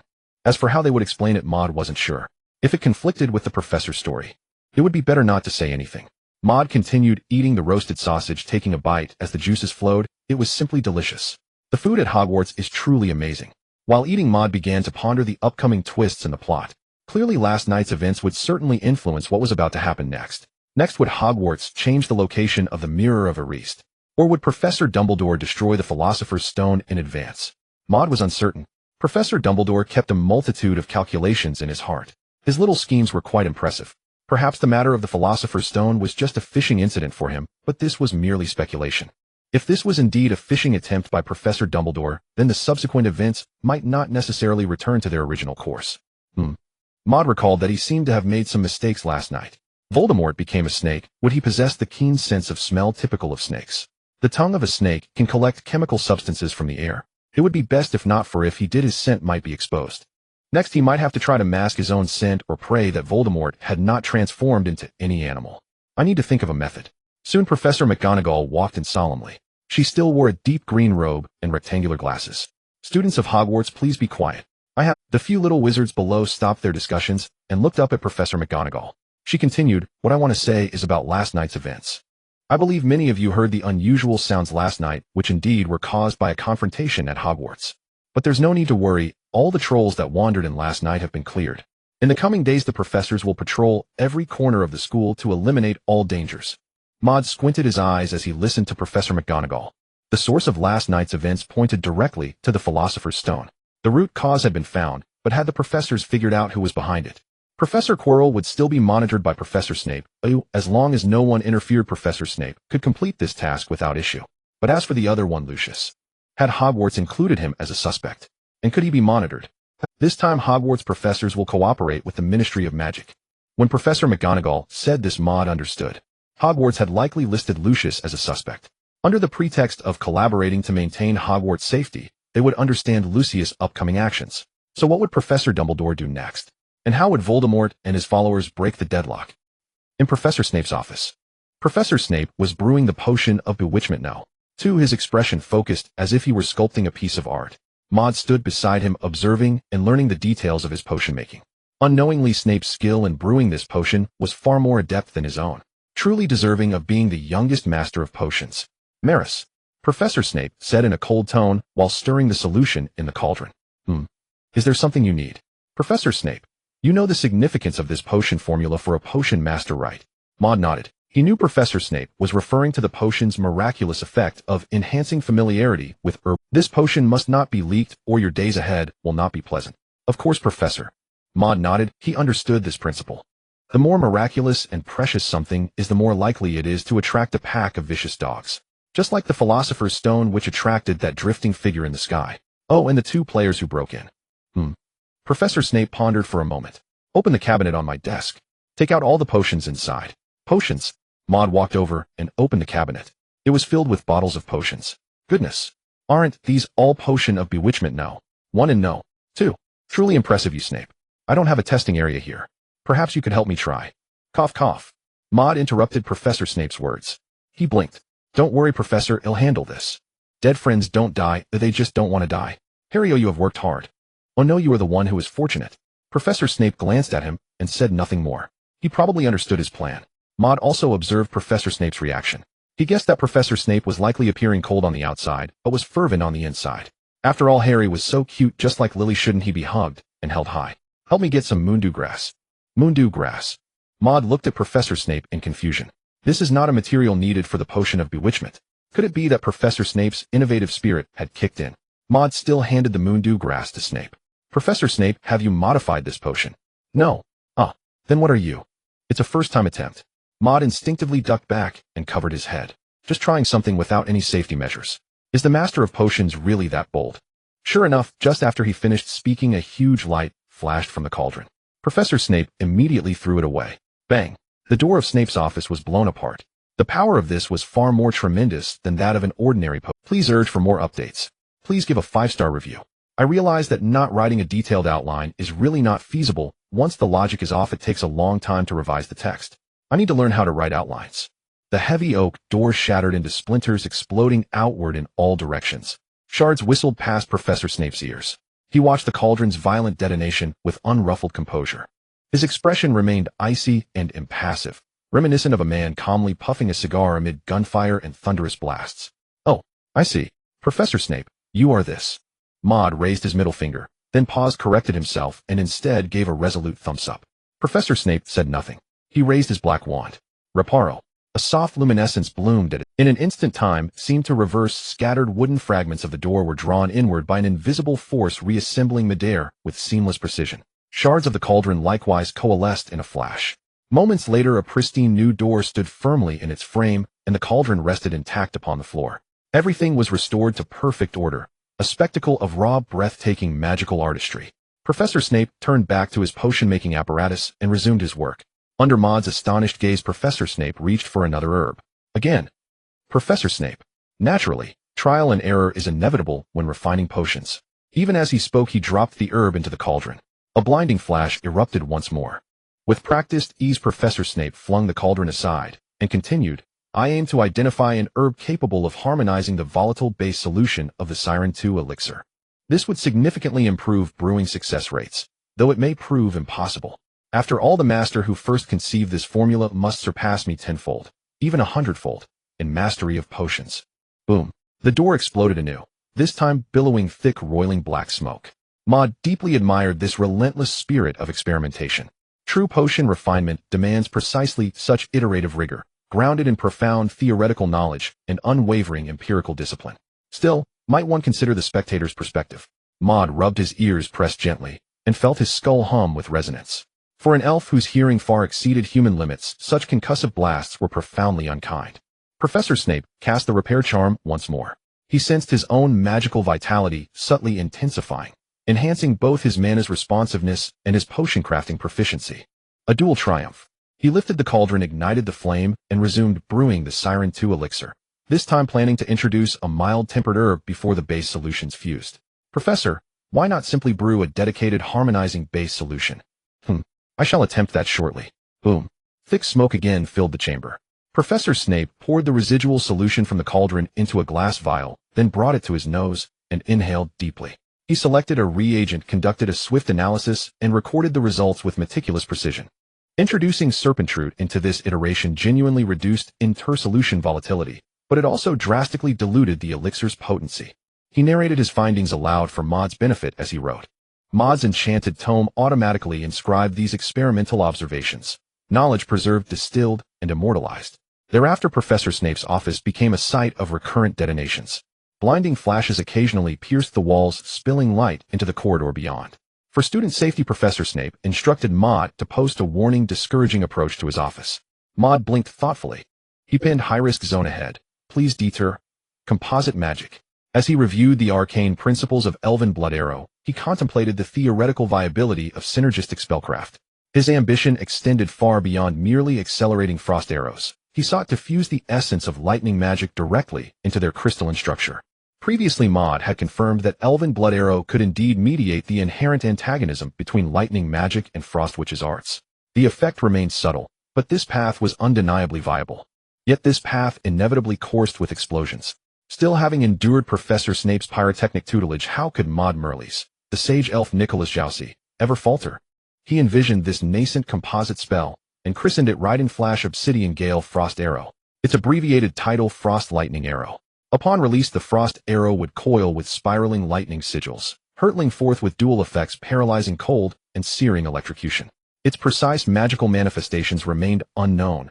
Only completion would reveal its true nature. Yet its significance transcended raw power. It represented the first deliberate synthesis of composite magic, a milestone whose symbolic weight eclipsed mere efficacy. Lost in contemplation, Maude drew his bowstring taut until it formed a perfect crescent moon. His eyes fixed on the training dummy within the room of requirement. A slender cerulean frost arrow hovered silently above the string. Then he channeled the vital energy of Elven Blood Arrow into the bow. Finally, violet lightning crackled violently across his palm, surging up the bow's limbs until the entire weapon blazed with luminous purple traceries, transforming the humble longbow into a radiant stormbow. Fortuitously, Elven Blood Arrow's harmonizing resonance tempered the lightning's ferocity. Maude focused intently, guiding the arcs toward the frost arrow with unwavering concentration.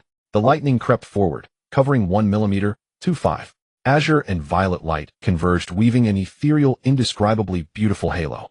But before joy could bloom, dread surged through him.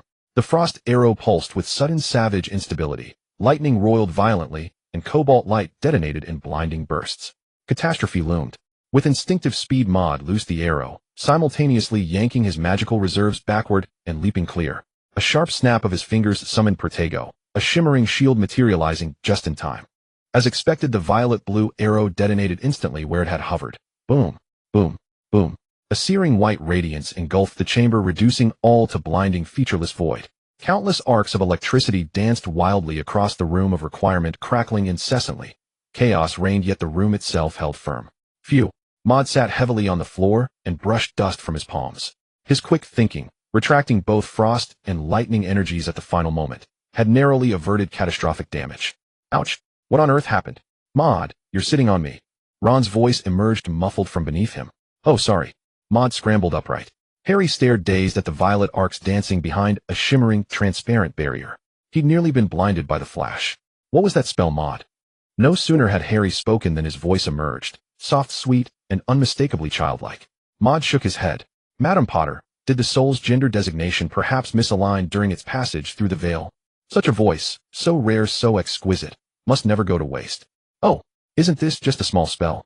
Maude said as he surveyed the scene. The surrounding purple arcs of electricity had not yet dissipated, and a white mist imbued with an icy aura was rising from the spot where the frost arrow had just exploded, with ice shards continuously forming in the air and crashing to the ground. It seemed like a small-scale hailstorm had occurred. However, the wish-granting room had only suffered a minor damage to the floor. This explosion was very well controlled, precisely managed. Oh, my face. Ron rubbed his face, which had turned red on one side, resembling half of a monkey's bottom. Harry, with his emerald green eyes, looked at his face and couldn't help but burst into laughter. Finally, the magical effect completely dissipated. Maude took out his spellbook to record the casting process he had just executed. He noted down the amount of magical power involved, the effects produced, and to what extent the frost arrow had fused with the lightning to create the explosion. These notes would help him better control his magic next time, reduce the explosion's impact, accumulate experience, and acquire more knowledge about combinational magic. Suddenly, he remembered something and looked at Harry. Harry, have you visited that mirror in the past couple of days? Oh. Harry's face turned slightly red, and he shyly replied, I still miss them, so I want to see it again.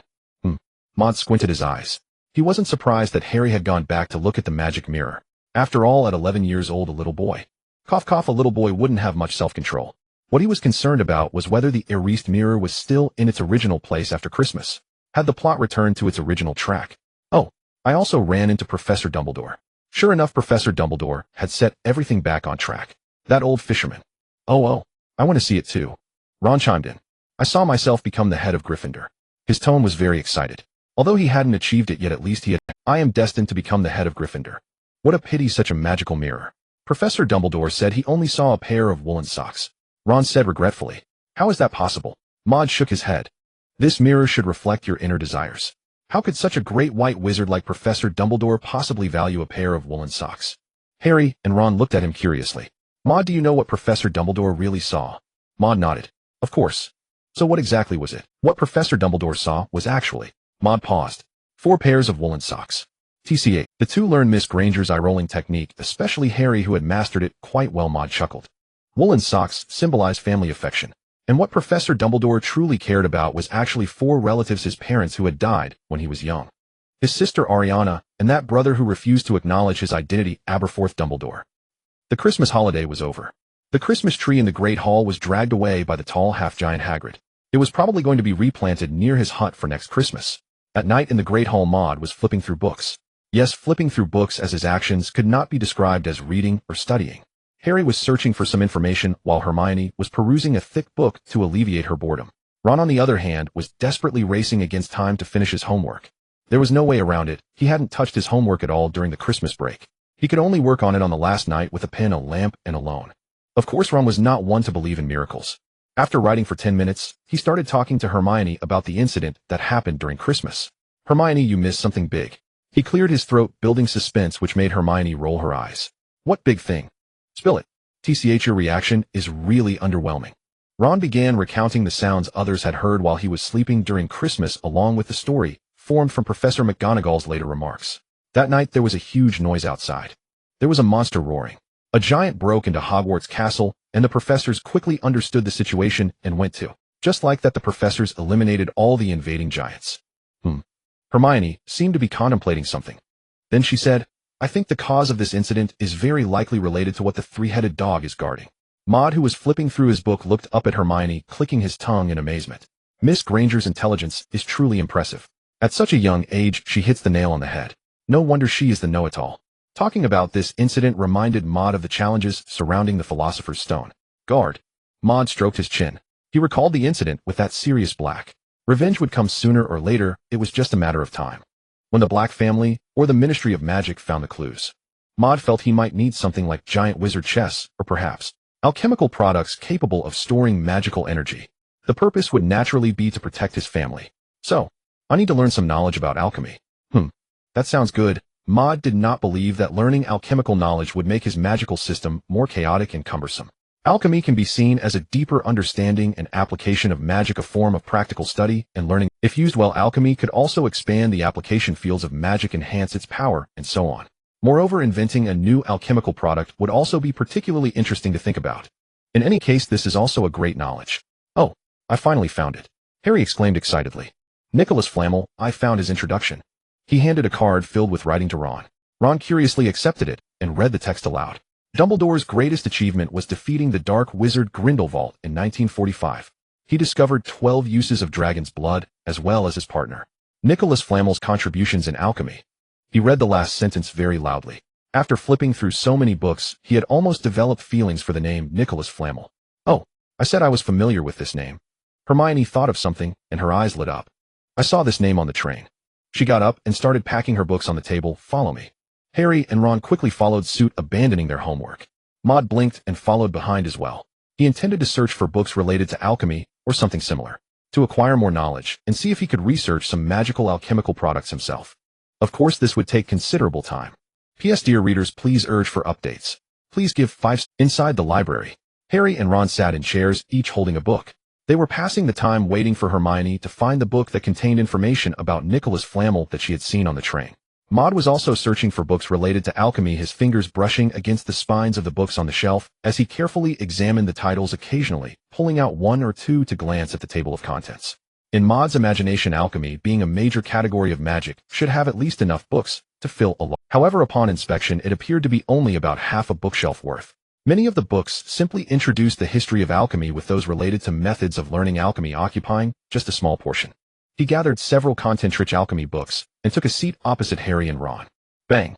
Harry and Ron jumped in surprise, looking up to see a large stack of books casting a broad shadow. 1, 2, 7, 12 books. Maude, do you plan to finish all these books tonight? Ron exclaimed, his blue eyes widening as he looked at the thick stack, suddenly feeling drowsy. He expressed his disbelief, wondering if it was even possible to read all these books in a lifetime. Maude shook his head and pulled out 3 of the thinner books, each about half an inch thick. He'll just read these 3 books tonight to pass the time. Rather than reading, he was memorizing. His current reading state involved flipping through the pages from start to finish, trying to memorize the content. The main purpose of memorization was to score full marks on exams. However, some knowledge was not simply about memorizing. To make it useful, one needed to ponder and understand it thoroughly. Oh, passing the time, are we reading storybooks? Ron understood, as he was also passing the time. He was reading a storybook about a wizard who turned into a little mouse and experienced an exciting and interesting life while staying with ordinary people. This was what adults referred to as a children's book. It was quite interesting. After reading the story, one would know the tale. To pass the time, as long as the story was engaging, studying could wait until the day before the exam. Harry blinked, feeling that things were not so simple. Maude, can I take a look at one? Maude nodded. Harry casually picked one from Maude's pile of books and examined the cover closely. The title of the book was On the Principles and Practices of Alchemy, and the cover featured a man wearing gold-rimmed glasses, exuding an academic air, occasionally winking at him as if greeting him. Curiously, Harry opened the first page. A dense array of academic terms and various alchemical symbols flooded his vision, and his little head instantly went blank. Snap! Harry quickly closed the book and returned it to the pile. Good grief, was this something a primary school student like him could read? He looked up to see Maude flipping through the book at a rapid pace, his face full of enthusiasm, muttering to himself as if he had found something interesting. Indeed, Maude still didn't seem like an ordinary person. This book is very interesting. Maude nodded, quite satisfied with the contents of the book in his hands. The book discussed the relationship between alchemy and magic, describing methods for easily integrating magic into alchemical products. It served as an introductory textbook, presenting concepts in an easily understandable manner, supplemented with interesting experimental examples that were akin to stories. The examples within reminded Maude of some very ordinary alchemical products he had encountered during his time at Hogwarts. Moving pictures, books that could scream, pots that stirred themselves. Maude blinked, a thoughtful expression crossed. He planned to start with something simple. Learning how to create a complete set of magically powered automatic furniture would be a good way to practice and gain some experience. Afterward, he intended to observe some of the peculiar soul artifacts at Hogwarts, such as a diary belonging to someone or an old man's basin. Then, based on that, he would create a high-level personal masterpiece. I mentioned I had seen the name Nicholas Flamel before. Hermione's voice interrupted Maude's thoughts as she approached with a large book, slamming it down on the table with a thud. This startled both Harry and Ron. The book was twice the size of her head, and from the side the pages appeared somewhat yellowed and wrinkled, suggesting it was quite an old book. Hermione opened the book. Look here. She pointed to a segment of text, softly reading, Nicholas Flamel is the only known maker of the Philosopher's Stone. The Philosopher's Stone is a powerful substance that can turn any metal into gold. It can also produce the elixir of life, granting immortality to the drinker. As she read, Hermione glanced up at Harry and Ron, her eyes seemingly sparkling with excitement. Miss Granger greatly enjoyed this feeling of sharing knowledge. Immortality. Ron squinted, a look of confusion on his face. This might be beyond his vocabulary. Yes, it means living forever. Hermione glanced at him and explained. I know what it means. Being treated like an illiterate was unpleasant, so Ron quickly retorted. Shoo. Harry raised a finger to his lips, looking around to see that many people were indeed staring at them due to Ron's loud voice. Hermione shot Ron a glare and continued reading. Nicholas Flamel is the only known maker of the Philosopher's Stone. This famous alchemist celebrated his 665th birthday last year. The mention of 665 made both Harry and Ron widen their eyes. But beside the Maude, who was just observing. Do you know what it is, Maude? Hermione could see no sign of surprise on his. Maude smiled. Isn't it just 665? He rubbed the invisible black serpent on his arm, feeling its smoothness like metal. He believed that with the black serpent, he could not only surpass 665, but also exceed 997. Hermione continued to scrutinize his face, shaking her head. From your eyes, I can tell you must have known about Nicholas Flamel long ago. Oh, and last time you mentioned I should know this name. A strange look appeared on Hermione's freckled face. Maude, did you use some special magic again? Don't be silly, I didn't. Maude interrupted Hermione's words. He had no interest or magic for invading others' privacy. P.S. Dear readers, please urge for updates. 5-star reviews are appreciated. I have to take the high-speed train back home soon, and there are quite a few things to do at home tonight and tomorrow. I'll try to write the second chapter soon. If I haven't finished by 6 o'clock, I will squeeze some time to complete it, which might be very late. I'm just making a guess, Hermione. Maude said seriously while looking into Hermione's brown eyes. Logical reasoning isn't just your forte, there are many others who excel at it too. Like a little student with glasses who often reflects light, nicknamed Washing Machine. Oh, of course that includes me. Last time Harry mentioned that Nicholas Flamel was Professor Dumbledore's partner, so it makes complete sense that as the partner of the greatest white wizard he could achieve what others cannot. Which is why I am not surprised at all. Really? Hermione blinked, pondering for a moment, realizing there was indeed some truth to it, and she no longer pressed Maude for more.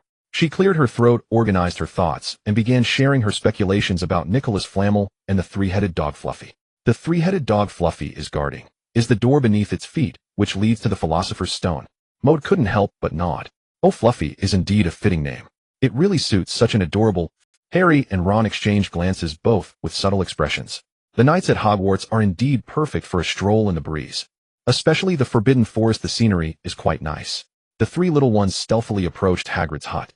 Maude followed them like a little light bulb, chuckling at their duck-like waddling. He looked up at Hagrid's hut, where smoke was still wafting from the chimney. The small wooden house and the towering half-giant's figure truly seemed mismatched. Harry knocked on the door. Hagrid opened the door with a crossbow in hand, his expression still wary as it had been. Seeing it was little Harry and the others, his tense expression relaxed. Oh, I'm sorry, but there's no Hagrid gripped the doorknob, intending to close the door again. At this time, little wizards shouldn't be outside Hogwarts Castle. It's very unsafe. But the door wouldn't close. Harry held onto the door and said very seriously, I know about the Philosopher's Stone. Oh, Hagrid seemed a bit surprised. He released the doorknob and welcomed the four little wizards inside. We think someone is planning to steal the Philosopher's Stone. It must be Professor Snape. I think so too. Ron and Hermione unanimously believed that it was Professor Snape who intended to do so. Harry had thought the same before, but after the last experience in the restricted section, he had encountered something a bit odd. Professor Snape. But is it really Professor Snape? He felt somewhat indecisive. Maybe. Could we have misunderstood something? Ron exaggeratedly opened his mouth wide. Harry, don't forget about the injury on Professor Snape's leg and how he tends to target you. From all the clues we have right now, the most suspicious one is definitely Professor Snape. Hermione nodded in agreement and turned to look at Maude. What do you think, Maude? Maude stroked his chin, glanced at Harry, and locked eyes with his emerald green ones. Harry, I don't want to impose my views on you. I just want to remind you to think independently and not be influenced by anyone. He believed Harry wouldn't understand this advice right now and probably wouldn't take it in. That's fine, maintaining the plot benefits him greatly. Sure enough, under the influence of Hermione and Ron, Harry still considered Professor Snape the prime suspect. Maude blinked. Professor Snape, behind his large bat-like robe, ended up taking the fall. From now on, the nickname Batman might need a change from Batman the scapegoat. Hagrid had just boiled a pot of water and, listening to their conversation, shook his head. Are you still suspecting Professor Snape? Yes, we suspect he is the one trying to steal the Philosopher's Stone. Ron replied. But he is one of the professors protecting the Philosopher's Stone. Oh, how could he possibly steal it? Hearing Hagrid's words, Hermione frowned, a look of contemplation appearing on her face. Maude shook his head, leaned back in his chair, and took out a magic book, beginning to read a book he had just copied. Next, he awaited the arrival of the young Malfoy, who was keeping an eye on them. Before long, a faint noise came from an iron bucket roasting over the fire. Hagrid took out a hot human head-sized golden egg, instantly attracting the attention of Harry and the others. What is this? Harry curiously asked as he looked at the golden egg. Oh, I might know. Ron, who was peering closely at the golden egg, said, this is a dragon egg. But Hagrid, how did you get it? He looked at Hagrid. Oh, I won it in a bet with a stranger at the pub. Suddenly the dragon egg exploded, sending shards flying and nearly hitting the three little ones. A piece of golden eggshell also fell from Maude's magic book. Maude picked up the piece, which felt like a sheet of tin smooth on the surface and emitted a faint, fishy smell. Cheep cheep. The little dragon that had just hatched made a sound. Maude was quite curious about the legendary Western dragon. He moved a chair over to the table and examined this Norwegian ridgeback. The little dragon was a dull gray color with a triangular head, bat-like wings, and black claws that were long and large, even larger than its head. This little creature, about the size of Maude's palm and looking somewhat cute, would grow up to become a mighty and imposing beast, the Norwegian ridgeback. The little dragon seemed to burp twice before spitting out a burst of flame towards Hagrid, igniting his thick black beard. Hagrid chuckled, not minding it, as he waved his hand to extinguish the flames on his beard. That is, his smile suddenly froze as he looked towards the narrow glass window in the hut. There stood a person with light golden hair, examining Maude, Harry, and the others inside the room, also taking a look at the little dragon. Maude smiled inwardly. Finally, the young master has arrived. Interesting things are about to begin. Maude took out Potion No. 1 from the Succubus series, leaned close to Harry's ear and seriously looked at him. Harry, whether we lose points next depends on you. Oh. Harry looked confused, his emerald eyes filled with doubt. Are you saying? Maude winked at him. This is a brilliant plan. After you take this talk to Malfoy, and tell him that if he spills the beans you will also be implicated. Trust me, as long as you perform, well, we will all be fine. Maude named this plan the magical version of Naruto XX technique. What does that mean? I don't understand either. As for whether it would succeed, Maude didn't really care. If it succeeded, Gryffindor wouldn't lose points. If it failed, let Harry and the others see Voldemort, who was sucking the blood of unicorns in the Forbidden Forest at night, to help them further understand the truth. Ultimately, it all depended on Harry's chance encounter with young Malfoy. Please give a 5-star review. Just for fun, there won't be any romantic plot. A figure with pale gold hair sprinted into the distance. Young Master Malfoy recalled Maude and Harry's contemptible faces, a cold sneer curling at the corner of his lips. He murmured, "This time I will have my revenge. Maris, and the so-called boy who lived Harry Potter." He had waited for this opportunity for a long time. Both Maude and Harry seemed determined to oppose him at every turn. Especially Maris. Every confrontation with her had left him at a disadvantage. During the last pursuit of Maris, he had inexplicably collapsed, bewitched as if possessed, while Goyle and Crabbe, 2 fools utterly under her sway, had even dared to pat his. How utterly humiliating. This time he would strike both Maude and Harry in one fell swoop. Gryffindor's house points would be deducted. A chill night wind brushed against his face, numbing his nose, but it could not slow his stride. As he ran, Malfoy glanced back, wondering whether anyone was gaining on him. This is a... He glimpsed a slender figure shrouded in an oversized black robe, long black hair rippling like ink across the starless sky. Had he imagined it? Malfoy's steps faltered, instinctively his pace slowed. A sudden quiet anticipation stirred within him. Should he stop? Should he turn and confirm whether it was her? The same girl he'd met by chance before. Hey, wait for me. A soft childlike voice drifted across the silent earthen path. Its gentle timbre brought Malfoy to an immediate halt. He turned, and so did the slender figure. She lifted her head, revealing her face beneath the wide brim of her hood, and eyes, vivid, familiar, emerald green. It's you. Malfoy suppressed the surge of delight within him, though his voice betrayed a tremor of emotion. He held a genuine fondness for the young which he'd met at that corridor corner. An affection difficult to define, perhaps akin to a child's instinctive recognition of a peer, a quiet yearning for friendship. What was he thinking? Of course, it was nothing more than ordinary, unremarkable fondness. Look at Potter. Same emerald eyes, but hers were far more delicate, her lashes finely drawn. An involuntary smile tugged at Malfoy's lips, only to vanish just as swiftly, reined in with practiced restraint. Meanwhile, the slender figure with dark hair and green eyes drew near and stood before him. Just as Maude predicted, he really stopped. Harry marveled inwardly at Maude's uncanny foresight. Yet as the conversation loomed, unease coiled in his chest. He was terrible at acting, especially before those he disliked. His face stiffened into an awkward mask. He tried to smile, but the expression froze halfway. Frozen not by cold, but by sheer discomfort. Hello. Oh, you cough. Hello, I'm Draco Malfoy. Malfoy stammered, attempting to reclaim his usual aloof composure, but it slipped through his fingers like smoke. I simply cannot. Did you seek me out for something? Harry's voice emerged faint and strained, thick with embarrassment. Oh, you seem to have noticed Maude and the others at Hagrid's hut. They're my friends. I followed them out. Malfoy feigned 2 sharp coughs, striving for authority in his tone, only for his voice to deflate mid-sentence. Yes, they're utterly insufferable. You may well not know, but they take particular delight in opposing me. Such villains deserve severe retribution. I tell you, I plan to issue a formal complaint. But I'd face punishment too, perhaps even detention. Harry forced a smile onto his face, awkward, strained, yet somehow managing not to collapse entirely into mortification. The words sounded almost like a pout. Impossible. Cough. No such thing. I mean, a challenge. His palms dampened slightly. He rubbed them discreetly against his Slytherin robes. Would I ever stoop to that?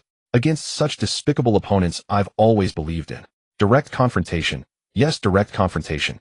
He delivered the second direct confrontation while holding Harry's gaze, firm, unwavering, as if convincing himself as much as the other. Gazing upon that delicate, refined face, he felt an undeniable certainty he must befriend this young. He studied Harry's oversized black robe, yet found no house insignia on the sleeves. Frowning, he stammered again. You. Could you tell me? Which house are you in? Surely the finest, Slytherin. Or, might I ask your name? Harry's delicate features fell into stunned silence. What should he say? Maude hadn't prepared him for this. Instinctively, he glanced up at Malfoy, only to find those cool gray eyes fixed intently, unblinkingly upon his own face. Malfoy, something's off about you. Suddenly he suspected this pure-blood Slytherin wizard might be peculiar, deeply unsettled. Malfoy watched Harry remain silent, then scratched absently at his pale gold hair and lowered his head, embarrassed, wondering if he'd said something wrong. Ahem. Pardon the interruption, but this isn't quite the moment. A voice rose, one that stirred visceral aversion deep within Malfoy's core. Maude stepped forward, placing himself between them with a calm, open palm. His golden eyes gleamed with quiet intelligence beneath the moonlight. "I'd like a word with Mr. Malfoy." Turning to Harry, he added gently, "You go join Ron and Hermione." Harry exhaled softly through parted lips, his expression instantly relaxing. What an excruciating conversation that had been. He turned and dashed toward Hagrid's hut, where Hermione and Ron waited outside. Wait. Only then did Malfoy realize. His plan had crumbled once more. Frustration flared. He glared fiercely at Maude. "What do you think you're doing, Maris?"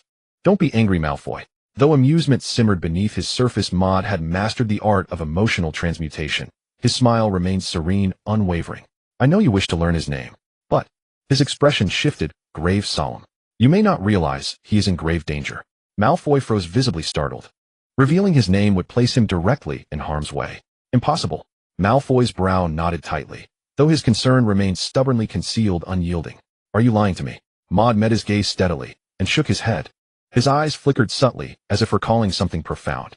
"He, like you, was born into a pure-blood family. His father instilled in him from infancy the doctrine of blood purity. Over time, the weight of lineage and legacy pressed down upon him, suffocating his spirit." Malfoy's eyes locked, unblinking. That description resonated with chilling familiarity. Could this young witch share his very burden? A quiet, secret thrill bloomed within him.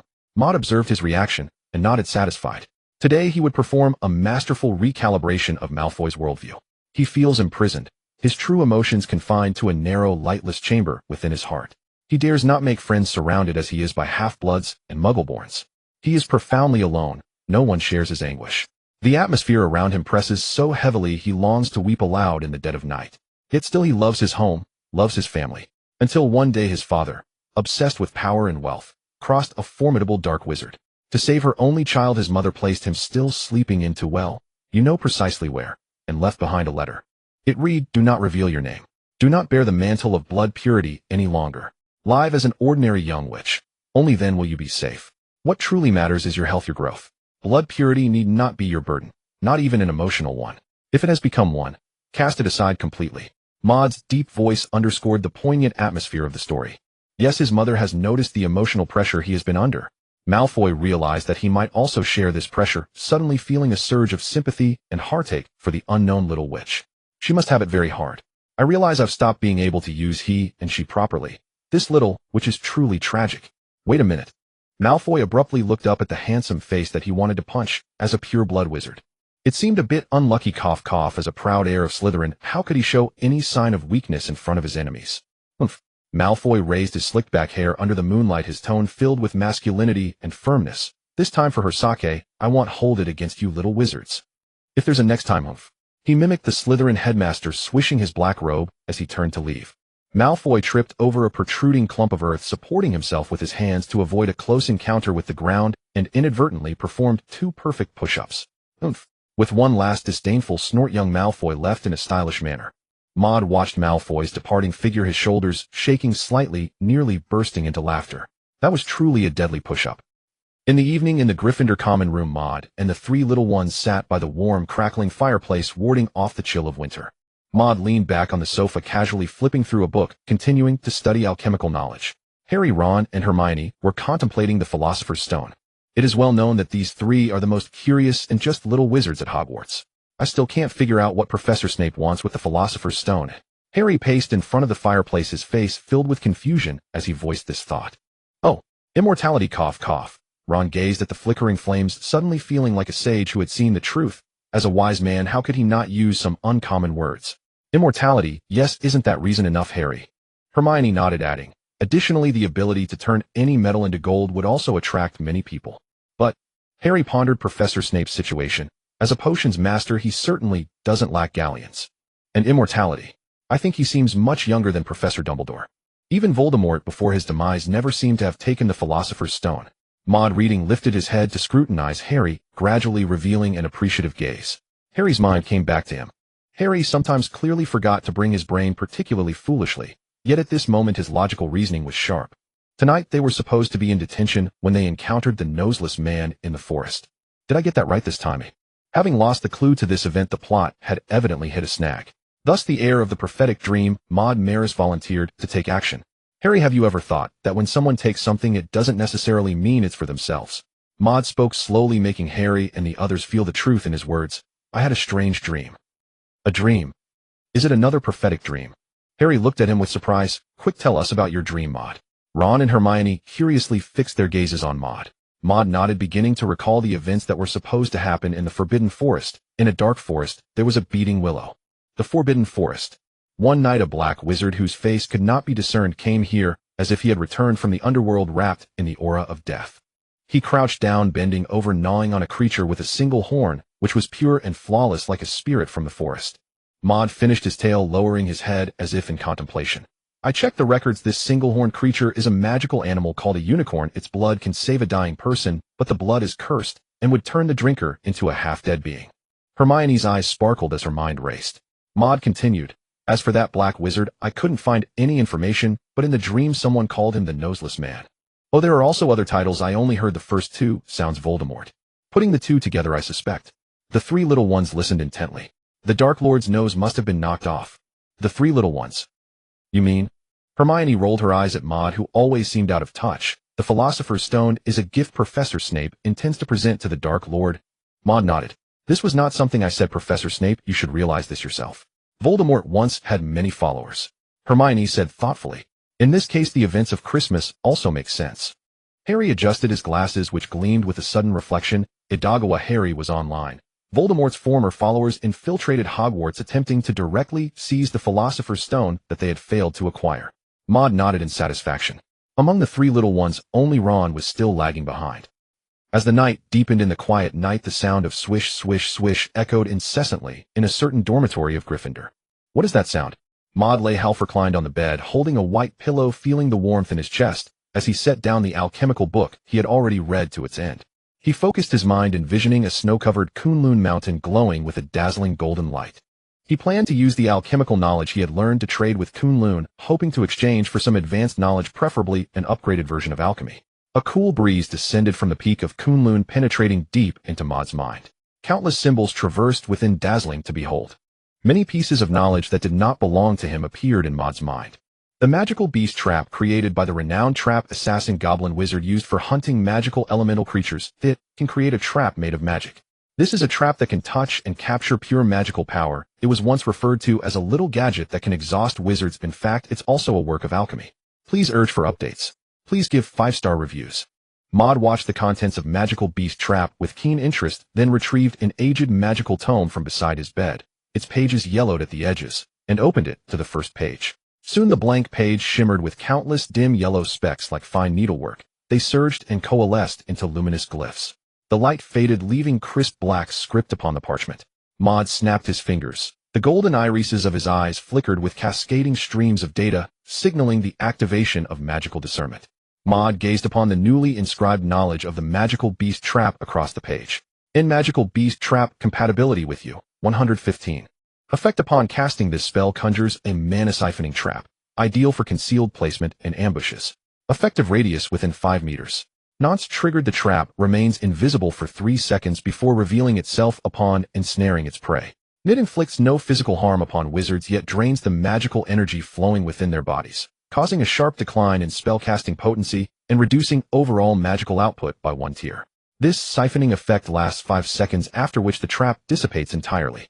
Naturally, if struck precisely by a spell, the siphoning duration shortens to 2 seconds. 2 direct magical impacts will cause immediate dissolution.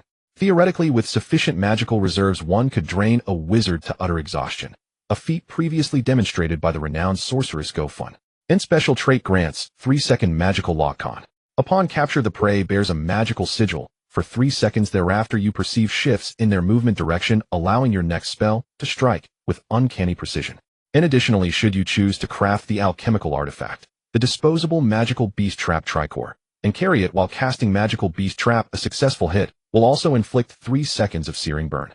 Such pain disrupts combat judgment, though those of exceptional willpower may resist it. Maude conducted an in-depth study of the alchemical process behind the Tricore, yet found its innovation lay solely in unique magical integration. Its methodology remained firmly grounded within established alchemical frameworks. Nonetheless, as a spell, its functionality was remarkably robust.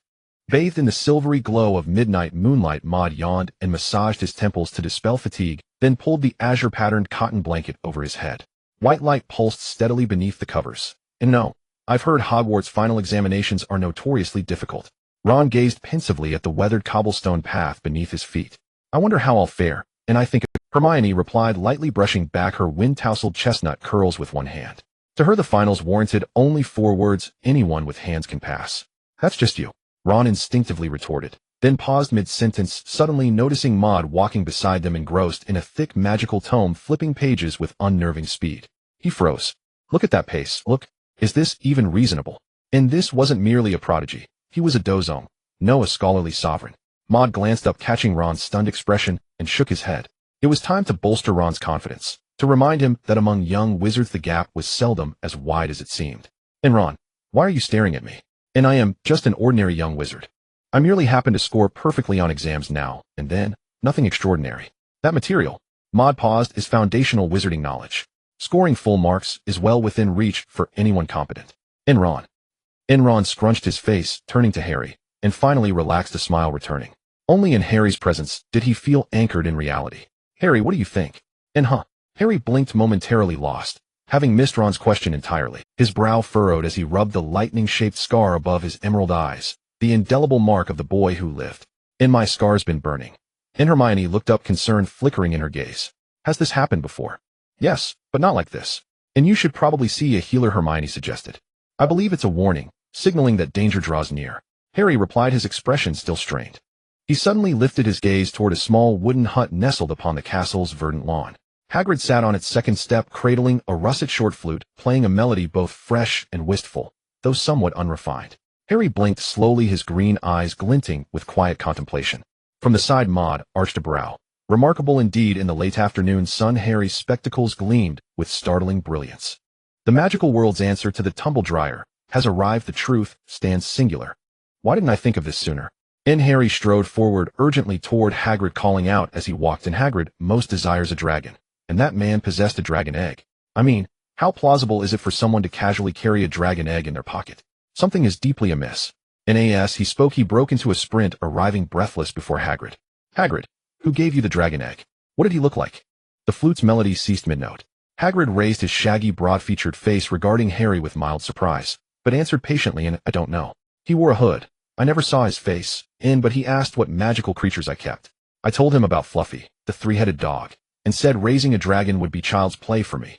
And I also mentioned that soothing a magical creature hinges on understanding its nature. Fluffy, for instance, falls asleep the moment he hears music. Oh, I shouldn't have told you any of that. And Hagrid clapped a massive hand over his mouth. And Maude nearly applauded. And truly, Hagrid, with so many magical beasts under his care, even his mouth had evolved. Impenetrable, reliable, and utterly indispensable. Professor Dumbledore's most trusted confidant. Harry and his friends rushed to find Professor Dumbledore, eager to inform him of the bad news that the Philosopher's Stone was about to be stolen. Maude did not follow. He stood on the grass, fragrant with the smell of earth, watching their retreating figures, gently touching the tip of his nose with his index finger. Harry, who was not as tall as Miss Hermione, looked like a little girl, while running her black robes swaying in the wind, as if twisting her body. Maude thought for a moment, and also stepped towards Hogwarts Castle, but he was not going to find Professor Dumbledore. Instead, he intended to seek out Professor Snape. Upon entering Hogwarts Castle, Maude walked straight to Professor Snape's office door. The atmosphere here still felt somewhat dark, and the word office hanging on the door twisted and looked odd, like branches striking in the night. Maude speculated that it was perhaps the cold aura emanating from Professor Snape that had tainted the entrance. Professor Snape. Come in. Professor Snape's voice was like the mechanical sound of a rusty axle, devoid of any emotional fluctuation. Creak. Maude pushed open the slightly damp wooden door, which, despite having seen many accidents, still stood. Maude walked in, retrieving an ancient-looking spellbook from behind him. As he approached Professor Snape's desk, he flipped to the page labeled Potions Problems, where he saw a dense array of serial numbers on the yellowed paper. Professor, I have a few questions to ask you. Maude thought, since he had come all this way, why did that sound so familiar? Asking a question shouldn't be too much to ask, right? Professor Snape's sharp gaze pierced through the air, landing directly on the last number on the spellbook, 98. He nodded and appeared overjoyed. Maude, have you finished asking? Not yet, Professor. There are still 21 questions. After a pause, how many questions are left, Maude?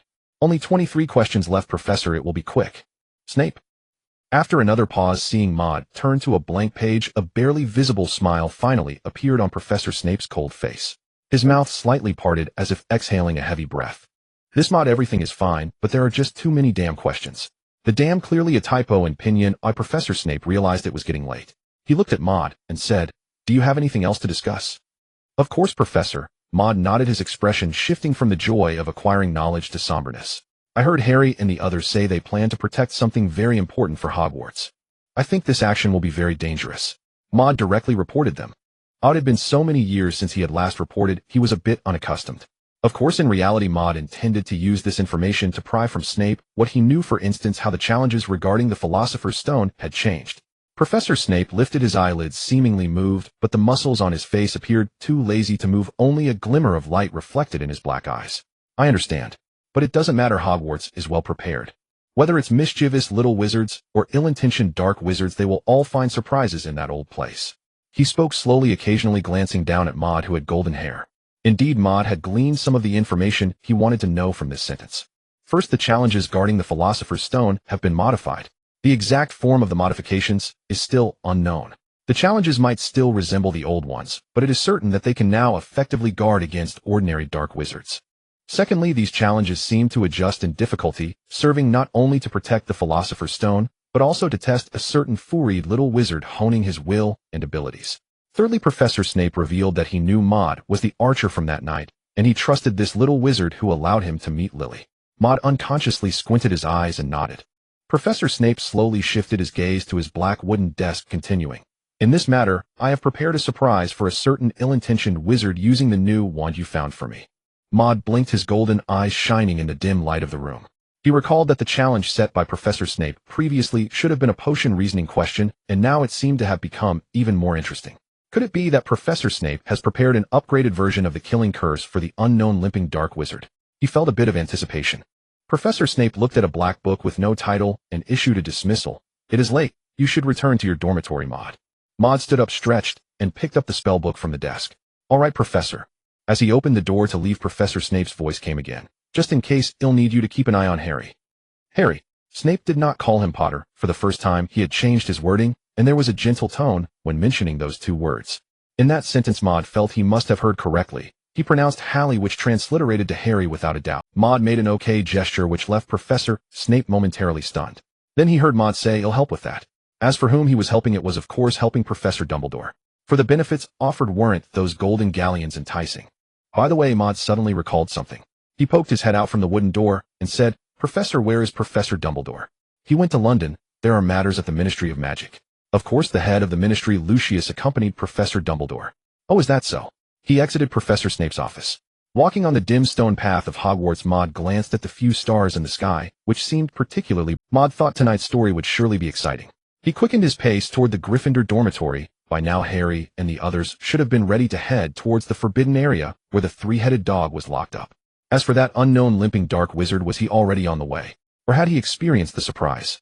The night was dark and windy, the perfect time for mischief. As for how not to disturb Harry's training while following them to cause trouble, this required some method. Please urge for updates. Please give 5-star reviews. All of you big shots. With a thud, Maude had just stepped into the Gryffindor common room when he saw Neville clad in blue-patterned pajamas sprawled on the floor. His limbs were tightly drawn in and his skin shimmered with faint stone-like textures. Opposite Neville stood Hermione, holding her wand and apologizing, having used Petrificus Totalis on him. Harry, upon seeing a shadowy figure emerge from the passage in the moonlight, instinctively shouted. He looked up and let out a sigh of relief. Maude. "Phew, you scared me." He had thought their mission for the night would end in failure.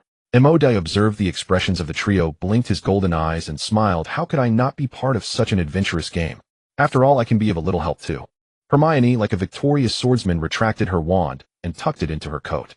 The trio wasn't wearing their plain robes with the Gryffindor emblem tonight, but were dressed in casual clothes. She looked at Maude. "This is good. Oh, with your magic our safety will be more assured. However, this is a very dangerous undertaking." She wanted to inform Maude about the risks of their actions tonight, but Maude waved his hand, cutting her off. "Speaking of this, you should be more cautious, especially you, Ron." He pointed his index finger at the three of them, swaying it before finally aiming it at Ron. "Tonight the odds of your sacrifice are quite high. Ron, this was not a good omen." Maude had just set a flag for him. What should he do? Maude ignored Ron's despondent face, glanced at the night outside the common room, and turned to Harry and the others. Let's go, tonight should be an unforgettable day. This was not only true for Harry and his friends, but also for a certain dark wizard. Of course the latter must have a memorable day today, as it was his last on this earth. Maude stepped out of the common room first, and Harry and the others exchanged glances before following him. After leaving the Gryffindor Tower, Maude changed positions and walked behind the trio. He seized an opportunity to hide behind a corner and silently released a phantom of light version of Maude Maris, allowing it to follow them, as he made himself invisible to accompany them. This was the best method Maude could think of to ensure that neither the trial's effectiveness nor his own enjoyment would be affected. The moonlight, like water, illuminated the figures of the group, casting long shadows on the slightly illuminated ground. Then the three of them, squeezed under the invisibility cloak, arrived at the third floor of Hogwarts Castle. Looking at the particularly dim forbidden area, without any lights, Harry unconsciously gulped and pushed the door open. This time, they were very cautious, opening the door just a crack and walking almost on tiptoes, avoiding attracting the attention of the bead-eyed caretaker Filch and his tawny cat. Upon entering, they walked straight to the right and came across an old wooden door secured tightly with a door latch. Maude listened intently. His elven hearing allowed him to pick up the faint sound of music coming from inside the door.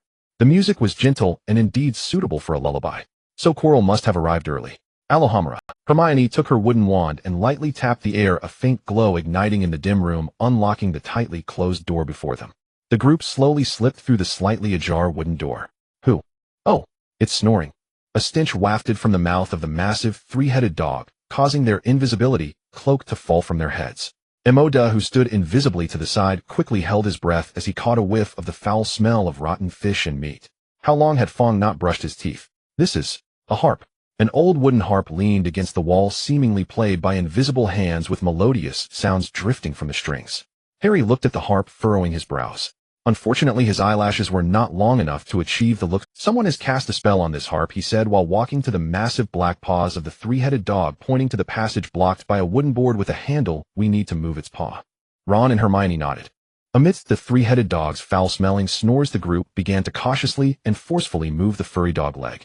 The phantom of light joined in as well, but unfortunately, being merely an illusion, it couldn't help lift anything. Maude, who stood to the side, did not step forward. He squatted in a corner, inspecting a bloody black strip of cloth on the rough floor which lay in the darkness, nearly invisible. Maude felt that this didn't resemble a strip of cloth that had fallen from a robe. Instead, its texture was more akin to the fabric of trousers worn beneath a wizard's robe rather than the coarse linen of the robe itself.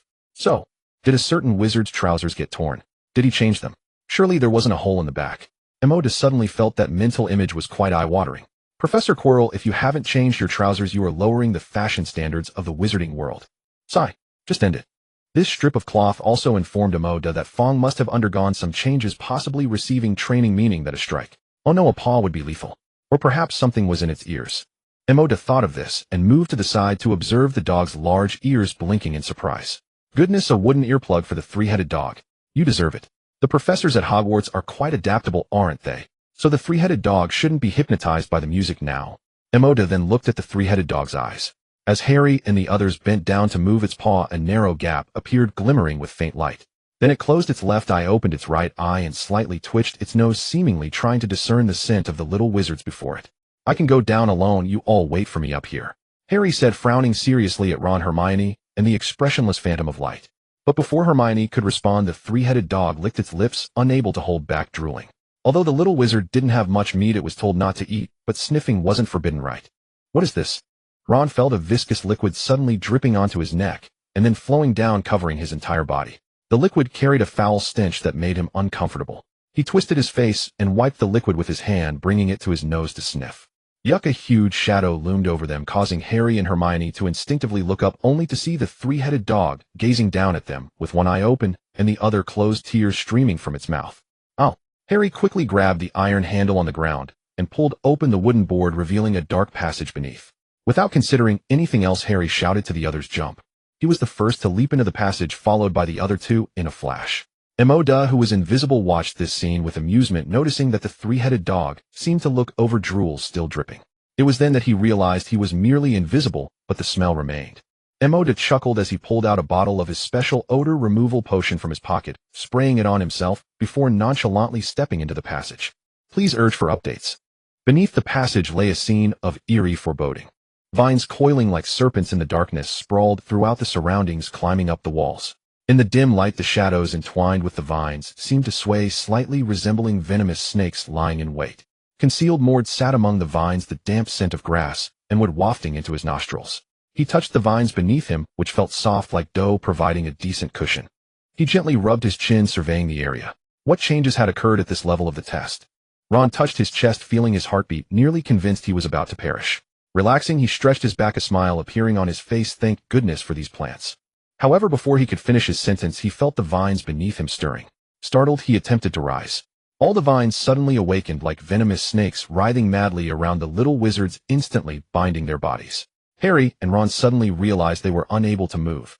At this moment, it felt as if they were ensnared in the gaping maw of a black beast ready to swallow them whole. Harry and Ron began to struggle anxiously, but the vines only tightened their grip, making it difficult for them to breathe. This is the devil's snare. Don't move. Hermione, her brown eyes devoid of panic, calmly instructed the others. You must relax, or you'll die faster. As Hermione spoke, the vines coiling around Maude gradually receded. Silently, he extricated himself from the plants and landed steadily on the ground. The phantom of light fell alongside him. Seeing this, Ron and Harry were momentarily stunned, unable to comprehend how Maude had suddenly freed himself from the vines. That's how to escape the devil's snare. Hermione gazed in the direction of the light. As long as you don't move, the devil's snare will loosen its grip on us, and we'll be safe. But how can we relax like this? Ron grasped the vines on his shoulders, his body wrapped tightly like a dumpling. His face was not pleasant to behold. I can't relax at all. Maude leaned against the corner of the wall, looking up at Harry and Ron as they struggled above, suddenly catching a whiff of a familiar scent. He turned to see a bottle of golden liquid with a cork removed resting against the wall. Veritaserum. Maude blinked, instantly recognizing it as the modified Veritaserum brewed by Professor Snape after he had made suggestions. The potion emitted a pleasant fragrance, quite nice, but once inhaled it would cloud one's mind. Much like the proud young master who had pouted in front of Professor Snape last time. In this state, if he attempted to breach the next challenge, well, he would likely be turned into a wasp's nest by the winged key. The hidden Maude felt a subtle shift in his mind, realizing he couldn't delay. He raised his hand, seizing the moment while Hermione was still occupied casting a lumos spell. His fingertips glowed, suddenly a brilliant white light piercing through the darkness. The light spread through the gaps of the devil's snare, illuminating the space above, banishing the darkness instantaneously, making the entire enclosed underground passage feel like daylight. In such a grim environment, this light appeared especially grand and magnificent. The devil's snare, stimulated by the light, began to retract, and the trio lost the support of the vines, freeing themselves from their bindings and falling together. Oh, my face. Ron fell face first, kissing the ground, and when he lifted his head, his face bore the imprint of the uneven stone floor. Are you okay, Ron? Harry quickly helped Ron up. Hermione, meanwhile, looked at Maude's light phantom, puffing her cheeks in slight dissatisfaction. She realized that her identity as a top student seemed to hold no weight against this imposter before her. What is going on? Maude. Harry blinked, his emerald eyes gazing at the light phantom. Why did these plants suddenly release a Maude, controlling the light phantom, pointed at Hermione, speaking in a tone devoid of emotion, like Professor Snape asked Hermione. I'm sure Miss Know-It-All would be delighted to enlighten you. It wasn't that he was unwilling to explain, but saying too much would reveal to Hermione that he was an imposter.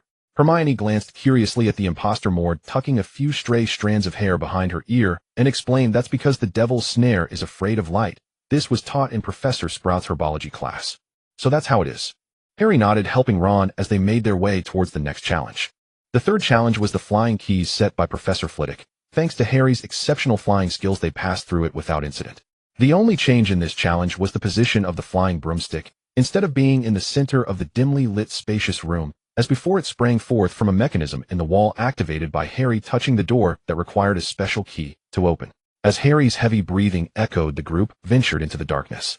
Maude spotted a towering stone statue in the darkness depicting both a majestic horse and a soldier wielding a sword. The atmosphere was rather unwelcoming. Entering here, the first impression was that they had stepped into an upscale statue-adorned tomb. Is this a tomb? Harry blinked, his green eyes scanning the statues warily. The shadows of the statues cast by the faint light filtering in from nowhere felt oppressive. He had an unsettling feeling that these statues might move. This isn't a tomb.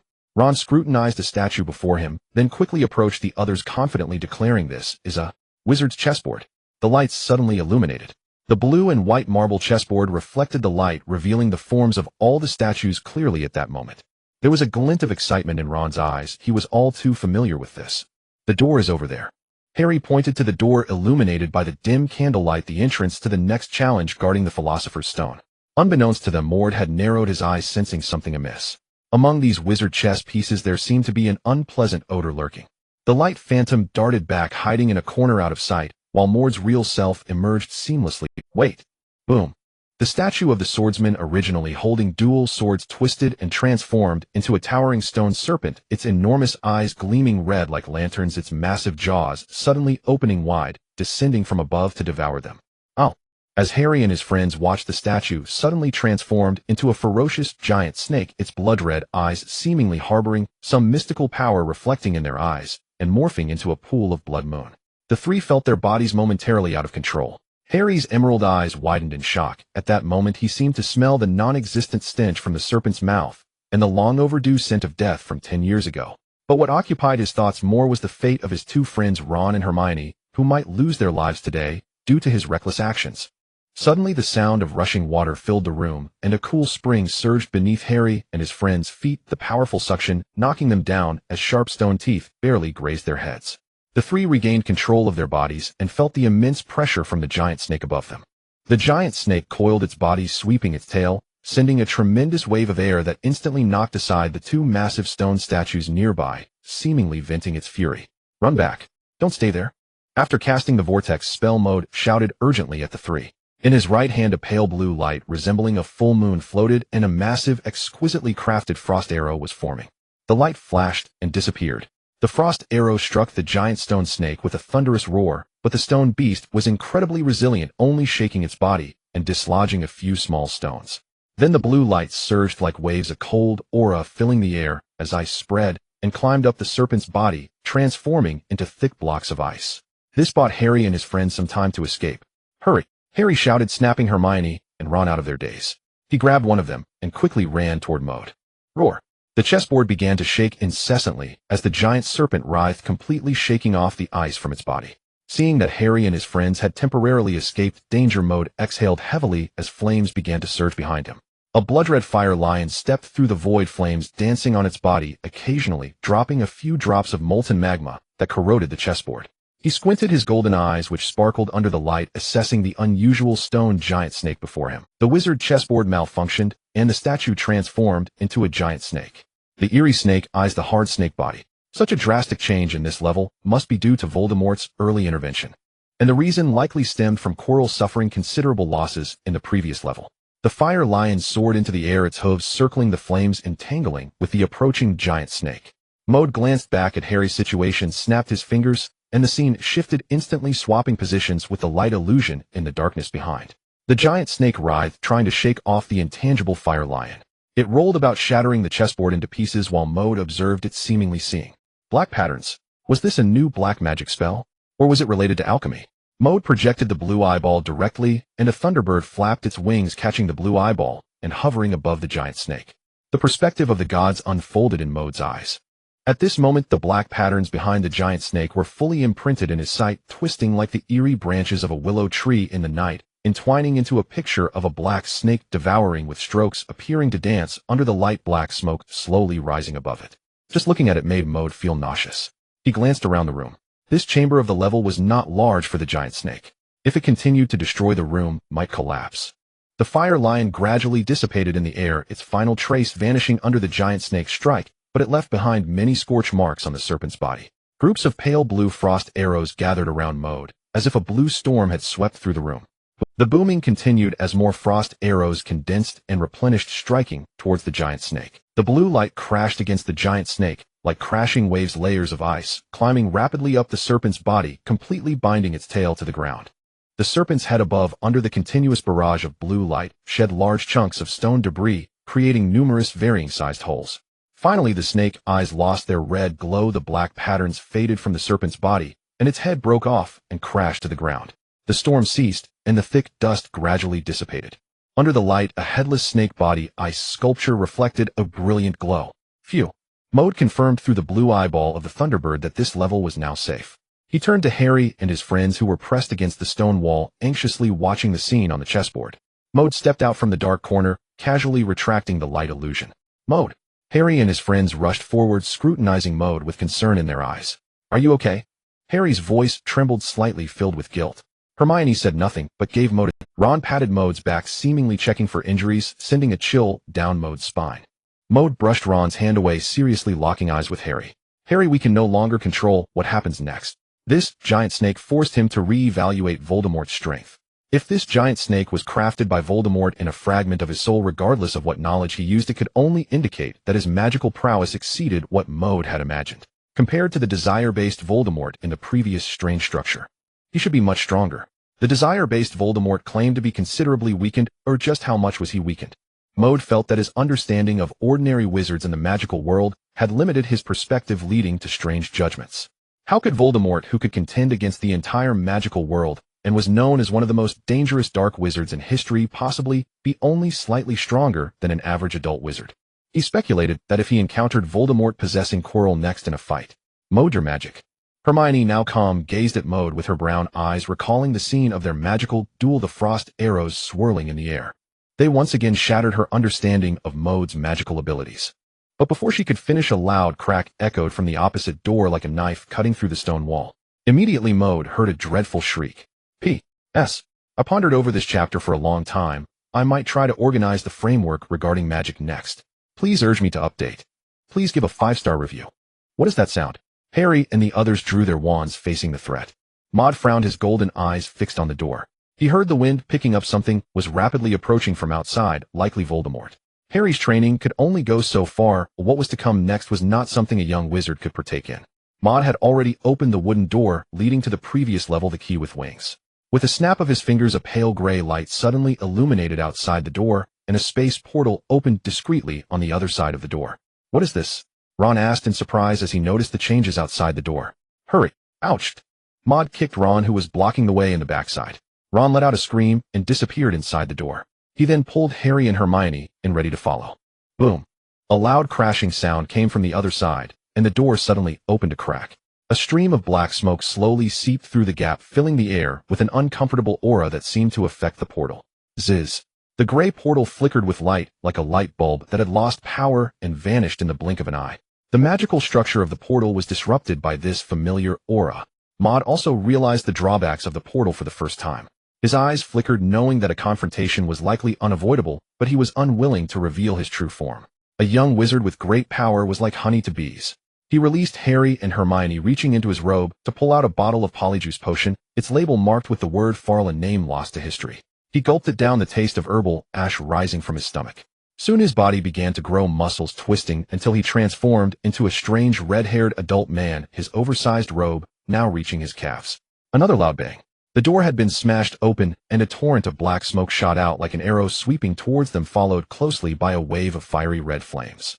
The flames seemed to chase after the black smoke, predicting its path, but the smoke merely pivoted in place, allowing the flames to continue forward, igniting a stone wall, illuminating half of Maude's face. The black smoke surged again. Maude, now resembling an adult wizard, pointed a finger, and a transparent barrier stood before him. However, the black smoke flowed around the barrier like water around a stone, regrouping behind it. Maude was momentarily taken aback. Was Voldemort in this state uncontainable? A faint purple light suddenly flickered, and a sword-like bolt of lightning fell from the sky. Boom! The lightning struck the black smoke that Voldemort had turned into, but the smoke merely dissipated a few wisps, pausing briefly in the air before charging back. Flames surged around Maude, as if something was brewing within him, but there was no time. Voldemort was already closing in his target, clear Harry alone. He emitted a hoarse, unpleasant laugh akin to the cry of a bat. He intended to capture a young wizard to procure the Philosopher's Stone from the Mirror of Ariste. Now, with this so-called nemesis who had escaped death 10 years ago before him, it was a perfect opportunity. Harry. In a moment of desperation, Hermione acted without thinking. She shoved Harry aside and leaped into the black smoke.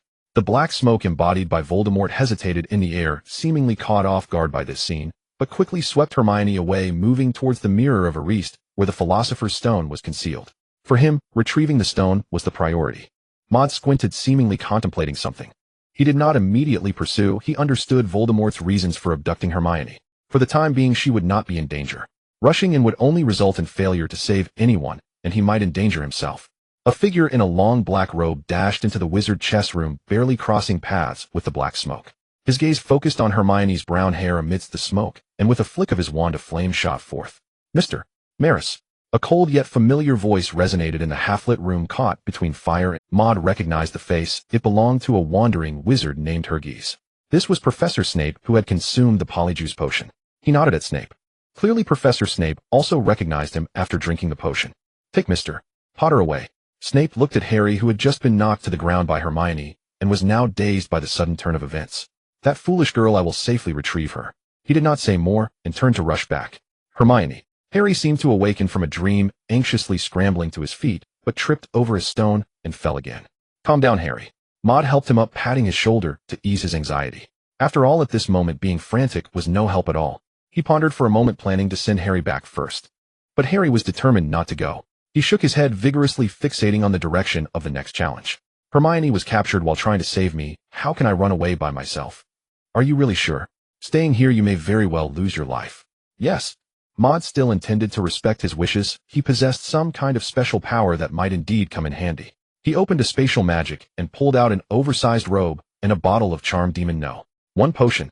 He only brought 1 bottle of polyjuice potion. After all, Professor Snape's office was not a shop for selling polyjuice potion. Changing his appearance, Voldemort should not be so crazed as to want to kill an ordinary young witch named Hallie Wright. Drink this, put on the robe, and hide well from here on out.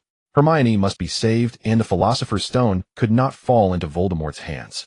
Maude summoned the blue-eyed orb and placed it on the Thunder Sparrow, which chirped and headed into the door. As the view shifted, Maude saw the potion challenge inside. Bottles of potions were spilled across the wooden table, dyeing it with various colors. There was a long, deep scratch on the wall, nearly penetrating through, and opposite it stood 2 fiery gates, 1 purple and 1 red. Maude blinked, guessing that this must be Professor Snape's green flame blade. The massive slicing sound he just heard must... Voldemort used his knowledge to evade the traps of this challenge, and arrived before the Mirror of Erist, only to encounter Professor Snape. Did their battle lead Voldemort back to the potion challenge, where he fell into the trap of the green flame blade? It was very possible. The Thunder Sparrow ventured further inside, revealing a long staircase, descending into an underground chamber. Following the stairs down and around, one would arrive at the Mirror of Erist. Maude had never noticed this route during his last visit. Hogwarts Castle truly had an abundance of secret passages. The abandoned classroom, which should have been in darkness, was now ablaze. A small girl with fluffy brown hair lay unconscious on the floor. In front of her stood the transformed Professor Snape, his black robe looking somewhat tattered. Hermione should be fine for now, but we just need to find a chance to take her away. Maude nodded, then looked at Voldemort, or rather Voldemort possessing Quirrell, who had removed his turban, revealing 2 faces on his head, looking quite eerie. He bore a significant wound extending from his left shoulder to his abdomen, bleeding profusely, and the back of his robe had a large hole burned through, looking charred. Voldemort suddenly raised his head, using Quirrell's face to form an ugly grin. His smile was imprinted in the blue-eyed orb on the Thunder Sparrow and in Maude's eyes. He raised a hand, and a flash of green light darted past. This is so mind-boggling. I foolishly looked for different styles of articles for reference, and upon reading them my mind got stuck, because one was Western fantasy and the other was Eastern fantasy. After reading, my writing style became all over the place. Please urge me to update. Please give a 5-star review. The green light struck the Thunder Sparrow in an instant, and even under the control of the magical spirit, it was unable to escape. The Thunder Sparrow transformed into an electric arc and dissipated. The blue-eye orb flickered with a faint glow beneath the arc before falling to the ground, once again entering a state of invisibility. Maude's vision returned to the front, and he blinked, his golden eyes deep in thought. He felt puzzled about the Dark Lord's state in the black smoke. The heavy armor was unable to stop him, and although the lightning magic was cast hastily, its power was not insignificant, yet the damage caused by the lightning strike was minimal. He thought about the magic on Harry. If Hermione hadn't pushed Harry away, would the Dark Lord in the black smoke state have grabbed Harry and directly been burned by the magic on him? It's hard to say. In this magical world, spells of the same level can cancel each other out. The black smoke state was also a kind of magic used by the Dark Lord, and magic cast by the most dangerous dark wizard could cancel out the magic left by Lily Potter on Harry. Even if it couldn't completely negate it, it shouldn't result in death. Magic. Maude murmured, speculating that magic in the hands of powerful wizards might not be as simple. He turned to look at Harry, who had donned an invisibility cloak resembling a black cape, revealing only a small head. Her emerald eyes, framed by long eyelashes, appeared bright and spirited, though they now glimmered with a hint of worry. Harry.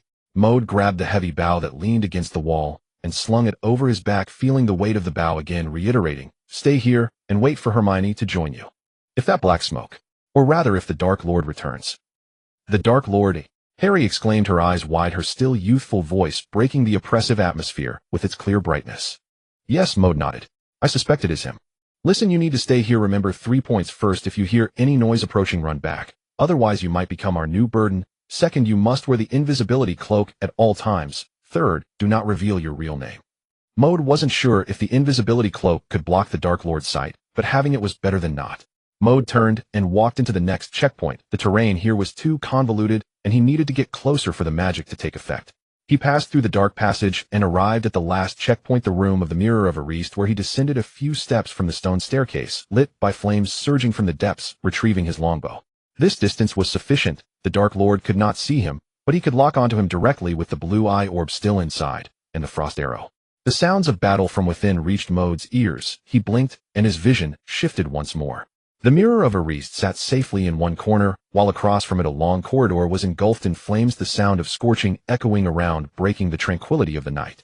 The Dark Lord transformed back into black smoke, drifting through the empty corridor, occasionally emitting an indescribable shriek, while Professor Snape stood calmly in place, gently tapping his wand against the void, releasing bursts of searing flames.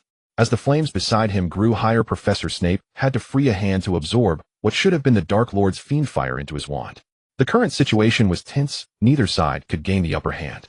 Though the Dark Lord had sustained serious injuries, his speed and agility in flight were unparalleled, and Professor Snape knew he could not completely kill the Dark Lord without exposing his identity to cast his more adept spell Sectum Sempra, which bore his distinctive personal characteristics. Maude raised the bow with one hand, pulling the string until it formed a crescent shape. Streams of blue light appeared from thin air as if attracted by a magnet, gradually converging into a considerable glow. A delicate frost arrow now rested on the bowstring, followed by a surge of blood. Within him, an invisible force enveloping the bow and arrow. Bang! The sound of the bowstring instantly caught the attention of both the Dark Lord and Professor Snape, who looked up simultaneously toward the nearby stone stairs. A dreamy blue light erupted, piercing through the darkness and flames in an instant, accompanied by a gusting wind, transforming into a radiant rainbow. The Dark Lord merely squinted, the frost arrow reflecting in his eyes, before he suddenly transformed into black smoke and scattered in the air, his hoarse voice resonating within the space. Not bad magic and decent power, but what a pity you are a wizard who only knows how to use brute force. The connection was clear. The Dark Lord's words easily reached Maude's ears, prompting him to instinctively touch his now red hair. Last time your desire form did not say this, he clearly stated, can please me. Why are you so inconsistent? However, the Dark Lord's words aligned with his earlier speculation that the elements of casting magic are not solely about magic power, but something else. So what could that be? From his statement, Maude had already guessed that this arrow would likely not cause any harm to the Dark Lord. The frost arrow penetrated the black smoke formed by the Dark Lord, as if striking a mass of cotton. The smoke seemed to disperse in the wind, only to instantly revert to its original state. Then a chill enveloped the area, blue waves surged, and the ice surface solidified, not affecting the Dark Lord at all. He merely floated lightly, the black smoke settling on the cold air, standing on the now non-extending ice surface.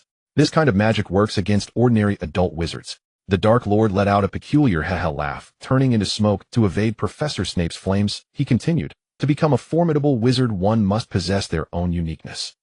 And these? His voice suddenly rose as if proclaiming some truth. I can grant you. Come on.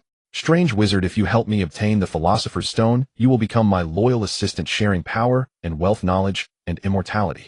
Although his voice was hoarse and unpleasant, it was filled with emotional power that stirred Maude's blood. Goodness, does every leader speak so persuasively and allure people like this? Maude chose to remain silent, continuing to draw back the bow. He wouldn't listen to someone so inhuman talking about ideals and grand visions. Maude realized something from Voldemort's recent performance. Transformed into black smoke, Voldemort accepted the attack of the frost arrow, yet he was unwilling to come into contact with the icy aura, waiting until the aura dissipated and the ice no longer solidified before descending, indicating that the frosty aura from the frost arrow affected him. Moreover, he chose to evade the flames unleashed by Professor Snape, which further suggested that Professor Snape isn't that enough. Today I, Nicholas. Oh no, foul Maude Maris the Ice Bowman will assist Professor Snape. Do you know what is the most disgusting about ice? Today let Voldemort experience it, the great Thunder Dragon. Maude shot arrow after arrow. As he pulled the bowstring, the frost arrow instantly crystallized and shot forth with a faint blue light. The penetrating chill intertwined with flames in the night, transforming into wisps of nearly invisible white smoke. Seeing that Maude did not respond, Voldemort remained neither angry nor annoyed, simply whispering such a pity, as he habitually raised his hands, holding his wand high and pointing it towards the direction of the frost arrow. A flicker of flame erupted from the wand, quickly expanding into a massive wall of fire, its flames dancing wildly, igniting the surroundings, completely blocking the impending blue light. The frost arrow was like a blue firefly thrown into the flames, merely causing a momentary pause in the fire before it vanished into nothingness. The icy aura within had some use as the chill surged forth, with the blue light momentarily suppressing the flames, but those flames, like a phoenix reborn, instantly reignited as the blue light dissipated. Maude observed this strange scene through the blue orb, realizing that Voldemort had provided him with a wealth of thoughts about magic today. The excellent vision of the blue orb and the appropriate distance allowed him to see some subtle details on the flames, such as the almost transparent membrane that suddenly appeared on the surface of the flames upon contact with the frost arrow, and the flickering flames on the ground that resembled black charred remains after the flames were extinguished by the chill. These must be what Voldemort referred to as the unique things that a distinguished wizard should possess. As Maude pondered this question, his hands did not stop moving as the blue light continued to flicker on the bush. Even if he couldn't deal with Voldemort, he had to give him some trouble reducing his operational space so that Professor Snape could more easily hit him with magic. The frost arrow unleashed by the bow was indeed very fast, avoiding the wall of fire and reaching Voldemort's vicinity. The blue light surged, layers of icy aura accumulating, affecting the speed at which Voldemort transformed into black smoke and landed. Voldemort frowned, growing weary of the ice arrows that kept swarming towards him like flies. Professor Snape focused on Voldemort's figure, tirelessly casting fire spells, the flames resembling wild beasts springing forth endlessly from the forest, darting through the void.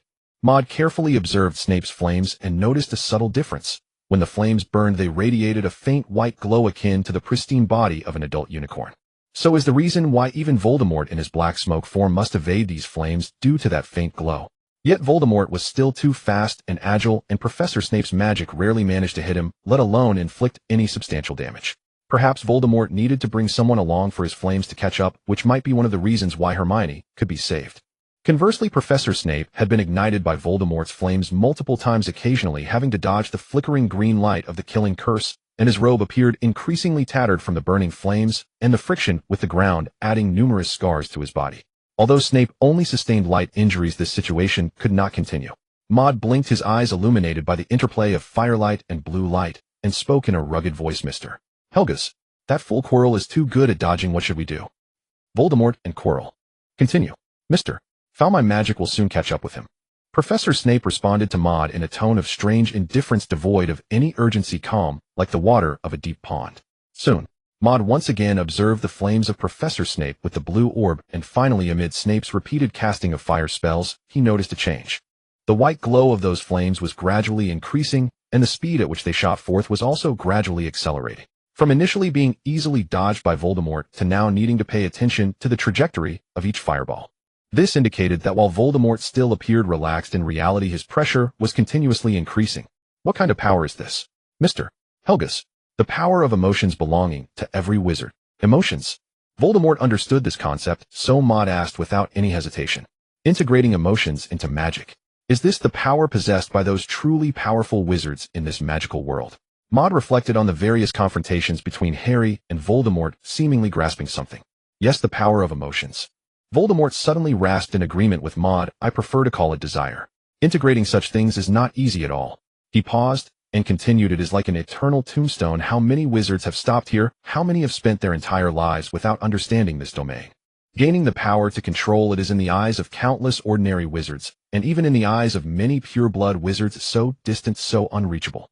But once we possess it, we leap into the realm of powerful wizards, gaining wealth that others cannot approach.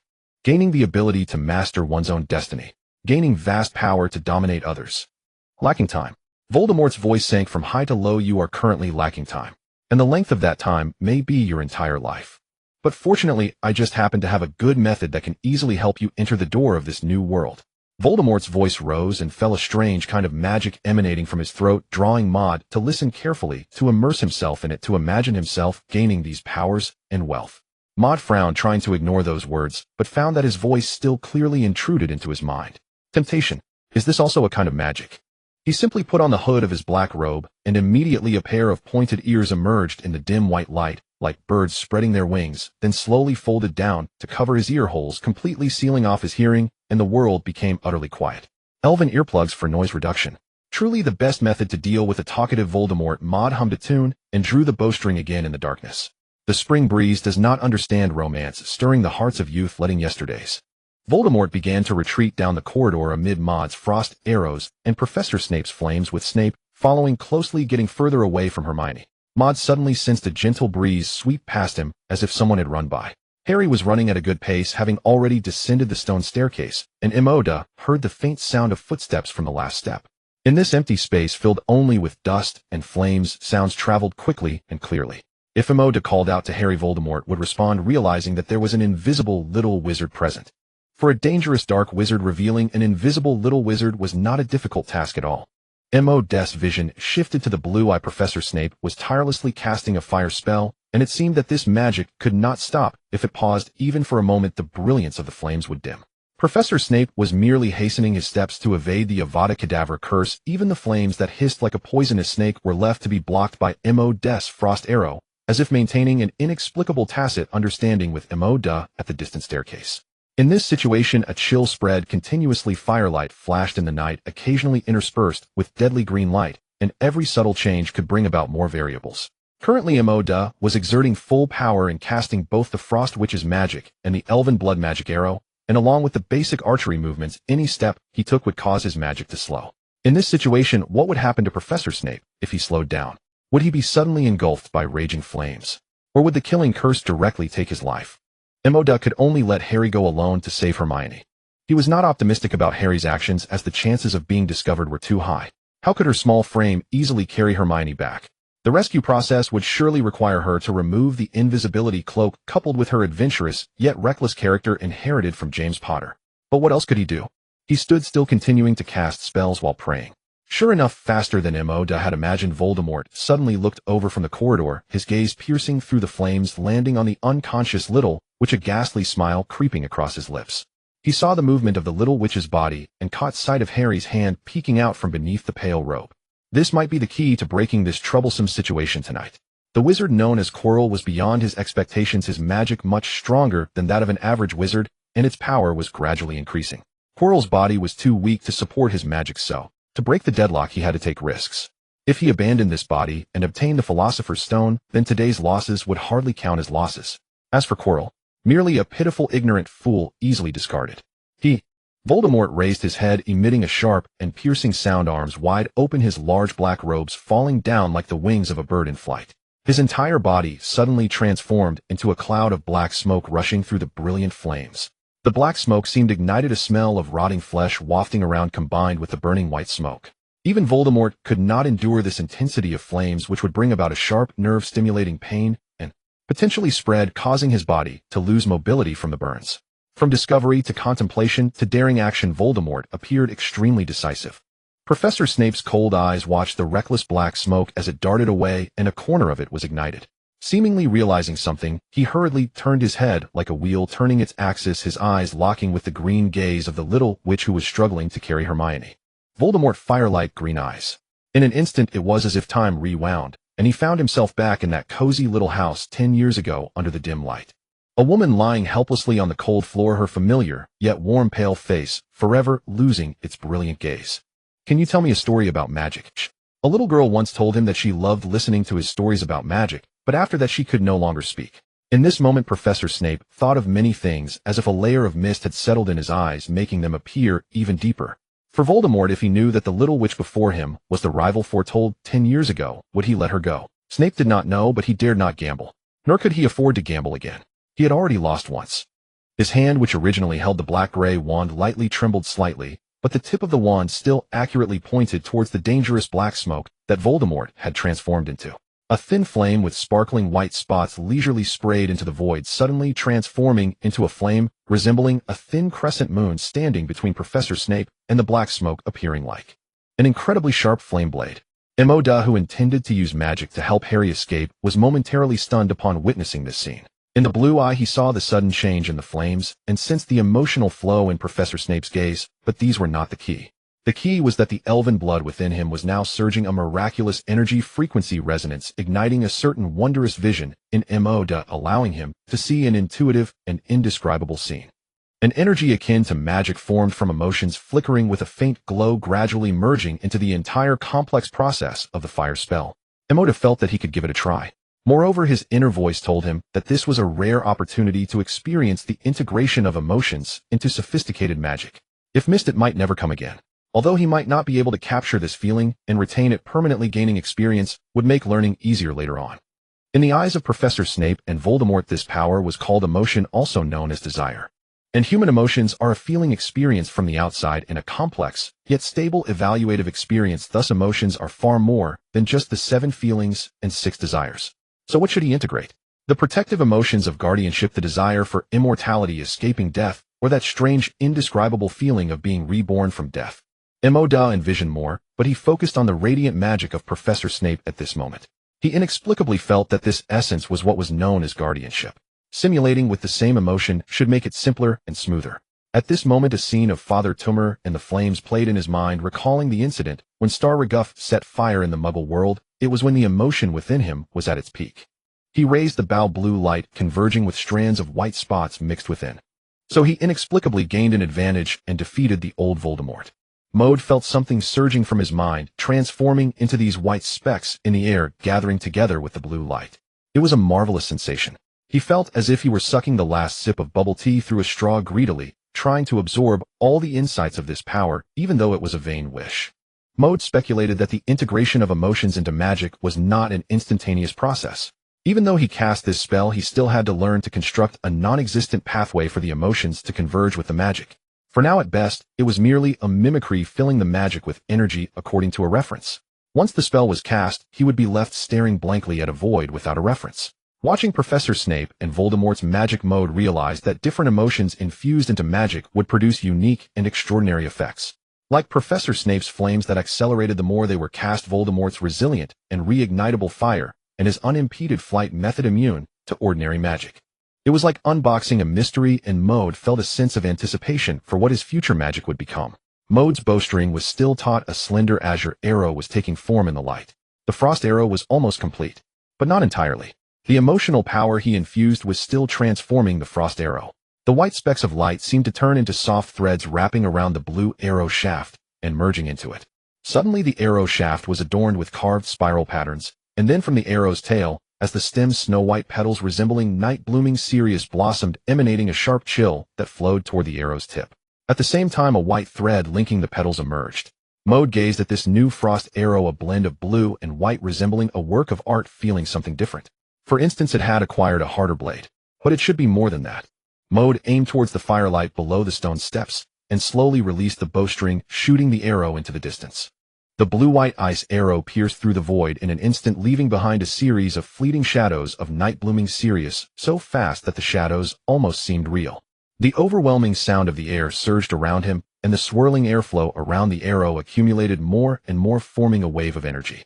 Then the shadows of the night-blooming cereus vanished, disappearing in a flash of brilliant white light reminiscent of twinkling stars. This time it accelerated to a point where even shadows could not be left behind. In the next moment, Maude saw the icy arrow appear less than 10 meters away from Voldemort. Maude blinked, observing the arrow's performance. The already swift frost arrow, enhanced by the infusion of emotion, broke through to an even greater speed. In the blue orb, he also observed Professor Snape's flame blade intertwined with red and white, resembling the true form of divine blade without shadow. The flame blade did not seem to prioritize speed, yet it still exceeded Voldemort's flight speed. Its power lay in the fact that the flame blade carried along flying stones and dust, acting like an automatic plow. At this not-so-slow speed, it sparked and flashed, tearing through the solid stone floor of the castle, clouds of dust billowing. Maude's gaze shifted to the swirling black smoke of Voldemort, and he felt a twinge of sympathy for him. Today he would be struck by 2 extraordinarily powerful spells, directly experiencing the sensation of death for the first time, or rather the second time. Voldemort seemed to sense the energy of the 2 spells approaching from behind, continuously increasing his speed. The flames atop the black smoke flared more violently, remnants of having just passed through Professor Snape's fire. However, it was clear he could not reach Harry before the 2 spells struck. He suddenly dispersed the smoke, which instantaneously transformed into long ropes, significantly increasing his speed.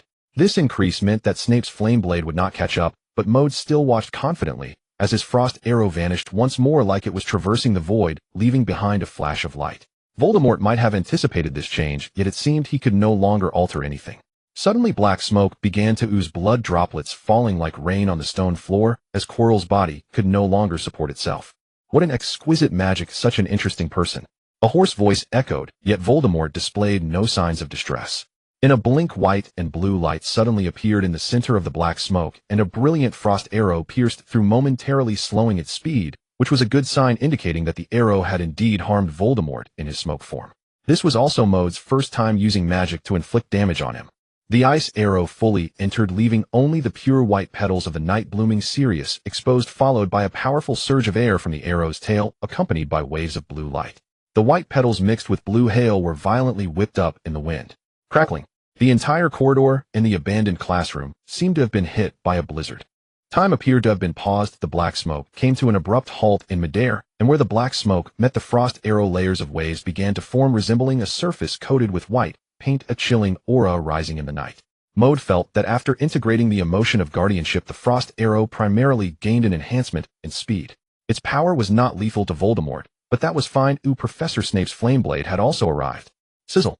The flames surged with a slightly white glow, effortlessly slicing into the black smoke, and then at the junction of the black smoke and the flame blade, thick white smoke quickly billowed up, and the black smoke gradually transformed into Quirrell's body ablaze with heat from the knife wound.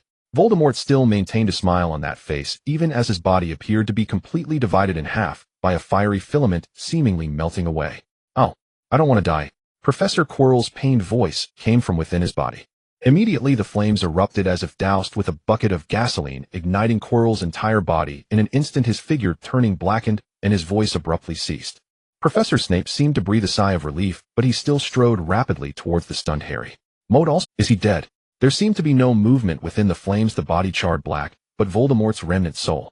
Why was there still no sign of movement? Could it be that the remnant soul had already fled? Maude focused on the hand of the body amidst the flames. "Harry, grab Hermione and get away from there. Hurry!" Maude shouted, and Professor Snape noticed the moving finger, his expression changing. The two raised their hands, preparing to use the levitation charm to lift Harry and the others away. But, hee. A sharp laughter suddenly pierced the night. The black smoke within the flames controlled the charred half of Quirrell's body, flying towards Harry once more. There wasn't enough time. Maude suddenly recalled the Madame Potter's magic that Harry possessed. In this state, Voldemort should no longer be able to endure. Cover his face. Harry, directly press against him. Harry looked at the eerie burned face, her small face twisted together, but she chose to follow Maude's words, even though Maude's face had transformed into that of a stranger. The delicate, slender, white hand instantly rose, pressing against Voldemort's nose, which was rushing like the... At that moment, Maude saw on Voldemort's face the expression of suffocation, as if he were drowning. PS 2300-word chapter. Please urge more updates. Please give a 5-star review. The sound of sizzling as vegetables hit hot oil in a frying pan. The once ugly charred face now emanated gray smoke. He who must not been him stifled a scream, maintaining his composure unlike Chilo, even as he nearly suffocated from a tiny witch blocking his nostrils. Though his voice bore the weight of pain, it remained clear, as if proclaiming an impending truth. The night ultimately falls, even if all fear the darkness. When I return to this world, I shall once again ascend to the pinnacle of the entire magical realm. A plume of black smoke shot forth from Chilo's body, passing through Harry's form, ascending into the night, vanishing in the blink of an eye, while Chilo's body turned to dust, scattering across the ground. Harry, with her eyes shut, suddenly tilted her adorable little face and collapsed to the side. A large hand caught her, cradling her. Professor Snape, clad in a black robe, rushed over, his brow furrowed. He felt Harry's forehead and checked her breath before releasing a heavy sigh. Harry has been saved. She seemed to be trapped in a nightmare. Her previously relaxed brows now furrowed, her expression reflecting some form of torment. Professor Snape gazed quietly at her, as if observing his own child, imbued with a sense of nostalgia for the departed. He smoothed Harry's disheveled hair and her furrowed brows.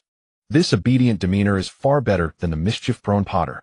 Maude blinked, casually touching his red hair, standing by like a small. Oh no, a 1.8-meter light bulb. Suddenly a thought struck him, and he turned around to see Miss Granger clad in a red and black striped sweater, half covered by an invisibility cloak. Even in danger, Harry had not forgotten to wrap her in the cloak, but now she lay on the cold stone floor, her fluffy brown hair spread out chaotically on the ground. "Oh, my goodness. I truly apologize. I nearly forgot about you, Miss Granger." Maude quickly helped her up. "Maris." Professor Snape's cold voice rang out. "Thank you for today." "It was nothing, Professor." Maude nodded, his face devoid of expression. Even when expressing gratitude, Snape's voice seemed to imply, "You still owe me money. When will you repay it? Just take Miss Granger away. I will take Harry to Madame Pomfrey later." "All right." After replying, Maude glanced at the unconscious Hermione, and then at Professor Snape's unfamiliar face marred by a scar on the right cheek, falling into deep thought. Does this mean Miss Granger is unworthy of going to the hospital wing. Inside Snape's office, shelves filled with bottles and jars of potions lined the table alongside unwashed cauldrons with a trace of greenish liquid and various disordered potion-making tools. The air was thick with the scent of potions and wood shavings. The wooden door bearing the distorted inscription, Snape's office, leaned against the slightly yellowed wall radiating a new sheen. Professor Snape, is there a classification for magic levels? Maude was flipping through a spellbook organizing what he learned about emotional magic from Snape and he who must not be named. The existence of such a thing was somewhat unexpected. He had thought that in this magical world the strength of magic depended solely on the power of one's incantations and the volume of their magical energy. But evidently what lies beneath the surface is merely a fraction of the truth. Professor Snape fell into contemplation, organizing his words before saying, such things should not be disclosed to young witches. Magic does not have a definitive classification, especially before the advanced wizarding exam. But in the higher circles of wizards, magic is generally divided into two tiers. The first tier is ordinary magic, which is further subdivided into levels 1 to 6. Within this tier, mastery of magic relies on innate talent and extensive practice. Maude nodded. In other words, the magic he is currently cultivating relying on his elven talent is still hovering around levels 1 to 6. The second tier is called emotional magic, also referred to as advanced magic. This is what we discussed last time. Magic that incorporates emotions, forming a new kind that deviates from its original characteristics. Ordinary magic finds it challenging to contend with advanced magic. Professor Snape picked up a slender transparent cup resembling a potion vial, took a sip of water, and continued, the acquisition of this advanced magic does not follow any systematic approach, rather it is. He paused. Like trying to scoop the moon from the water. Sometimes it seems unreachable, yet at other times it materializes effortlessly. Can someone suddenly learn it? Maude thought of Harry a few years down the line where he would be able to contend with who must not be named. Although he had previously cast emotional magic, it felt as if he were copying answers from someone else's homework. He had a fleeting impression, but if asked to produce an answer himself, he would be at a loss. Professor Snape's cold gaze rested on Maude's face. Of course there are. Who? Tom Riddle. Maude was not surprised. If he must not be named lacked such abilities, he might be living a carefree life in Azkaban, though one wonders if he has to do morning exercises or tread a sewing machine inside. Professor Snape, how did you learn emotional magic? 10 years ago. Oh, the events surrounding Lily Potter's death had greatly impacted Professor Snape. Did this imply that such learning requires intense emotional upheaval? Maude feigned taking notes in the spellbook and then looked up to ask, are there no learning techniques? Professor Snape remained silent for a moment before slowly saying, there are experience. Maude understood that meant experiencing things that would be unforgettable. This is also why in the magical world, truly powerful wizards often appear quite aged. Maude nodded. He felt that there should be methods for learning emotional magic. However, since the magical world has developed relatively recently, no one has been able to compile a comprehensive learning method. What about ancient wizards? Did they also know about this emotional magic? Was there a learning method?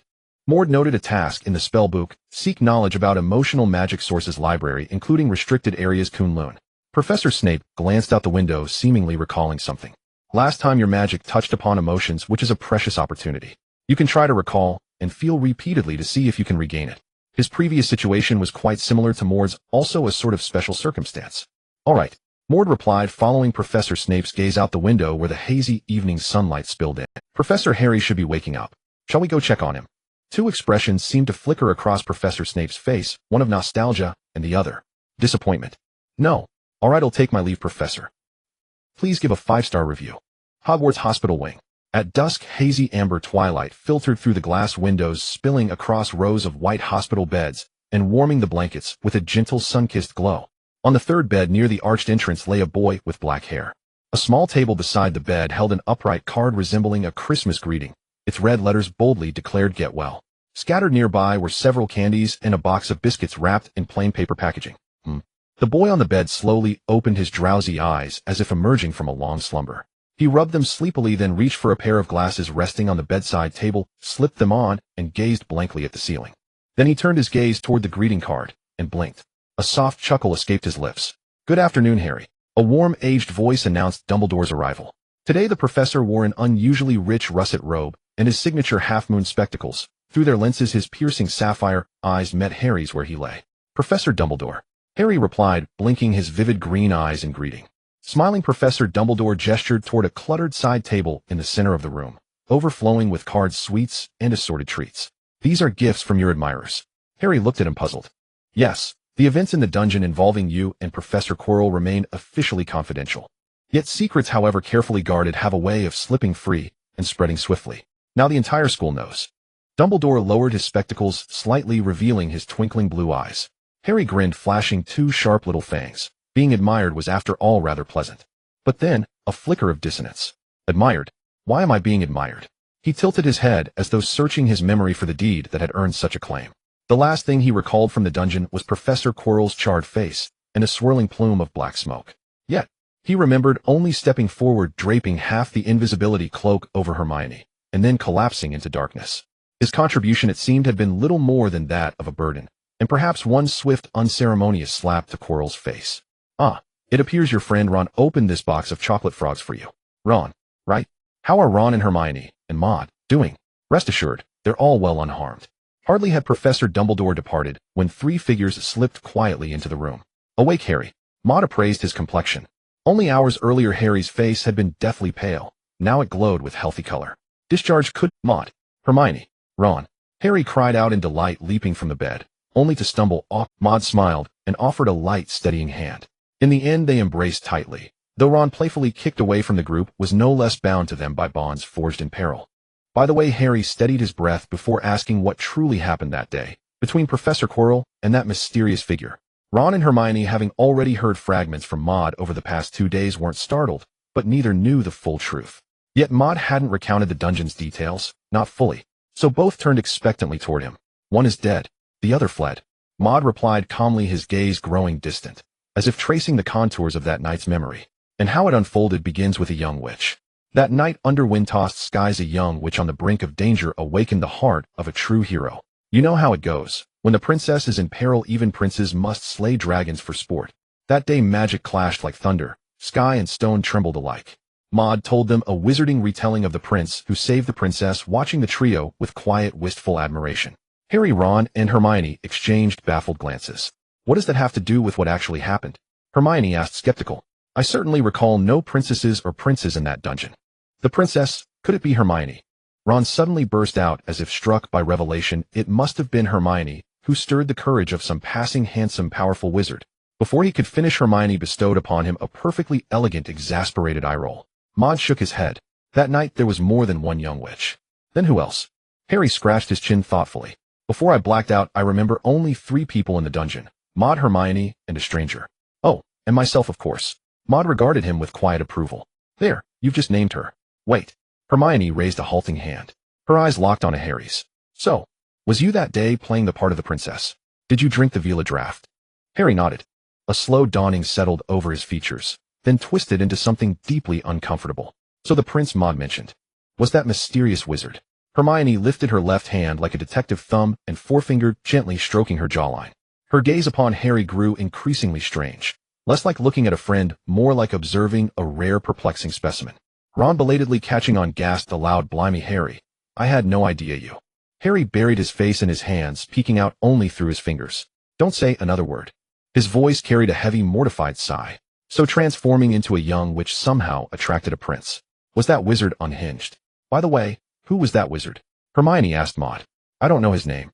Maude blinked once. "Only his alias." "What alias?" All 3 leaned in rap. "The Batman." "I don't recall ever reading about anyone by that name in the magical world," Hermione mused, scanning her mental archive of newspapers and historical texts. "To stand against him, he couldn't possibly be ordinary. What did he look like? Perhaps I could identify him from a description." Her words trailed off. She watched, stunned, as Maude had already settled into a chair, with a weathered, yellowed book cradled in his hands, absorbed in study. Her mind instantly leapt to the looming final exams, and to Maude's terrifying academic prowess, and to the horrifying possibility that her own rank might slip behind his. That simply would not do. With a decisive snap, Hermione produced a massive tome titled Comprehensive Revision Guide for Magical Final Examinations, dragged over a chair, and began reading intently. "Oh, I say," Ron blinked, jaw slack. "Harry, have you even started revising for finals?" Harry shook his head. "I hadn't finished my classwork before I passed out."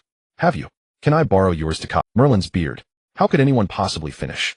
I haven't even copied last week's assignments, let alone